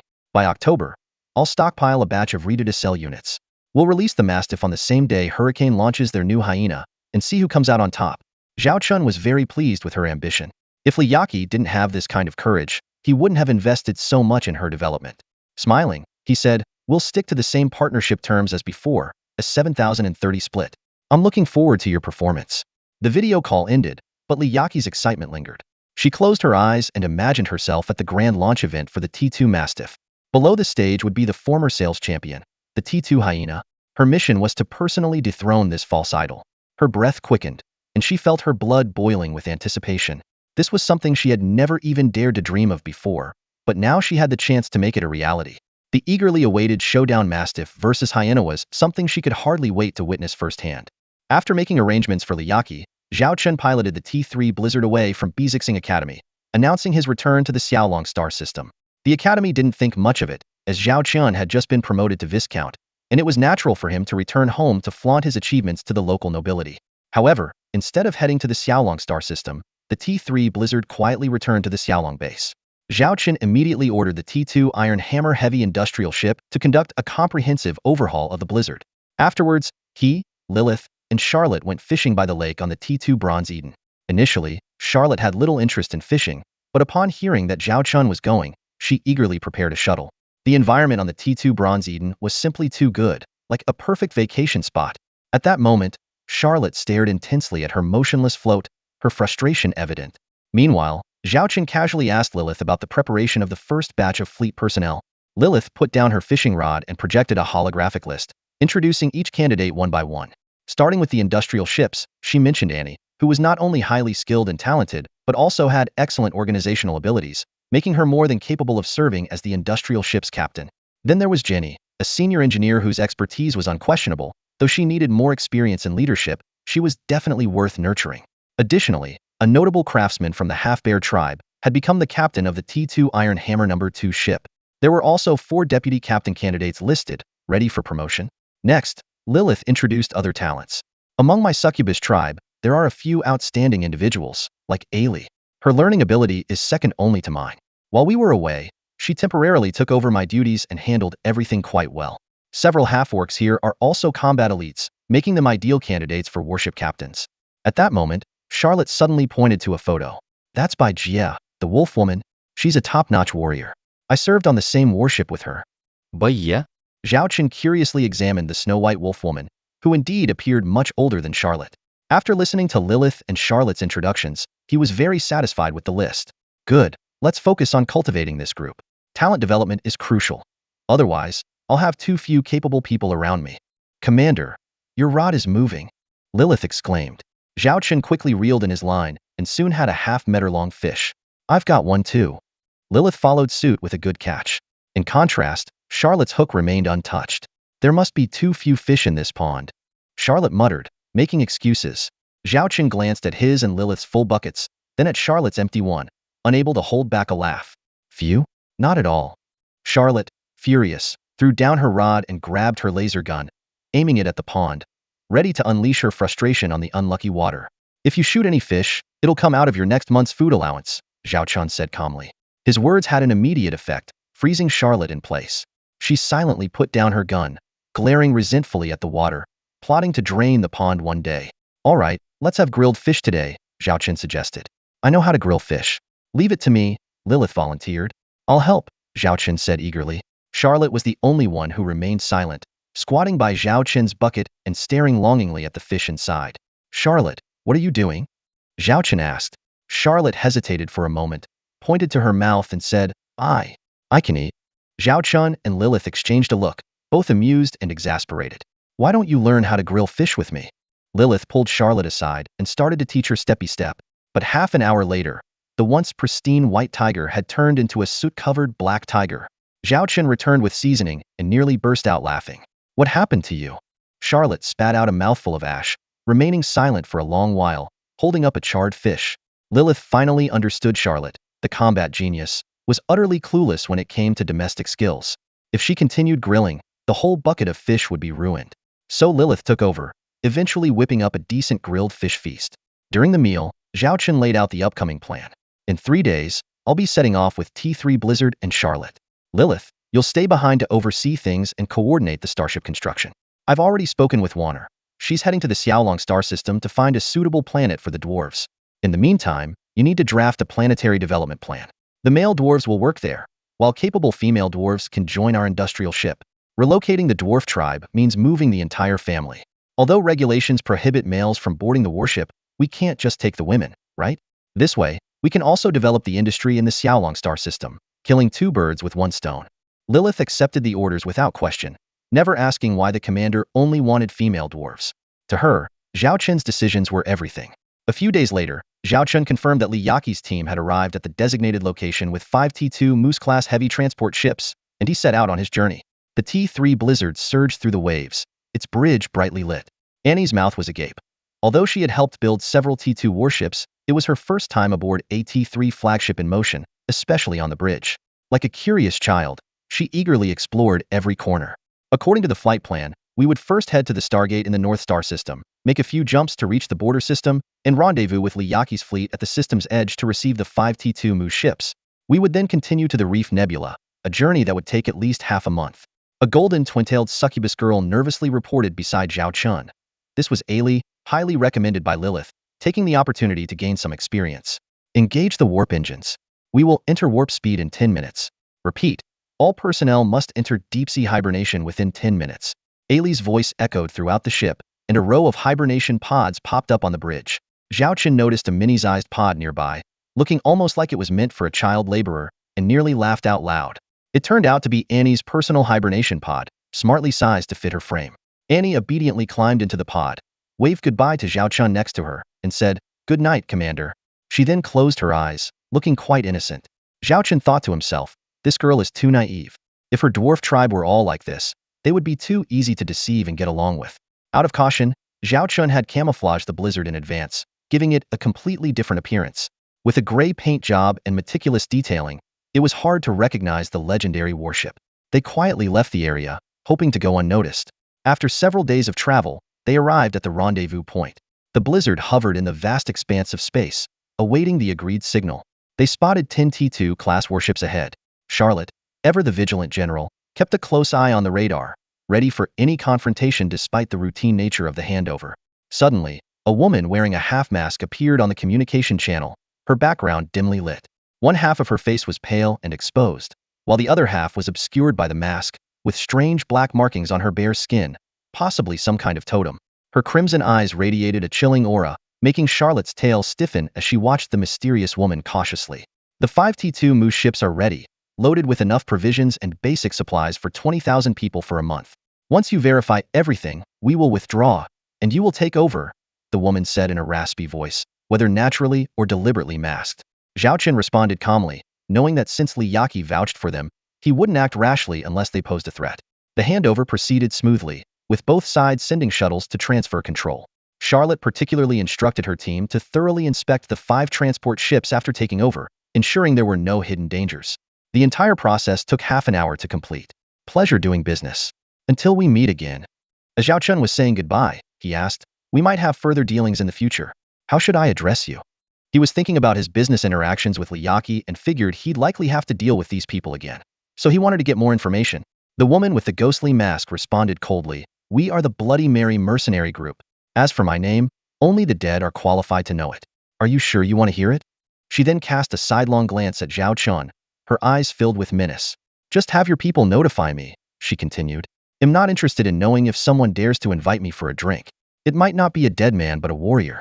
Zhao Chen remained calm and unperturbed. I'm in no hurry to know, he replied. The girl with the ghost mask and crimson eyes fixed her gaze on Zhao Chun. I don't think you're someone who dies easily. It's more likely you're among the living, she said coolly. Talking to you is interesting, but I have other matters to attend to. Goodbye. With that, she cut off the communication channel. Watching the starship of the so-called Bloody Mary mercenary group disappear into the distance, Charlotte finally relaxed her tense tail. Zhao Chen teased, seems like you were quite interested in that reedy girl.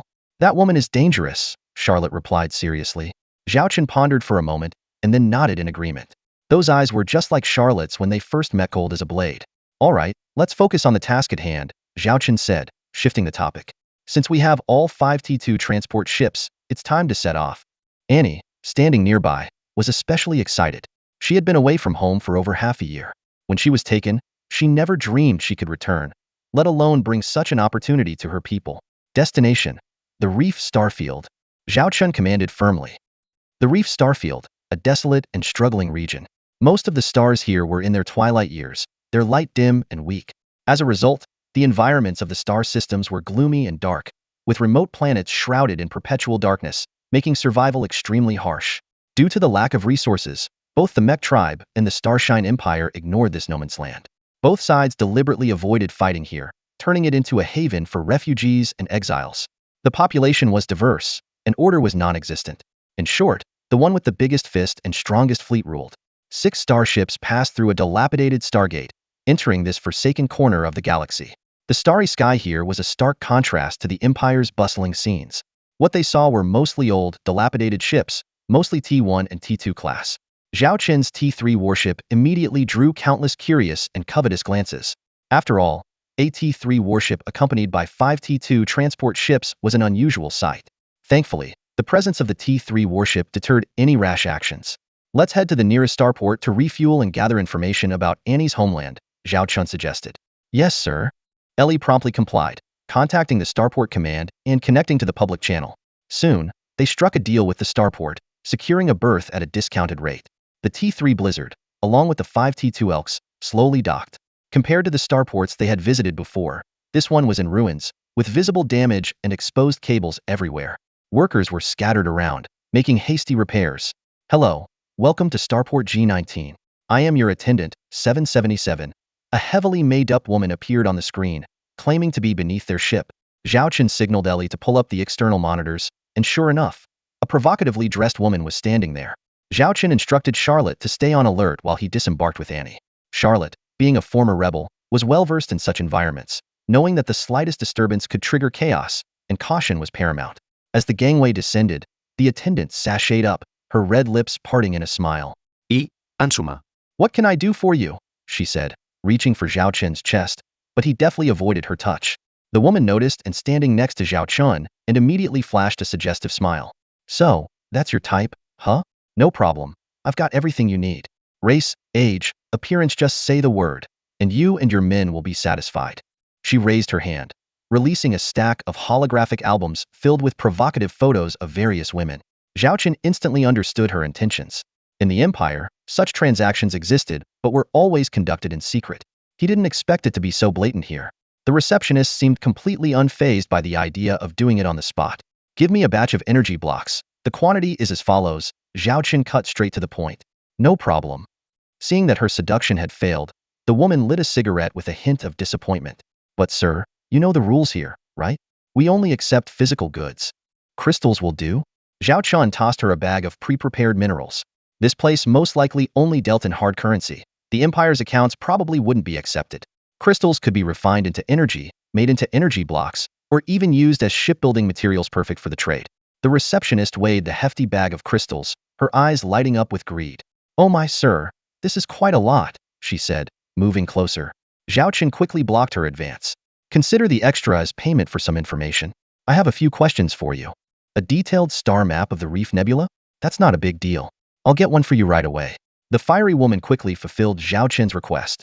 Although it was a detailed map, it wasn't very professional, only showing the general locations of star systems and some rough information. Annie, see if you can find your hometown, Zhao Chen said, handing the holographic star map to Annie, who was on tiptoes trying to get a better view. He kindly adjusted the projection lower to make it easier for her to see. Here. Right here. Annie exclaimed excitedly, pointing to a specific spot. Zhao Chun carefully noted the coordinates, but the woman nearby suddenly interjected. Are you planning to go to the third planet of the FY star system? I advise you to be cautious.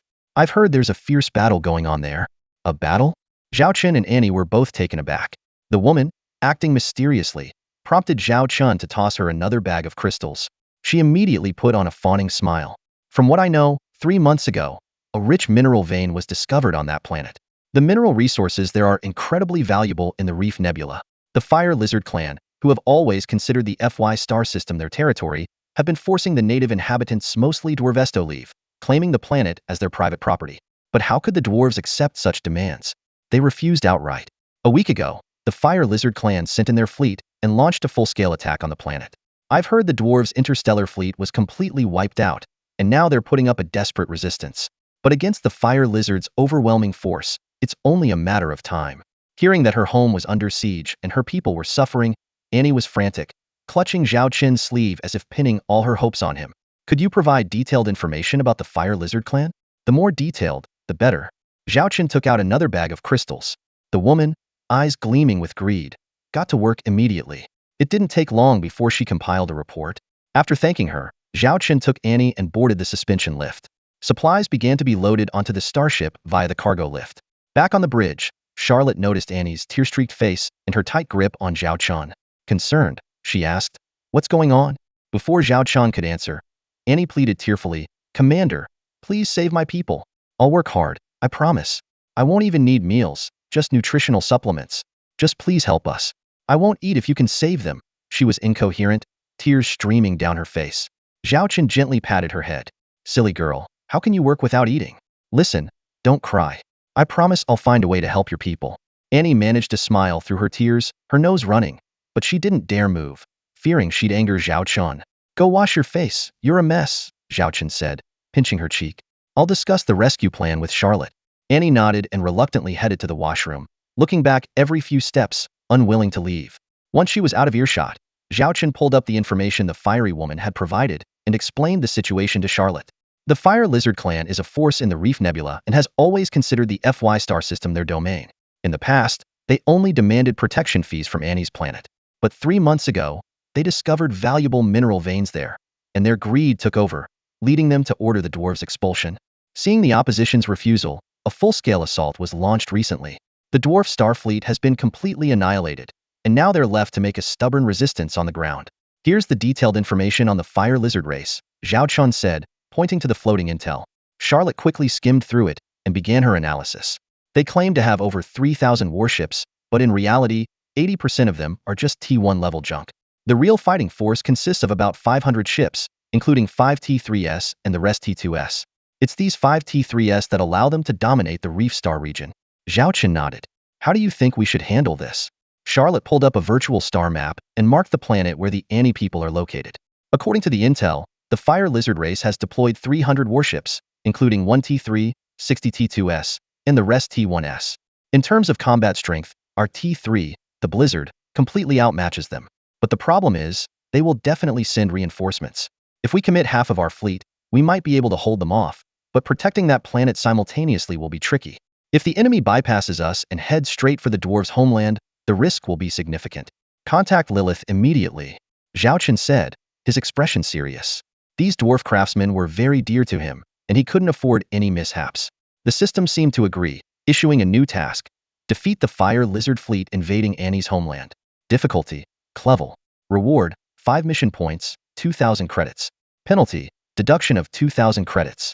In near-Earth orbit of the third planet in the FY system, countless starship wreckages are scattered, with even the bodies of dwarf soldiers floating among them. Not far away, a fleet of 200 to 300 starships hovers silently. At the center of the fleet stands a massive T3 class battleship, dwarfing the nearby T2 and T1 ships, which look insignificant in comparison. All the ships bear the red lizard emblem, the symbol of the Fire Lizard Clan. Inside the bridge of the T3 flagship, a lizard man sits confidently in the captain's chair. His body is covered in red scales, with a long tail trailing behind him. Most of the crew on the bridge share this same appearance, the natural form of the Fire Lizard Clan. The Fire Lizard commander stares intently at several holographic screens displaying the battle on the planet's surface. T1 ships are seen entering the atmosphere, continuously deploying combat mechs and ground troops. Under the air cover of the T1 ships, these forces launch fierce attacks on the dwarves who are still stubbornly resisting. These measly dwarves dare to defy our mighty lizard warriors, the commander scoffs disdainfully. Commander, look at those dwarves struggling in agony before they die. It's hilarious. The adjutant chimes in excitedly. Let's show the entire FY system the fate of those who defy our clan.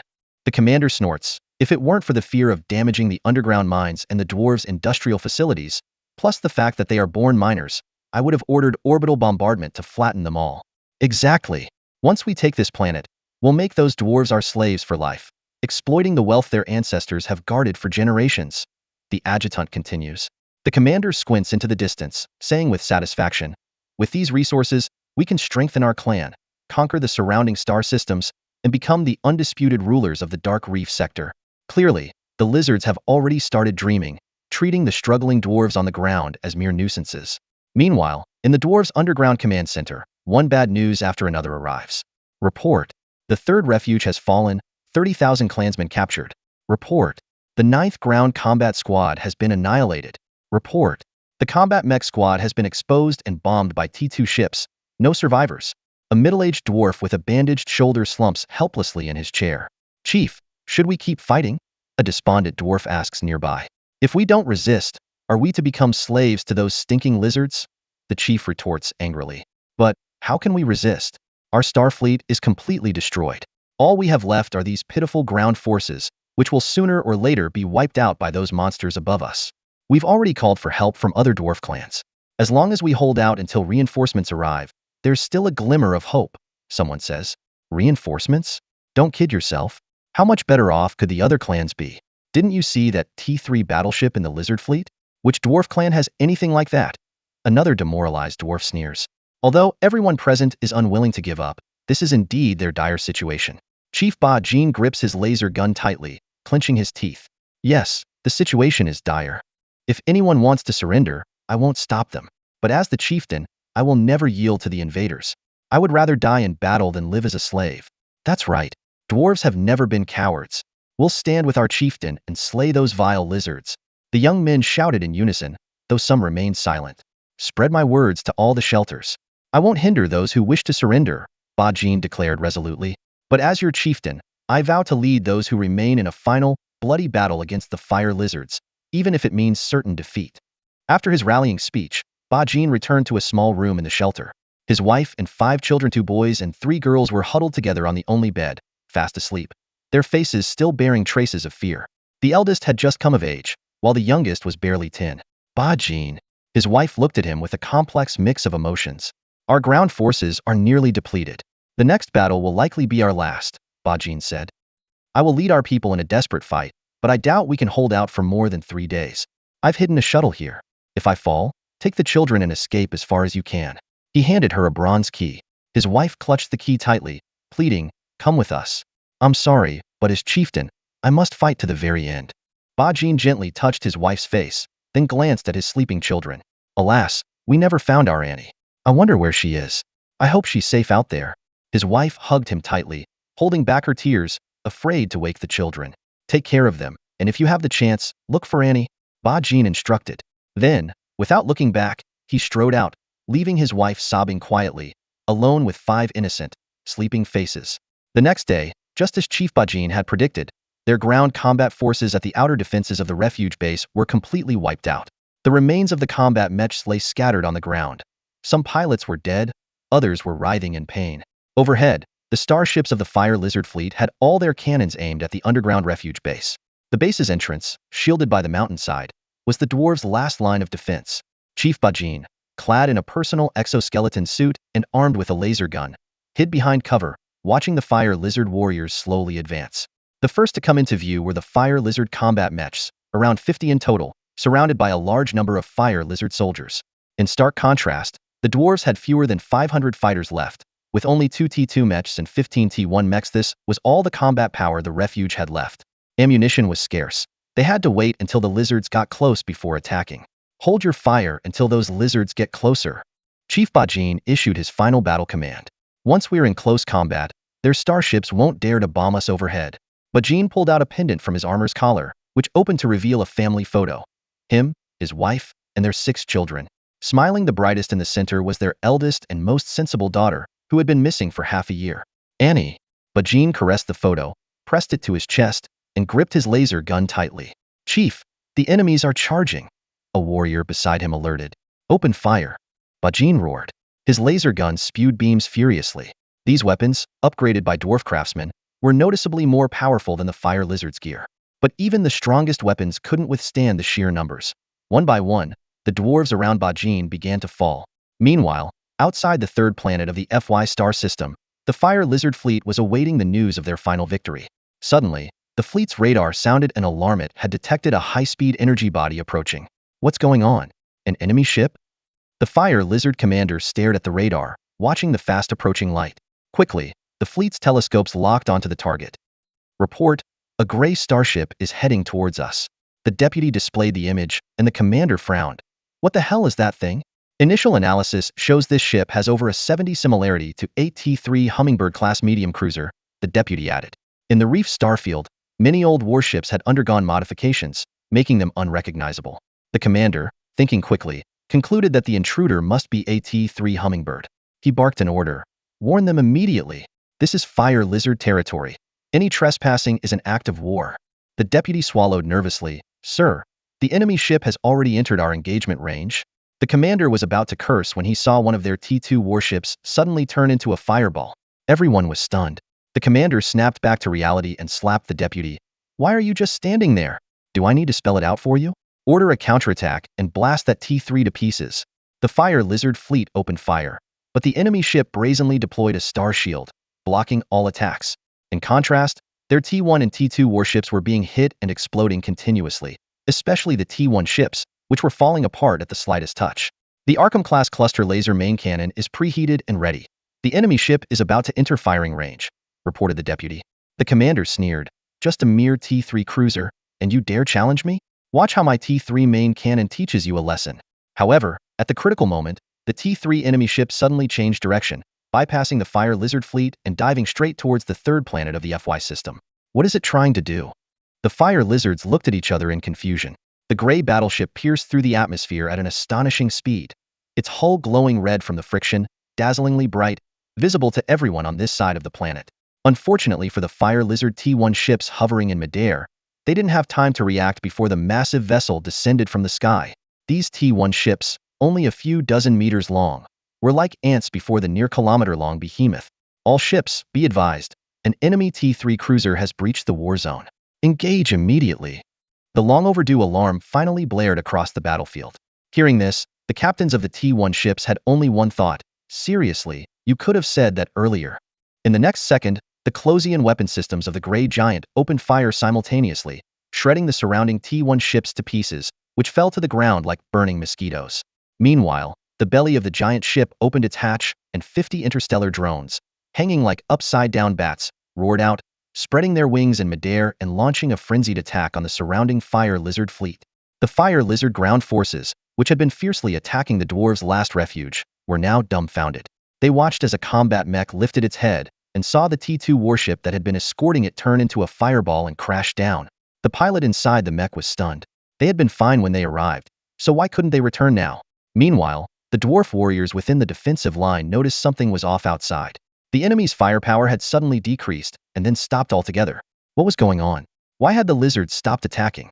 Be careful, it might be a trap to lure us out, someone warned. A burly man scoffed. What kind of trick could the lizards pull? Their brains aren't even as big as my fist. He then volunteered, Chieftain, let me go out and scout. I'll report back immediately if there's any situation. Bakeen nodded and handed him a battered alloy shield. The man carefully peeked out from behind the cover with the shield in hand. Before long, he reached a spot with a clear view and looked up at the sky, freezing in place, unable to move. Xiao Shu, what's going on out there? Xiao Shu? Bakeen repeatedly called over the communicator, but all he heard was heavy breathing, with no other response. Finally, the warrior named Xiao Shu snapped out of it, swallowed hard, and stammered, Chieftain, you'd better come see for yourself. There's a starship, a T3 class. What? A Fire Lizard Arkham-class battleship has entered? Bakeen was skeptical and walked out of the cover, approaching the stunned Xiao Shu. But when he looked up at the sky, he suddenly understood why Xiao Shu was so shocked.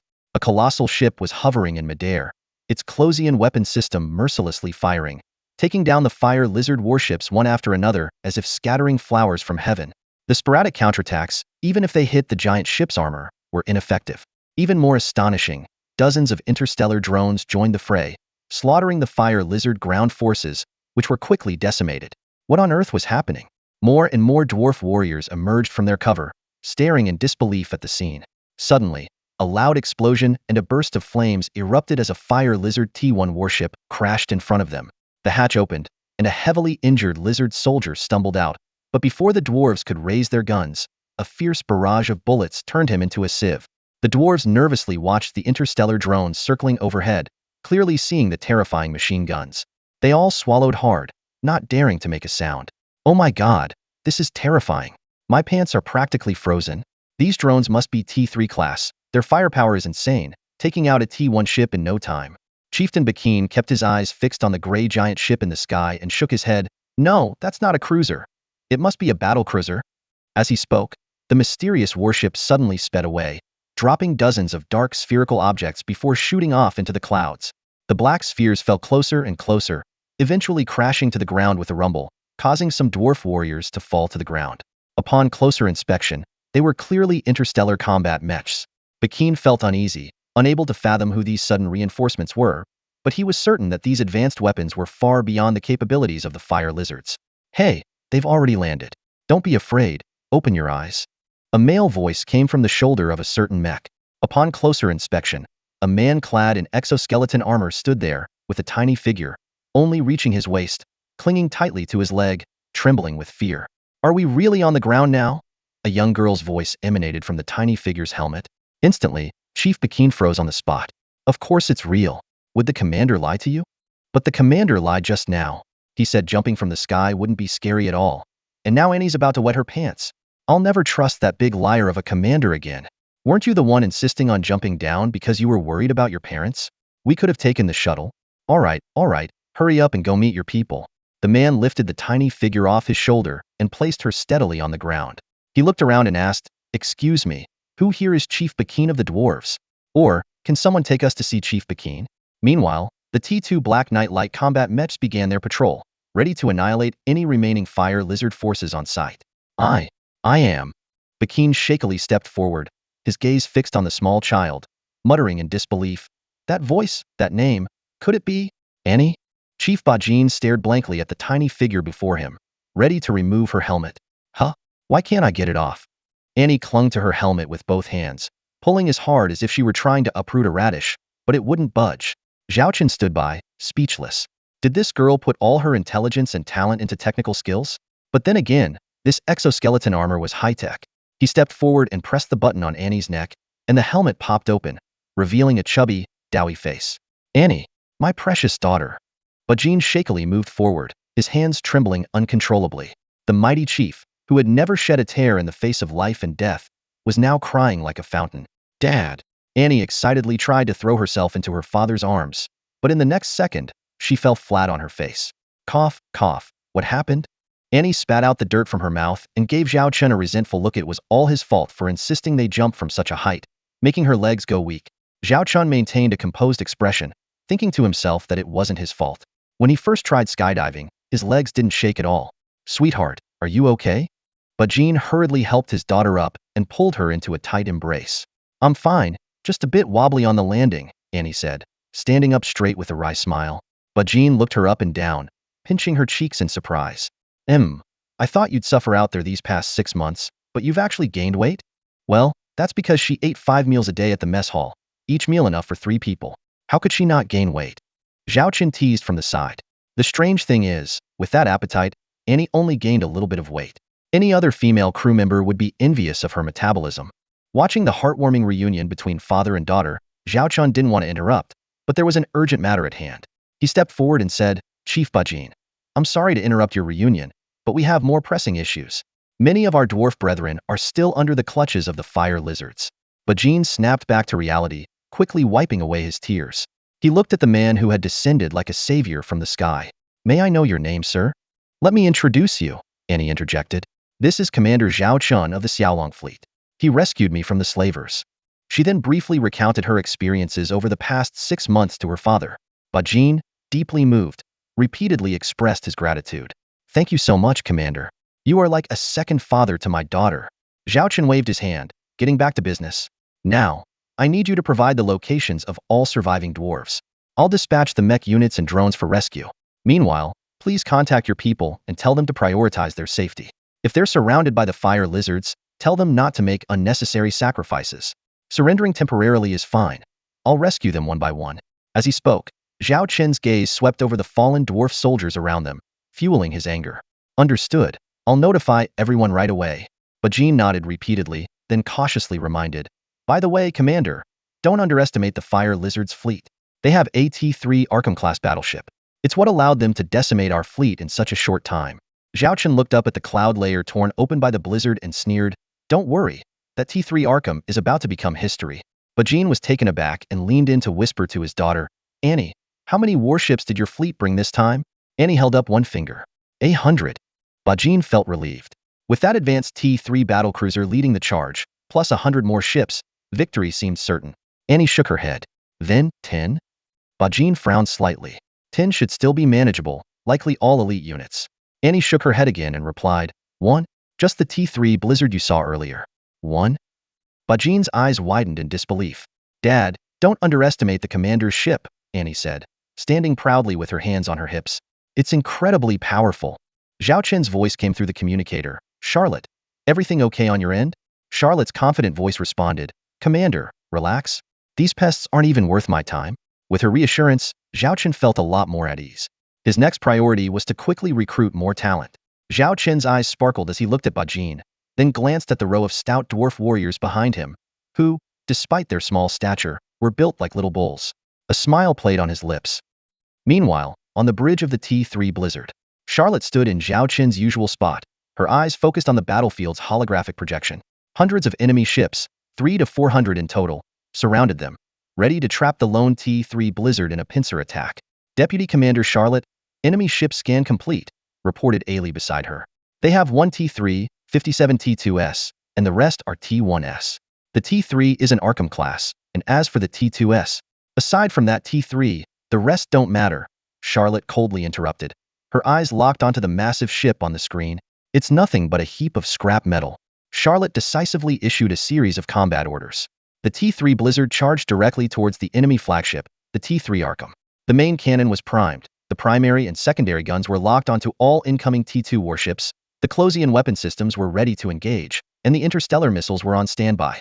"Aye, Captain," Ellie responded promptly, relaying the orders down the chain of command.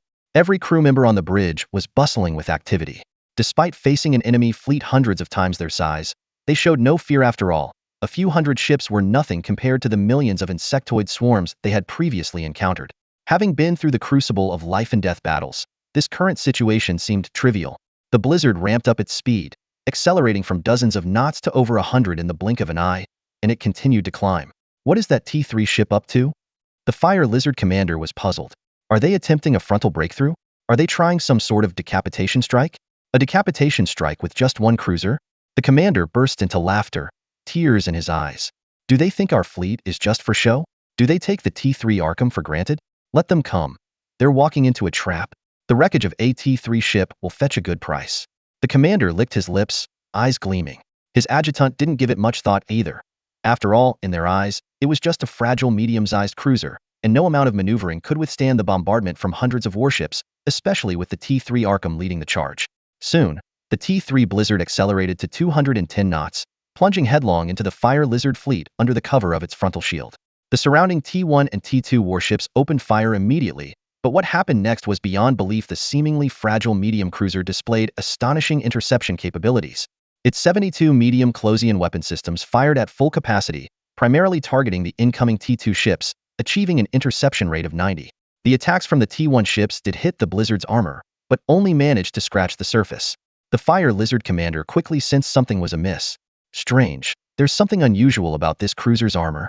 Then, several shells from the T-2 ships struck the Blizzard, but only left shallow dents less than 20 centimeters deep. How can a medium cruiser have such formidable armor? The commander suddenly realized something was wrong. Report. The enemy's main cannon is charging up. It appears to be some kind of cluster laser weapon. The adjutant reported nervously. The commander's face darkened. Despite the mysterious nature of this warship, they were already within firing range, and with the enemy's incredible speed, there was no way to avoid the battle now. I refuse to believe the mighty T-3 Arkham will lose to a mere cruiser. The commander gritted his teeth and ordered his own main cannon to fire. A blinding red laser beam shot from the Arkham, striking the Blizzard's shield Hedon, clashing spectacularly with the opposing blue beam. Captain, our shield energy is depleting too quickly. At this rate, their main cannon is more powerful than ours. The adjutant shouted in terror. The commander noticed it too, his eyes widening. This doesn't make sense. Even an interstellar battlecruiser shouldn't have firepower surpassing our battleship. Common sense was turned on its head. Meanwhile, on the bridge of the T-3 Blizzard, alert, we're under attack by the Star Shield. Charlotte remained composed, a hint of disdain curling at the corner of her lips. The T-3 Arkham only had a medium cluster laser cannon, while the Blizzard was equipped with a genuine T-3 heavy laser cannon. The difference in caliber alone made it no contest, let alone the technological gap. Prepare the 4 missile silos, target the T-3 Arkham, and fire 6 volleys of interstellar missiles for a total of 24. Charlotte commanded decisively. At her order, the 4 silos of the Blizzard opened with a roar, releasing 24 ravenous hounds from their lairs, hurtling straight toward their prey. For interstellar missiles bypassed the T-3 Arkham's bow shields, attacking the ship's hull from multiple directions. Missile. Intercept them immediately, the Fire Lizard commander shouted in shock. In this remote area, few fleets possess such luxurious weaponry. The Arkham's Closian defense guns fired frantically, managing to shoot down 1 missile, but the remaining 3 struck the hull armor. Report, port armor integrity at 82. Starboard at 79. 1 secondary gun destroyed, armor in that area at 71. Amidst the roaring noise, alarms blared in the commander's ears as the bridge shook violently. He completely revised his previous assessment of the T-3 Hummingbird. When did the Hummingbird start using missiles? How did you read the data? He roared, grabbing his deputy by the neck. The deputy's tail trembled as he reported, Sir, The system showed a 70 match. You saw it yourself? The commander, his face dark, threw him to the ground. Commander, second wave of missiles incoming, a crew member shouted in terror. From the gray warship's launch tube, another 4 ravenous missiles were ready to strike. Damn it! Order all nearby ships to prioritize interception. T1 ships, ram them. Board if you have to. The commander bellowed hysterically, while the Arkham's shields were down to 70. On the other side, Charlotte sneered. With this bunch of junk? They're so slow, they need to catch up before they can board us. Even if they predict our moves, can those paper-thin T1 ships withstand our Closian defense guns? As a former rebel, she knew these ragtag fleets well. They relied on a reckless desperation that sometimes worked, but their fatal flaw was that if the flagship was destroyed, the command system would collapse, and the fleet would disintegrate. So she concentrated all her firepower on the T3 Arkham. The next 5 waves of missile barrages were relentless, causing the T2 ships protecting the Arkham to fall one after another, leaving the Arkham itself heavily damaged. Report, 6 compartments destroyed, 12 crew members lost. Shields down to 37. The Fire Lizard commander looked ashen, staring at the invincible Grey Reaper across from him, a terrifying thought crossing his mind. What kind of monster is this? Such ferocious firepower and impenetrable armor. At this point, the Arkham's main gun had ceased fire, entering a reset phase and wouldn't be ready to shoot again for 300 seconds. The secondary guns were still struggling, but their shots only created sparks on the enemy's shields, a futile effort. In contrast, the T3 Blizzard continued its calm assault, able to attack or defend as needed, unaffected by the barrage of fire. Alert, Star Shield energy at 47. Report, bow gun can fire for 10 more seconds, then requires a 300-second cooldown. Main gun in reset, ready to fire again in 20 seconds, secondary guns on standby. Listening to her subordinates' reports, Charlotte made a decisive order. Keep the secondary guns on standby, change missile targets, and launch 3 more waves at the enemy's shields. One after another, interstellar missiles struck the Arkham's precarious shields, piercing them in a blink of an eye. Simultaneously, the Blizzard's main gun also fell silent for a brief moment. However, the Fire Lizard commander and his crew had no time to feel relieved as they watched helplessly as the countdown to their demise ticked away. Through the screen, the Fire Lizard commander could clearly see that every main and secondary cannon on the terrifying enemy warship was now menacingly aimed at his own ship, the Arkham. Damn it, he muttered, having already lost his fighting spirit. Charlotte, however, remained calm and unflustered, casually issuing the deadly order. Fire all 4 medium electromagnetic cannons and 16 medium pulse laser cannons at the enemy flagship, T3 Arkham. The primary refuge base of the Dwarven race on the planet was completely wiped out by Zhao Qin's Black Knight mecha squad and the interstellar drones, leaving the surrounding Fire Lizard warriors and warships in ruins. At that moment, the clouds above suddenly parted, and everyone looked up. They saw a massive fireball burst in space, disappearing in an instant. It was the T3 Arkham. Chief Bakeen raised his monocular and saw through the lens a shattered, burning warship wreck. Wasn't this the very ship that had annihilated the Dwarven fleet? Now, it had met the same fate, reduced to floating space debris. Bakeen swallowed hard, looking incredulously at Zhao Chun, who stood beside him with a satisfied smile. He scanned the battlefield, which was littered with the remains of Fire Lizard ships. The gray T3 warship loomed like the harbinger of death, hunting down the remaining enemy vessels. With the fall of the enemy flagship, the Fire Lizard fleet's morale crumbled, and they scattered in disarray. They watched helplessly as their T2 warships were decimated, and the T1 ships were no match at all. WHY die in Wein? One by one, they fled in panic. Even the Fire Lizard ships orbiting the planet retreated. Clearly, the battle was over. The next task was to annihilate the remaining Fire Lizard ground forces on the planet. Zhao Qin glanced at Chief Bakeen, who nodded blankly. Meanwhile, Charlotte reported the next steps of the battle plan to Zhao Chun. There was no need for a relentless pursuit, which would only waste precious ammunition and supplies. After all, resupply in this remote area was difficult. Zhao Chun agreed with her suggestion. About 3 hours later, the battle finally came to an end. Except for the debris floating in near-Earth orbit, only the proud T3 Blizzard remained standing, with no Fire Lizard ships in sight. The interstellar drones returned to the mothership for resupply, and then redeployed to continue clearing the ground forces. We are the Dwarven forces. Fire Lizard soldiers, listen up. Your fleet has been defeated, and your pride, the T3 Arkham, is now space junk. Look up if you don't believe it. Surrender now. It's your only way out. The drones broadcasted overhead in the name of the Dwarven race. Zhao Chun didn't want to steal the spotlight. This tactic worked. Many Fire Lizard units chose to disarm and were obediently escorted to open areas for detention. Report, the second refuge has been reclaimed. Report, the enemy at the third refuge has surrendered. We're taking over. The fire lizards at the 4th and 5th refuges are still resisting. We're preparing to launch an assault. One video window after another popped up in front of Pekin, delivering real-time reports of victories from various locations. Although they relied heavily on the firepower provided by Zhao Chun, the Dwarven warriors still led the charge, as Zhao Qin's team was understaffed. Amidst the busy scene, 5 T2 Moose-class heavy transport ships suddenly appeared in the planet's sky. Unmanned cargo shuttles busily ferried crates of supplies to the ground. What's this?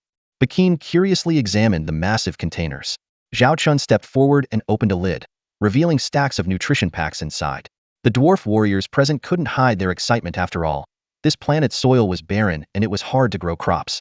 Even the meager amount of produce and livestock they had was usually traded with passing merchant ships for nutrient packs. One person's ration could be worth the nutritional equivalent of meals for hundreds or thousands. I figured you just finished a battle and might be short on supplies, so I brought some nutrient packs. Distribute them among everyone, Zhao Chun said nonchalantly. But Jean, with tears of gratitude in his eyes, repeatedly thanked him. Commander, not only did you save my daughter, but you've also provided us with so much food. I can't thank you enough. If you need my life, I wouldn't hesitate for a second. Zhao Chun quickly waved his hand. No need for that. Let's focus on eating first. Everyone, take a break and come get your rations. As soon as he finished speaking, the dwarf warriors rushed forward, eagerly moving the crates. It wasn't just food. There were also clothes, medicines, and other essential supplies. Without this timely aid, the post-war syndrome alone might have claimed thousands of dwarf lives. Before long, bonfires were lit, and steaming nutrient meals were handed out to everyone. More rations were sent to the shelters to aid the refugees. But Jean, holding a meal, walked humbly over to Zhao Chun, who quickly declined. I'm not hungry right now. You all eat. Seeing this, Bajin took the plate to his daughter. Annie, hurry and eat. You used to love this stuff. You always complained there wasn't enough, sharing one portion among 6 siblings and going to bed hungry. Annie stared at the food, her face full of conflict. I'm not hungry. Zhao Chun teased mischievously. What's the matter? Didn't you eat 5 meals a day on the battleship? Exactly, eat more. Bajin insisted, shoving the meal into his daughter's hands. Annie glanced helplessly at the smug Zhao Chun and reluctantly forced a bite down.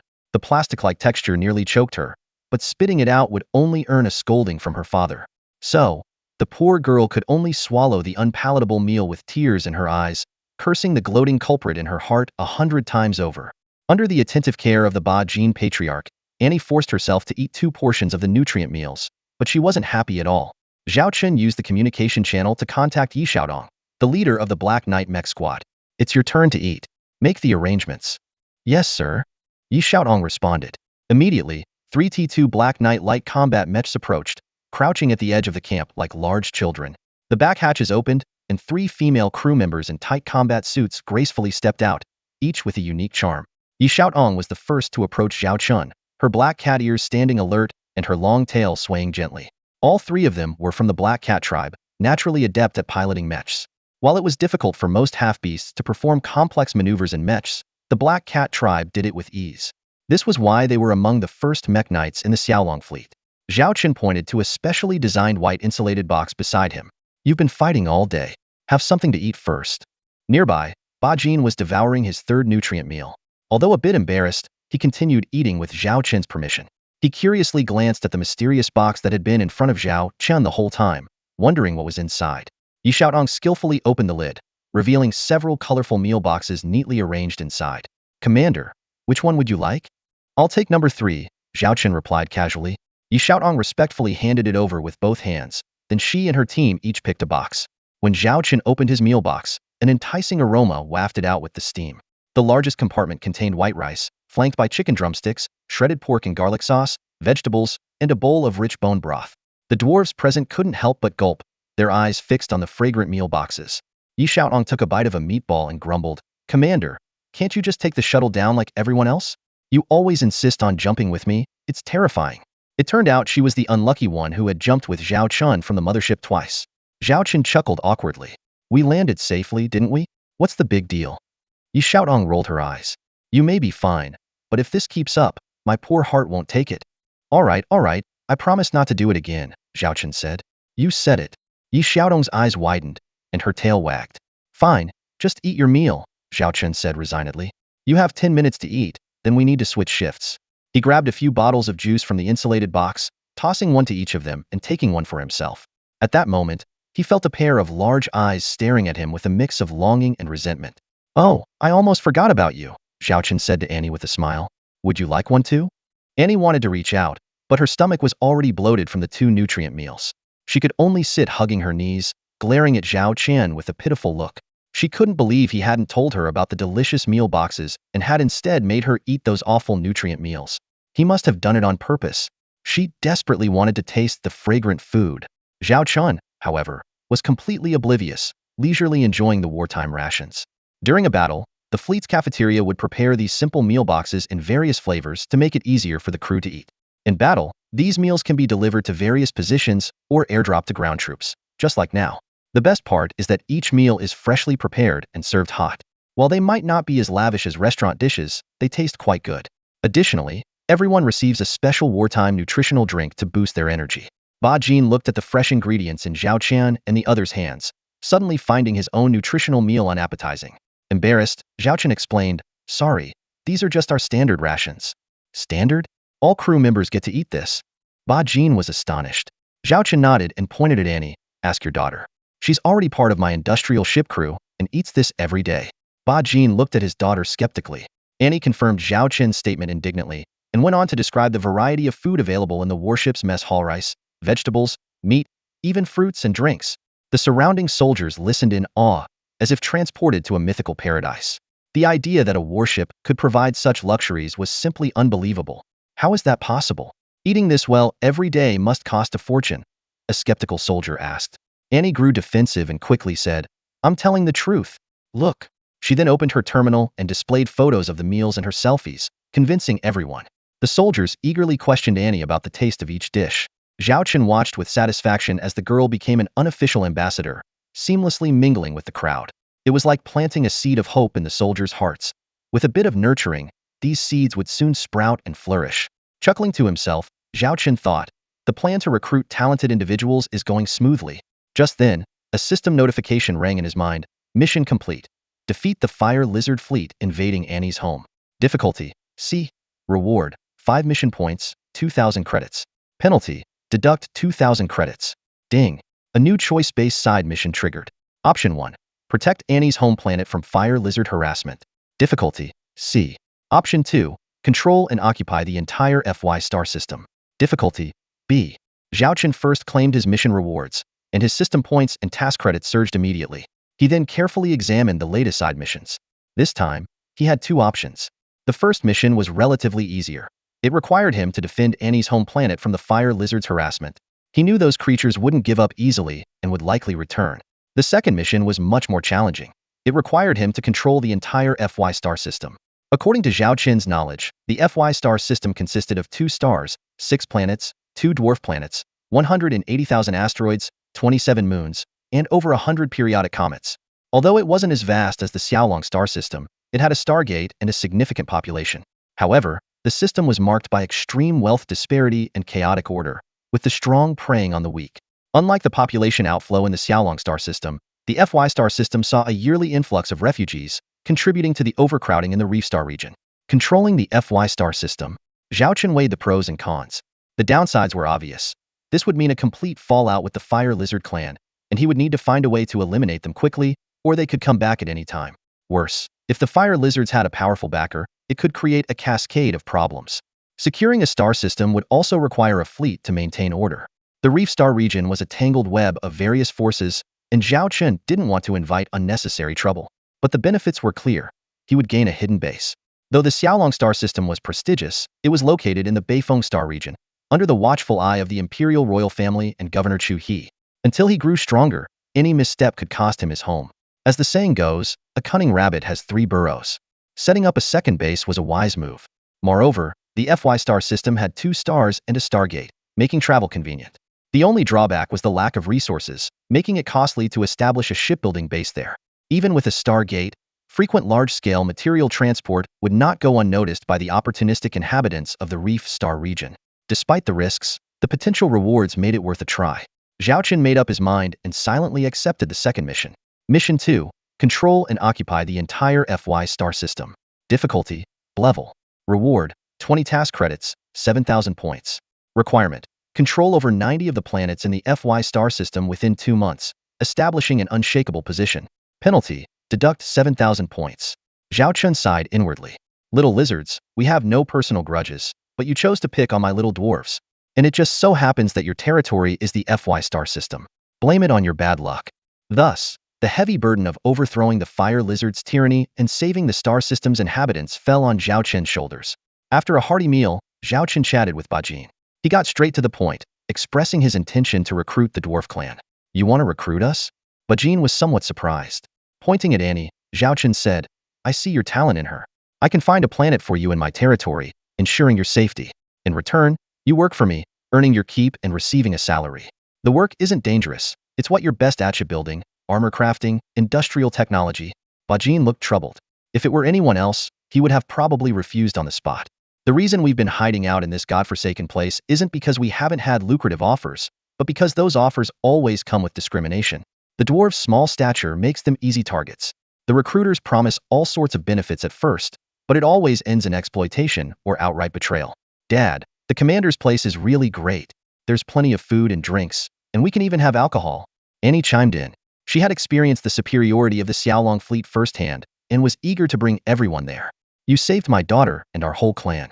I trust you, but asking us to move our entire family on a whim is too much, Ba Jin said hesitantly.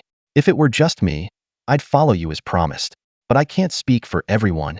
If you need me to, I can step down as clan leader and go with you. Dad, why are you being so stubborn? Annie was getting anxious. It's freezing and we're starving here, not to mention always living in fear. Why can't you see this is a great opportunity? Zhao Chen nodded. I understand your concerns. After all, we've just met, and you don't fully trust me yet. As you said, you can't represent the entire clan.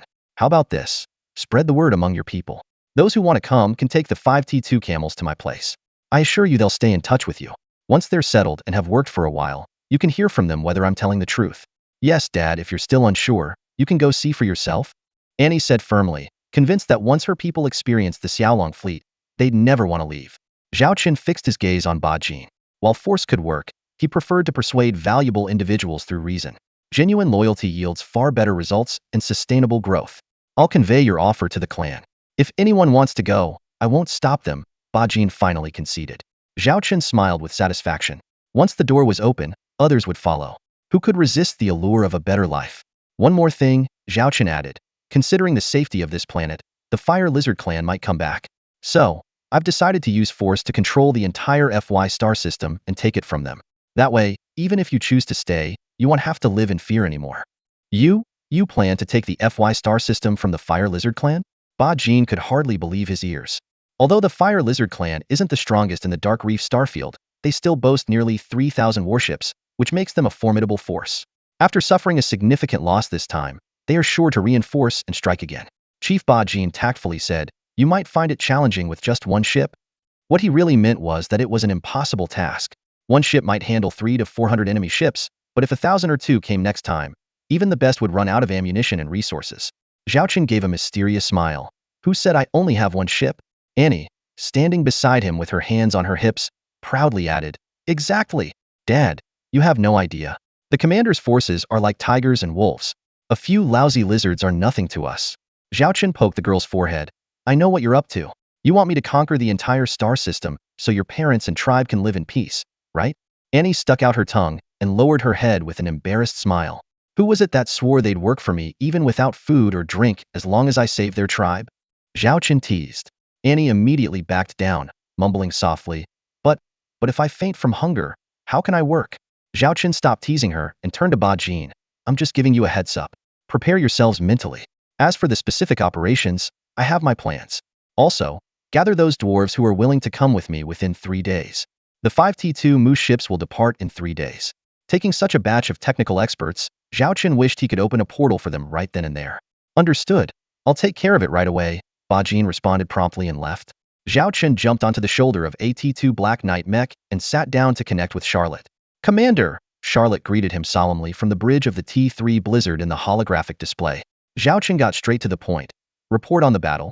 Charlotte systematically reported. In this engagement, our fleet destroyed over 200 enemy ships, including one T3 ship, 37 T2 ships, and the rest were T1 ships. The remaining enemy ships fled. The Blizzard's star shield is at 37, and it will self-repair within approximately 40 hours. Energy reserves are at 55, ammunition at 64, with 38 interstellar missiles used and 12 remaining. The hull armor is damaged at 13, with the worst area at 30, and there were no casualties. Charlotte's expression was unchanged, as if the fierce battle was merely a game. In reality, the true clash lasted only a few minutes when facing the T3 Arkham. Once their flagship was down, the Fire Lizard clan lost their morale. If the enemy had maintained their combat quality and fought the Blizzard to the end, with Charlotte commanding, their chances of victory would have been at least 50%. Unfortunately, things didn't go their way. Zhao Chen explained his plan to annex the FY star system to her. A flash of battle intent appeared in Charlotte's eyes. This was the first challenge since the million-strong insect swarm that truly piqued her interest. According to intelligence, the Fire Lizard clan will need at least half a month to regroup their fleet, Charlotte analyzed. If our reinforcements depart now, they can arrive within that time frame. We'll have ample time. Zhao Chen nodded, then draft a few combat plans on your end. Yes, sir. Charlotte responded firmly. Upon learning of the Fire Lizard clan's invasion of the dwarf territory, Zhao Chun had already found a way to send a message to Lilith. Despite the long distance and the challenges in communication, they finally managed to get in touch. At this moment, the Xiaolong fleet must be racing through the interstellar passage. Once the main forces have gathered, won't those lizards be at our mercy? In the blink of an eye, 3 days have passed. The remaining fire lizards on the planet have been eradicated, and the dwarves have reclaimed their homeland. Meanwhile, news of Zhao Chen recruiting craftsmen has spread across the various refuges.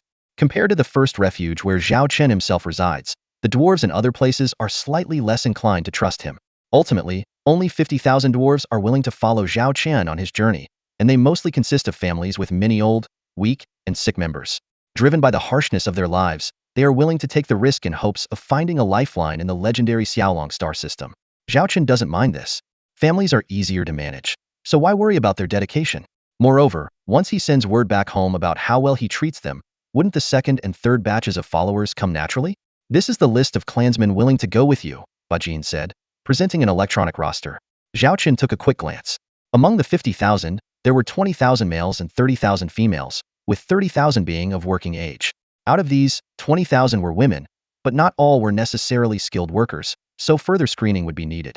However, Zhao Chen believed it wouldn't be a problem to find 2,000 to 3,000 qualified individuals among them, and the rest could be trained. The excellent female workers would go to the interstellar factories, while the remaining men and women would be assigned to ground factories on designated planets. As Zhao Chen scanned the list, he noticed a few familiar names, which made him look up at Bajin in surprise. It turned out that they were the mother and 5 siblings of Annie, whom he had met recently.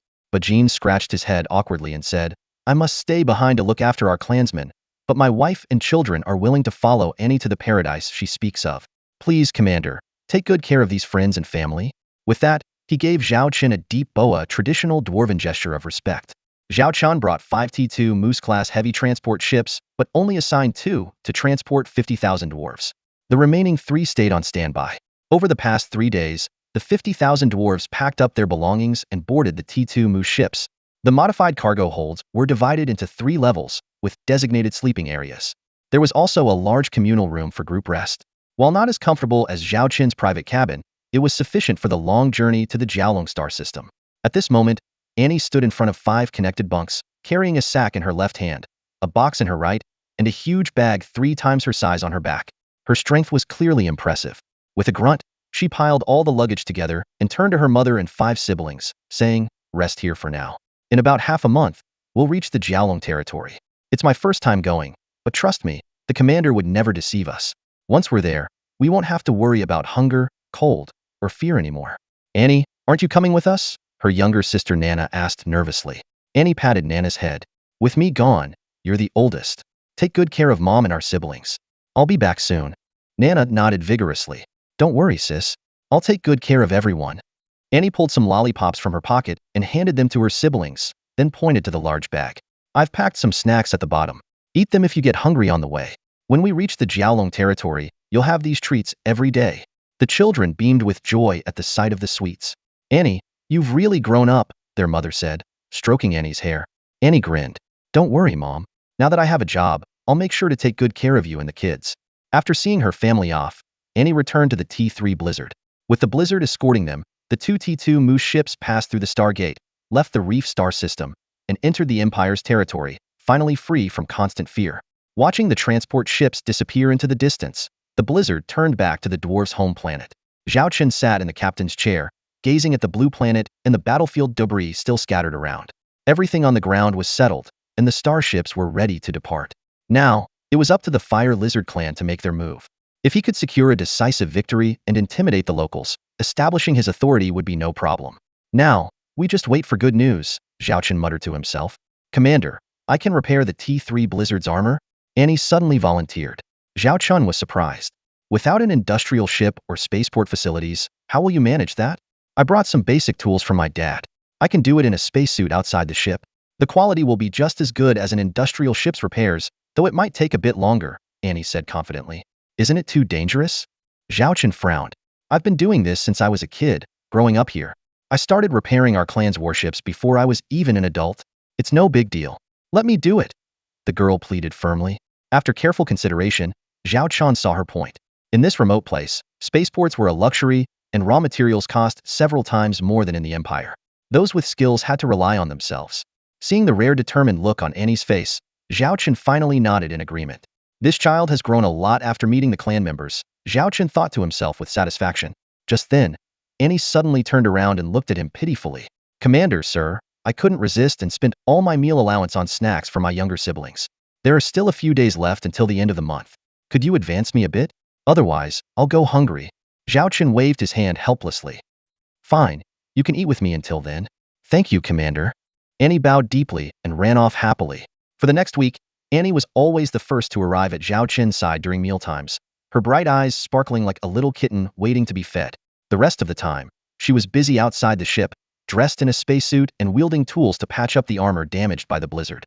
Meanwhile, at the Fire Lizard clan's headquarters, the Fire Lizard clan directly controlled 5 star systems and possessed over 3,000 warships, including 5 T3 class vessels, making them a second-tier power in the Reef's nebula. Life was progressing as usual until a stroke of luck. A valuable mineral vein was discovered on the 3rd planet of the FY star system, which had never been profitable. Initially, the dwarves proposed to mine it and supply the Fire Lizard clan at a low cost. But how could they agree to that? Such rich minerals couldn't be handed over to those shorties. They needed to keep it firmly in their own hands. It was even necessary to drive out the planet's natives to prevent them from stealing the wealth. Thus began the farce of expelling the dwarves and igniting conflict. To the Fire Lizard clan leader, the dwarven fleet was no threat at all. Sending a single T3 Arkham with 300 to 400 warships would be more than enough. But to their surprise, news came of a T3 battleship's downfall. The Fire Lizard chieftain brusquely pushed aside the 3 alluring women beside him and strode into the meeting room. He surveyed the holographic projections of several generals, his expression dark. Chieftain, the latest news is grim, one general reported gravely. The second ship of the T3 Arkham, commanded by Kulu, has been destroyed. The 5th Fleet has suffered over 50% casualties. What happened? The chieftain roared, his anger palpable. We can't even handle a bunch of measly dwarves, and we lost a T3 Arkham? According to the intelligence from the surviving ships, they encountered a mysterious warship, possibly a T3 cruiser or battlecruiser. The Arkham engaged but was defeated and sunk. The 5th Fleet then retreated in disarray. The general explained, displaying several blurry images. They vaguely showed a gray warship spewing terrifying clusters of laser beams. Just one ship managed to crush my 5th Fleet and destroy my T3 Arkham? The Fire Lizard chieftain was furious. Do you know how much wealth and time it takes to build a T3 ship? I wouldn't care about losing T1 or T2 ships, but a T3 ship is the cornerstone of our dominance in the Reef Star region. We still haven't identified the origin of this warship, the general continued. However, according to reports from Sentinel ships stationed in the FY star system, the mysterious T3 ship is still lingering there. It dares to stay there? The chieftain's eyes blazed with fury. Mobilize all available fleets and crush it. Yes, sir. Currently, the 1st, 3rd, 4th, 7th, and 8th fleets can be deployed, totaling about 2,000 ships, the general replied. The chieftain immediately ordered, we don't need such a massive force for one ship. Leave the 3rd Fleet behind, and have the other 4 fleets prepare for departure. I want that cursed starship to pay. I want those damn dwarves to beg for mercy and serve us forever. Understood. Soon, the massive Fire Lizard fleet began to mobilize, replenishing strategic supplies and streaming through the Stargate, heading straight for the FY star system. Due to the dispersed locations of the fleet bases, it took over a week just to assemble. Including other preparations, it was half a month before the formidable force of over 1,000 ships reached the FY star system. The Fire Lizard chieftain sat in the command chair of the T3 flagship, coldly watching his warships file out. He wasn't worried about an attack near the Stargate. as there was an unwritten rule in the Reef Star region. All forces could freely battle, but the area around the Stargate was a no-fight zone. Stargates were scarce strategic resources, and the locals of the Reef Star region were poor at building them. Most existing gates were ancient relics from ancestors, and each destroyed gate was a significant loss. This mutual understanding ensured that anyone who broke the rule would be eliminated by the combined forces of all powers. Historical precedents were numerous, and no one dared to cross the line anymore. Stargate operations were often controlled by neutral interstellar trade consortia, who charged tolls and maintained the gates, welcoming all travelers. The Fire Lizard fleet arrived in force. Inside the FY Stargate control room, a man smoking a cigarette stared intently at the screen showing the enemy ships, numbering over 1,500, including 2 T3 ships. Such a grand display indicated a significant upcoming action. I heard that not long ago on the third planet, a T3 class Arkham ship, and over 200 T1 and T2 ships belonging to the Fire Lizard fleet were all wiped out. A nearby staff member zoomed in on a specific frame, and it was said that a single warship was responsible for it. On the screen, a gray T3 class warship was leisurely passing through a Stargate, entering this universe. A single T3 ship taking on an entire fleet? It seems the Fire Lizard clan has provoked a formidable opponent. The man pondered for a moment. I need to report this to the big boss right away. He began composing a message to inform a large trade consortium in the asteroid belt. Meanwhile, the Fire Lizard fleet had already assembled. Chieftain, the first fleet is ready. 4th fleet reporting in. 7th fleet assembled. 8th fleet is set. The commanders were calling in one after another. The Fire Lizard chieftain looked at the third planet on the star map and sneered. Let's go see that arrogant T3 ship and show it whose territory this is. Yes, sir. Over 1,000 warships set off in a grand formation, heading straight for the dwarf homeworld. Bro, what do you think will happen to that mysterious T3 ship? A young man asked curiously. The man took a deep drag on his cigarette, watching the enemy fleet depart. What do you think? There are over 1,500 ships, including 2 T3s. Even a god wouldn't stand a chance. It's a pity we can't cross the line. Otherwise, I'd love to see this showdown, the man said, lighting another cigarette. Just as it was about to burn out, the console suddenly issued an alert several dozen more warships were approaching the Stargate. What the heck? Why is it so busy today? Usually, this place doesn't see 100 ships in a day, he muttered, looking up at the screen. In an instant, his eyes widened in shock. Dozens of gray-painted warships were pouring out, menacing and brimming with hostility. The man's face turned pale. These warships, they look somewhat similar to that mysterious T3 ship. What's with that gray paint job? On the third planet of the FY galaxy, Chief Ba Jin of the dwarf tribe gazed at the starry sky, his monocular telescope fixed on the T3 blizzard, an artistic marvel floating in space. His heart was in turmoil, as he had received news days ago that the Fire Lizard chief was furious over their recent crushing defeat, especially the loss of the T3 Arkham. Ba Jin had long anticipated the Fire Lizard's retaliation.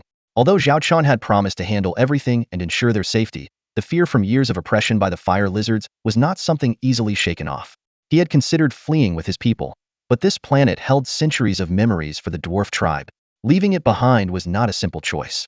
Yet, for the sake of his family's safety, he had sent them onto a starship, hoping that if the worst came to pass, at least a line of their bloodline would survive. They're here. The Fire Lizard's fleet. A warrior beside him, also observing the sky through a telescope, exclaimed. Ba Jin quickly looked ahead of the blizzard and saw a fleet of starships, tiny as grains of rice from afar but numbering in the thousands. He swallowed hard and clenched his fists. 2 T3 ships, 1 Arkham-class battleship, 1 Ghost-class destroyer. The warrior's voice trembled. About 4 fleets, nearly 1,500 ships, and 300 T2 ships alone. A wave of despair began to spread among the crowd. They had expected the Fire Lizards to seek revenge, but not with such speed and overwhelming force. 1,500 ships. Even the mighty T3 Blizzard couldn't withstand such an onslaught. A lone ship against such odds seemed doomed. Meanwhile, on the bridge of the T3 Blizzard, Zhao Qian sat calmly in the captain's chair, his gaze sweeping over the enemy data on the holographic screen. 2 T3 ships, 1 Arkham class and 1 Ghost class. Nearly 300 T2 ships, which he didn't bother to count in detail, just noting the types: over 200 frigates, 70 destroyers, 20 cruisers, 5 battlecruisers, plus 2 battleships and 1 carrier. The remaining 1,300 T1 ships were beneath his notice. 1,000 frigates, 200 destroyers, 50 cruisers, 30 battlecruisers, 10 battleships, ships barely a few dozen meters long, good for patrolling within a star system but incapable of interstellar travel without a Stargate, much less intergalactic journeys. They were cannon fodder at best. The real threat lay in the 300 T2 ships and the 2 T3 ships. Any updates? Zhao Qian asked his aide, Ailey. They're close, Ailey replied softly. Zhao Chen smiled expectantly and turned to Charlotte. This will be our Xiaolong fleet's first real fleet battle, won't it? Charlotte nodded. Their previous largest engagement involved only 6 ships, 5 frigates, and 1 carrier against some scrap metal mechanical ships, nothing compared to this. At that moment, a communication request came through. It's from the Fire Lizard's flagship, the T3 Arkham, Ailey reported quietly. Zhao Chen pondered for a moment, then picked up a black mask from beside him and put it on. Let's keep a low profile. Patch them through. Yes, sir. The screen lit up, revealing a lizard face. Who are you? The Fire Lizard chief demanded, barely containing his anger. Zhao Chen calmly spat out 4 words, none of your business. The Fire Lizard clan leader's mouth twitched as he glared at Zhao Chen. Why are you meddling in dwarf affairs? Because I want to, Zhao Chen replied with a mocking smile. The clan leader snorted coldly. Fine. Since you refuse to reveal your origins and intentions, I won't bother asking. But you will pay for your actions. Are you talking about your Arkham ship? Zhao Chen teased. That piece of junk broke down after a few shots. You got fooled, didn't you? Let's see how long your T3 ship can last this time. Big talk. Let's see if your ship can withstand my firepower. The Fire Lizard clan leader roared in anger. A T3 ship, and you dare challenge me here? Zhao Chen burst into laughter, leaving the clan leader puzzled. Who told you I only have 1 ship? Zhao Chen said leisurely. The clan leader's heart sank. Before he could respond, an urgent report came from the bridge. Commander, radar shows an unidentified fleet has appeared behind us. The clan leader's face changed dramatically as he stared at the man in black before him. Did you set this up on purpose? He realized the mysterious warship had been lying in wait to ambush them. That's right, too bad there's no reward, Zhao Chen sneered and snapped his fingers, cutting off the video feed. A new communication request appeared in its place. On the screen, a silver-armored she-wolf stood proudly, short hair as white as snow, ears erect, and a scar on her face emphasizing her fierce demeanor. Commander, Bai Shui reporting with reinforcements, awaiting your orders. Meanwhile, over 10 gray-black warships had quietly appeared behind the Fire Lizard fleet, forming a standard carrier battle group formation. T2 Black Rhino-class heavy assault frigates guarded the perimeter, with a T2 Queen B-class heavy carrier and an unfamiliar warship at the center. No, not entirely unfamiliar. Although Charlotte and the others had never seen it in person, they had heard Zhao Chen mention ETA T2, Lion King-class heavy missile ship. Zhao Chen crossed his arms over his chest, his eyes sharp as a hawk's, fixed on the holographic projection of the 1,000-strong enemy fleet. Let the hunt begin, he said coldly, his voice as merciless as the Grim Reaper's arrival. 10 T2 Black Rhino-class heavy assault frigates, 1 T2 Queen B-class heavy carrier, and 1 T2 Lion King-class heavy missile ship. This is the entirety of Wolf Girl Bai Shui's reinforcements. Bai Shui is the talent that Charlotte highly recommended earlier, the half-beast commander known as Sister Bai. This means that Zhao Chen now has a total of 13 warships under his command, 1 T3 ship and 12 T2 ships. However, the opponent is the Fire Lizard fleet, which outnumbers them by 100 times. Just looking at the numbers, no one would bet on the Xiaolong fleet. On the bridge of the T3 Arkham, the Fire Lizard chieftain laughed disdainfully. I thought it would be a big scene, but it's just this? Although they are all T2 ships, I have 300 of them. How are they going to fight? When he first heard the enemy was attacking from the rear, he was a bit startled. But now, seeing it clearly, that masked man was just toying with him. Just a dozen ships, and they dare to challenge us? They don't know their own limits. The 4th and 8th fleets will handle the rear stragglers, while the 7th fleet and my 1st fleet will take down that T3 ship. The Fire Lizard chieftain waved his hand, deciding to launch a pincer attack and annihilate this overconfident fleet. On the bridge of the T3 Blizzard, Zhao Chen studied the holographic battlefield projection, discerning the enemy's deployment. Is Bai Shui's side okay? He asked Charlotte. Charlotte had handed over command of the other battlefield entirely to Bai Shui and showed a rare smile. Don't worry, Commander. Sister Shui can handle this easily. Then let's watch her performance, Zhao Chen said, resting his chin on his hand, as if waiting for a show. Professional tasks should be left to the experts. Although he himself was a top student in the captain's program, Charlotte and her team were more adept at fleet command. At this moment, Charlotte had already begun her deployment. Increase Blizzard's speed to 210 knots, harass the enemy periphery, and allow the main and secondary guns to freely choose their targets. Understood. The crew responded immediately, and Blizzard accelerated. Current speed 40 knots, 60 knots, 80 knots. Meanwhile, on the other battlefield, the Fire Lizard's 4th and 8th fleets launched an attack on Bai Shui's fleet from 3 directions. Bai Shui's forces stood ready. Zhao Chen looked with great interest at the telescope images beside him. The T2 Lion King-class heavy missile ship was prominently in view. This was the debut of the Lion King class. Originally, Bai Shui's reinforcements could have arrived a few days earlier, but Lilith suggested they delay their departure by a few days. The reason was simple. The first Lion King ship had just started construction, and if two T2 Hammer industrial ships were fully committed to its construction, it could be completed ahead of schedule. Ultimately, the Lion King was put into service 20 days earlier than planned. It hadn't even finished testing before being rushed into the fleet, completing only half of its non-combat trials en route. In a way, this battle was its trial run. Zhao Chen watched the screen, where Wolf Girl by Shui stood proudly on the bridge of the Lion King. For this warship's debut, she had decided to make it her flagship, replacing the originally planned T2 Queen B-class carrier. This decision carried significant meaning. Bai Shui's voice rang out with commanding authority. Black Rhino Fleet, assume defensive positions and prepare to intercept. Queen B, cover Lion King, deploy drones and activate shields.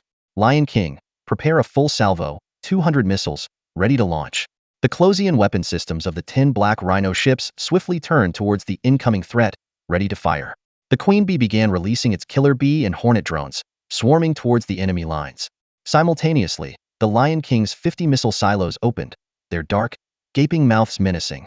Moments later, the first volley of 50 Lion King-class heavy missiles roared towards the flagship of the Fire Lizard's 8th Fleet, trailing fiery tails. The flagship was a T2 Behemoth-class heavy battleship. Warning! Warning! Multiple incoming missiles detected. Alarms blared on the bridge of the 8th Fleet's flagship. The Fire Lizard commander was stunned. Missiles? They have missile ships? He stared at the radar screen, pale-faced, as 50 red blips raced towards them. The power of interstellar missiles was no joke.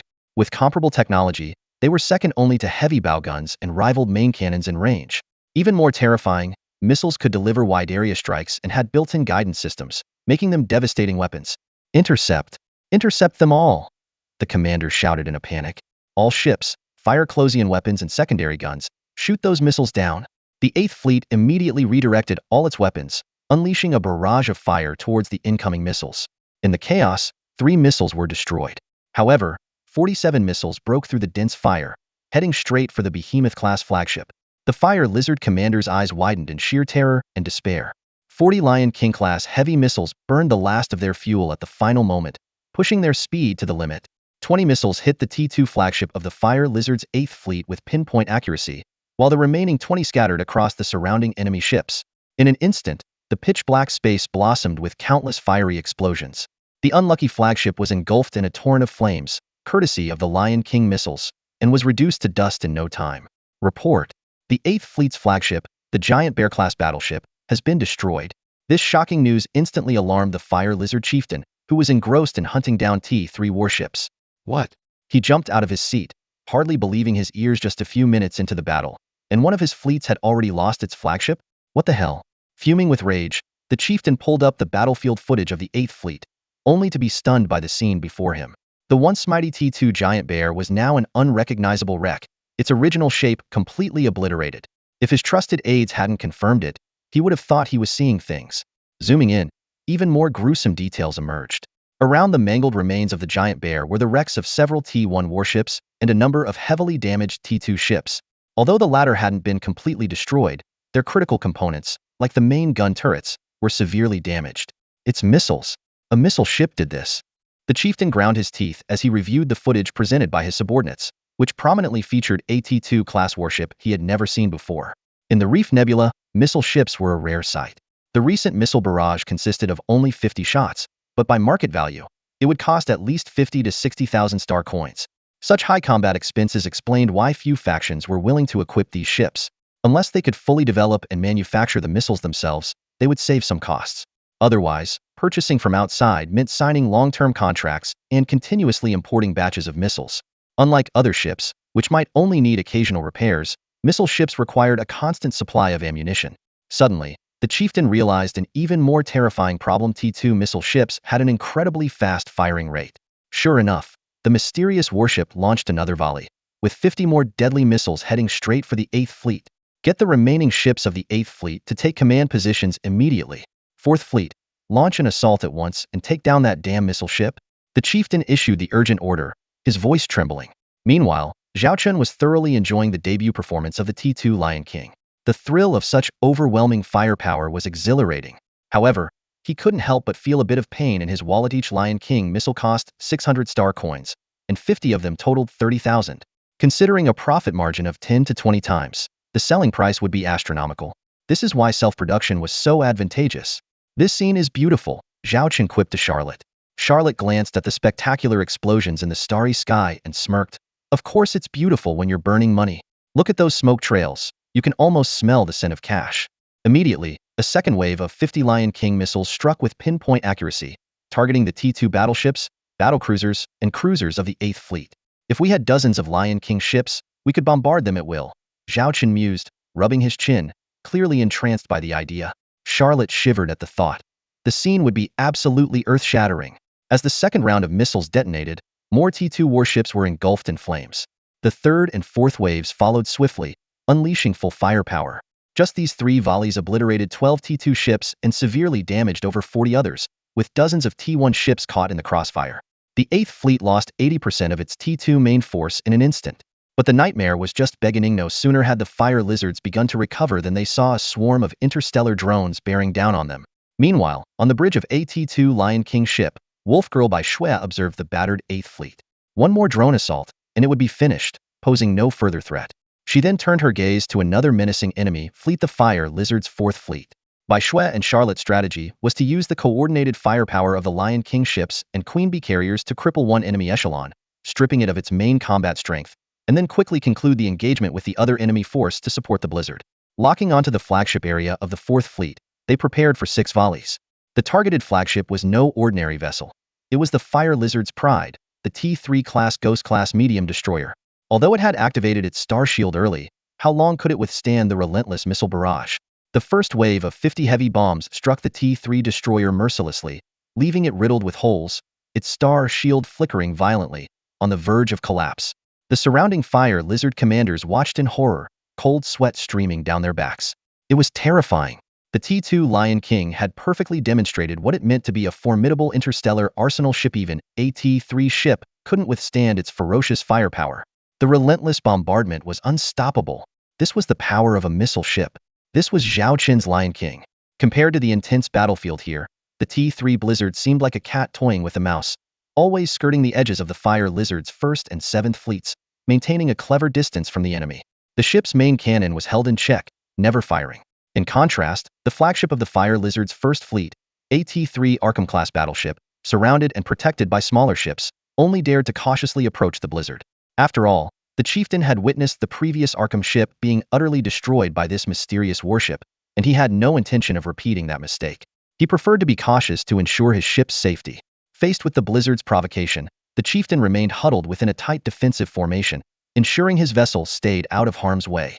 The blizzard, seeing this, was in no hurry to take down the enemy leader. Instead, it was content to engage in a cat-and-mouse game with the 1st Fleet, leveraging its speed and agility while using its main cannon to intimidate and constrain the enemy's movements. As Zhao Chen watched with keen interest, the T3 Ghost-class destroyer struggled under the relentless bombardment from the Lion King ship. Inside the ill-fated destroyer's bridge, chaos reigned. Warning: portside armor strength at 40. Warning: multiple compartments damaged, structural integrity down by 20. Warning: hull breach, 14 compartments sealed, 27 crew members dead. A series of alarms blared relentlessly. The Fire Lizard commander clutched the armrest of his chair, his face pale with a mix of fear and rage. A T3 ship, and it hadn't even reached the enemy lines before facing annihilation? Return fire. Fire back! He screamed hysterically. The deputy replied helplessly, Sir, our secondary guns can't reach the enemy, and the main cannon is out of range. Who cares about range? Fire when I say fire. The commander had lost his senses, raging like a madman. He knew in his heart that his ship was doomed. Rather than perish without a fight, like the flagship of the 8th Fleet, he preferred to go down firing. To be a T3 ship and not fire a single shot before being destroyed would be too humiliating. Open fire. The deputy sighed and relayed the order. The Ghost's main cannon finally roared, launching a 1,500mm shell. But at that critical moment, another volley of Lion King missiles struck its fragile armor boom. With a series of deafening explosions, the T3 destroyer was torn apart, engulfed in flames. Its ammunition stores had clearly been hit, leading to a catastrophic end. However, in its final moments, the shell it fired struck a nearby enemy ship with deadly precision. Warning: frontal armor strength down by 40. The system of the Black Rhino 5 ship suddenly alerted. The female captain was initially taken aback, but then she erupted in anger. Damn it! Out of this entire fleet, am the unlucky one to get hit? How on earth did that nearly crippled ship manage to score a hit on me? This is just too bizarre, she fumed. But then she thought, AT-2 frigate, standing up to the main cannon of AT-3 ship Hedon. Even from outside its range, that's some impressive armor. In less than 10 minutes, the first T-3 ship fell on the battlefield, the unfortunate Spectre. Meanwhile, over 300 ships from the Fire Lizard's 4th Fleet charged towards Wolfgirl by Suez formation. But anyone with a keen eye could tell that their spirit was broken. They were clearly rattled by the earlier missile barrage. Losing 2 flagships in quick succession, it's no wonder their morale was low. At this moment, the T-2 Lion King's ammo reserves were nearly depleted. Its debut in this battle was nothing short of perfect. It slowly moved behind the T-2 Queen Bee carrier, becoming the first vessel from the Xiaolong fleet to take a break. 500 interstellar missiles, costing a total of 300,000 star coins. What would they fetch at market price? At least 5 or 6 million, right? Zhao Qin muttered to himself, thinking about the fortune he had spent in less than 10 minutes. One had to admit, missile ships were money pits. But on the flip side, if used wisely, they were quite cost-effective. Spending a few million to take down a T-3 ship and severely damage nearly 100 T-2 ships, that's a bargain. The next phase of the battle would depend on the T-2 Queen Bee and Black Rhino. Just then, a gleam flashed in Charlotte's eyes. She made a swift decision and issued a series of rapid commands. Turn 2, full speed ahead. Deploy all interstellar drones. Prepare interstellar missiles and bow cannons. The Blizzard, which had been skirmishing with the Fire Lizard's 1st and 7th fleets, suddenly turned and charged straight for the 7th Fleet's flagship. Charlotte had spotted a slight flaw in the enemy formation and seized the opportunity for a surprise attack. Oh no, that T-3 ship is targeting our 7th Fleet flagship. The Fire Lizard chief was horrified. If he stood by and watched 3 out of his 4 fleets lose their flagships, how could he face anyone? Full speed support. Lock the main cannon on that T-3 ship and fire as soon as it's in range. The chief, unable to remain circumspect, urgently ordered reinforcements for the 7th Fleet. The T-3 Blizzard raised its shields and advanced, withstanding the bombardment from the Fire Lizard's 7th Fleet. It cut through obstacles, relying on its main and secondary cannons, along with interstellar drones, to clear the way. Charlotte was well versed in this tactic, having recently used it to destroy a T-3 Arkham-class battleship in the same location. This time, the target was just a mere T-2 Grizzly-class battleship. Report. The Fire Lizard's 1st Fleet is reinforcing from the flank, and the Arkham's main cannon has locked onto us, a crew member urgently reported. Upon hearing this, Charlotte issued an unexpected command. Redirect the star shield, protect the starboard side. At this moment, the 7th Fleet's firepower was concentrated on the Blizzard's front shield. Redirecting the shield would expose the fragile bow armor to enemy fire. However, Zhao Qin didn't stop her. Instead, he smiled knowingly at Charlotte. The small cannons on the T-1 ships could hardly scratch the Blizzard's armor, posing no real threat. Even the combined attacks from the T-2 ships were less terrifying than the Arkham's main cannon. With drones, main and secondary cannons, Closian weapon systems, and missiles covering the front, there was little to worry about. On the other hand, taking a direct hit from the Arkham's main beam cannon would be catastrophic. While it might not result in an instant kill, the armor would certainly be breached, affecting subsequent battles. Charlotte's strategy to lure the Tiger away from the mountain was indeed brilliant. Zhao Qin nodded in approval, enjoying the thought of frustrating the enemy. You think you're so powerful with your large fleet? I'll take down your flagship right in front of you, and see how you like it, he thought. Soon, the star shield system was adjusted, securely protecting the Blizzard's starboard side. As expected, seconds later, a blinding beam of concentrated laser struck the shield. It was the Arkham's doing.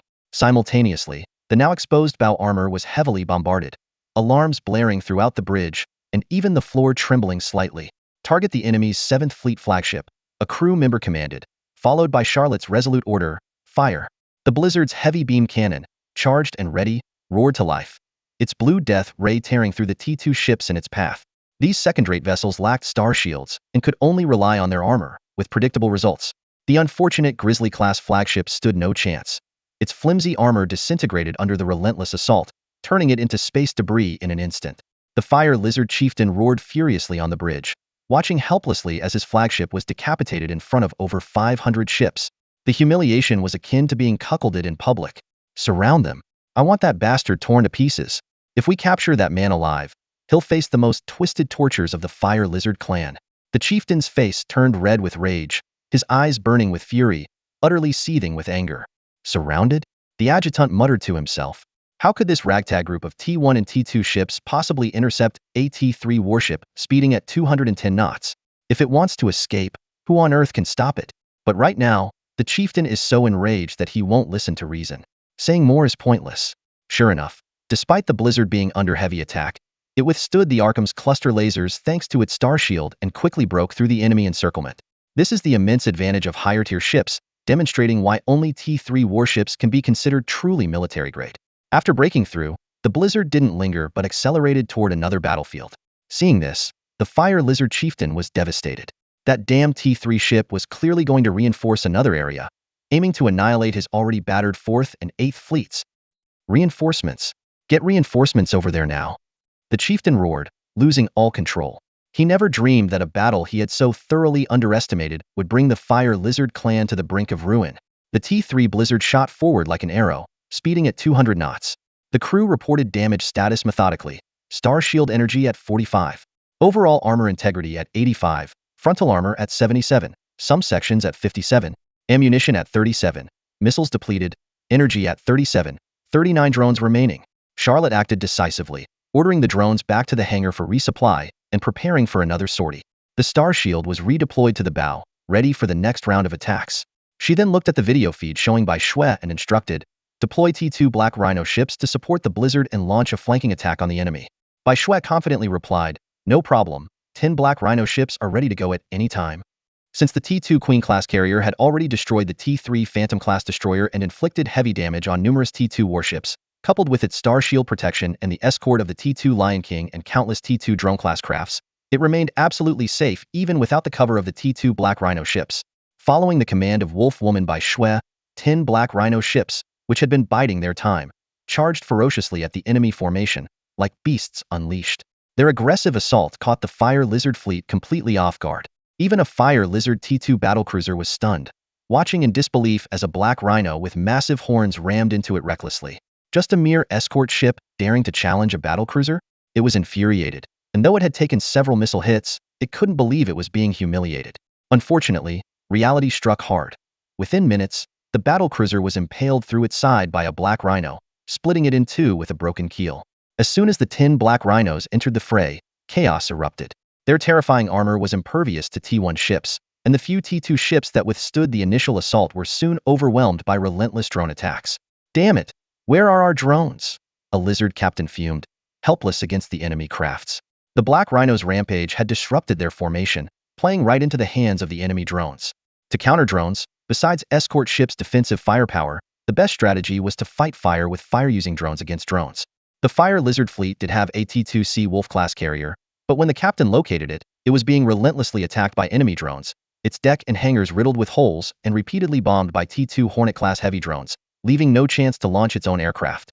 Air superiority had been decisively lost, creating a crushing sense of despair. Simultaneously, the T3 Blizzard, akin to an invincible war god, entered the battlefield in a brutal massacre mode.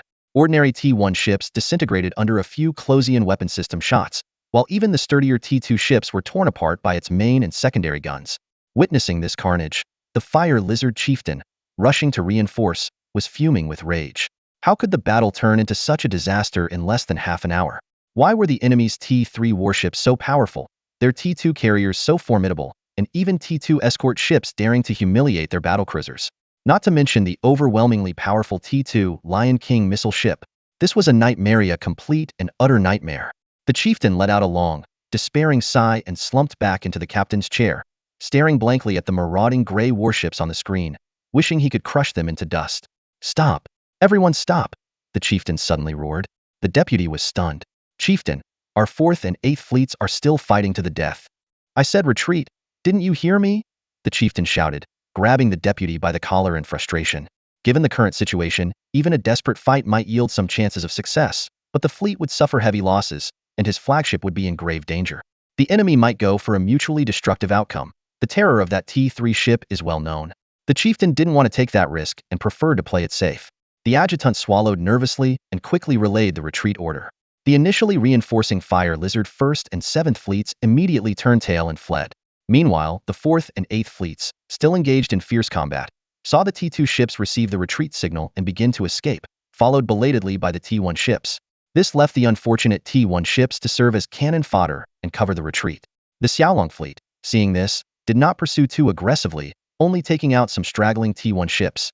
They broadcasted on the public channel, urging the enemy to shut down their engines and surrender.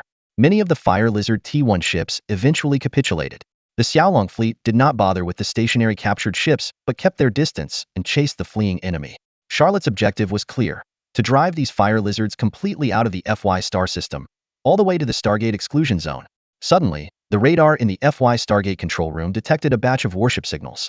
The administrator perked up, mumbling, "So soon? Could the fire lizard fleet have finished the job?" But upon closer inspection, he noticed something was off. They were indeed fire lizard ships, but their formation was a mess, scattered like defeated dogs. Even more bizarre, they were all heavily damaged and in a pitiable state. Had the fire lizard fleet been defeated? The administrator was stunned, barely able to believe it. He recalled the appearance of those dozen or so gray warships earlier. Could this be their doing? But how could a mere dozen ships defeat a fleet of over 1,000? As he carefully counted, the realization dawned on him: the fire lizard fleet had set out with over 1,500 ships, and now nearly half were gone. In just a few hours, such a dramatic turnaround had occurred. The fire lizard fleet had barely entered the nowhere zone when the chieftain heaved a sigh of relief. With a somber expression and a heavy tone, he said, "Let the fleet rest for a while. Then, we'll head back to the main base." Who could have imagined that what seemed like an ordinary battle would cost him nearly 700 warships, equivalent to the composition of 2 fleets? Even a T3 Ghost-class destroyer was lost. "Yes, sir." The adjutant promptly obeyed and left. The chieftain slumped into the captain's chair, raised his hand, and displayed several images. Those elusive gray warships, including a suspected T3 battlecruiser, a T2 frigate, a T2 carrier, and a T2 missile ship. He uploaded these images into the ship's database and repeatedly searched for information but found nothing. Actually, his subordinates had reported at the beginning of the battle that no intelligence could be found on these ships, but he was unwilling to give up, searching over and over, hoping to find some clue. Finally, unable to contain his frustration, the chieftain punched the virtual image of the T3 warship. His fist went straight through the projection, causing only a flicker in the display without any real damage. That damned warship still hovered there, its main cannon seemingly mocking him, reminding him of the sight of the 7th Fleet's flagship being destroyed right before his eyes. Struggling to stay calm, the chieftain collapsed back into his chair, covering his eyes with his hand. After an indeterminate amount of time, the adjutant approached cautiously. The chieftain moved his arm and said in a low voice, "Tell me, what are our losses this time?" The adjutant carefully replied, "Not counting the 200 ships lost earlier and the T3 Arkham. This time we've lost another 600 ships. The 1st Fleet's casualty rate is 5, the 4th Fleet 26, with its flagship destroyed, the 7th Fleet 77, with its flagship destroyed, the 8th Fleet 73, and its flagship also lost. This includes 1 T3 Ghost Destroyer, 180 T2 ships, and the rest are T1 ships. The enemy specifically targeted our T2 ships this time. We have over 23,000 casualties. Additionally, 1/3 of the surviving ships have significant armor damage." Hearing this string of alarming figures, the chieftain's anger nearly erupted. These were the foundations of the Fire Lizard clan's foothold in the Reef Star region. It was as if a limb had been cut off. If word got out, those covetous enemies would surely stir up trouble and kick him while he's down. Suppressing his rage, the chieftain closed his eyes and thought for a moment before coldly ordering, "Head back to the main base." The adjutant hesitated for a while before finally asking, "Chieftain, are we just going to let the FY system incident go?" "Let it go?" The chieftain exploded in fury, leaping up to grab the adjutant by the collar. "Are you kidding me? If we don't utterly destroy those bastards, I swear I'll never rest." His rage was palpable, silencing everyone on the bridge. "But, given our current situation," the adjutant mumbled softly. The chieftain released him, his face darkening. "I admit, that unknown upstart and his fleet are quite capable. But don't forget, this is the Reef Star region. Once we get back, contact Sun Shao immediately. Tell him we agree to all his previous conditions." The chieftain ordered through gritted teeth. But, wasn't the offer from the Empire of Starshine ridiculously high? The adjutant was taken aback. Previously, every negotiation between the chieftain and young Master Sun had ended in discord due to the outrageous prices. And now, the chieftain was actually willing to compromise? "We're not the force we used to be," the chieftain explained. "With young Master Sun's backing, at least we can secure our current territory. We might even use his influence to get rid of those worthless scum." A ruthless glint flashed in his eyes as he spoke. Soon, the remnants of the Fire Lizard tribe slunk back through the Stargate, retreating to their lair in disgrace. At the same time, the Stormbreaker received reports of the enemy's retreat. "Well done," Zhao Chen said, giving Charlotte a thumbs up. Ailey promptly presented the battle summary, detailing not only the enemy casualties but also their own losses. The T2 Lion King ship had exhausted its missiles, and the T2 Queen Bee ship had lost over half its drones. Of the 10 Black Rhino ships, 1 was heavily damaged and sealed off, 3 had injured crew members, and 4 had over 50 armor damage, with the worst one on the brink of collapse. As for the Stormbreaker itself, its missiles were depleted, ammunition was down to 16, energy at 17, with 17 drones remaining and armor at 73 integrity. 1 crew member was severely injured, and 13 had minor injuries, but thankfully, there were no fatalities. The severely injured crew member had been rushed to the medical bay, stabilized, and was now in a recovery pod, expected to recover within a month. After hearing the report, Zhao Qin couldn't help but reflect on the hard-fought but perfect victory. Charlotte had expertly leveraged their advantages, striking precisely to take down several enemy flagships and severely damage many T2 ships, completely breaking the enemy's fighting spirit and forcing them into a chaotic retreat. Satisfied, Zhao Qin nodded and ordered, "Have the heavily damaged ships return to the third planet for repairs. The rest of the fleet will regroup here. We're going to introduce ourselves to the locals and show them who the new rulers are." With that, he pulled up a 3D star map of the FY star system, marking the densely populated planets, and began outlining his future domain with a sense of triumph. The first planet in the FY galaxy is the closest to its star, receiving ample sunlight, making it the wealthiest planet in the system. Hundreds of interstellar species have made their homes here, forming 2 opposing kingdoms. In the past, both sides sought to annihilate each other and unify the land. But today, both monarchs find themselves gripped by fear. Their near-Earth satellites have detected a colossal space battle near the third planet. Though the details are unclear, energy readings indicate that a fleet of over 1,000 ships is engaged in combat with just a dozen warships. This massive fleet belongs to their overlords, the Fire Lizard clan, to whom they pay annual tribute for protection. To their horror, the Fire Lizard fleet was decimated by nearly half within an hour, and was then relentlessly pursued by the mysterious dozen ships, forcing them to abandon the system and flee in disarray. Even more terrifying, the unknown fleet, after obliterating the Fire Lizards, is now heading straight for their planet. In no time, a T2 frigate hovers over the capitals of both kingdoms, its hull scarred from battle. Yet, these scars only emphasize its formidable strength. Above the busiest trade city, a colossal T3 warship looms, its cannons aimed menacingly at the ground, while interstellar drones lock down the entire airspace. Any warship in the FY galaxy that moves without authorization will be considered an act of war. A cold female voice echoes across the public channels. Hearing this, both monarchs immediately order their fleets to stand down. Their military might comprises only a few T2 ships and around 60 T1 ships. Even though T2 ships aren't weak, they are insignificant compared to a T3 class. What chills them further is the presence of a T2 carrier stationed outside the trade city at their border, with hundreds of drones fiercely warning all aircraft to land within 10 minutes or face consequences. On the bridge of the T3 Blizzard, Zhao Qin sits in the captain's chair, surveying the city below. He watches with interest as the terrified citizens look up at the sky, their eyes filled with awe and fear. Ellie reports from beside him, "Commander, both kings have requested communication. Don't answer yet. Order them to come to the trade city for an audience, and allow them to use shuttles," Zhao Qin instructs calmly. "Yes, sir." Ellie responds and relays the orders.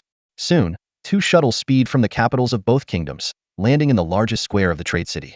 The local populace is astonished to see both kings arriving simultaneously. The fat king, seeing the thin king, is not surprised. He wipes his sweat and asks in a low voice, "Do you have any idea who this mysterious force is?" The thin king shakes his head. "No, they seem to have appeared out of nowhere. But one thing is certain. Their power is unfathomable. My military satellite detected that the Fire Lizards lost a T3 ship in the battle on the third planet.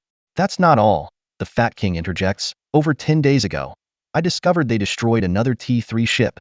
As they speak, both kings look up at the gray warship above them, filled with anxiety.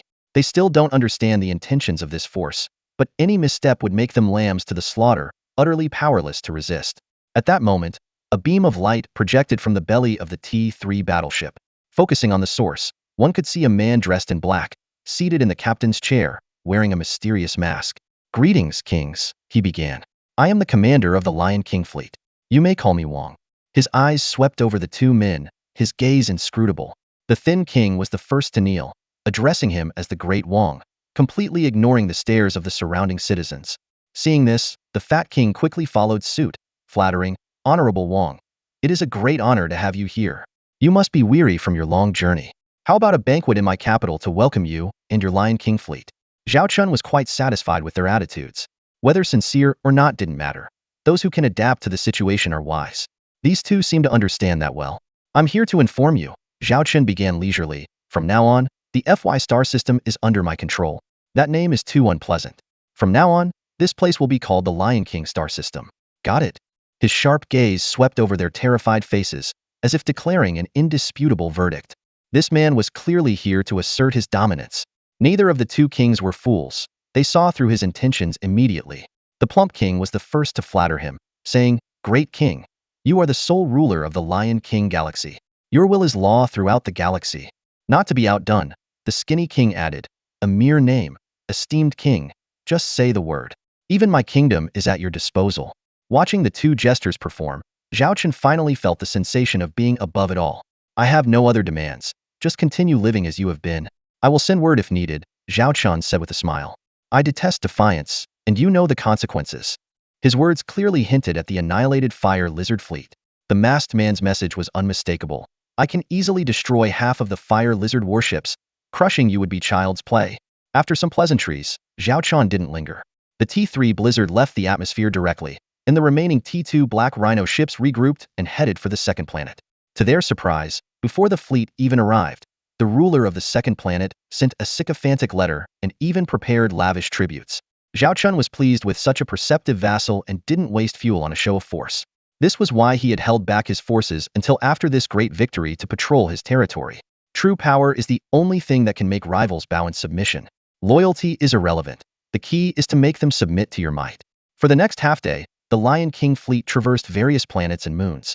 Many forces were quick to pledge their allegiance and curry favor. They even started referring to the galaxy as the Lion King Galaxy. It seemed they had already heard about what happened on the first planet. The system notification chimed in right on time. Mission 2. Dominate the FY Galaxy. Difficulty, B level. Reward, 20 mission points, 7,000 credits. Mission accomplished. Please claim your reward. A smile crept onto Zhao Chen's face. This mission had gone smoothly.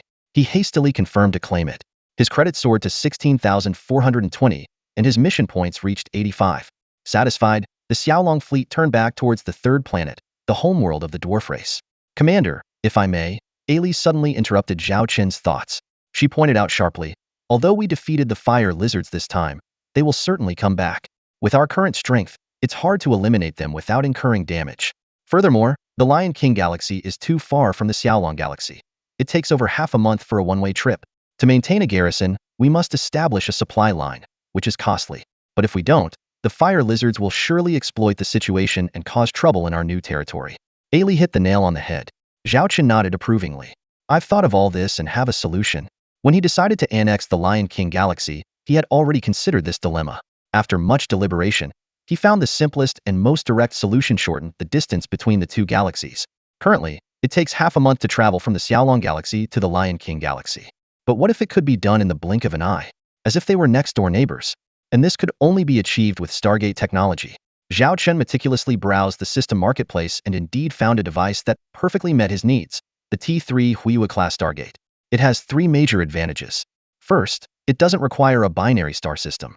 Current Stargates need 2 stars, but the Xiaolong star system has only 1. The Huiwa-class Stargate breaks this limitation and can be built in almost any environment. Second, it covers a vast area. Most Stargates have a usage range, and Zhao Chen often has to transfer through dozens of Stargates, wasting 2/3 of his time on the journey. He needed an ultra-long-range Stargate that could ideally connect Xiaolong and Shirwang star systems directly. The Huiwa-class Stargate's maximum range could even span from one end of the Empire to the other. Third, it has a short construction period. The Empire's Stargates are divided into 3 levels: T2, T3, and T4. The higher the level, the stronger the performance. For example, the primary star systems use T4 Stargates, and there are less than 10 throughout the entire Empire. Smaller star systems use T3, and remote areas find even T2 outdated. Most of the Stargates in the Anjiao star region are T2, but even building a T2 Stargate takes 3 to 6 months. T3 takes 1 to 3 years, and T4 can take over a decade. Zhao Chen couldn't wait that long. According to his knowledge, if 10 T2 Hammer industrial ships were used simultaneously for construction, the Huiwa-class Stargate could be built in as little as 2 months. This perfectly met his needs. No need for binary stars, long range, and short construction period. Based on these 3 points alone, Zhao Chen decided on the T3 Huiwa-class Stargate. As a result, even though Zhao Chen's 2 star systems are separated by vast distances, they could become as connected as neighboring towns. However, this convenience comes with 2 significant drawbacks. First, the cost is exorbitant. Just 1 T3 Radiant Moon Stargate costs 2 billion star coins. To connect both the Xiaolong and Lion King systems, At least 2 gates are needed, pushing the budget to a staggering 4 billion. Secondly, the throughput is insufficient. To balance short construction times and long distances, the Radiant Moon Stargate's daily transport capacity is only 1/20th of the Empire's equivalent. For example, if the Empire can transport 1 million warships a day, Zhao Qin's gate can handle at most 50,000. Considering that these 2 gates must be constructed in secret, especially in the Xiaolong system where the location is crucial to avoid detection by the Empire, the transport capacity issue becomes less critical since it will be used exclusively by the Xiaolong fleet. Weighing the pros and cons, Zhao Qin made up his mind. This gate must be built. Redeem, he silently commanded. The system notification appeared. Congratulations, you have obtained the T3 Radiant Moon Stargate blueprints. Points balance, 1420, mission points, 35. This operation nearly depleted his points and used up most of his mission points. But regardless, having a private Stargate meant the Xiaolong fleet had taken a critical step forward. Seeing Zhao Qin's determination, Ailey refrained from saying more. A secretary's duty is to offer timely advice, not to overstep. However, Zhao Qin suddenly frowned. Damn, I don't have enough star coins. The 2 gates cost a total of 4 billion, and I only have 1.4 billion on hand, short by 2.6 billion. It seems I'll have to wait for Governor Chu, he to pay the balance for the first batch of T3 Flame Dragon destroyers. Additionally, he needed to survey potential sites for the future Stargates. On his return journey, Zhao Chun opened the 3-dimensional star map of the Lion King system, looking for suitable locations. This was crucial. The sites had to be remote and well hidden. Finally, he identified a few promising spots on the outskirts of the Lion King system, even extending into the interstellar wilderness. These areas were so desolate that no one would ever suspect a Stargate might be hidden there. In low orbit around the 3rd planet, Zhao Chun had a video call with Chief Pekin. The latter could hardly contain his excitement. Having witnessed the terrifying power of the Xiaolong fleet, firsthand the mighty Fire Lizard army had lost half its forces in just an hour. Such a feat would be unbelievable without seeing it. Zhao Qin got straight to the point. Chief Pekin, I need to return to my territory. However, most of the warships will remain here, and I'll send industrial and transport ships to repair and resupply the damaged ships, ensuring the Lion King system's security. Pekin took the opportunity to report, by the way, another 50,000 of my people have decided to migrate to your territory. Very well. I'll arrange for 2 Moose-class transport ships to handle the transfer. Once the numbers are sufficient, I'll dispatch the final ship. Zhao Chun readily agreed. Thank you for your kindness, Commander. Pekin was overjoyed. Zhao Chun was not only the savior of the dwarven race, but also a benefactor who had paved a new path for them, akin to a rebirth. After ending the call, Zhao Chun summoned Charlotte and Ailey for a briefing. Given the importance of the Lion King system, we need to maintain a garrison here for now. I have to leave for a while, so you'll both stay here. I'll send T2 Hammer industrial ships and transport ships to bring resources continuously to repair the damaged warships. Check in every half a day to ensure safety. Additionally, be on guard against the Fire Lizard clan's potential return for revenge. Zhao Qin advised earnestly, remember, while the Lion King galaxy is crucial, your lives are even more valuable. Ailey looked at the commander with emotion and firmly promised, rest assured, we will do everything in our power to protect our territory and remain loyal. Charlotte also nodded slightly, showing her understanding. After giving his instructions, Zhao Chun set off immediately. To create the illusion that the T3 Blizzard was still in the Lion King galaxy, he avoided using the Stargate and instead traveled at warp speed for a day and a half to a neighboring galaxy. From there, he entered the Empire's territory and returned to the Xiaolong Star region. A little over 2 weeks later, the Blizzard returned to the Xiaolong Star system. It was late May, and Zhao Chun headed straight for the base on the Northern Star. Originally, 12 T2 Hammerhead industrial ships were stationed there, but now only 10 remained. The other 2, along with several transport ships, had been dispatched to assist in the Lion King galaxy. According to the latest reports, they were frantically repairing damaged warships outside the dwarves' home planet, with enough supplies to restore the fleet to its full strength. However, this significant redeployment inevitably delayed the original construction plans. Zhao Chun gazed at the data screen in front of him, showing the status of 12 T2 Hammer-class heavy interstellar industrial ships. He couldn't help but feel a swell of emotions. These T2 Hammers were the backbone of the Xiaolong fleet, bearing the brunt of the construction tasks. Zhao Chun had been busy in the Lion King star system for the past 2 months and hadn't realized that Lilith had been holding up the entire Xiaolong fleet on her own. Even these 6 T2 Hammers were about to be dispatched to the Xiaolong star system for a mysterious Stargate construction mission. The Stargate construction plan was one of Zhao Qin's grand visions and couldn't be taken lightly. As the name suggests, the Stargate would become a crucial link between the Xiaolong and Lion King star systems, significantly enhancing their strategic importance. Zhao Chun then turned his gaze to Lilith, whose eyes shone with determination. Clearly, the Stargate construction had become a pivotal goal for her, one she was determined to achieve. Zhao Chen and Lilith then discussed the latest happenings in the Xingyao Empire. His heart surged with excitement when he learned about the upcoming military procurement bidding conference in October, where the Hurricane Consortium was determined to secure EP2 interstellar destroyer order worth a staggering 20 billion star coins. Just as Zhao Qian was deep in thought, he received a prompt response to his holographic video call from Miss Li Yaqi. It turned out that Li Yaqi had already prioritized Zhao Qian at the highest level, responding immediately even if she was in the middle of a bath. Their conversation inevitably revolved around the bidding plan for the T2 Mastiff-class medium interstellar destroyer. With a graceful glance, Li Yaqi transmitted a top-secret document to Zhao Qian. The contents of the document precisely targeted the Achilles heel of the Hurricane Consortium, leaving Zhao Qian deeply impressed by Li Yaqi's courage and determination. He decided to collaborate with her, and the massive 5 billion star coin order became the foundation of their joint effort. The T2 Mastiff was, without a doubt, their game-changer. The figure of 5 billion was overwhelming, causing Zhao Qian to gasp. Acquiring such a massive amount of raw materials discreetly would require extraordinary abilities. Li Yaqi's eyes flickered with hesitation before she resolutely said, "There is someone who might be able to do it." This mysterious individual, as the name implies, was no ordinary person. Zhao Qian's mind immediately conjured up the image of a woman he had met once before, masked, with black markings on her face and crimson eyes. The Bloody Mary mercenary group? Zhao Qian blurted out. To his surprise, Li Yaqi nodded affirmatively. It turned out that Bloody Mary was a renowned transport expert in the interstellar black market, familiar with the fringe spaces of various star systems, as if they were her own backyard. Although their fees were high, once they accepted a mission, they would complete it in the shortest possible time. Upon hearing about Bloody Mary's exorbitant 30 commission, even Zhao Qian couldn't help but frown. However, he desperately needed these raw materials to expand his fleet and build the Stargate, so he decided to take the risk. "Contact her for me. I want to discuss this deal," Zhao Qian said firmly. Li Yaqi then recounted her past with Qitong. When Li Yaqi first entered the business world, she encountered Qitong, who was fleeing for her life during a long voyage.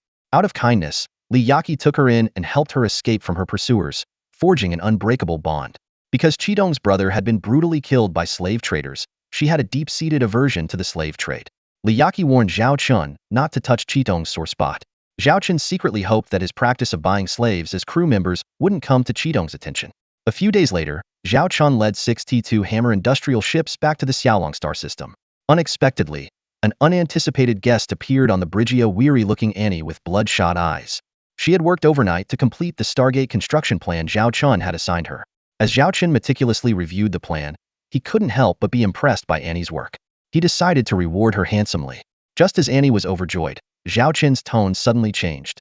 Lilith arrived empty-handed, causing Annie's heart to sink. It turned out Zhao Qian was toying with her, and Annie sensed trouble. Annie was thrown off the captain's chair by the scruff of her neck. All she wanted was a little bonus, but now she was being humiliated like this. Tears welled up in her eyes, making her look like an abandoned puppy. "Commander, I just light up when I see you," Annie cautiously defended herself, afraid of further angering Zhao Qian. But before she could finish, she received a sharp knock on the head. "Cut the crap and spit it out," Zhao Qian barked, his face dark with anger. Facing Zhao Qian's fury, Annie braced herself and nervously made her request. "I just want a little bonus. Even though I get deputy captain's pay, I still have to support my elderly mother and a bunch of younger siblings. That's 5 mouths to feed, and just the food costs take up most of my salary." Seeing her pitiful expression, even the usually stern Zhao Qian felt a pang of sympathy. He sighed and reluctantly said, "All right, since you did a good job this time, I'll double your food allowance for a month. But your siblings need to cut down on their food. We can't have them being a burden on the state." "Long live the commander. I knew you cared about me the most." Annie beamed with joy and tried to hug Zhao Qian's leg. Zhao Qian pushed her away and said, "All right, enough with the antics. Now, explain the T3 Stargate construction plan to me." Annie immediately straightened up and reported seriously, "Yes, sir. Based on your requirements, if we rely solely on 10 T2 Iron Hammer industrial ships, it will take 2 months to complete the construction. However, if we have a planet-based factory produce some of the mid and low-end components, and then transport them to the Stargate site, we can shorten the construction time by 30. I've also divided the entire construction process into several stages. As long as the materials are in place before each stage starts, we can stay on schedule. The Stargate in the Xiaolong system should be completed by the end of July, and the one in the Lion King system by the end of August. To ensure supply, I've arranged for my father's planet to take on part of the production, and we can use transport ships to get the rest from other locations." Zhao Qian listened quietly to Annie's detailed analysis, secretly impressed. He hadn't realized she was so reliable, planning out the entire process meticulously. According to this plan, both Stargates should be interconnected by the end of August. Although the Stargate in the Xiaolong system would be operational earlier, he wouldn't risk connecting to the outside world without absolute certainty. With everything in place, the only missing piece was the raw materials. Just as Zhao Qin's fleet was about to return to the Xiaolong system, Li Yaqi brought good news. The mysterious Qitong was willing to negotiate the supply of raw materials.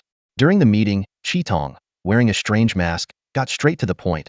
I hear you want to make a deal with me? That's right, Zhao Qin replied calmly. Li Yaqi should have given you the details. I need 5 billion star coins worth of raw materials, and they must be delivered via a covert route to the specified location. Where is the destination? Qitong pressed. The border of the Xiaolong system. Specific coordinates are. Zhao Chun provided a string of numbers. He knew this meant exposing his base, but for the construction of the Stargate, he had to take the risk. What's the time frame? Qitong continued to probe. All deliveries must be completed by the end of July at the latest. Of course, partial shipments are acceptable. Zhao Chun spoke with determination. Qitong smirked coldly. According to my rules, the commission is 30. No objections, right? Fine. Money is not an issue, Zhao Chun readily agreed. For the grand cause of the Stargate project, a mere few billion star credits were nothing. Besides, he had the protection of his dear grandfather, Governor Chu. Thus, a business deal worth 5 billion star credits was finalized just like that. After the negotiation, Qitong abruptly cut off the communication. Wow, this woman really gets things done efficiently. Zhao Qin couldn't help but be impressed. To secure such a massive amount of high-priced materials in such a short time, the capabilities of Miss Qitong were indeed unfathomable. However, on second thought, given her background, smuggling arms might be a common practice for her. It was best not to inquire too much into such matters. Meanwhile, after a long interstellar journey, Zhao Qin's fleet finally returned to the Xiaolong star system. As the familiar star gradually came into view, Zhao Qin felt a surge of excitement and pride. Just wait, he thought. Once the Stargate is built, I'll be the undisputed ruler of this star region. Who would dare question my power then? As they successfully navigated through the asteroid belt, a beautiful blue planet came into sight. Annie excitedly shouted, "Look, this is where my dear mother and all my siblings live, right? This is a dwarf planet. Although it is far from its star, its unique internal structure makes it a submass habitable planet. Despite being suitable for habitation, growing crops and raising livestock is extremely difficult. As a result, apart from the first group of pioneers who made a brief stay, it has been abandoned and left desolate." After careful consideration, Zhao Weiner deemed this place most suitable for settling the dwarf race. Additionally, it is located near the edge of the star system, with one side facing the vast emptiness of space and the other bordering an asteroid belt. The originally unfrequented Xiaolong star system has thus become an unlikely route for anyone to take. Zhao Qin added that the marginal space on the other end is ideal for constructing a Stargate, making it a win-win situation. He ordered the T2 Hammer industrial ship to repair the blizzard here and proceed to the designated site to start the first phase of the Stargate construction immediately after. Zhao Qin instructed a small demoness beside him. Understood, Commander. Bessie, the demoness, replied respectfully. Zhao Qin was impressed by her. She was one of the first among the demonesses to express a desire to stay and serve. Perhaps because she understood the situation best, she was particularly diligent and eager to learn. Although not as talented as Lilith and Ailey, Bessie proved her worth through hard work. With Lilith and Ailey preoccupied, Bessie was temporarily appointed as Zhao Qin's secretary. After giving his orders, Zhao Qian and Annie descended to the surface in a shuttle. A total of 100,000 dwarves, from 2 batches, had already settled here. Using their Hansen skills, they had built a simple but functional stone city. At least there was no worry about housing, and Zhao Qian provided several months' worth of emergency nutrition meals to address food concerns. Halford female soldiers were stationed to maintain order. Brother. Zhao Weiner approached with her subordinates and reported, "The dwarves are very obedient. As long as they are fed, they won't cause any trouble." Zhao Qin surveyed the surroundings. Besides residential areas, there were also industrial bases and space elevator foundations under construction in the distance, laying the groundwork for a future industrial hub. Once the space elevator is completed, it will facilitate the transport of components and modules to orbit, and even allow for the construction of larger parts in orbit. "Show me around," Zhao Qin instructed. Along the way, Annie looked around, seemingly searching for something. Zhao Chun and Zhao Weiner exchanged knowing glances. The latter pointed to a well-built stone house ahead and said, "Annie, your family lives there." Overjoyed, Annie sought Zhao Qin's approval before running off. She opened the door to find her youngest brother with arms wide open. "Annie, sister." Her third sister told her that Nana and their mother had gone to work at the factory, even though the Halford sister said they could receive free rations for the first month. They had volunteered to work anyway. Annie felt relieved, knowing her family was living and working happily here. Zhao Chun continued his inspection, looking over the new home of nearly 100,000 dwarves, already formulating a detailed plan to make full use of this new workforce. Back on the Blizzard, he and Bessie drafted a grand blueprint, marking a new milestone for the Xiaolong fleet. Meanwhile, in the dwarf city, Annie's mother and sister Nana returned home from work to find Annie joyfully playing with her siblings. Like magic, Annie produced various natural ingredients to share with her family. Her siblings, who had tasted these delicacies on the transport ship, had been longing for them ever since. Mother asked worriedly, Annie, by bringing food out like this, won't there be any negative consequences? Don't worry, Annie reassured her. Our commander is very kind. He knows about this and has tacitly approved it. Otherwise, how could I bring food out? Only then did her mother feel relieved. That's good. We're happy to see you doing well under the commander's care. It's such a rare opportunity. Make sure you make the most of it. Mom, you don't need to worry. I'll not only live well myself, but also make sure our whole family enjoys a good life. Once Dad, that old stubborn man, comes, we'll be reunited. Here, try this beef. It's delicious, Annie said, offering a piece of meat to her mother. Her mother initially declined. You eat. But after Annie's persistent urging, she finally took a bite. Suddenly, the street outside became noisy, and many dwarves gathered in front of the square, talking excitedly. What's going on? Annie's family curiously stepped outside. They saw beams of light projected onto the square, attracting a crowd of onlookers. Uncle, what's happening? Annie's mother asked a neighbor. The dwarf replied excitedly, Great news! I heard our galaxy's lord is starting a large-scale recruitment for workers and soldiers. If you're willing to work, not only will you be well-fed, but you'll also get paid. The benefits are fantastic. This news made Annie and her family feel incredibly excited. Jobs? Nutritious meals? Salaries? Upon hearing these words, Annie and the others were taken aback. In an era where people struggled to find enough food, such generous benefits seemed unbelievable. However, as they followed the crowd towards the square, all doubts vanished. A massive virtual screen was displaying enticing job advertisements, divided into two main sections, the industrial base and the Xiaolong fleet. Even the lowest positions offered food, accommodation, and a decent amount of star currency, while the top-tier jobs boasted salaries comparable to high-ranking officers in the Lord's fleet. Annie's family stared at the screen, barely able to believe their eyes. Sis, I want to join the Xiaolong fleet too. Nana's eyes were filled with determination.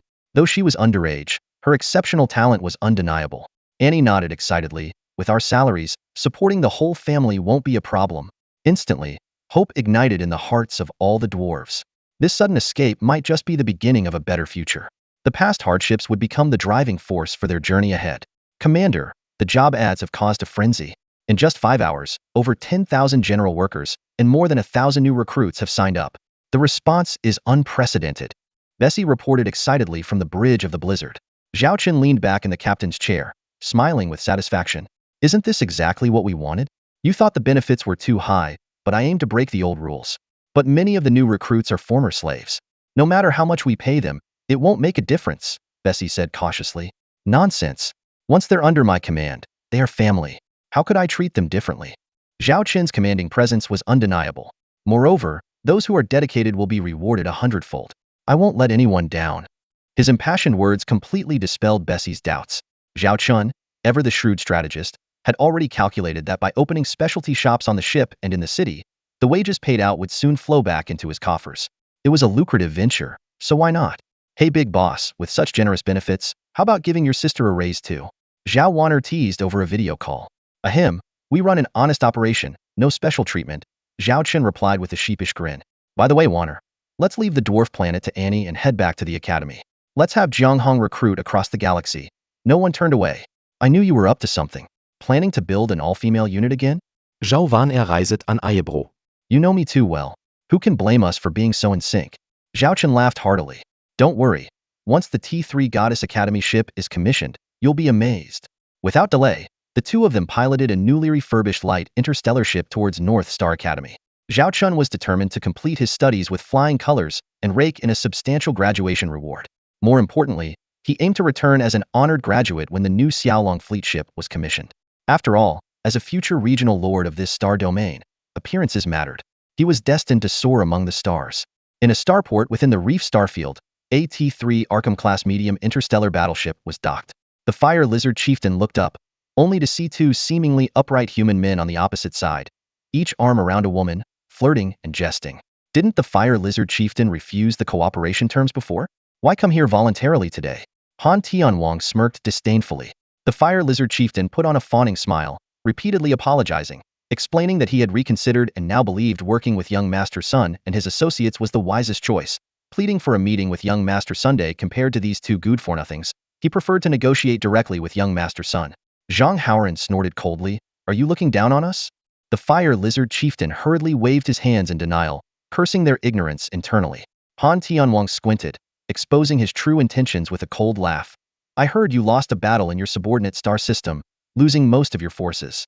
Isn't this just an attempt to join us to protect your territory and seek revenge? The Fire Lizard Chieftain felt utterly humiliated, but had no choice but to keep smiling. Han Tianwang arrogantly lifted his chin. Young Master Sun is not here now. I'm in charge of all matters in the Reef Starfield. The Fire Lizard clan can join, but the cooperation terms must change, and your share will be halved.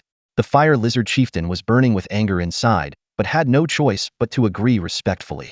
When Han Tianwang asked about the details of his enemies, the Fire Lizard Chieftain hesitated, saying that the group was very mysterious, only knowing they had attacked the FY star system and defeated his fleet with just a dozen warships. Especially notable was a T3 battleship with incredible speed and firepower, and a T2 assault frigate, which seemed unstoppable, like divine intervention. Listening to the Fire Lizard Chieftain's ramblings, Zhang Haoran suddenly felt a strange sense of familiarity. When the chieftain displayed the combat footage, Zhang Haoran jumped up in excitement, pointing at the screen. These warships are clearly Zhao Qin's rides. Han Tianwang leaned in for a closer look, finding them increasingly familiar. The lightning-fast T3 battleship was none other than the legendary Blizzard-class light interstellar battlecruiser, and the T2 heavy assault frigate, a masterpiece of the Black Rhino series. The Fire Lizard Chieftain, trembling, released another footage a communication record with the enemy commander. Despite the opponent wearing a mask, Zhang Haoran instantly recognized the arrogant face, his nemesis Zhao Chun, who had once humiliated him at the North Star Academy. Just the thought of that disgrace made Zhang Haoran grit his teeth in anger, wishing to kill Zhao Chun immediately. Initially, Han Tianwang had some reservations, but under Zhang Haoran's instigation, he also resolved to eliminate Zhao Chun, their archenemy, and prove himself to senior sister Su Lan.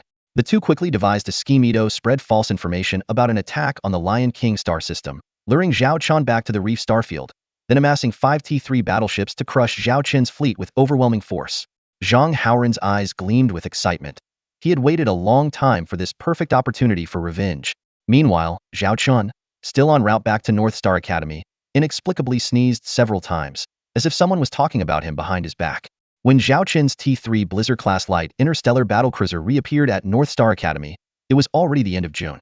The Academy's starport had turned into a massive starship exhibition due to graduation season and the holiday rush, making docking spaces scarce.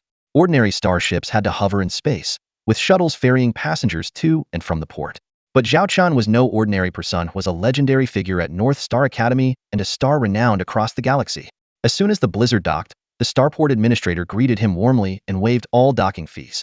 Clearly, his status at his alma mater hadn't diminished one bit, Zhao Chun thought with pride. He stood on the bridge, gazing down at the cradle that had nurtured him. From next month, he would be bidding farewell to this place for good. Though his time at North Star Academy was brief, it was the starting point of his rise in the world. No matter where he roamed in the future, he would always have a day when he returned. Yet, as he prepared to leave, he couldn't help but feel a twinge of nostalgia. What's this? Feeling a bit sentimental? Zhao Wan'er teased at an inopportune moment. Or is it that you can't bear to leave those lovely junior girls behind? Caught off guard, Zhao Chun coughed to hide his embarrassment. He casually changed the subject, asking Zhao Wan'er to post the recruitment notice for the Xiaolong fleet at the academy. Zhao Wan'er glanced at it and saw it was the same draft from the dwarf planet. Zhao Chun explained that he planned to recruit a batch of average civilian crew members from the academy, as long as they met the standards. She was surprised that Zhao Chun was eyeing the academy's talent pool. After all, most graduates from North Star Academy usually join the Imperial Navy first before choosing their career paths, with many being regular students who didn't study the highly demanding captain's course. When Zhao Wan'er heard that Zhao Chun was about to commission a second T3 warship, her eyes lit up. Leave it to me, brother. I'll make sure to recruit some excellent female soldiers for you. Excited by the prospect of this lucrative task, she immediately enlisted a few of her friends to help arrange it. Meanwhile, Zhao Chun decided to take advantage of the few days before the graduation ceremony to revisit his alma mater. He knew he might not get such a leisurely opportunity in the future. Before setting out, he disguised himself carefully to avoid a repeat of the past when he was mobbed by adoring fans. Although the Blizzard attracted quite a crowd, fortunately, no one recognized his disguise. North Star Academy was vast, with educational, residential, and recreational areas, resembling a small interstellar city. Zhao Chun strolled casually, eventually finding himself in an artificial park. Many couples were enjoying their time together there. Suddenly, he heard a commotion from one corner of the park. A young man and woman were berating an elderly man in a wheelchair, accusing him of running over the woman's foot and dirtying her clothes. A teenage girl stood in front of the elderly man, repeatedly apologizing and trying to explain, but the couple wouldn't let her speak. The girl was on the verge of tears. The elderly woman in the wheelchair opened her mouth, looking anxious, but couldn't utter a word. Zhao Chen took a closer look and realized the girl seemed familiar. She choked out an apology. "I'm sorry. We really didn't see you. Please don't scold my grandmother." But the man only became more aggressive. He shoved the girl aside and noticed a medal on the old lady's chest. "An imperial award? Looks like some cheap trinket from a street vendor," he sneered, reaching to grab it. The girl burst into tears. "That's my grandmother's military medal. Please give it back." But her frail body was no match for him. The man snatched the medal, smirked, and tossed it to the ground, ready to stomp on it. At that critical moment, a strong hand pressed against his chest, effortlessly pushing him back several steps. A man wearing a hat and sunglasses knelt down, picked up the medal, gently brushed off the dust, and respectfully pinned it back on the old lady. The elderly woman clutched the medal tightly, tears streaming down her face. The young man was furious and shouted, "Mind your own business, kid. This old hag bumped into my girlfriend and dirted her clothes. How are you going to compensate for that?" The man in sunglasses chuckled coldly. "Is your girlfriend so precious? More important than this medal?" The young man scoffed. "What's so special about it? How much could it be worth?" The man in sunglasses slowly stood up, his eyes piercing. "Do you even know the history of this Imperial White Cloud medal? It symbolizes the highest honor for participating in the defense of the White Cloud star system in 2955. The young man still looked puzzled. The man in sunglasses continued, "That year, the mechanoid race launched a surprise attack on the Empire's border, aiming to destroy the White Cloud Stargate, which connected the front lines of 3 nations. The Imperial Legion stationed there fought to the death.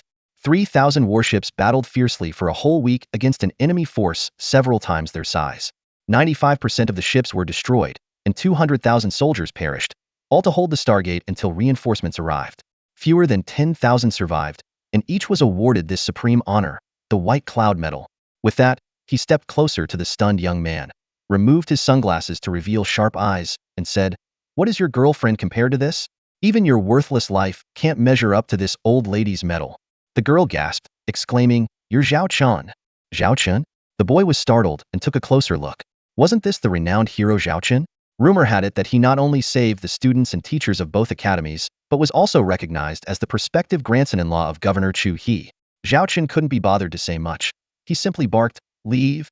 The couple quickly fled in embarrassment, with the girl casting a longing glance back at Zhao Chun's profile, silently admiring his handsome appearance. "Thank you, brother Zhao Chun." A little girl bowed repeatedly in gratitude. Zhao Chun smiled and approached her, sensing a familiar look about her. "Are you Shinbing's sister?" The girl widened her eyes in surprise. "You know my sister?" "Yes, everyone calls you Zhao Chun, the invincible hero of the academy. My sister often talks about you." So she was Shinbing's sister. No wonder she looked familiar. That meant the elderly woman must be the critically ill relative Shinbing was trying to save. However, the old woman's condition didn't seem to be improving, and Zhao Chun couldn't help but frown. "What's your name?" "I'm Shun Yin, like the little swallow." "Are you taking your grandmother out for a walk?" "Where's Shinbing?" "Sister is tutoring the new students to earn some extra money." Zhao Chun then accompanied Shun Yin and the elderly lady around the park, and before they knew it, it was noon. Shun Yin blinked her big eyes and pleaded, "Brother Zhao Chun, you saved us just now. Let me treat you to lunch." "Sure. What do you plan to treat me to?" Zhao Chun asked with a smile. Shun Yin pulled out a clip from her pocket, holding a stack of meal vouchers, each indicating a specific date and meal. She took out one labeled "Lunch Yen" from the stack for the next day.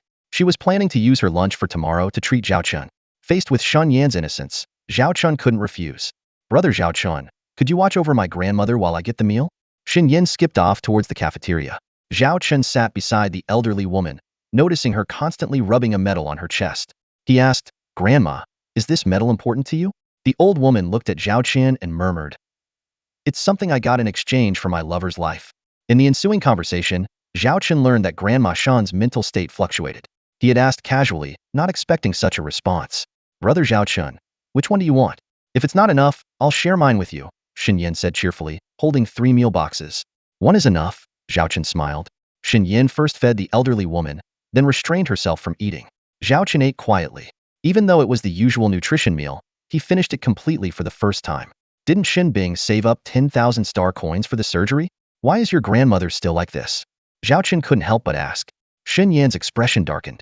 The doctor said grandma served in the military when she was young, and her brain was exposed to radiation for a long time. 10,000 star coins can only alleviate her condition. To completely cure her, we'd need the most advanced medical equipment and several years of rehabilitation, which would cost millions. It's like a bottomless pit. The doctor advised us to give up, but my sister won't. Hearing this, Zhao Qin felt a mix of emotions. Yin, I might have a way to cure your grandmother, but I'll need a few days. In the meantime, don't mention seeing me to Shen Bing. Let's give her a surprise, okay? Zhao Qin bent down and whispered. Shun Yin hesitated for a moment, then nodded firmly. She thought to herself, with grandma in this condition, there's no reason for Zhao Qian to lie to her. Zhao Qin affectionately ruffled Shun Yan's hair, then stood up to say goodbye. In full. Oh, by the way, here's a packet of compressed biscuits. I don't really like them, so you can have them. I have some things to take care of, so let's meet again in a few days. Bye. He took a new packet of biscuits out of his pocket, placed it on the wheelchair, and left without looking back. Shan Yin stared at the biscuits in a daze, then looked at Zhao Qin's departing figure. Oh no, I didn't give Zhao Qin my home address. What if he can't find me? After saying goodbye to Shan Yin, Zhao Qin wandered around his alma mater. Regarding Grandma Shan, he planned to arrange for her treatment once the T3 Andromeda-class interstellar medical ship was in service. Zhao Qin knew that there were too many unfortunate people like Grandma Shan in the world, and he wasn't some great philanthropist who could save everyone. But he just wanted to do what little he could to honor the noble sacrifice symbolized by that medal, and to comfort a veteran who had once fought fiercely for the Empire. At this very moment, Zhao Qin was unaware that the recruitment information he had Zhao Wanner post had caused a stir throughout North Star Academy. Especially online, the hottest topic was the recruitment benefits of Zhao Qin's Viscount Xiaolong fleet. It was not uncommon for private fleets to recruit during graduation season, but the conditions Zhao Qin offered were jaw-dropping. Meals made from natural ingredients, and a monthly salary of at least 3-star coins. Such extravagance was unheard of even in the Empire's elite fleets. While the salary wasn't much, the 3 daily meals made from natural ingredients were an unparalleled benefit for ordinary students. A user named Fleet King 9112 questioned the plausibility, arguing that natural food was prohibitively expensive, and 10-star coins would only cover a few meals. How could it be real? However, Zhao Qin's fan retorted, "You didn't read the recruitment announcement carefully. The meals are internally supplied, and 10-star coins a month are enough for 3 daily meals as long as you don't waste any." Another user, "I have a star battleship," vouched for the offer's authenticity. As a 5th-year senior, he testified that Zhao Qin's ship indeed provided such benefits, as he had been part of 2 academy fleets and was rescued by Zhao Qian. At the recruitment plaza of the academy, Zhao Wanner faced a crowd of curious graduates. Someone loudly asked, "Are these benefits real? Can we really eat natural food? And most importantly, can we meet Senior Zhao Qin in person?" Frustrated, Zhao Wanner jumped onto a table and shouted through a megaphone, "Everyone, the recruitment information is clear and true. But remember, we are only recruiting female soldiers. Only female soldiers. Only female soldiers. Important things need to be said thrice. Interested students, please sign up here. We have a 1-month probation period, and if you're not satisfied, you can leave anytime with your travel and meal expenses covered." Watching from the side, Xue Xiaoxiao was filled with envy. "I really want to join Senior Zhao Qin's fleet. To eat those delicious meals every day?" She almost drooled at the thought of the delicacies on the blizzard. Su Lan teased her with a smile. "Are you really willing to sell yourself just for a few meals?" Xue Xiaoxiao responded earnestly, "If Senior Zhao Qian would grant me a T3 battleship, I wouldn't mind selling myself. Even though the blizzard isn't a giant cannon, it's fast." Su Lan rolled her eyes, thinking her junior was beyond help, with her mind filled only with starships. "Senior, you're graduating this year. Where do you plan to go?" Xue Xiaoxiao asked curiously. Su Lan replied, "I might join the military in my family's Zissou Star region, gain some ranks, and then form my own fleet." Xue Xiaoxiao pouted, feeling reluctant. "Once you leave, it'll be just me and Wanner at the academy. But I feel Wanner won't stay long either." Su Lan comforted her. "This is a process everyone must go through. We can still meet often in the future. Just video call me whenever you miss me." Just then, a male student approached Su Lan, attempting to strike up a conversation. Lan, have you decided on your future yet? How about we join the Imperial Army in the Starshine Central region together? I have connections there and can get us good positions." A hint of impatience flashed in Su Lan's eyes as she replied coolly, "I have my own plans, but thanks for your concern, Han." Ever since Su Lan helped Han Tianwang deal with Zhang Haoran last year, her attitude toward him had grown colder. Han Tianwang awkwardly said, "Su Lan, you know I've always," but was cut off by Su Lan. "Han, I have things to do. so please don't bother me. Without another word, she turned and walked away. Han Tianwang's face darkened. Just now, this goddess had brushed him off, citing some excuse, but now she was chatting and laughing with Zhao Chun. It was a blatant slap in the face, a deliberate humiliation. Zhao Chun, that worthless loser, I had been hesitant about dealing with him. But now it's clear he's courting death by daring to covet the woman I fancy. Zhao Wanner was busy with recruitment when suddenly, a handsome guy wearing sunglasses emerged from the crowd and swaggered into the recruitment area. Su Lan quickly stopped him. Sorry, we don't recruit men. The guy took off his sunglasses and winked at Su Lan. Long time no see, Su Lan Shuijia. Shui Xiao, standing nearby, was about to shout in excitement upon seeing Zhao Chen but was quickly motioned to silence by him. You're in the 6th grade now. Calling me Shuijia seems a bit inappropriate, doesn't it? Su Lan teased. No way, once a Shuijia, always a Shuijia, Zhao Chen replied with a smile. I've heard your benefits are great. Aren't you worried about the fleet running out of resources? Su Lan pretended to consider, then smiled. What? If I join your fleet, can I be a captain? I want to be the captain of AT-3 battleship. Shui Xiao eagerly raised her hand. We don't recruit children, Zhao Chen said sternly. I'm not a child. Give me AT-3 aircraft carrier, and I'll consider it. Su Lan raised an eyebrow. T-3 aircraft carriers were extremely rare in the Empire, comparable in status to T-4 battleships. Zhao Chen immediately promised, you said it. If I ever get a T-3 aircraft carrier, you have to come be my captain. Su Lan rolled her eyes and extended her pinky. All right, it's a deal. You bring the T-3 carrier to pick me up. Han Tianwang, who had been left out, wore a face so dark it could drip water. Su Lan had just ignored him but was now joking with Zhao Chun, clearly mocking him. Zhao Chen, you worthless loser, I was hesitant about dealing with you. But you've walked right into my trap. Just you wait, I'm going to make sure you die a miserable death. Han Tianwang shot Zhao Chen a vicious glare and then turned to leave. He needed to notify Zhang Haoran immediately to activate their plan. He swore to bury Zhao Chun in the reef sector, never to see the light of day again. Zhao Chen took a stroll around the academy before returning to the T3 Blizzard. Shortly after arriving back at the bridge, his terminal pinged with a special notification. Ding, your Imperial private account has received 35 billion star coins. Zhao Chen instantly perked up. The money had come at just the right time, perfectly covering the material procurement fees for Qidong. It seemed that dear Governor Chu he had delivered a windfall right to his doorstep. Ding, your Imperial private account has received 30 billion star coins. The delightful notification sounded again, like music to his ears. But it was odd, why was the payment split into 2 transactions, and what was the deal with the additional 30 billion? Just then, Zhao Chun received a brief message from Governor Chu, he requesting a holographic video call. Zhao Chun replied, asking him to wait a moment, and activated the privacy mode around the captain's chair. The bridge crew could no longer see his actions. He clicked on the room link sent by Governor Chu He and found himself in a virtual cosmic space, seated in his captain's chair. Opposite him, in a floating chair, was Governor Chu He, whom he hadn't seen in months. Where have you been messing around lately? The governor asked bluntly. Zhao Chen feigned exhaustion, replying, I've just been busy with experiments on the T-4 battleship in the Northern Wind Star region. It's been exhausting. The governor, uninterested in Zhao Chen's complaints, got straight to the point. How's the progress? Though it's been tricky, we've made some headway. Don't worry, we agreed on 3 years, and it's only been a few months, Zhao Chen said with a smile. The governor didn't press further and simply asked, you received the final payment of 35 billion, right? Yes, I did, Zhao Chen confirmed. But what about the additional 30 billion? It turned out that the initial test run of the T-3 Yanlong-class medium interstellar destroyers had been exceptionally successful, prompting Governor Chu He to commission 60 more. As per their agreement, the 30 billion was an advance payment for the technology licensing fee, with the remaining 70 billion to be paid in 3 months. Zhao Chun was overjoyed. After all, it was his system's product, and it was no surprise that it had impressed. Although the T-3 Yanlong wasn't the top-tier T-3 destroyer available in the marketplace, it still outperformed most competitors. Rest assured, Zhao Changhe always does business fairly. The agreed amount will be paid in full. Of course, I despise anyone trying to pull a fast one, the governor added meaningfully before ending the call. The mix of carrot and stick in the governor's words was not lost on Zhao Chun. He glanced at his account balance 78 billion. After deducting the 50 billion for Qidong's raw materials and the 15 billion commission, he would still have 13 billion left. More than enough to support his upcoming shipbuilding plans. Quarterly task completed. Please claim your reward. Shortly after, Zhao Chun received a system notification. Then, Lilith messaged him as well, announcing that the T-3 Phantom-class light stealth bomber, T-3 Goddess Academy-class starship, T-3 Andromeda-class medical ship, and T-2 Snow Mastiff-class heavy battleship were all completed and ready for service.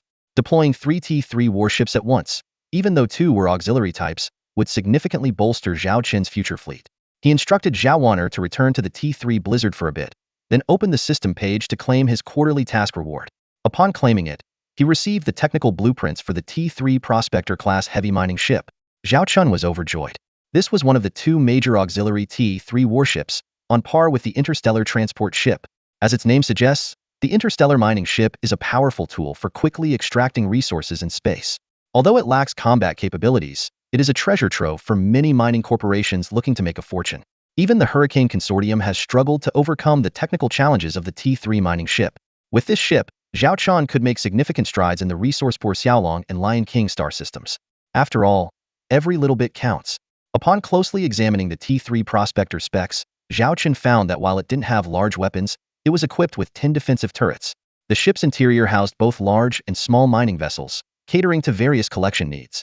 Uniquely, it combined mining and processing capabilities, allowing the extracted ores to be refined directly on the ship. This made it significantly more efficient than other mining ships of its class. With this new asset, Zhao Chun had another ace up his sleeve, bringing him one step closer to wealth. Why did you suddenly call me back? Zhao Wan'er appeared on the bridge, looking puzzled. Zhao Chun smiled mysteriously. Didn't you want to command a T3 warship? I'm taking you to see your future ride right now. Zhao Wan'er was stunned. What? We have a T3 warship already? She had thought Zhao Chun was just talking big. At the base of the Xiaolong squad, Zhao Wan'er followed Zhao Chun as he piloted the T3 Blizzard. As they arrived, 3 brand new warships stood impressively before them. Is it this one? Zhao Wan'er excitedly pointed to the most striking of the 3, a pink starship.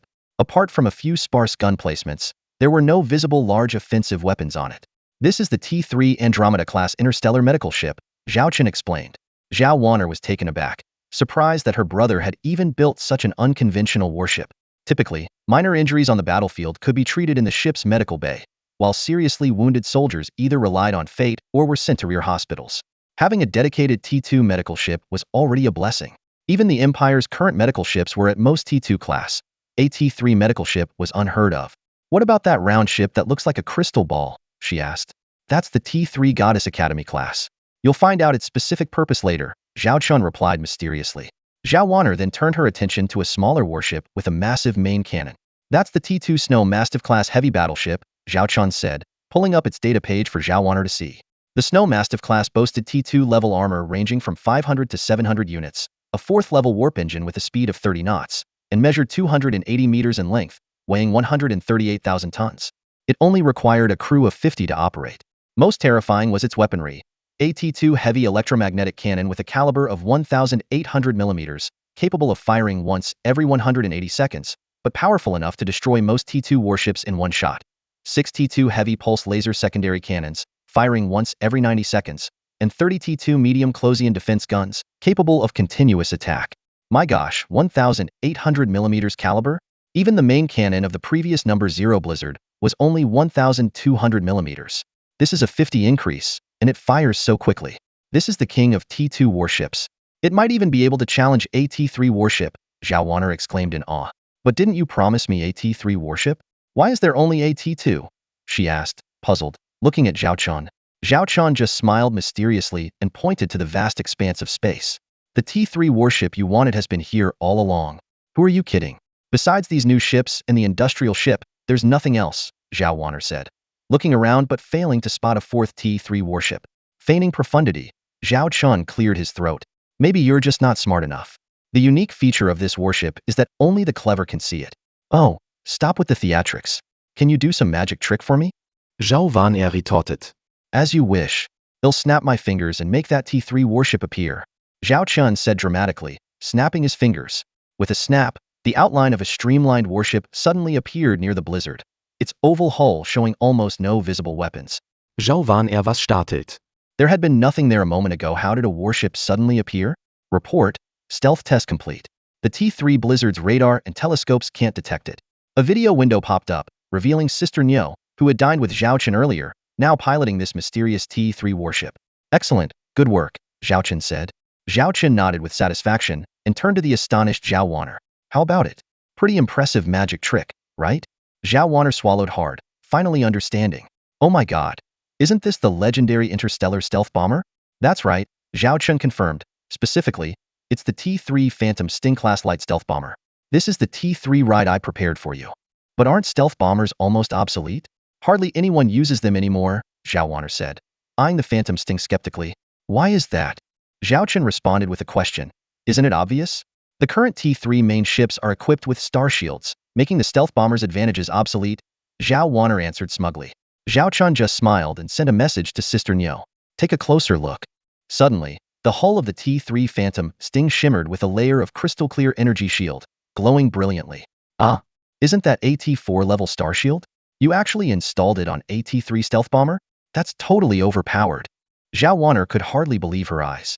Her brother had created an incredibly powerful and impenetrable stealth warship. How could anyone else stand a chance now? So this T3 Phantom-class light stealth bomber has T4 level all-around star shield defense? Wanner Zhao asked Chen Zhao again, her face beaming with joy. Chen Zhao nodded and added, its firepower is also formidable. It can take down a T3 warship in close combat without breaking a sweat. With its high speed and star shield protection, it can execute decapitation missions and escape without anyone being able to stop it. Wanner's eyes sparkled as if she could already see the ship in action. Big brother, are you really willing to let me be the captain of this warship? She asked excitedly. Honestly, I'm a bit hesitant. Chen Zhao frowned, and Wanner's excitement deflated. The stealth bomber carries significant risks, and I'm worried you might not handle it well. War was displeased. Hey, don't underestimate me. I may not be as skilled as you, but I'm a top cadet at North Star Academy. If I were afraid of danger, I would have stayed home as a noble lady. Her words struck a chord with Chen Zhao. As her elder brother, he wanted to protect her but knew he couldn't always be by her side. It was better for her to become independent, which was the true form of protection. Besides, the unique combat style of a stealth bomber was a fast track to honing one's skills. While risky, it could be managed with proper control. I'll set a few ground rules for you. First, you are not to deploy without my permission. Second, in any emergency, you must unconditionally follow my orders. Understood? Chen Zhao said sternly. Aye aye, sir. Wanner stood at attention and saluted, looking obedient and eager. Little did she know, Chen Zhao had already picked a capable deputy to keep an eye on his reckless sister. There's one more thing to discuss, which is a prerequisite for you becoming the captain, Chen Zhao continued. What is it? Wann asked. I want you to take a break from school. You want me to fully commit to the Xiaolong fleet? Wann gusset immediately. Exactly. Your theoretical knowledge is already exceptional. What you lack is practical experience. Instead of staying at the academy, you should train with our fleet. Plus, I need more hands on deck. Chen Zhao cleverly combined his personal plans with his sister's benefits. No problem, the academy is getting a bit boring anyway, Wanner agreed readily. Her goal in attending school was to become a captain and pilot her dream warship. Now, her brother had arranged everything, saving her a lot of trouble. As for the diploma, with the Xiaolong fleet as a stepping stone, it was insignificant. It's settled then. You'll officially join the crew at the end of this semester. For now, get familiar with the Phantom. I've prepared the crew list for you. Got it. Wanner excitedly boarded a shuttle, heading straight for the T3 stealth bomber she had longed for. Meanwhile, Chen Zhao received a message. The person had been picked up. He immediately turned the blizzard around and headed back to North Star, hovering at the outskirts waiting. Before long, a shuttle took off from the starport and landed in the blizzard's hangar. Yenshin pushed a wheelchair with her grandmother in it, stepping off the shuttle. It was her first time boarding such an impressive starship, and she felt slightly uneasy. Yen, long time no see, Chen Zhao greeted her warmly, which helped her relax a bit. We're heading to a place soon. It might take a few minutes, Zhao Chen explained. Once we get there, there's a chance we can cure your grandmother's illness. Shun Yen obediently nodded, but didn't dare to hold out much hope, as her sister had tried countless times before. The blizzard roared to life and quickly returned to the Xiaolong base. Zhao Chen and Shun Yen transferred to a shuttle, heading towards another starship. What a beautiful battleship! Shun Yen exclaimed as she saw the enormous pink vessel through the porthole. That's our destination, Zhao Chen confirmed. Is this your ship too, Zhao Chenggij? Yes, it's called the Andromeda. Andromeda? My grandmother told me that in stories, Andromeda is a beautiful fairy who grants people's wishes. Zhao Chen affectionately patted Shun Yan's head. That's right. It's here to grant your wish for your grandmother to get better. The shuttle slowly docked in the hangar of the Andromeda. They were greeted by several female medical staff in pristine uniforms. Leading them was a charming woman from the Ares clan, distinguished by her cute little horns and fluffy white curls that accentuated her mature elegance.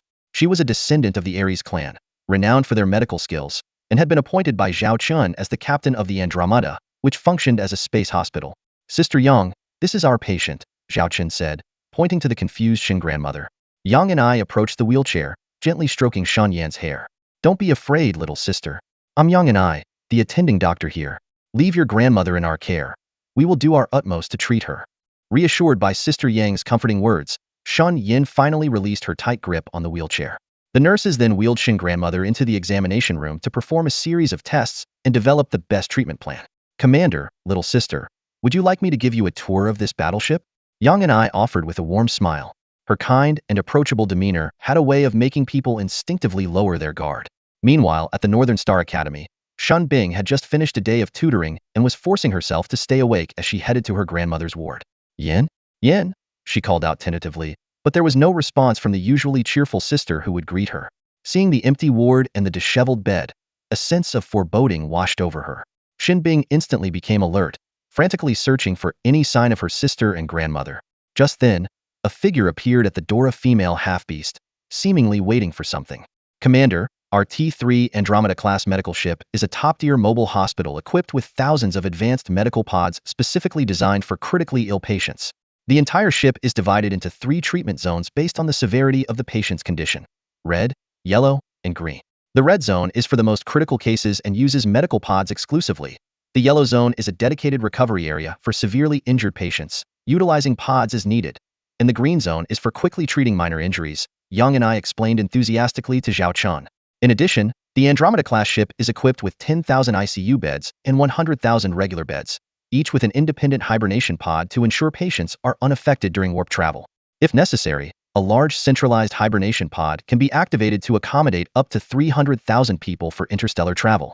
Even more impressive, the hangar houses numerous battlefield unmanned emergency pods capable of penetrating active combat zones to rescue critically injured personnel or survivors who have abandoned ship.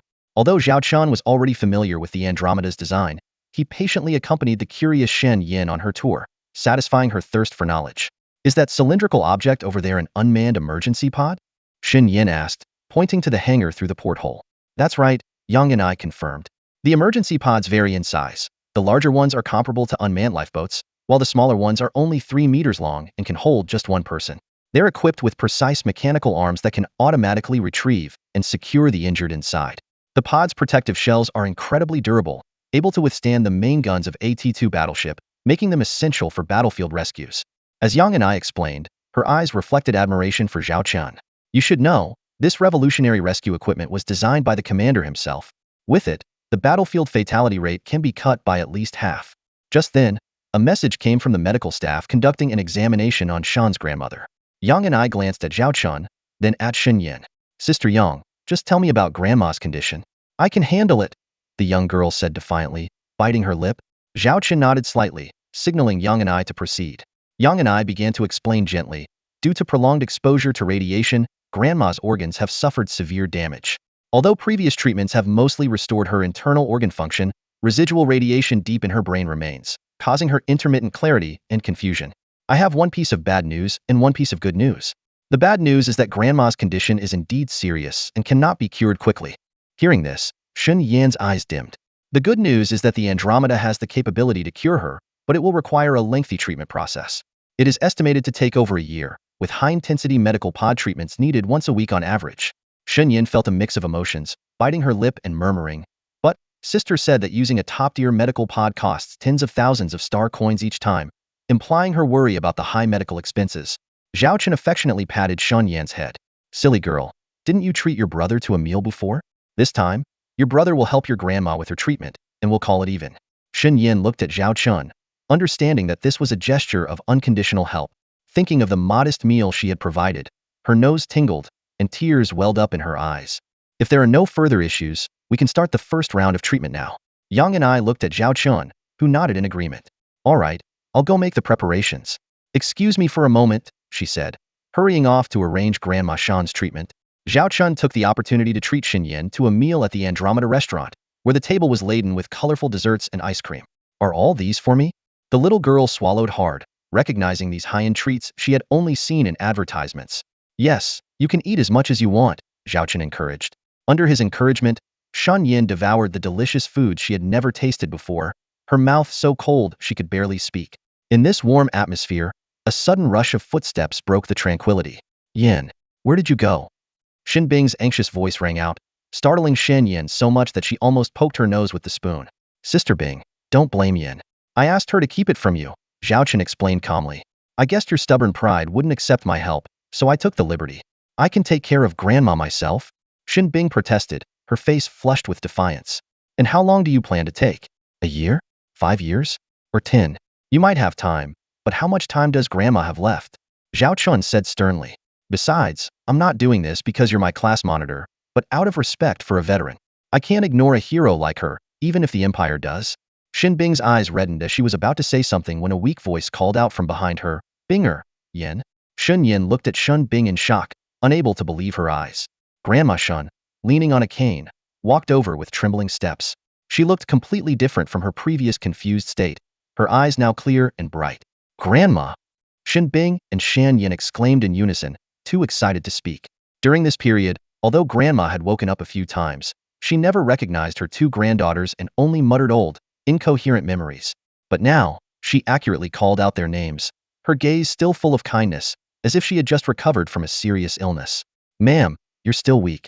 You shouldn't be walking around, Yang and I said, quickly bringing a wheelchair and helping Grandma Shan to sit down. The old lady sighed. I haven't felt this good in a long time. I just wanted to walk a bit more. Then she looked up at Zhao Chun, her eyes filled with gratitude.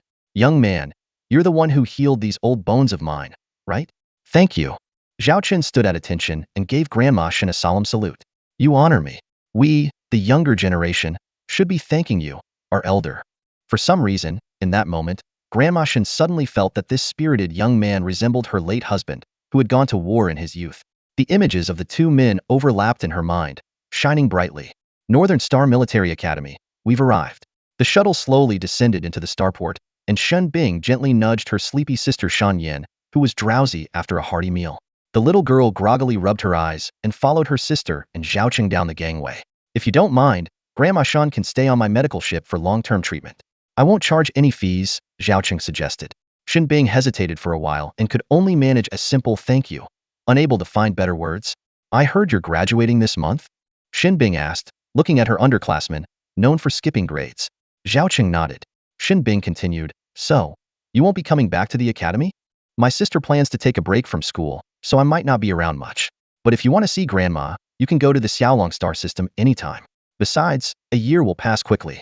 By then, Grandma Shun will be recovered and back with you too, Zhaoqing comforted her. As they reached Shun Bing's dormitory, Zhaoqing was about to leave when Shun Bing called out, wait a minute, is there something else? About joining your fleet, is that offer still open? Shin Bing asked quietly. Zhaoqing was momentarily stunned but then smiled. Of course it is. My sister has to come too. No problem, she's adorable, much more so than my own sister. I can also handle her school withdrawal. Alright, let me know once you're packed. I'll send someone to fetch you in the next couple of days, Zhaoqing said cheerfully. Watching his retreating figure, Shin Bing felt her heart race, a flutter of excitement. Big sis, what were you whispering to Zhaoqing just now? Shun Yin, not seeing her sister follow, doubled back curiously. Nothing, nothing, Shin Bing brushed it off, leading her sister back to their small single dorm room. Yin, pack your things. We're moving. Moving? Where to? To Zhaoqing's starship. Really? That's awesome. Do you like Zhaoqing that much, sis? Of course, he's handsome, gentle, and has an impressive starship. Who wouldn't like him? You're so young, always thinking about these things. Hee sis, just admit it. Is Zhaoqing going to be our future brother-in-law? Stop it. You're talking nonsense. If not, then I'll marry him when I grow up. He promised me during dinner. You cheeky girl, aren't you embarrassed? The sisters teased and laughed, enjoying their time together. Over the next few days, the academy was bustling with various graduation ceremonies. The school initially wanted Zhaoqing, the academic star, to give the commencement speech, but he politely declined. In the end, Su Lan took the stage. As Zhaoqing listened quietly, a system notification suddenly sounded in his mind. Annual task completed. Host has graduated from Northern Star Academy within 1 year. Please claim your reward. Given the circumstances, Zhaoqing couldn't check the reward right away. Zhao Cheng, Dean Qin, Vice Dean Hong, and Professor Qin approached him, congratulating him in unison. Dean Qin patted his shoulder, filled with emotion. You are the most outstanding student in our school's history. This small academy can no longer contain your ambitions. But I hope no matter how high you soar, you won't forget your alma mater. You're always welcome to visit, and remember, I owe you a big favor. Always remember, the North Star will always be my starting point, Zhao Chen said sincerely. Dean Hong smiled warmly and advised, if you ever encounter difficulties out there, remember to come back. We are your strong support. Teacher Qin smiled and said, I will always remember the years we fought side by side. Thank you. After saying goodbye to his mentors, Zhao Chen saw a familiar figure approaching.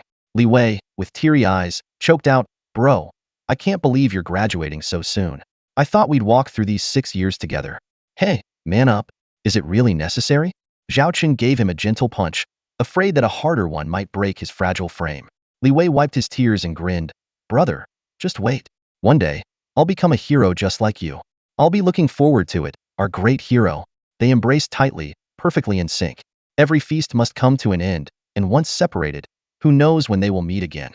The ceremony ended quickly, and Zhao Chen avoided the bustling crowd and left alone. Returning to the Blizzard ship, he was surprised to find Shenbing and Xianyan already waiting at the hatch with large bags. You packed quickly. Not staying a few more days at school? Zhao Chen asked. I don't have many friends at the academy anyway, Shenbing replied indifferently. It made sense. She was either buried in her studies or working hard to make money, leaving little time for socializing. Zhao Chen instructed, Lilith will show you around the Sky Dragon fleet. As for your positions, I'll have to think it over. Shenbing didn't mind. Joining Zhao Chen's ranks was already a great honor. She would willingly serve even as a low-ranking soldier. Back in his captain's quarters, Zhao Chen eagerly opened the system interface. The most prominent spot displayed, Claim Annual Task Reward. With high expectations, he clicked Confirm, only to see the screen flash a message. Congratulations on obtaining the T4 Rebirth Class Clone Starship Blueprint. Zhao Chen sprang up, staring in disbelief at the number. Was it really a 4 instead of a 3? The system had actually awarded him a T4 class battleship. However, the name was quite a mouthful, something like a T4 Rebirth Class Clone Starship. Zhao Chen eagerly began to browse through the detailed information about this mysterious battleship, growing more and more astonished as he read. It turned out that it was not just an ordinary battleship, it was a mobile cloning factory. It could back up the life information of all crew members under his command, and in the event of any fatalities, it could immediately cultivate new clone bodies and implant the consciousness data into them, effectively bringing them back to life. Although technically they were just genetically identical copies, didn't this mean that Zhao Chen now possessed an immortal fleet? Clone technology was not unheard of in this universe, but like advanced artificial intelligence, it was strictly prohibited by the Galactic Alliance. The reason was simple. They feared it would disrupt the fundamental laws of biology and social order.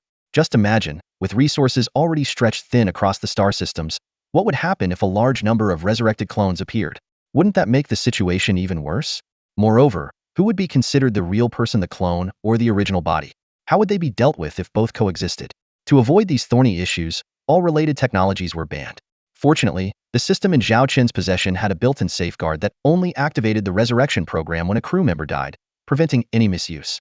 Even so, Zhao Chen knew well that if this news got out, it would be far more significant than merely owning a T3 battleship or even mastering T4 battleship technology. Not even Governor Chu he could shield him from the entire Galactic Alliance's onslaught. No one wanted to face a madman who commanded an immortal army. Yet, for Zhao Chen, the allure of this technology was too great. As the war escalated, the Xiaolong fleet was bound to suffer heavy casualties, with hundreds, thousands, or even tens of thousands of crew members potentially sacrificing their lives. Could he calmly accept such a cost when the time came? Charlotte, Annie, Lilith, if they were to give their lives for him, how could he live on? At this moment, Zhao Chen had his answer.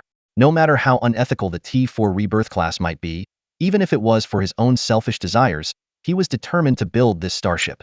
Of course, before that, he needed to amass enough strength, at least to the point where he could stand up to the 3 major empires. As for the cost of constructing the ship, just the raw materials alone would burn through 10 billion star coins, several times more than any T4 battleship he had ever seen. Additionally, without a T3 class industrial ship or a shipyard of equivalent level, the construction program couldn't even be initiated. In other words, this idea was impossible to realize in the short term. He needed to save money quickly and find a way to acquire a T3 industrial ship. No matter what, this T4 clone battleship had to be built.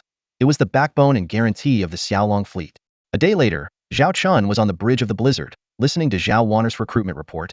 Here is the list of crew members we recruited from North Star Academy, totaling 593 people. Over 95 come from commoner backgrounds, with the rest being nobles without titles. Since they are all women, even if they return to their families, they are likely to be used as pawns in marriages. Don't underestimate this group of 600 graduates. Each one is a talent from the military academy, much more gifted than those orcs, though they lack practical experience. Yes, these girls are the future pillars. Zhao Chen nodded with satisfaction. Once they join my fleet, they'll be so happy that they won't want to leave. Has everyone boarded? Zhao Chen asked. They're still boarding and are temporarily housed in the dorms of the Blizzard. It might be a bit cramped, but the conditions are quite good. They should all be gathered by tonight at the latest. Great. Well, set off for the Xiaolong star system first thing in the morning, Zhao Chen instructed. This time, even the last 4 T2 industrial ships will come along. Zhao Wanner nodded, looking towards the direction of North Star Academy with a mix of reluctance and anticipation. I can't believe Wanner is taking a break from school too. Now I'll be the only one left, Shui Xiaoxiao pouted, watching Su Lan pack her things. Su Lan explained while packing, it is a bit sudden, but understandable. Her brother has such a great fleet and resources. She's already mastered the theoretical knowledge at school and just needs practical experience. Following Zhao Chun is more promising than staying in school. Oh, I wish I could join Wanner's brother's fleet too. Is it still possible to sign up now? Shui Xiaoxiao asked pitifully. Su Lan rolled her eyes. With your status, do you think you can just join someone else's fleet? Be careful, or your dad might come demanding answers and cause trouble. You'd better stay at school. When you feel lonely, we can video chat, and you can visit during breaks. Shui Xiaoxiao remained downcast but suddenly slapped her forehead and wailed, oh no, I haven't even had the chance to check out Zhao Qin's cannons. The T3 Blizzard and the T20 Blizzard IV been eyeing them for ages. Who knows when I'll get another chance. Su Lan felt there was no hope for her friend and decided to ignore her, letting her continue her self-pitying monologue. On the T3 Blizzard-class light interstellar battlecruiser, a Halford female crew member was guiding a group of new recruits from the North Star Academy to familiarize them with their surroundings. This is the dormitory area, she explained. Due to the large number of people, some may have to stay in temporary quarters. During warp travel, you'll need to sleep in the large hibernation pods. Over here is the cafeteria, where everyone has a meal quota. Within that limit, you can eat whatever you want, just don't waste food. The new recruits looked around excitedly. This was the legendary Blizzard. Serving on such a flagship, even if they were assigned to a T2 warship with less favorable conditions, it would still be worth it. Among the crowd, someone exclaimed, hey, where's Commander Zhao Chun? I was hoping to get his autograph. Look, isn't that Zhao Chun over there? He's even more handsome than in the promotional videos. I must get into the bridge department to admire the commander up close every day. Indeed, Zhao Chun was standing on a high platform, surveying the nearly 600 spirited female soldiers, each a future star of the Xiaolong fleet. Ladies, you all probably know me, but from now on, I am not your senior. I am your commander, and you are my warriors. You will be comrades fighting side by side. I promise you the benefits I mentioned, and even more. As long as you have talent and ability, you can achieve great things in this fleet. Look at this magnificent Blizzard. One day, you too could command such a T3 warship. Zhao Chen's words ignited the recruits' enthusiasm. After settling them in, he made sure they had time to enjoy a feast in the cafeteria before everyone entered the hibernation pods to sleep. Once everything was ready, the Blizzard, Zero Blizzard, T3 Phantom Stinger Bomber, T3 Goddess Academy, T3 Andromeda Medical Ship, and T2 Snow Mastiff Battleship, escorted by 4 T2 Hammer industrial ships, set off grandly towards the Stargate of the North Star System, with their final destination being the Xiaolong system. 2 days later, as the Xiaolong fleet was about to leave the North Star System's border, an urgent message from the Lion King system disrupted their plans. Zhao Chen frowned as he read the brief sent by Charlotte, his expression darkening. Zhao Wanner's video window popped up. She was now the captain of the Phantom Stinger, with her previous T2 Queen Bee carrier taken over by her deputy. Xinbing, dressed in military uniform, stood beside Zhao Chen along with Lilith, temporarily acting as his aides. The Lion King system is in trouble, Zhao Chen said gravely. The Lion King system? Where's that? Jau van asked, confused. Lilith, explain it to her, Zhao Chen said, rubbing his temples. It seems there's no end to this. You went to the Reef Nebula and conquered an entire system? Jau van exclaimed in disbelief. She hadn't seen her brother in a few months, and he had already accomplished such a monumental feat. Xinbing was also surprised but quickly regained her composure. So, is it the Fire Lizard tribe you defeated that's causing trouble this time? Zhao Chen nodded. According to Charlotte's report, the Fire Lizards have allied with several factions, gathering nearly 3,000 warships, and are preparing to strike back. 3,000? That's terrifying. Jau van gasped. Lilith explained, though they claim to have 3,000, the vast majority are T1 class cannon fodder. The number of T2 ships won't exceed 500. The key is how many T3 main forces they have. Reports indicate that the enemy has deployed 5 T3 warships. Zhao Chen added, 5 ships? That's quite a force. Xinbing muttered. Currently, Zhao Chen's fleet only includes 2 T3 combat ships, Blizzard and Phantom Stab. Over the past 3 months, the focus has been on expanding industrial ships and producing auxiliary T3 warships, with little increase in combat ship numbers. Zhao Chen firmly stated, I don't care if it's 3,000 or 5,000, The Lion King system is too important to us. We can't lose it. The Fire Lizard tribe plans to launch an attack in a month, so we still have time to get there. Lilith, order all ships except T3 Blizzard, Phantom Stab, T2 Snow Mastiff, and T3 Andromeda to return to the Xiaolong system as planned. Transfer all new recruits to the returning warships. You will stay behind to hold the rear. Yes, sir. Lilith accepted the order. Although she also wished to join the expedition, she understood that the construction of the rear lines was equally urgent. Zhao Chun stared intently at the Lion King system on the star map, his eyes sharp. Fire Lizard tribe, I was willing to give you a few more days, but since you seek death, don't blame me for being ruthless. By mid-July, the main base of the Fire Lizard clan had gathered nearly 3,000 starships, with the 5 T3 class warships standing out the most. Through the transparent glass of the starport, the Fire Lizard clan leader gazed at the densely packed fleet in the berths, feeling a mix of joy and worry. According to the agreement, all the supplies for this expedition had to be borne by the Fire Lizard clan. The daily expenses for 3,000 warships were no small matter, and even the Fire Lizard clan itself was struggling to keep up, let alone the 5 T3 main ships. The clan leader gritted his teeth in anger. If it weren't for that damned masked man, he might have been exploiting the resources of the dwarf planet by now instead of bleeding resources here. Report, the two lords have returned. They request your presence at the meeting. The adjutant nervously knocked and reported. Recently, the clan leader's temper had been volatile, and several unlucky clan members had suffered violent outbursts. Calming his emotions, the clan leader strode towards the meeting room. Several squads of non-fire lizard soldiers stood at the door. Humans, halforcs, and some humanoid aliens. Pushing the door open, the Fire Lizard clan leader put on a professional smile and said, "Ladies and gentlemen, my apologies for being late." But the people in the room merely gave him a cold glance without responding. The clan leader awkwardly found a seat and looked around. The head seat was naturally occupied by the recently returned Han Tianwang and his follower Zhang Haoran. To the right was a fierce man with an eye patch, the notorious leader of the Cerberus interstellar pirate group. Rumor had it that they were backed by a mysterious wealthy patron, likely the same Sun Shao that Han Tianwang served. The pirate leader sat high to Han Tianwang's right, a testament to his status. To Zhang Haoran's left was a 2-meter tall, slender creature, entirely black, hairless, and covered in bony plates. It was a member of the Gabor race from the Reef Star domain. They owned several star systems in their homeland, commanding a fleet of around 2,000 warships. As for the one sitting next to the Fire Lizard clan leader, the stench made him feel nauseous. Upon closer inspection, it turned out to be a member of the pig-headed tribe among the halforcs. This tribe was numerous among the halforcs, with many clans scattered across the Warhammer Interstellar Republic, with a few drifting elsewhere. Like the Fire Lizard clan and the Gabor race, they were also a second-tier force in the Reef Star domain. For this expedition, the Fire Lizard clan had gone all out, bringing nearly all their main forces, except for a few T1 and T2 warships left to guard their home. Including the remnants from previous defeats, they had deployed a total of 1,500 warships. The other three factions each contributed 500 ships.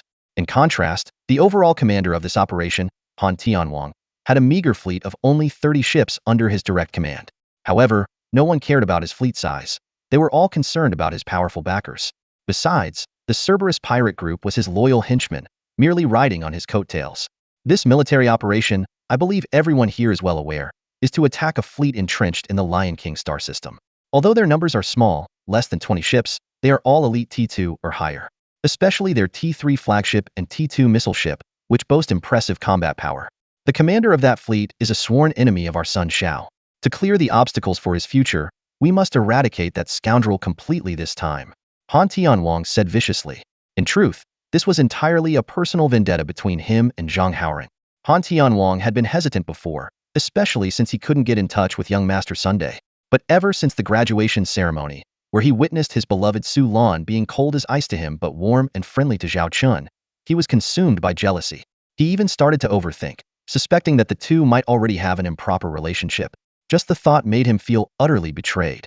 At this moment, Han Tianwang's desire to eliminate Zhao Chun was no less intense than Zhang Haoran's. After all, once Zhao Chun was dead, young Master Sun wouldn't come looking for trouble. Zhang Haoran displayed an image, and it was none other than his nemesis, Zhao Chen. The pig-headed chieftain scoffed arrogantly. So what if their fleet is well equipped? With less than 20 ships, only an idiot would lose to them. His words were clearly a jab at the Fire Lizard chieftain beside him. The latter glared fiercely at the pig-headed man. The two clans had always been at odds, and if it weren't for young Master Sun, they wouldn't even be sitting together. Calm down, everyone. We're here for young Master Sunday. In his absence, Han Shao is his representative. As long as we get the job done, We can expect our rewards in the future. The pirate leader's tiger-like eyes swept over the group, his words a clear warning. The fire lizard chieftain cursed inwardly, "Humph, just a lapdog. Without your master, you're nothing." But outwardly, he could only force a smile. Han Tianwang stood up and pointed at a gray warship in the projection. "I received intelligence half a day ago that the bastard's flagship has returned to the Lion King star system, accompanied by 3 unidentified gray warships. Han Shao, give the order." The pirate leader clenched his fists, eager for action. With a display of utmost bravery, Han Tianwang loudly commanded, "The fleet will depart immediately and head straight to the Lion King star system. Ensure that every enemy ship is annihilated." That's all for today. Thank you so much for watching. I hope you guys enjoyed. If you wish to have another part of this recap, please give us at least 1,000 likes. Please don't forget to comment and subscribe to our channel for more content like this. Until next time.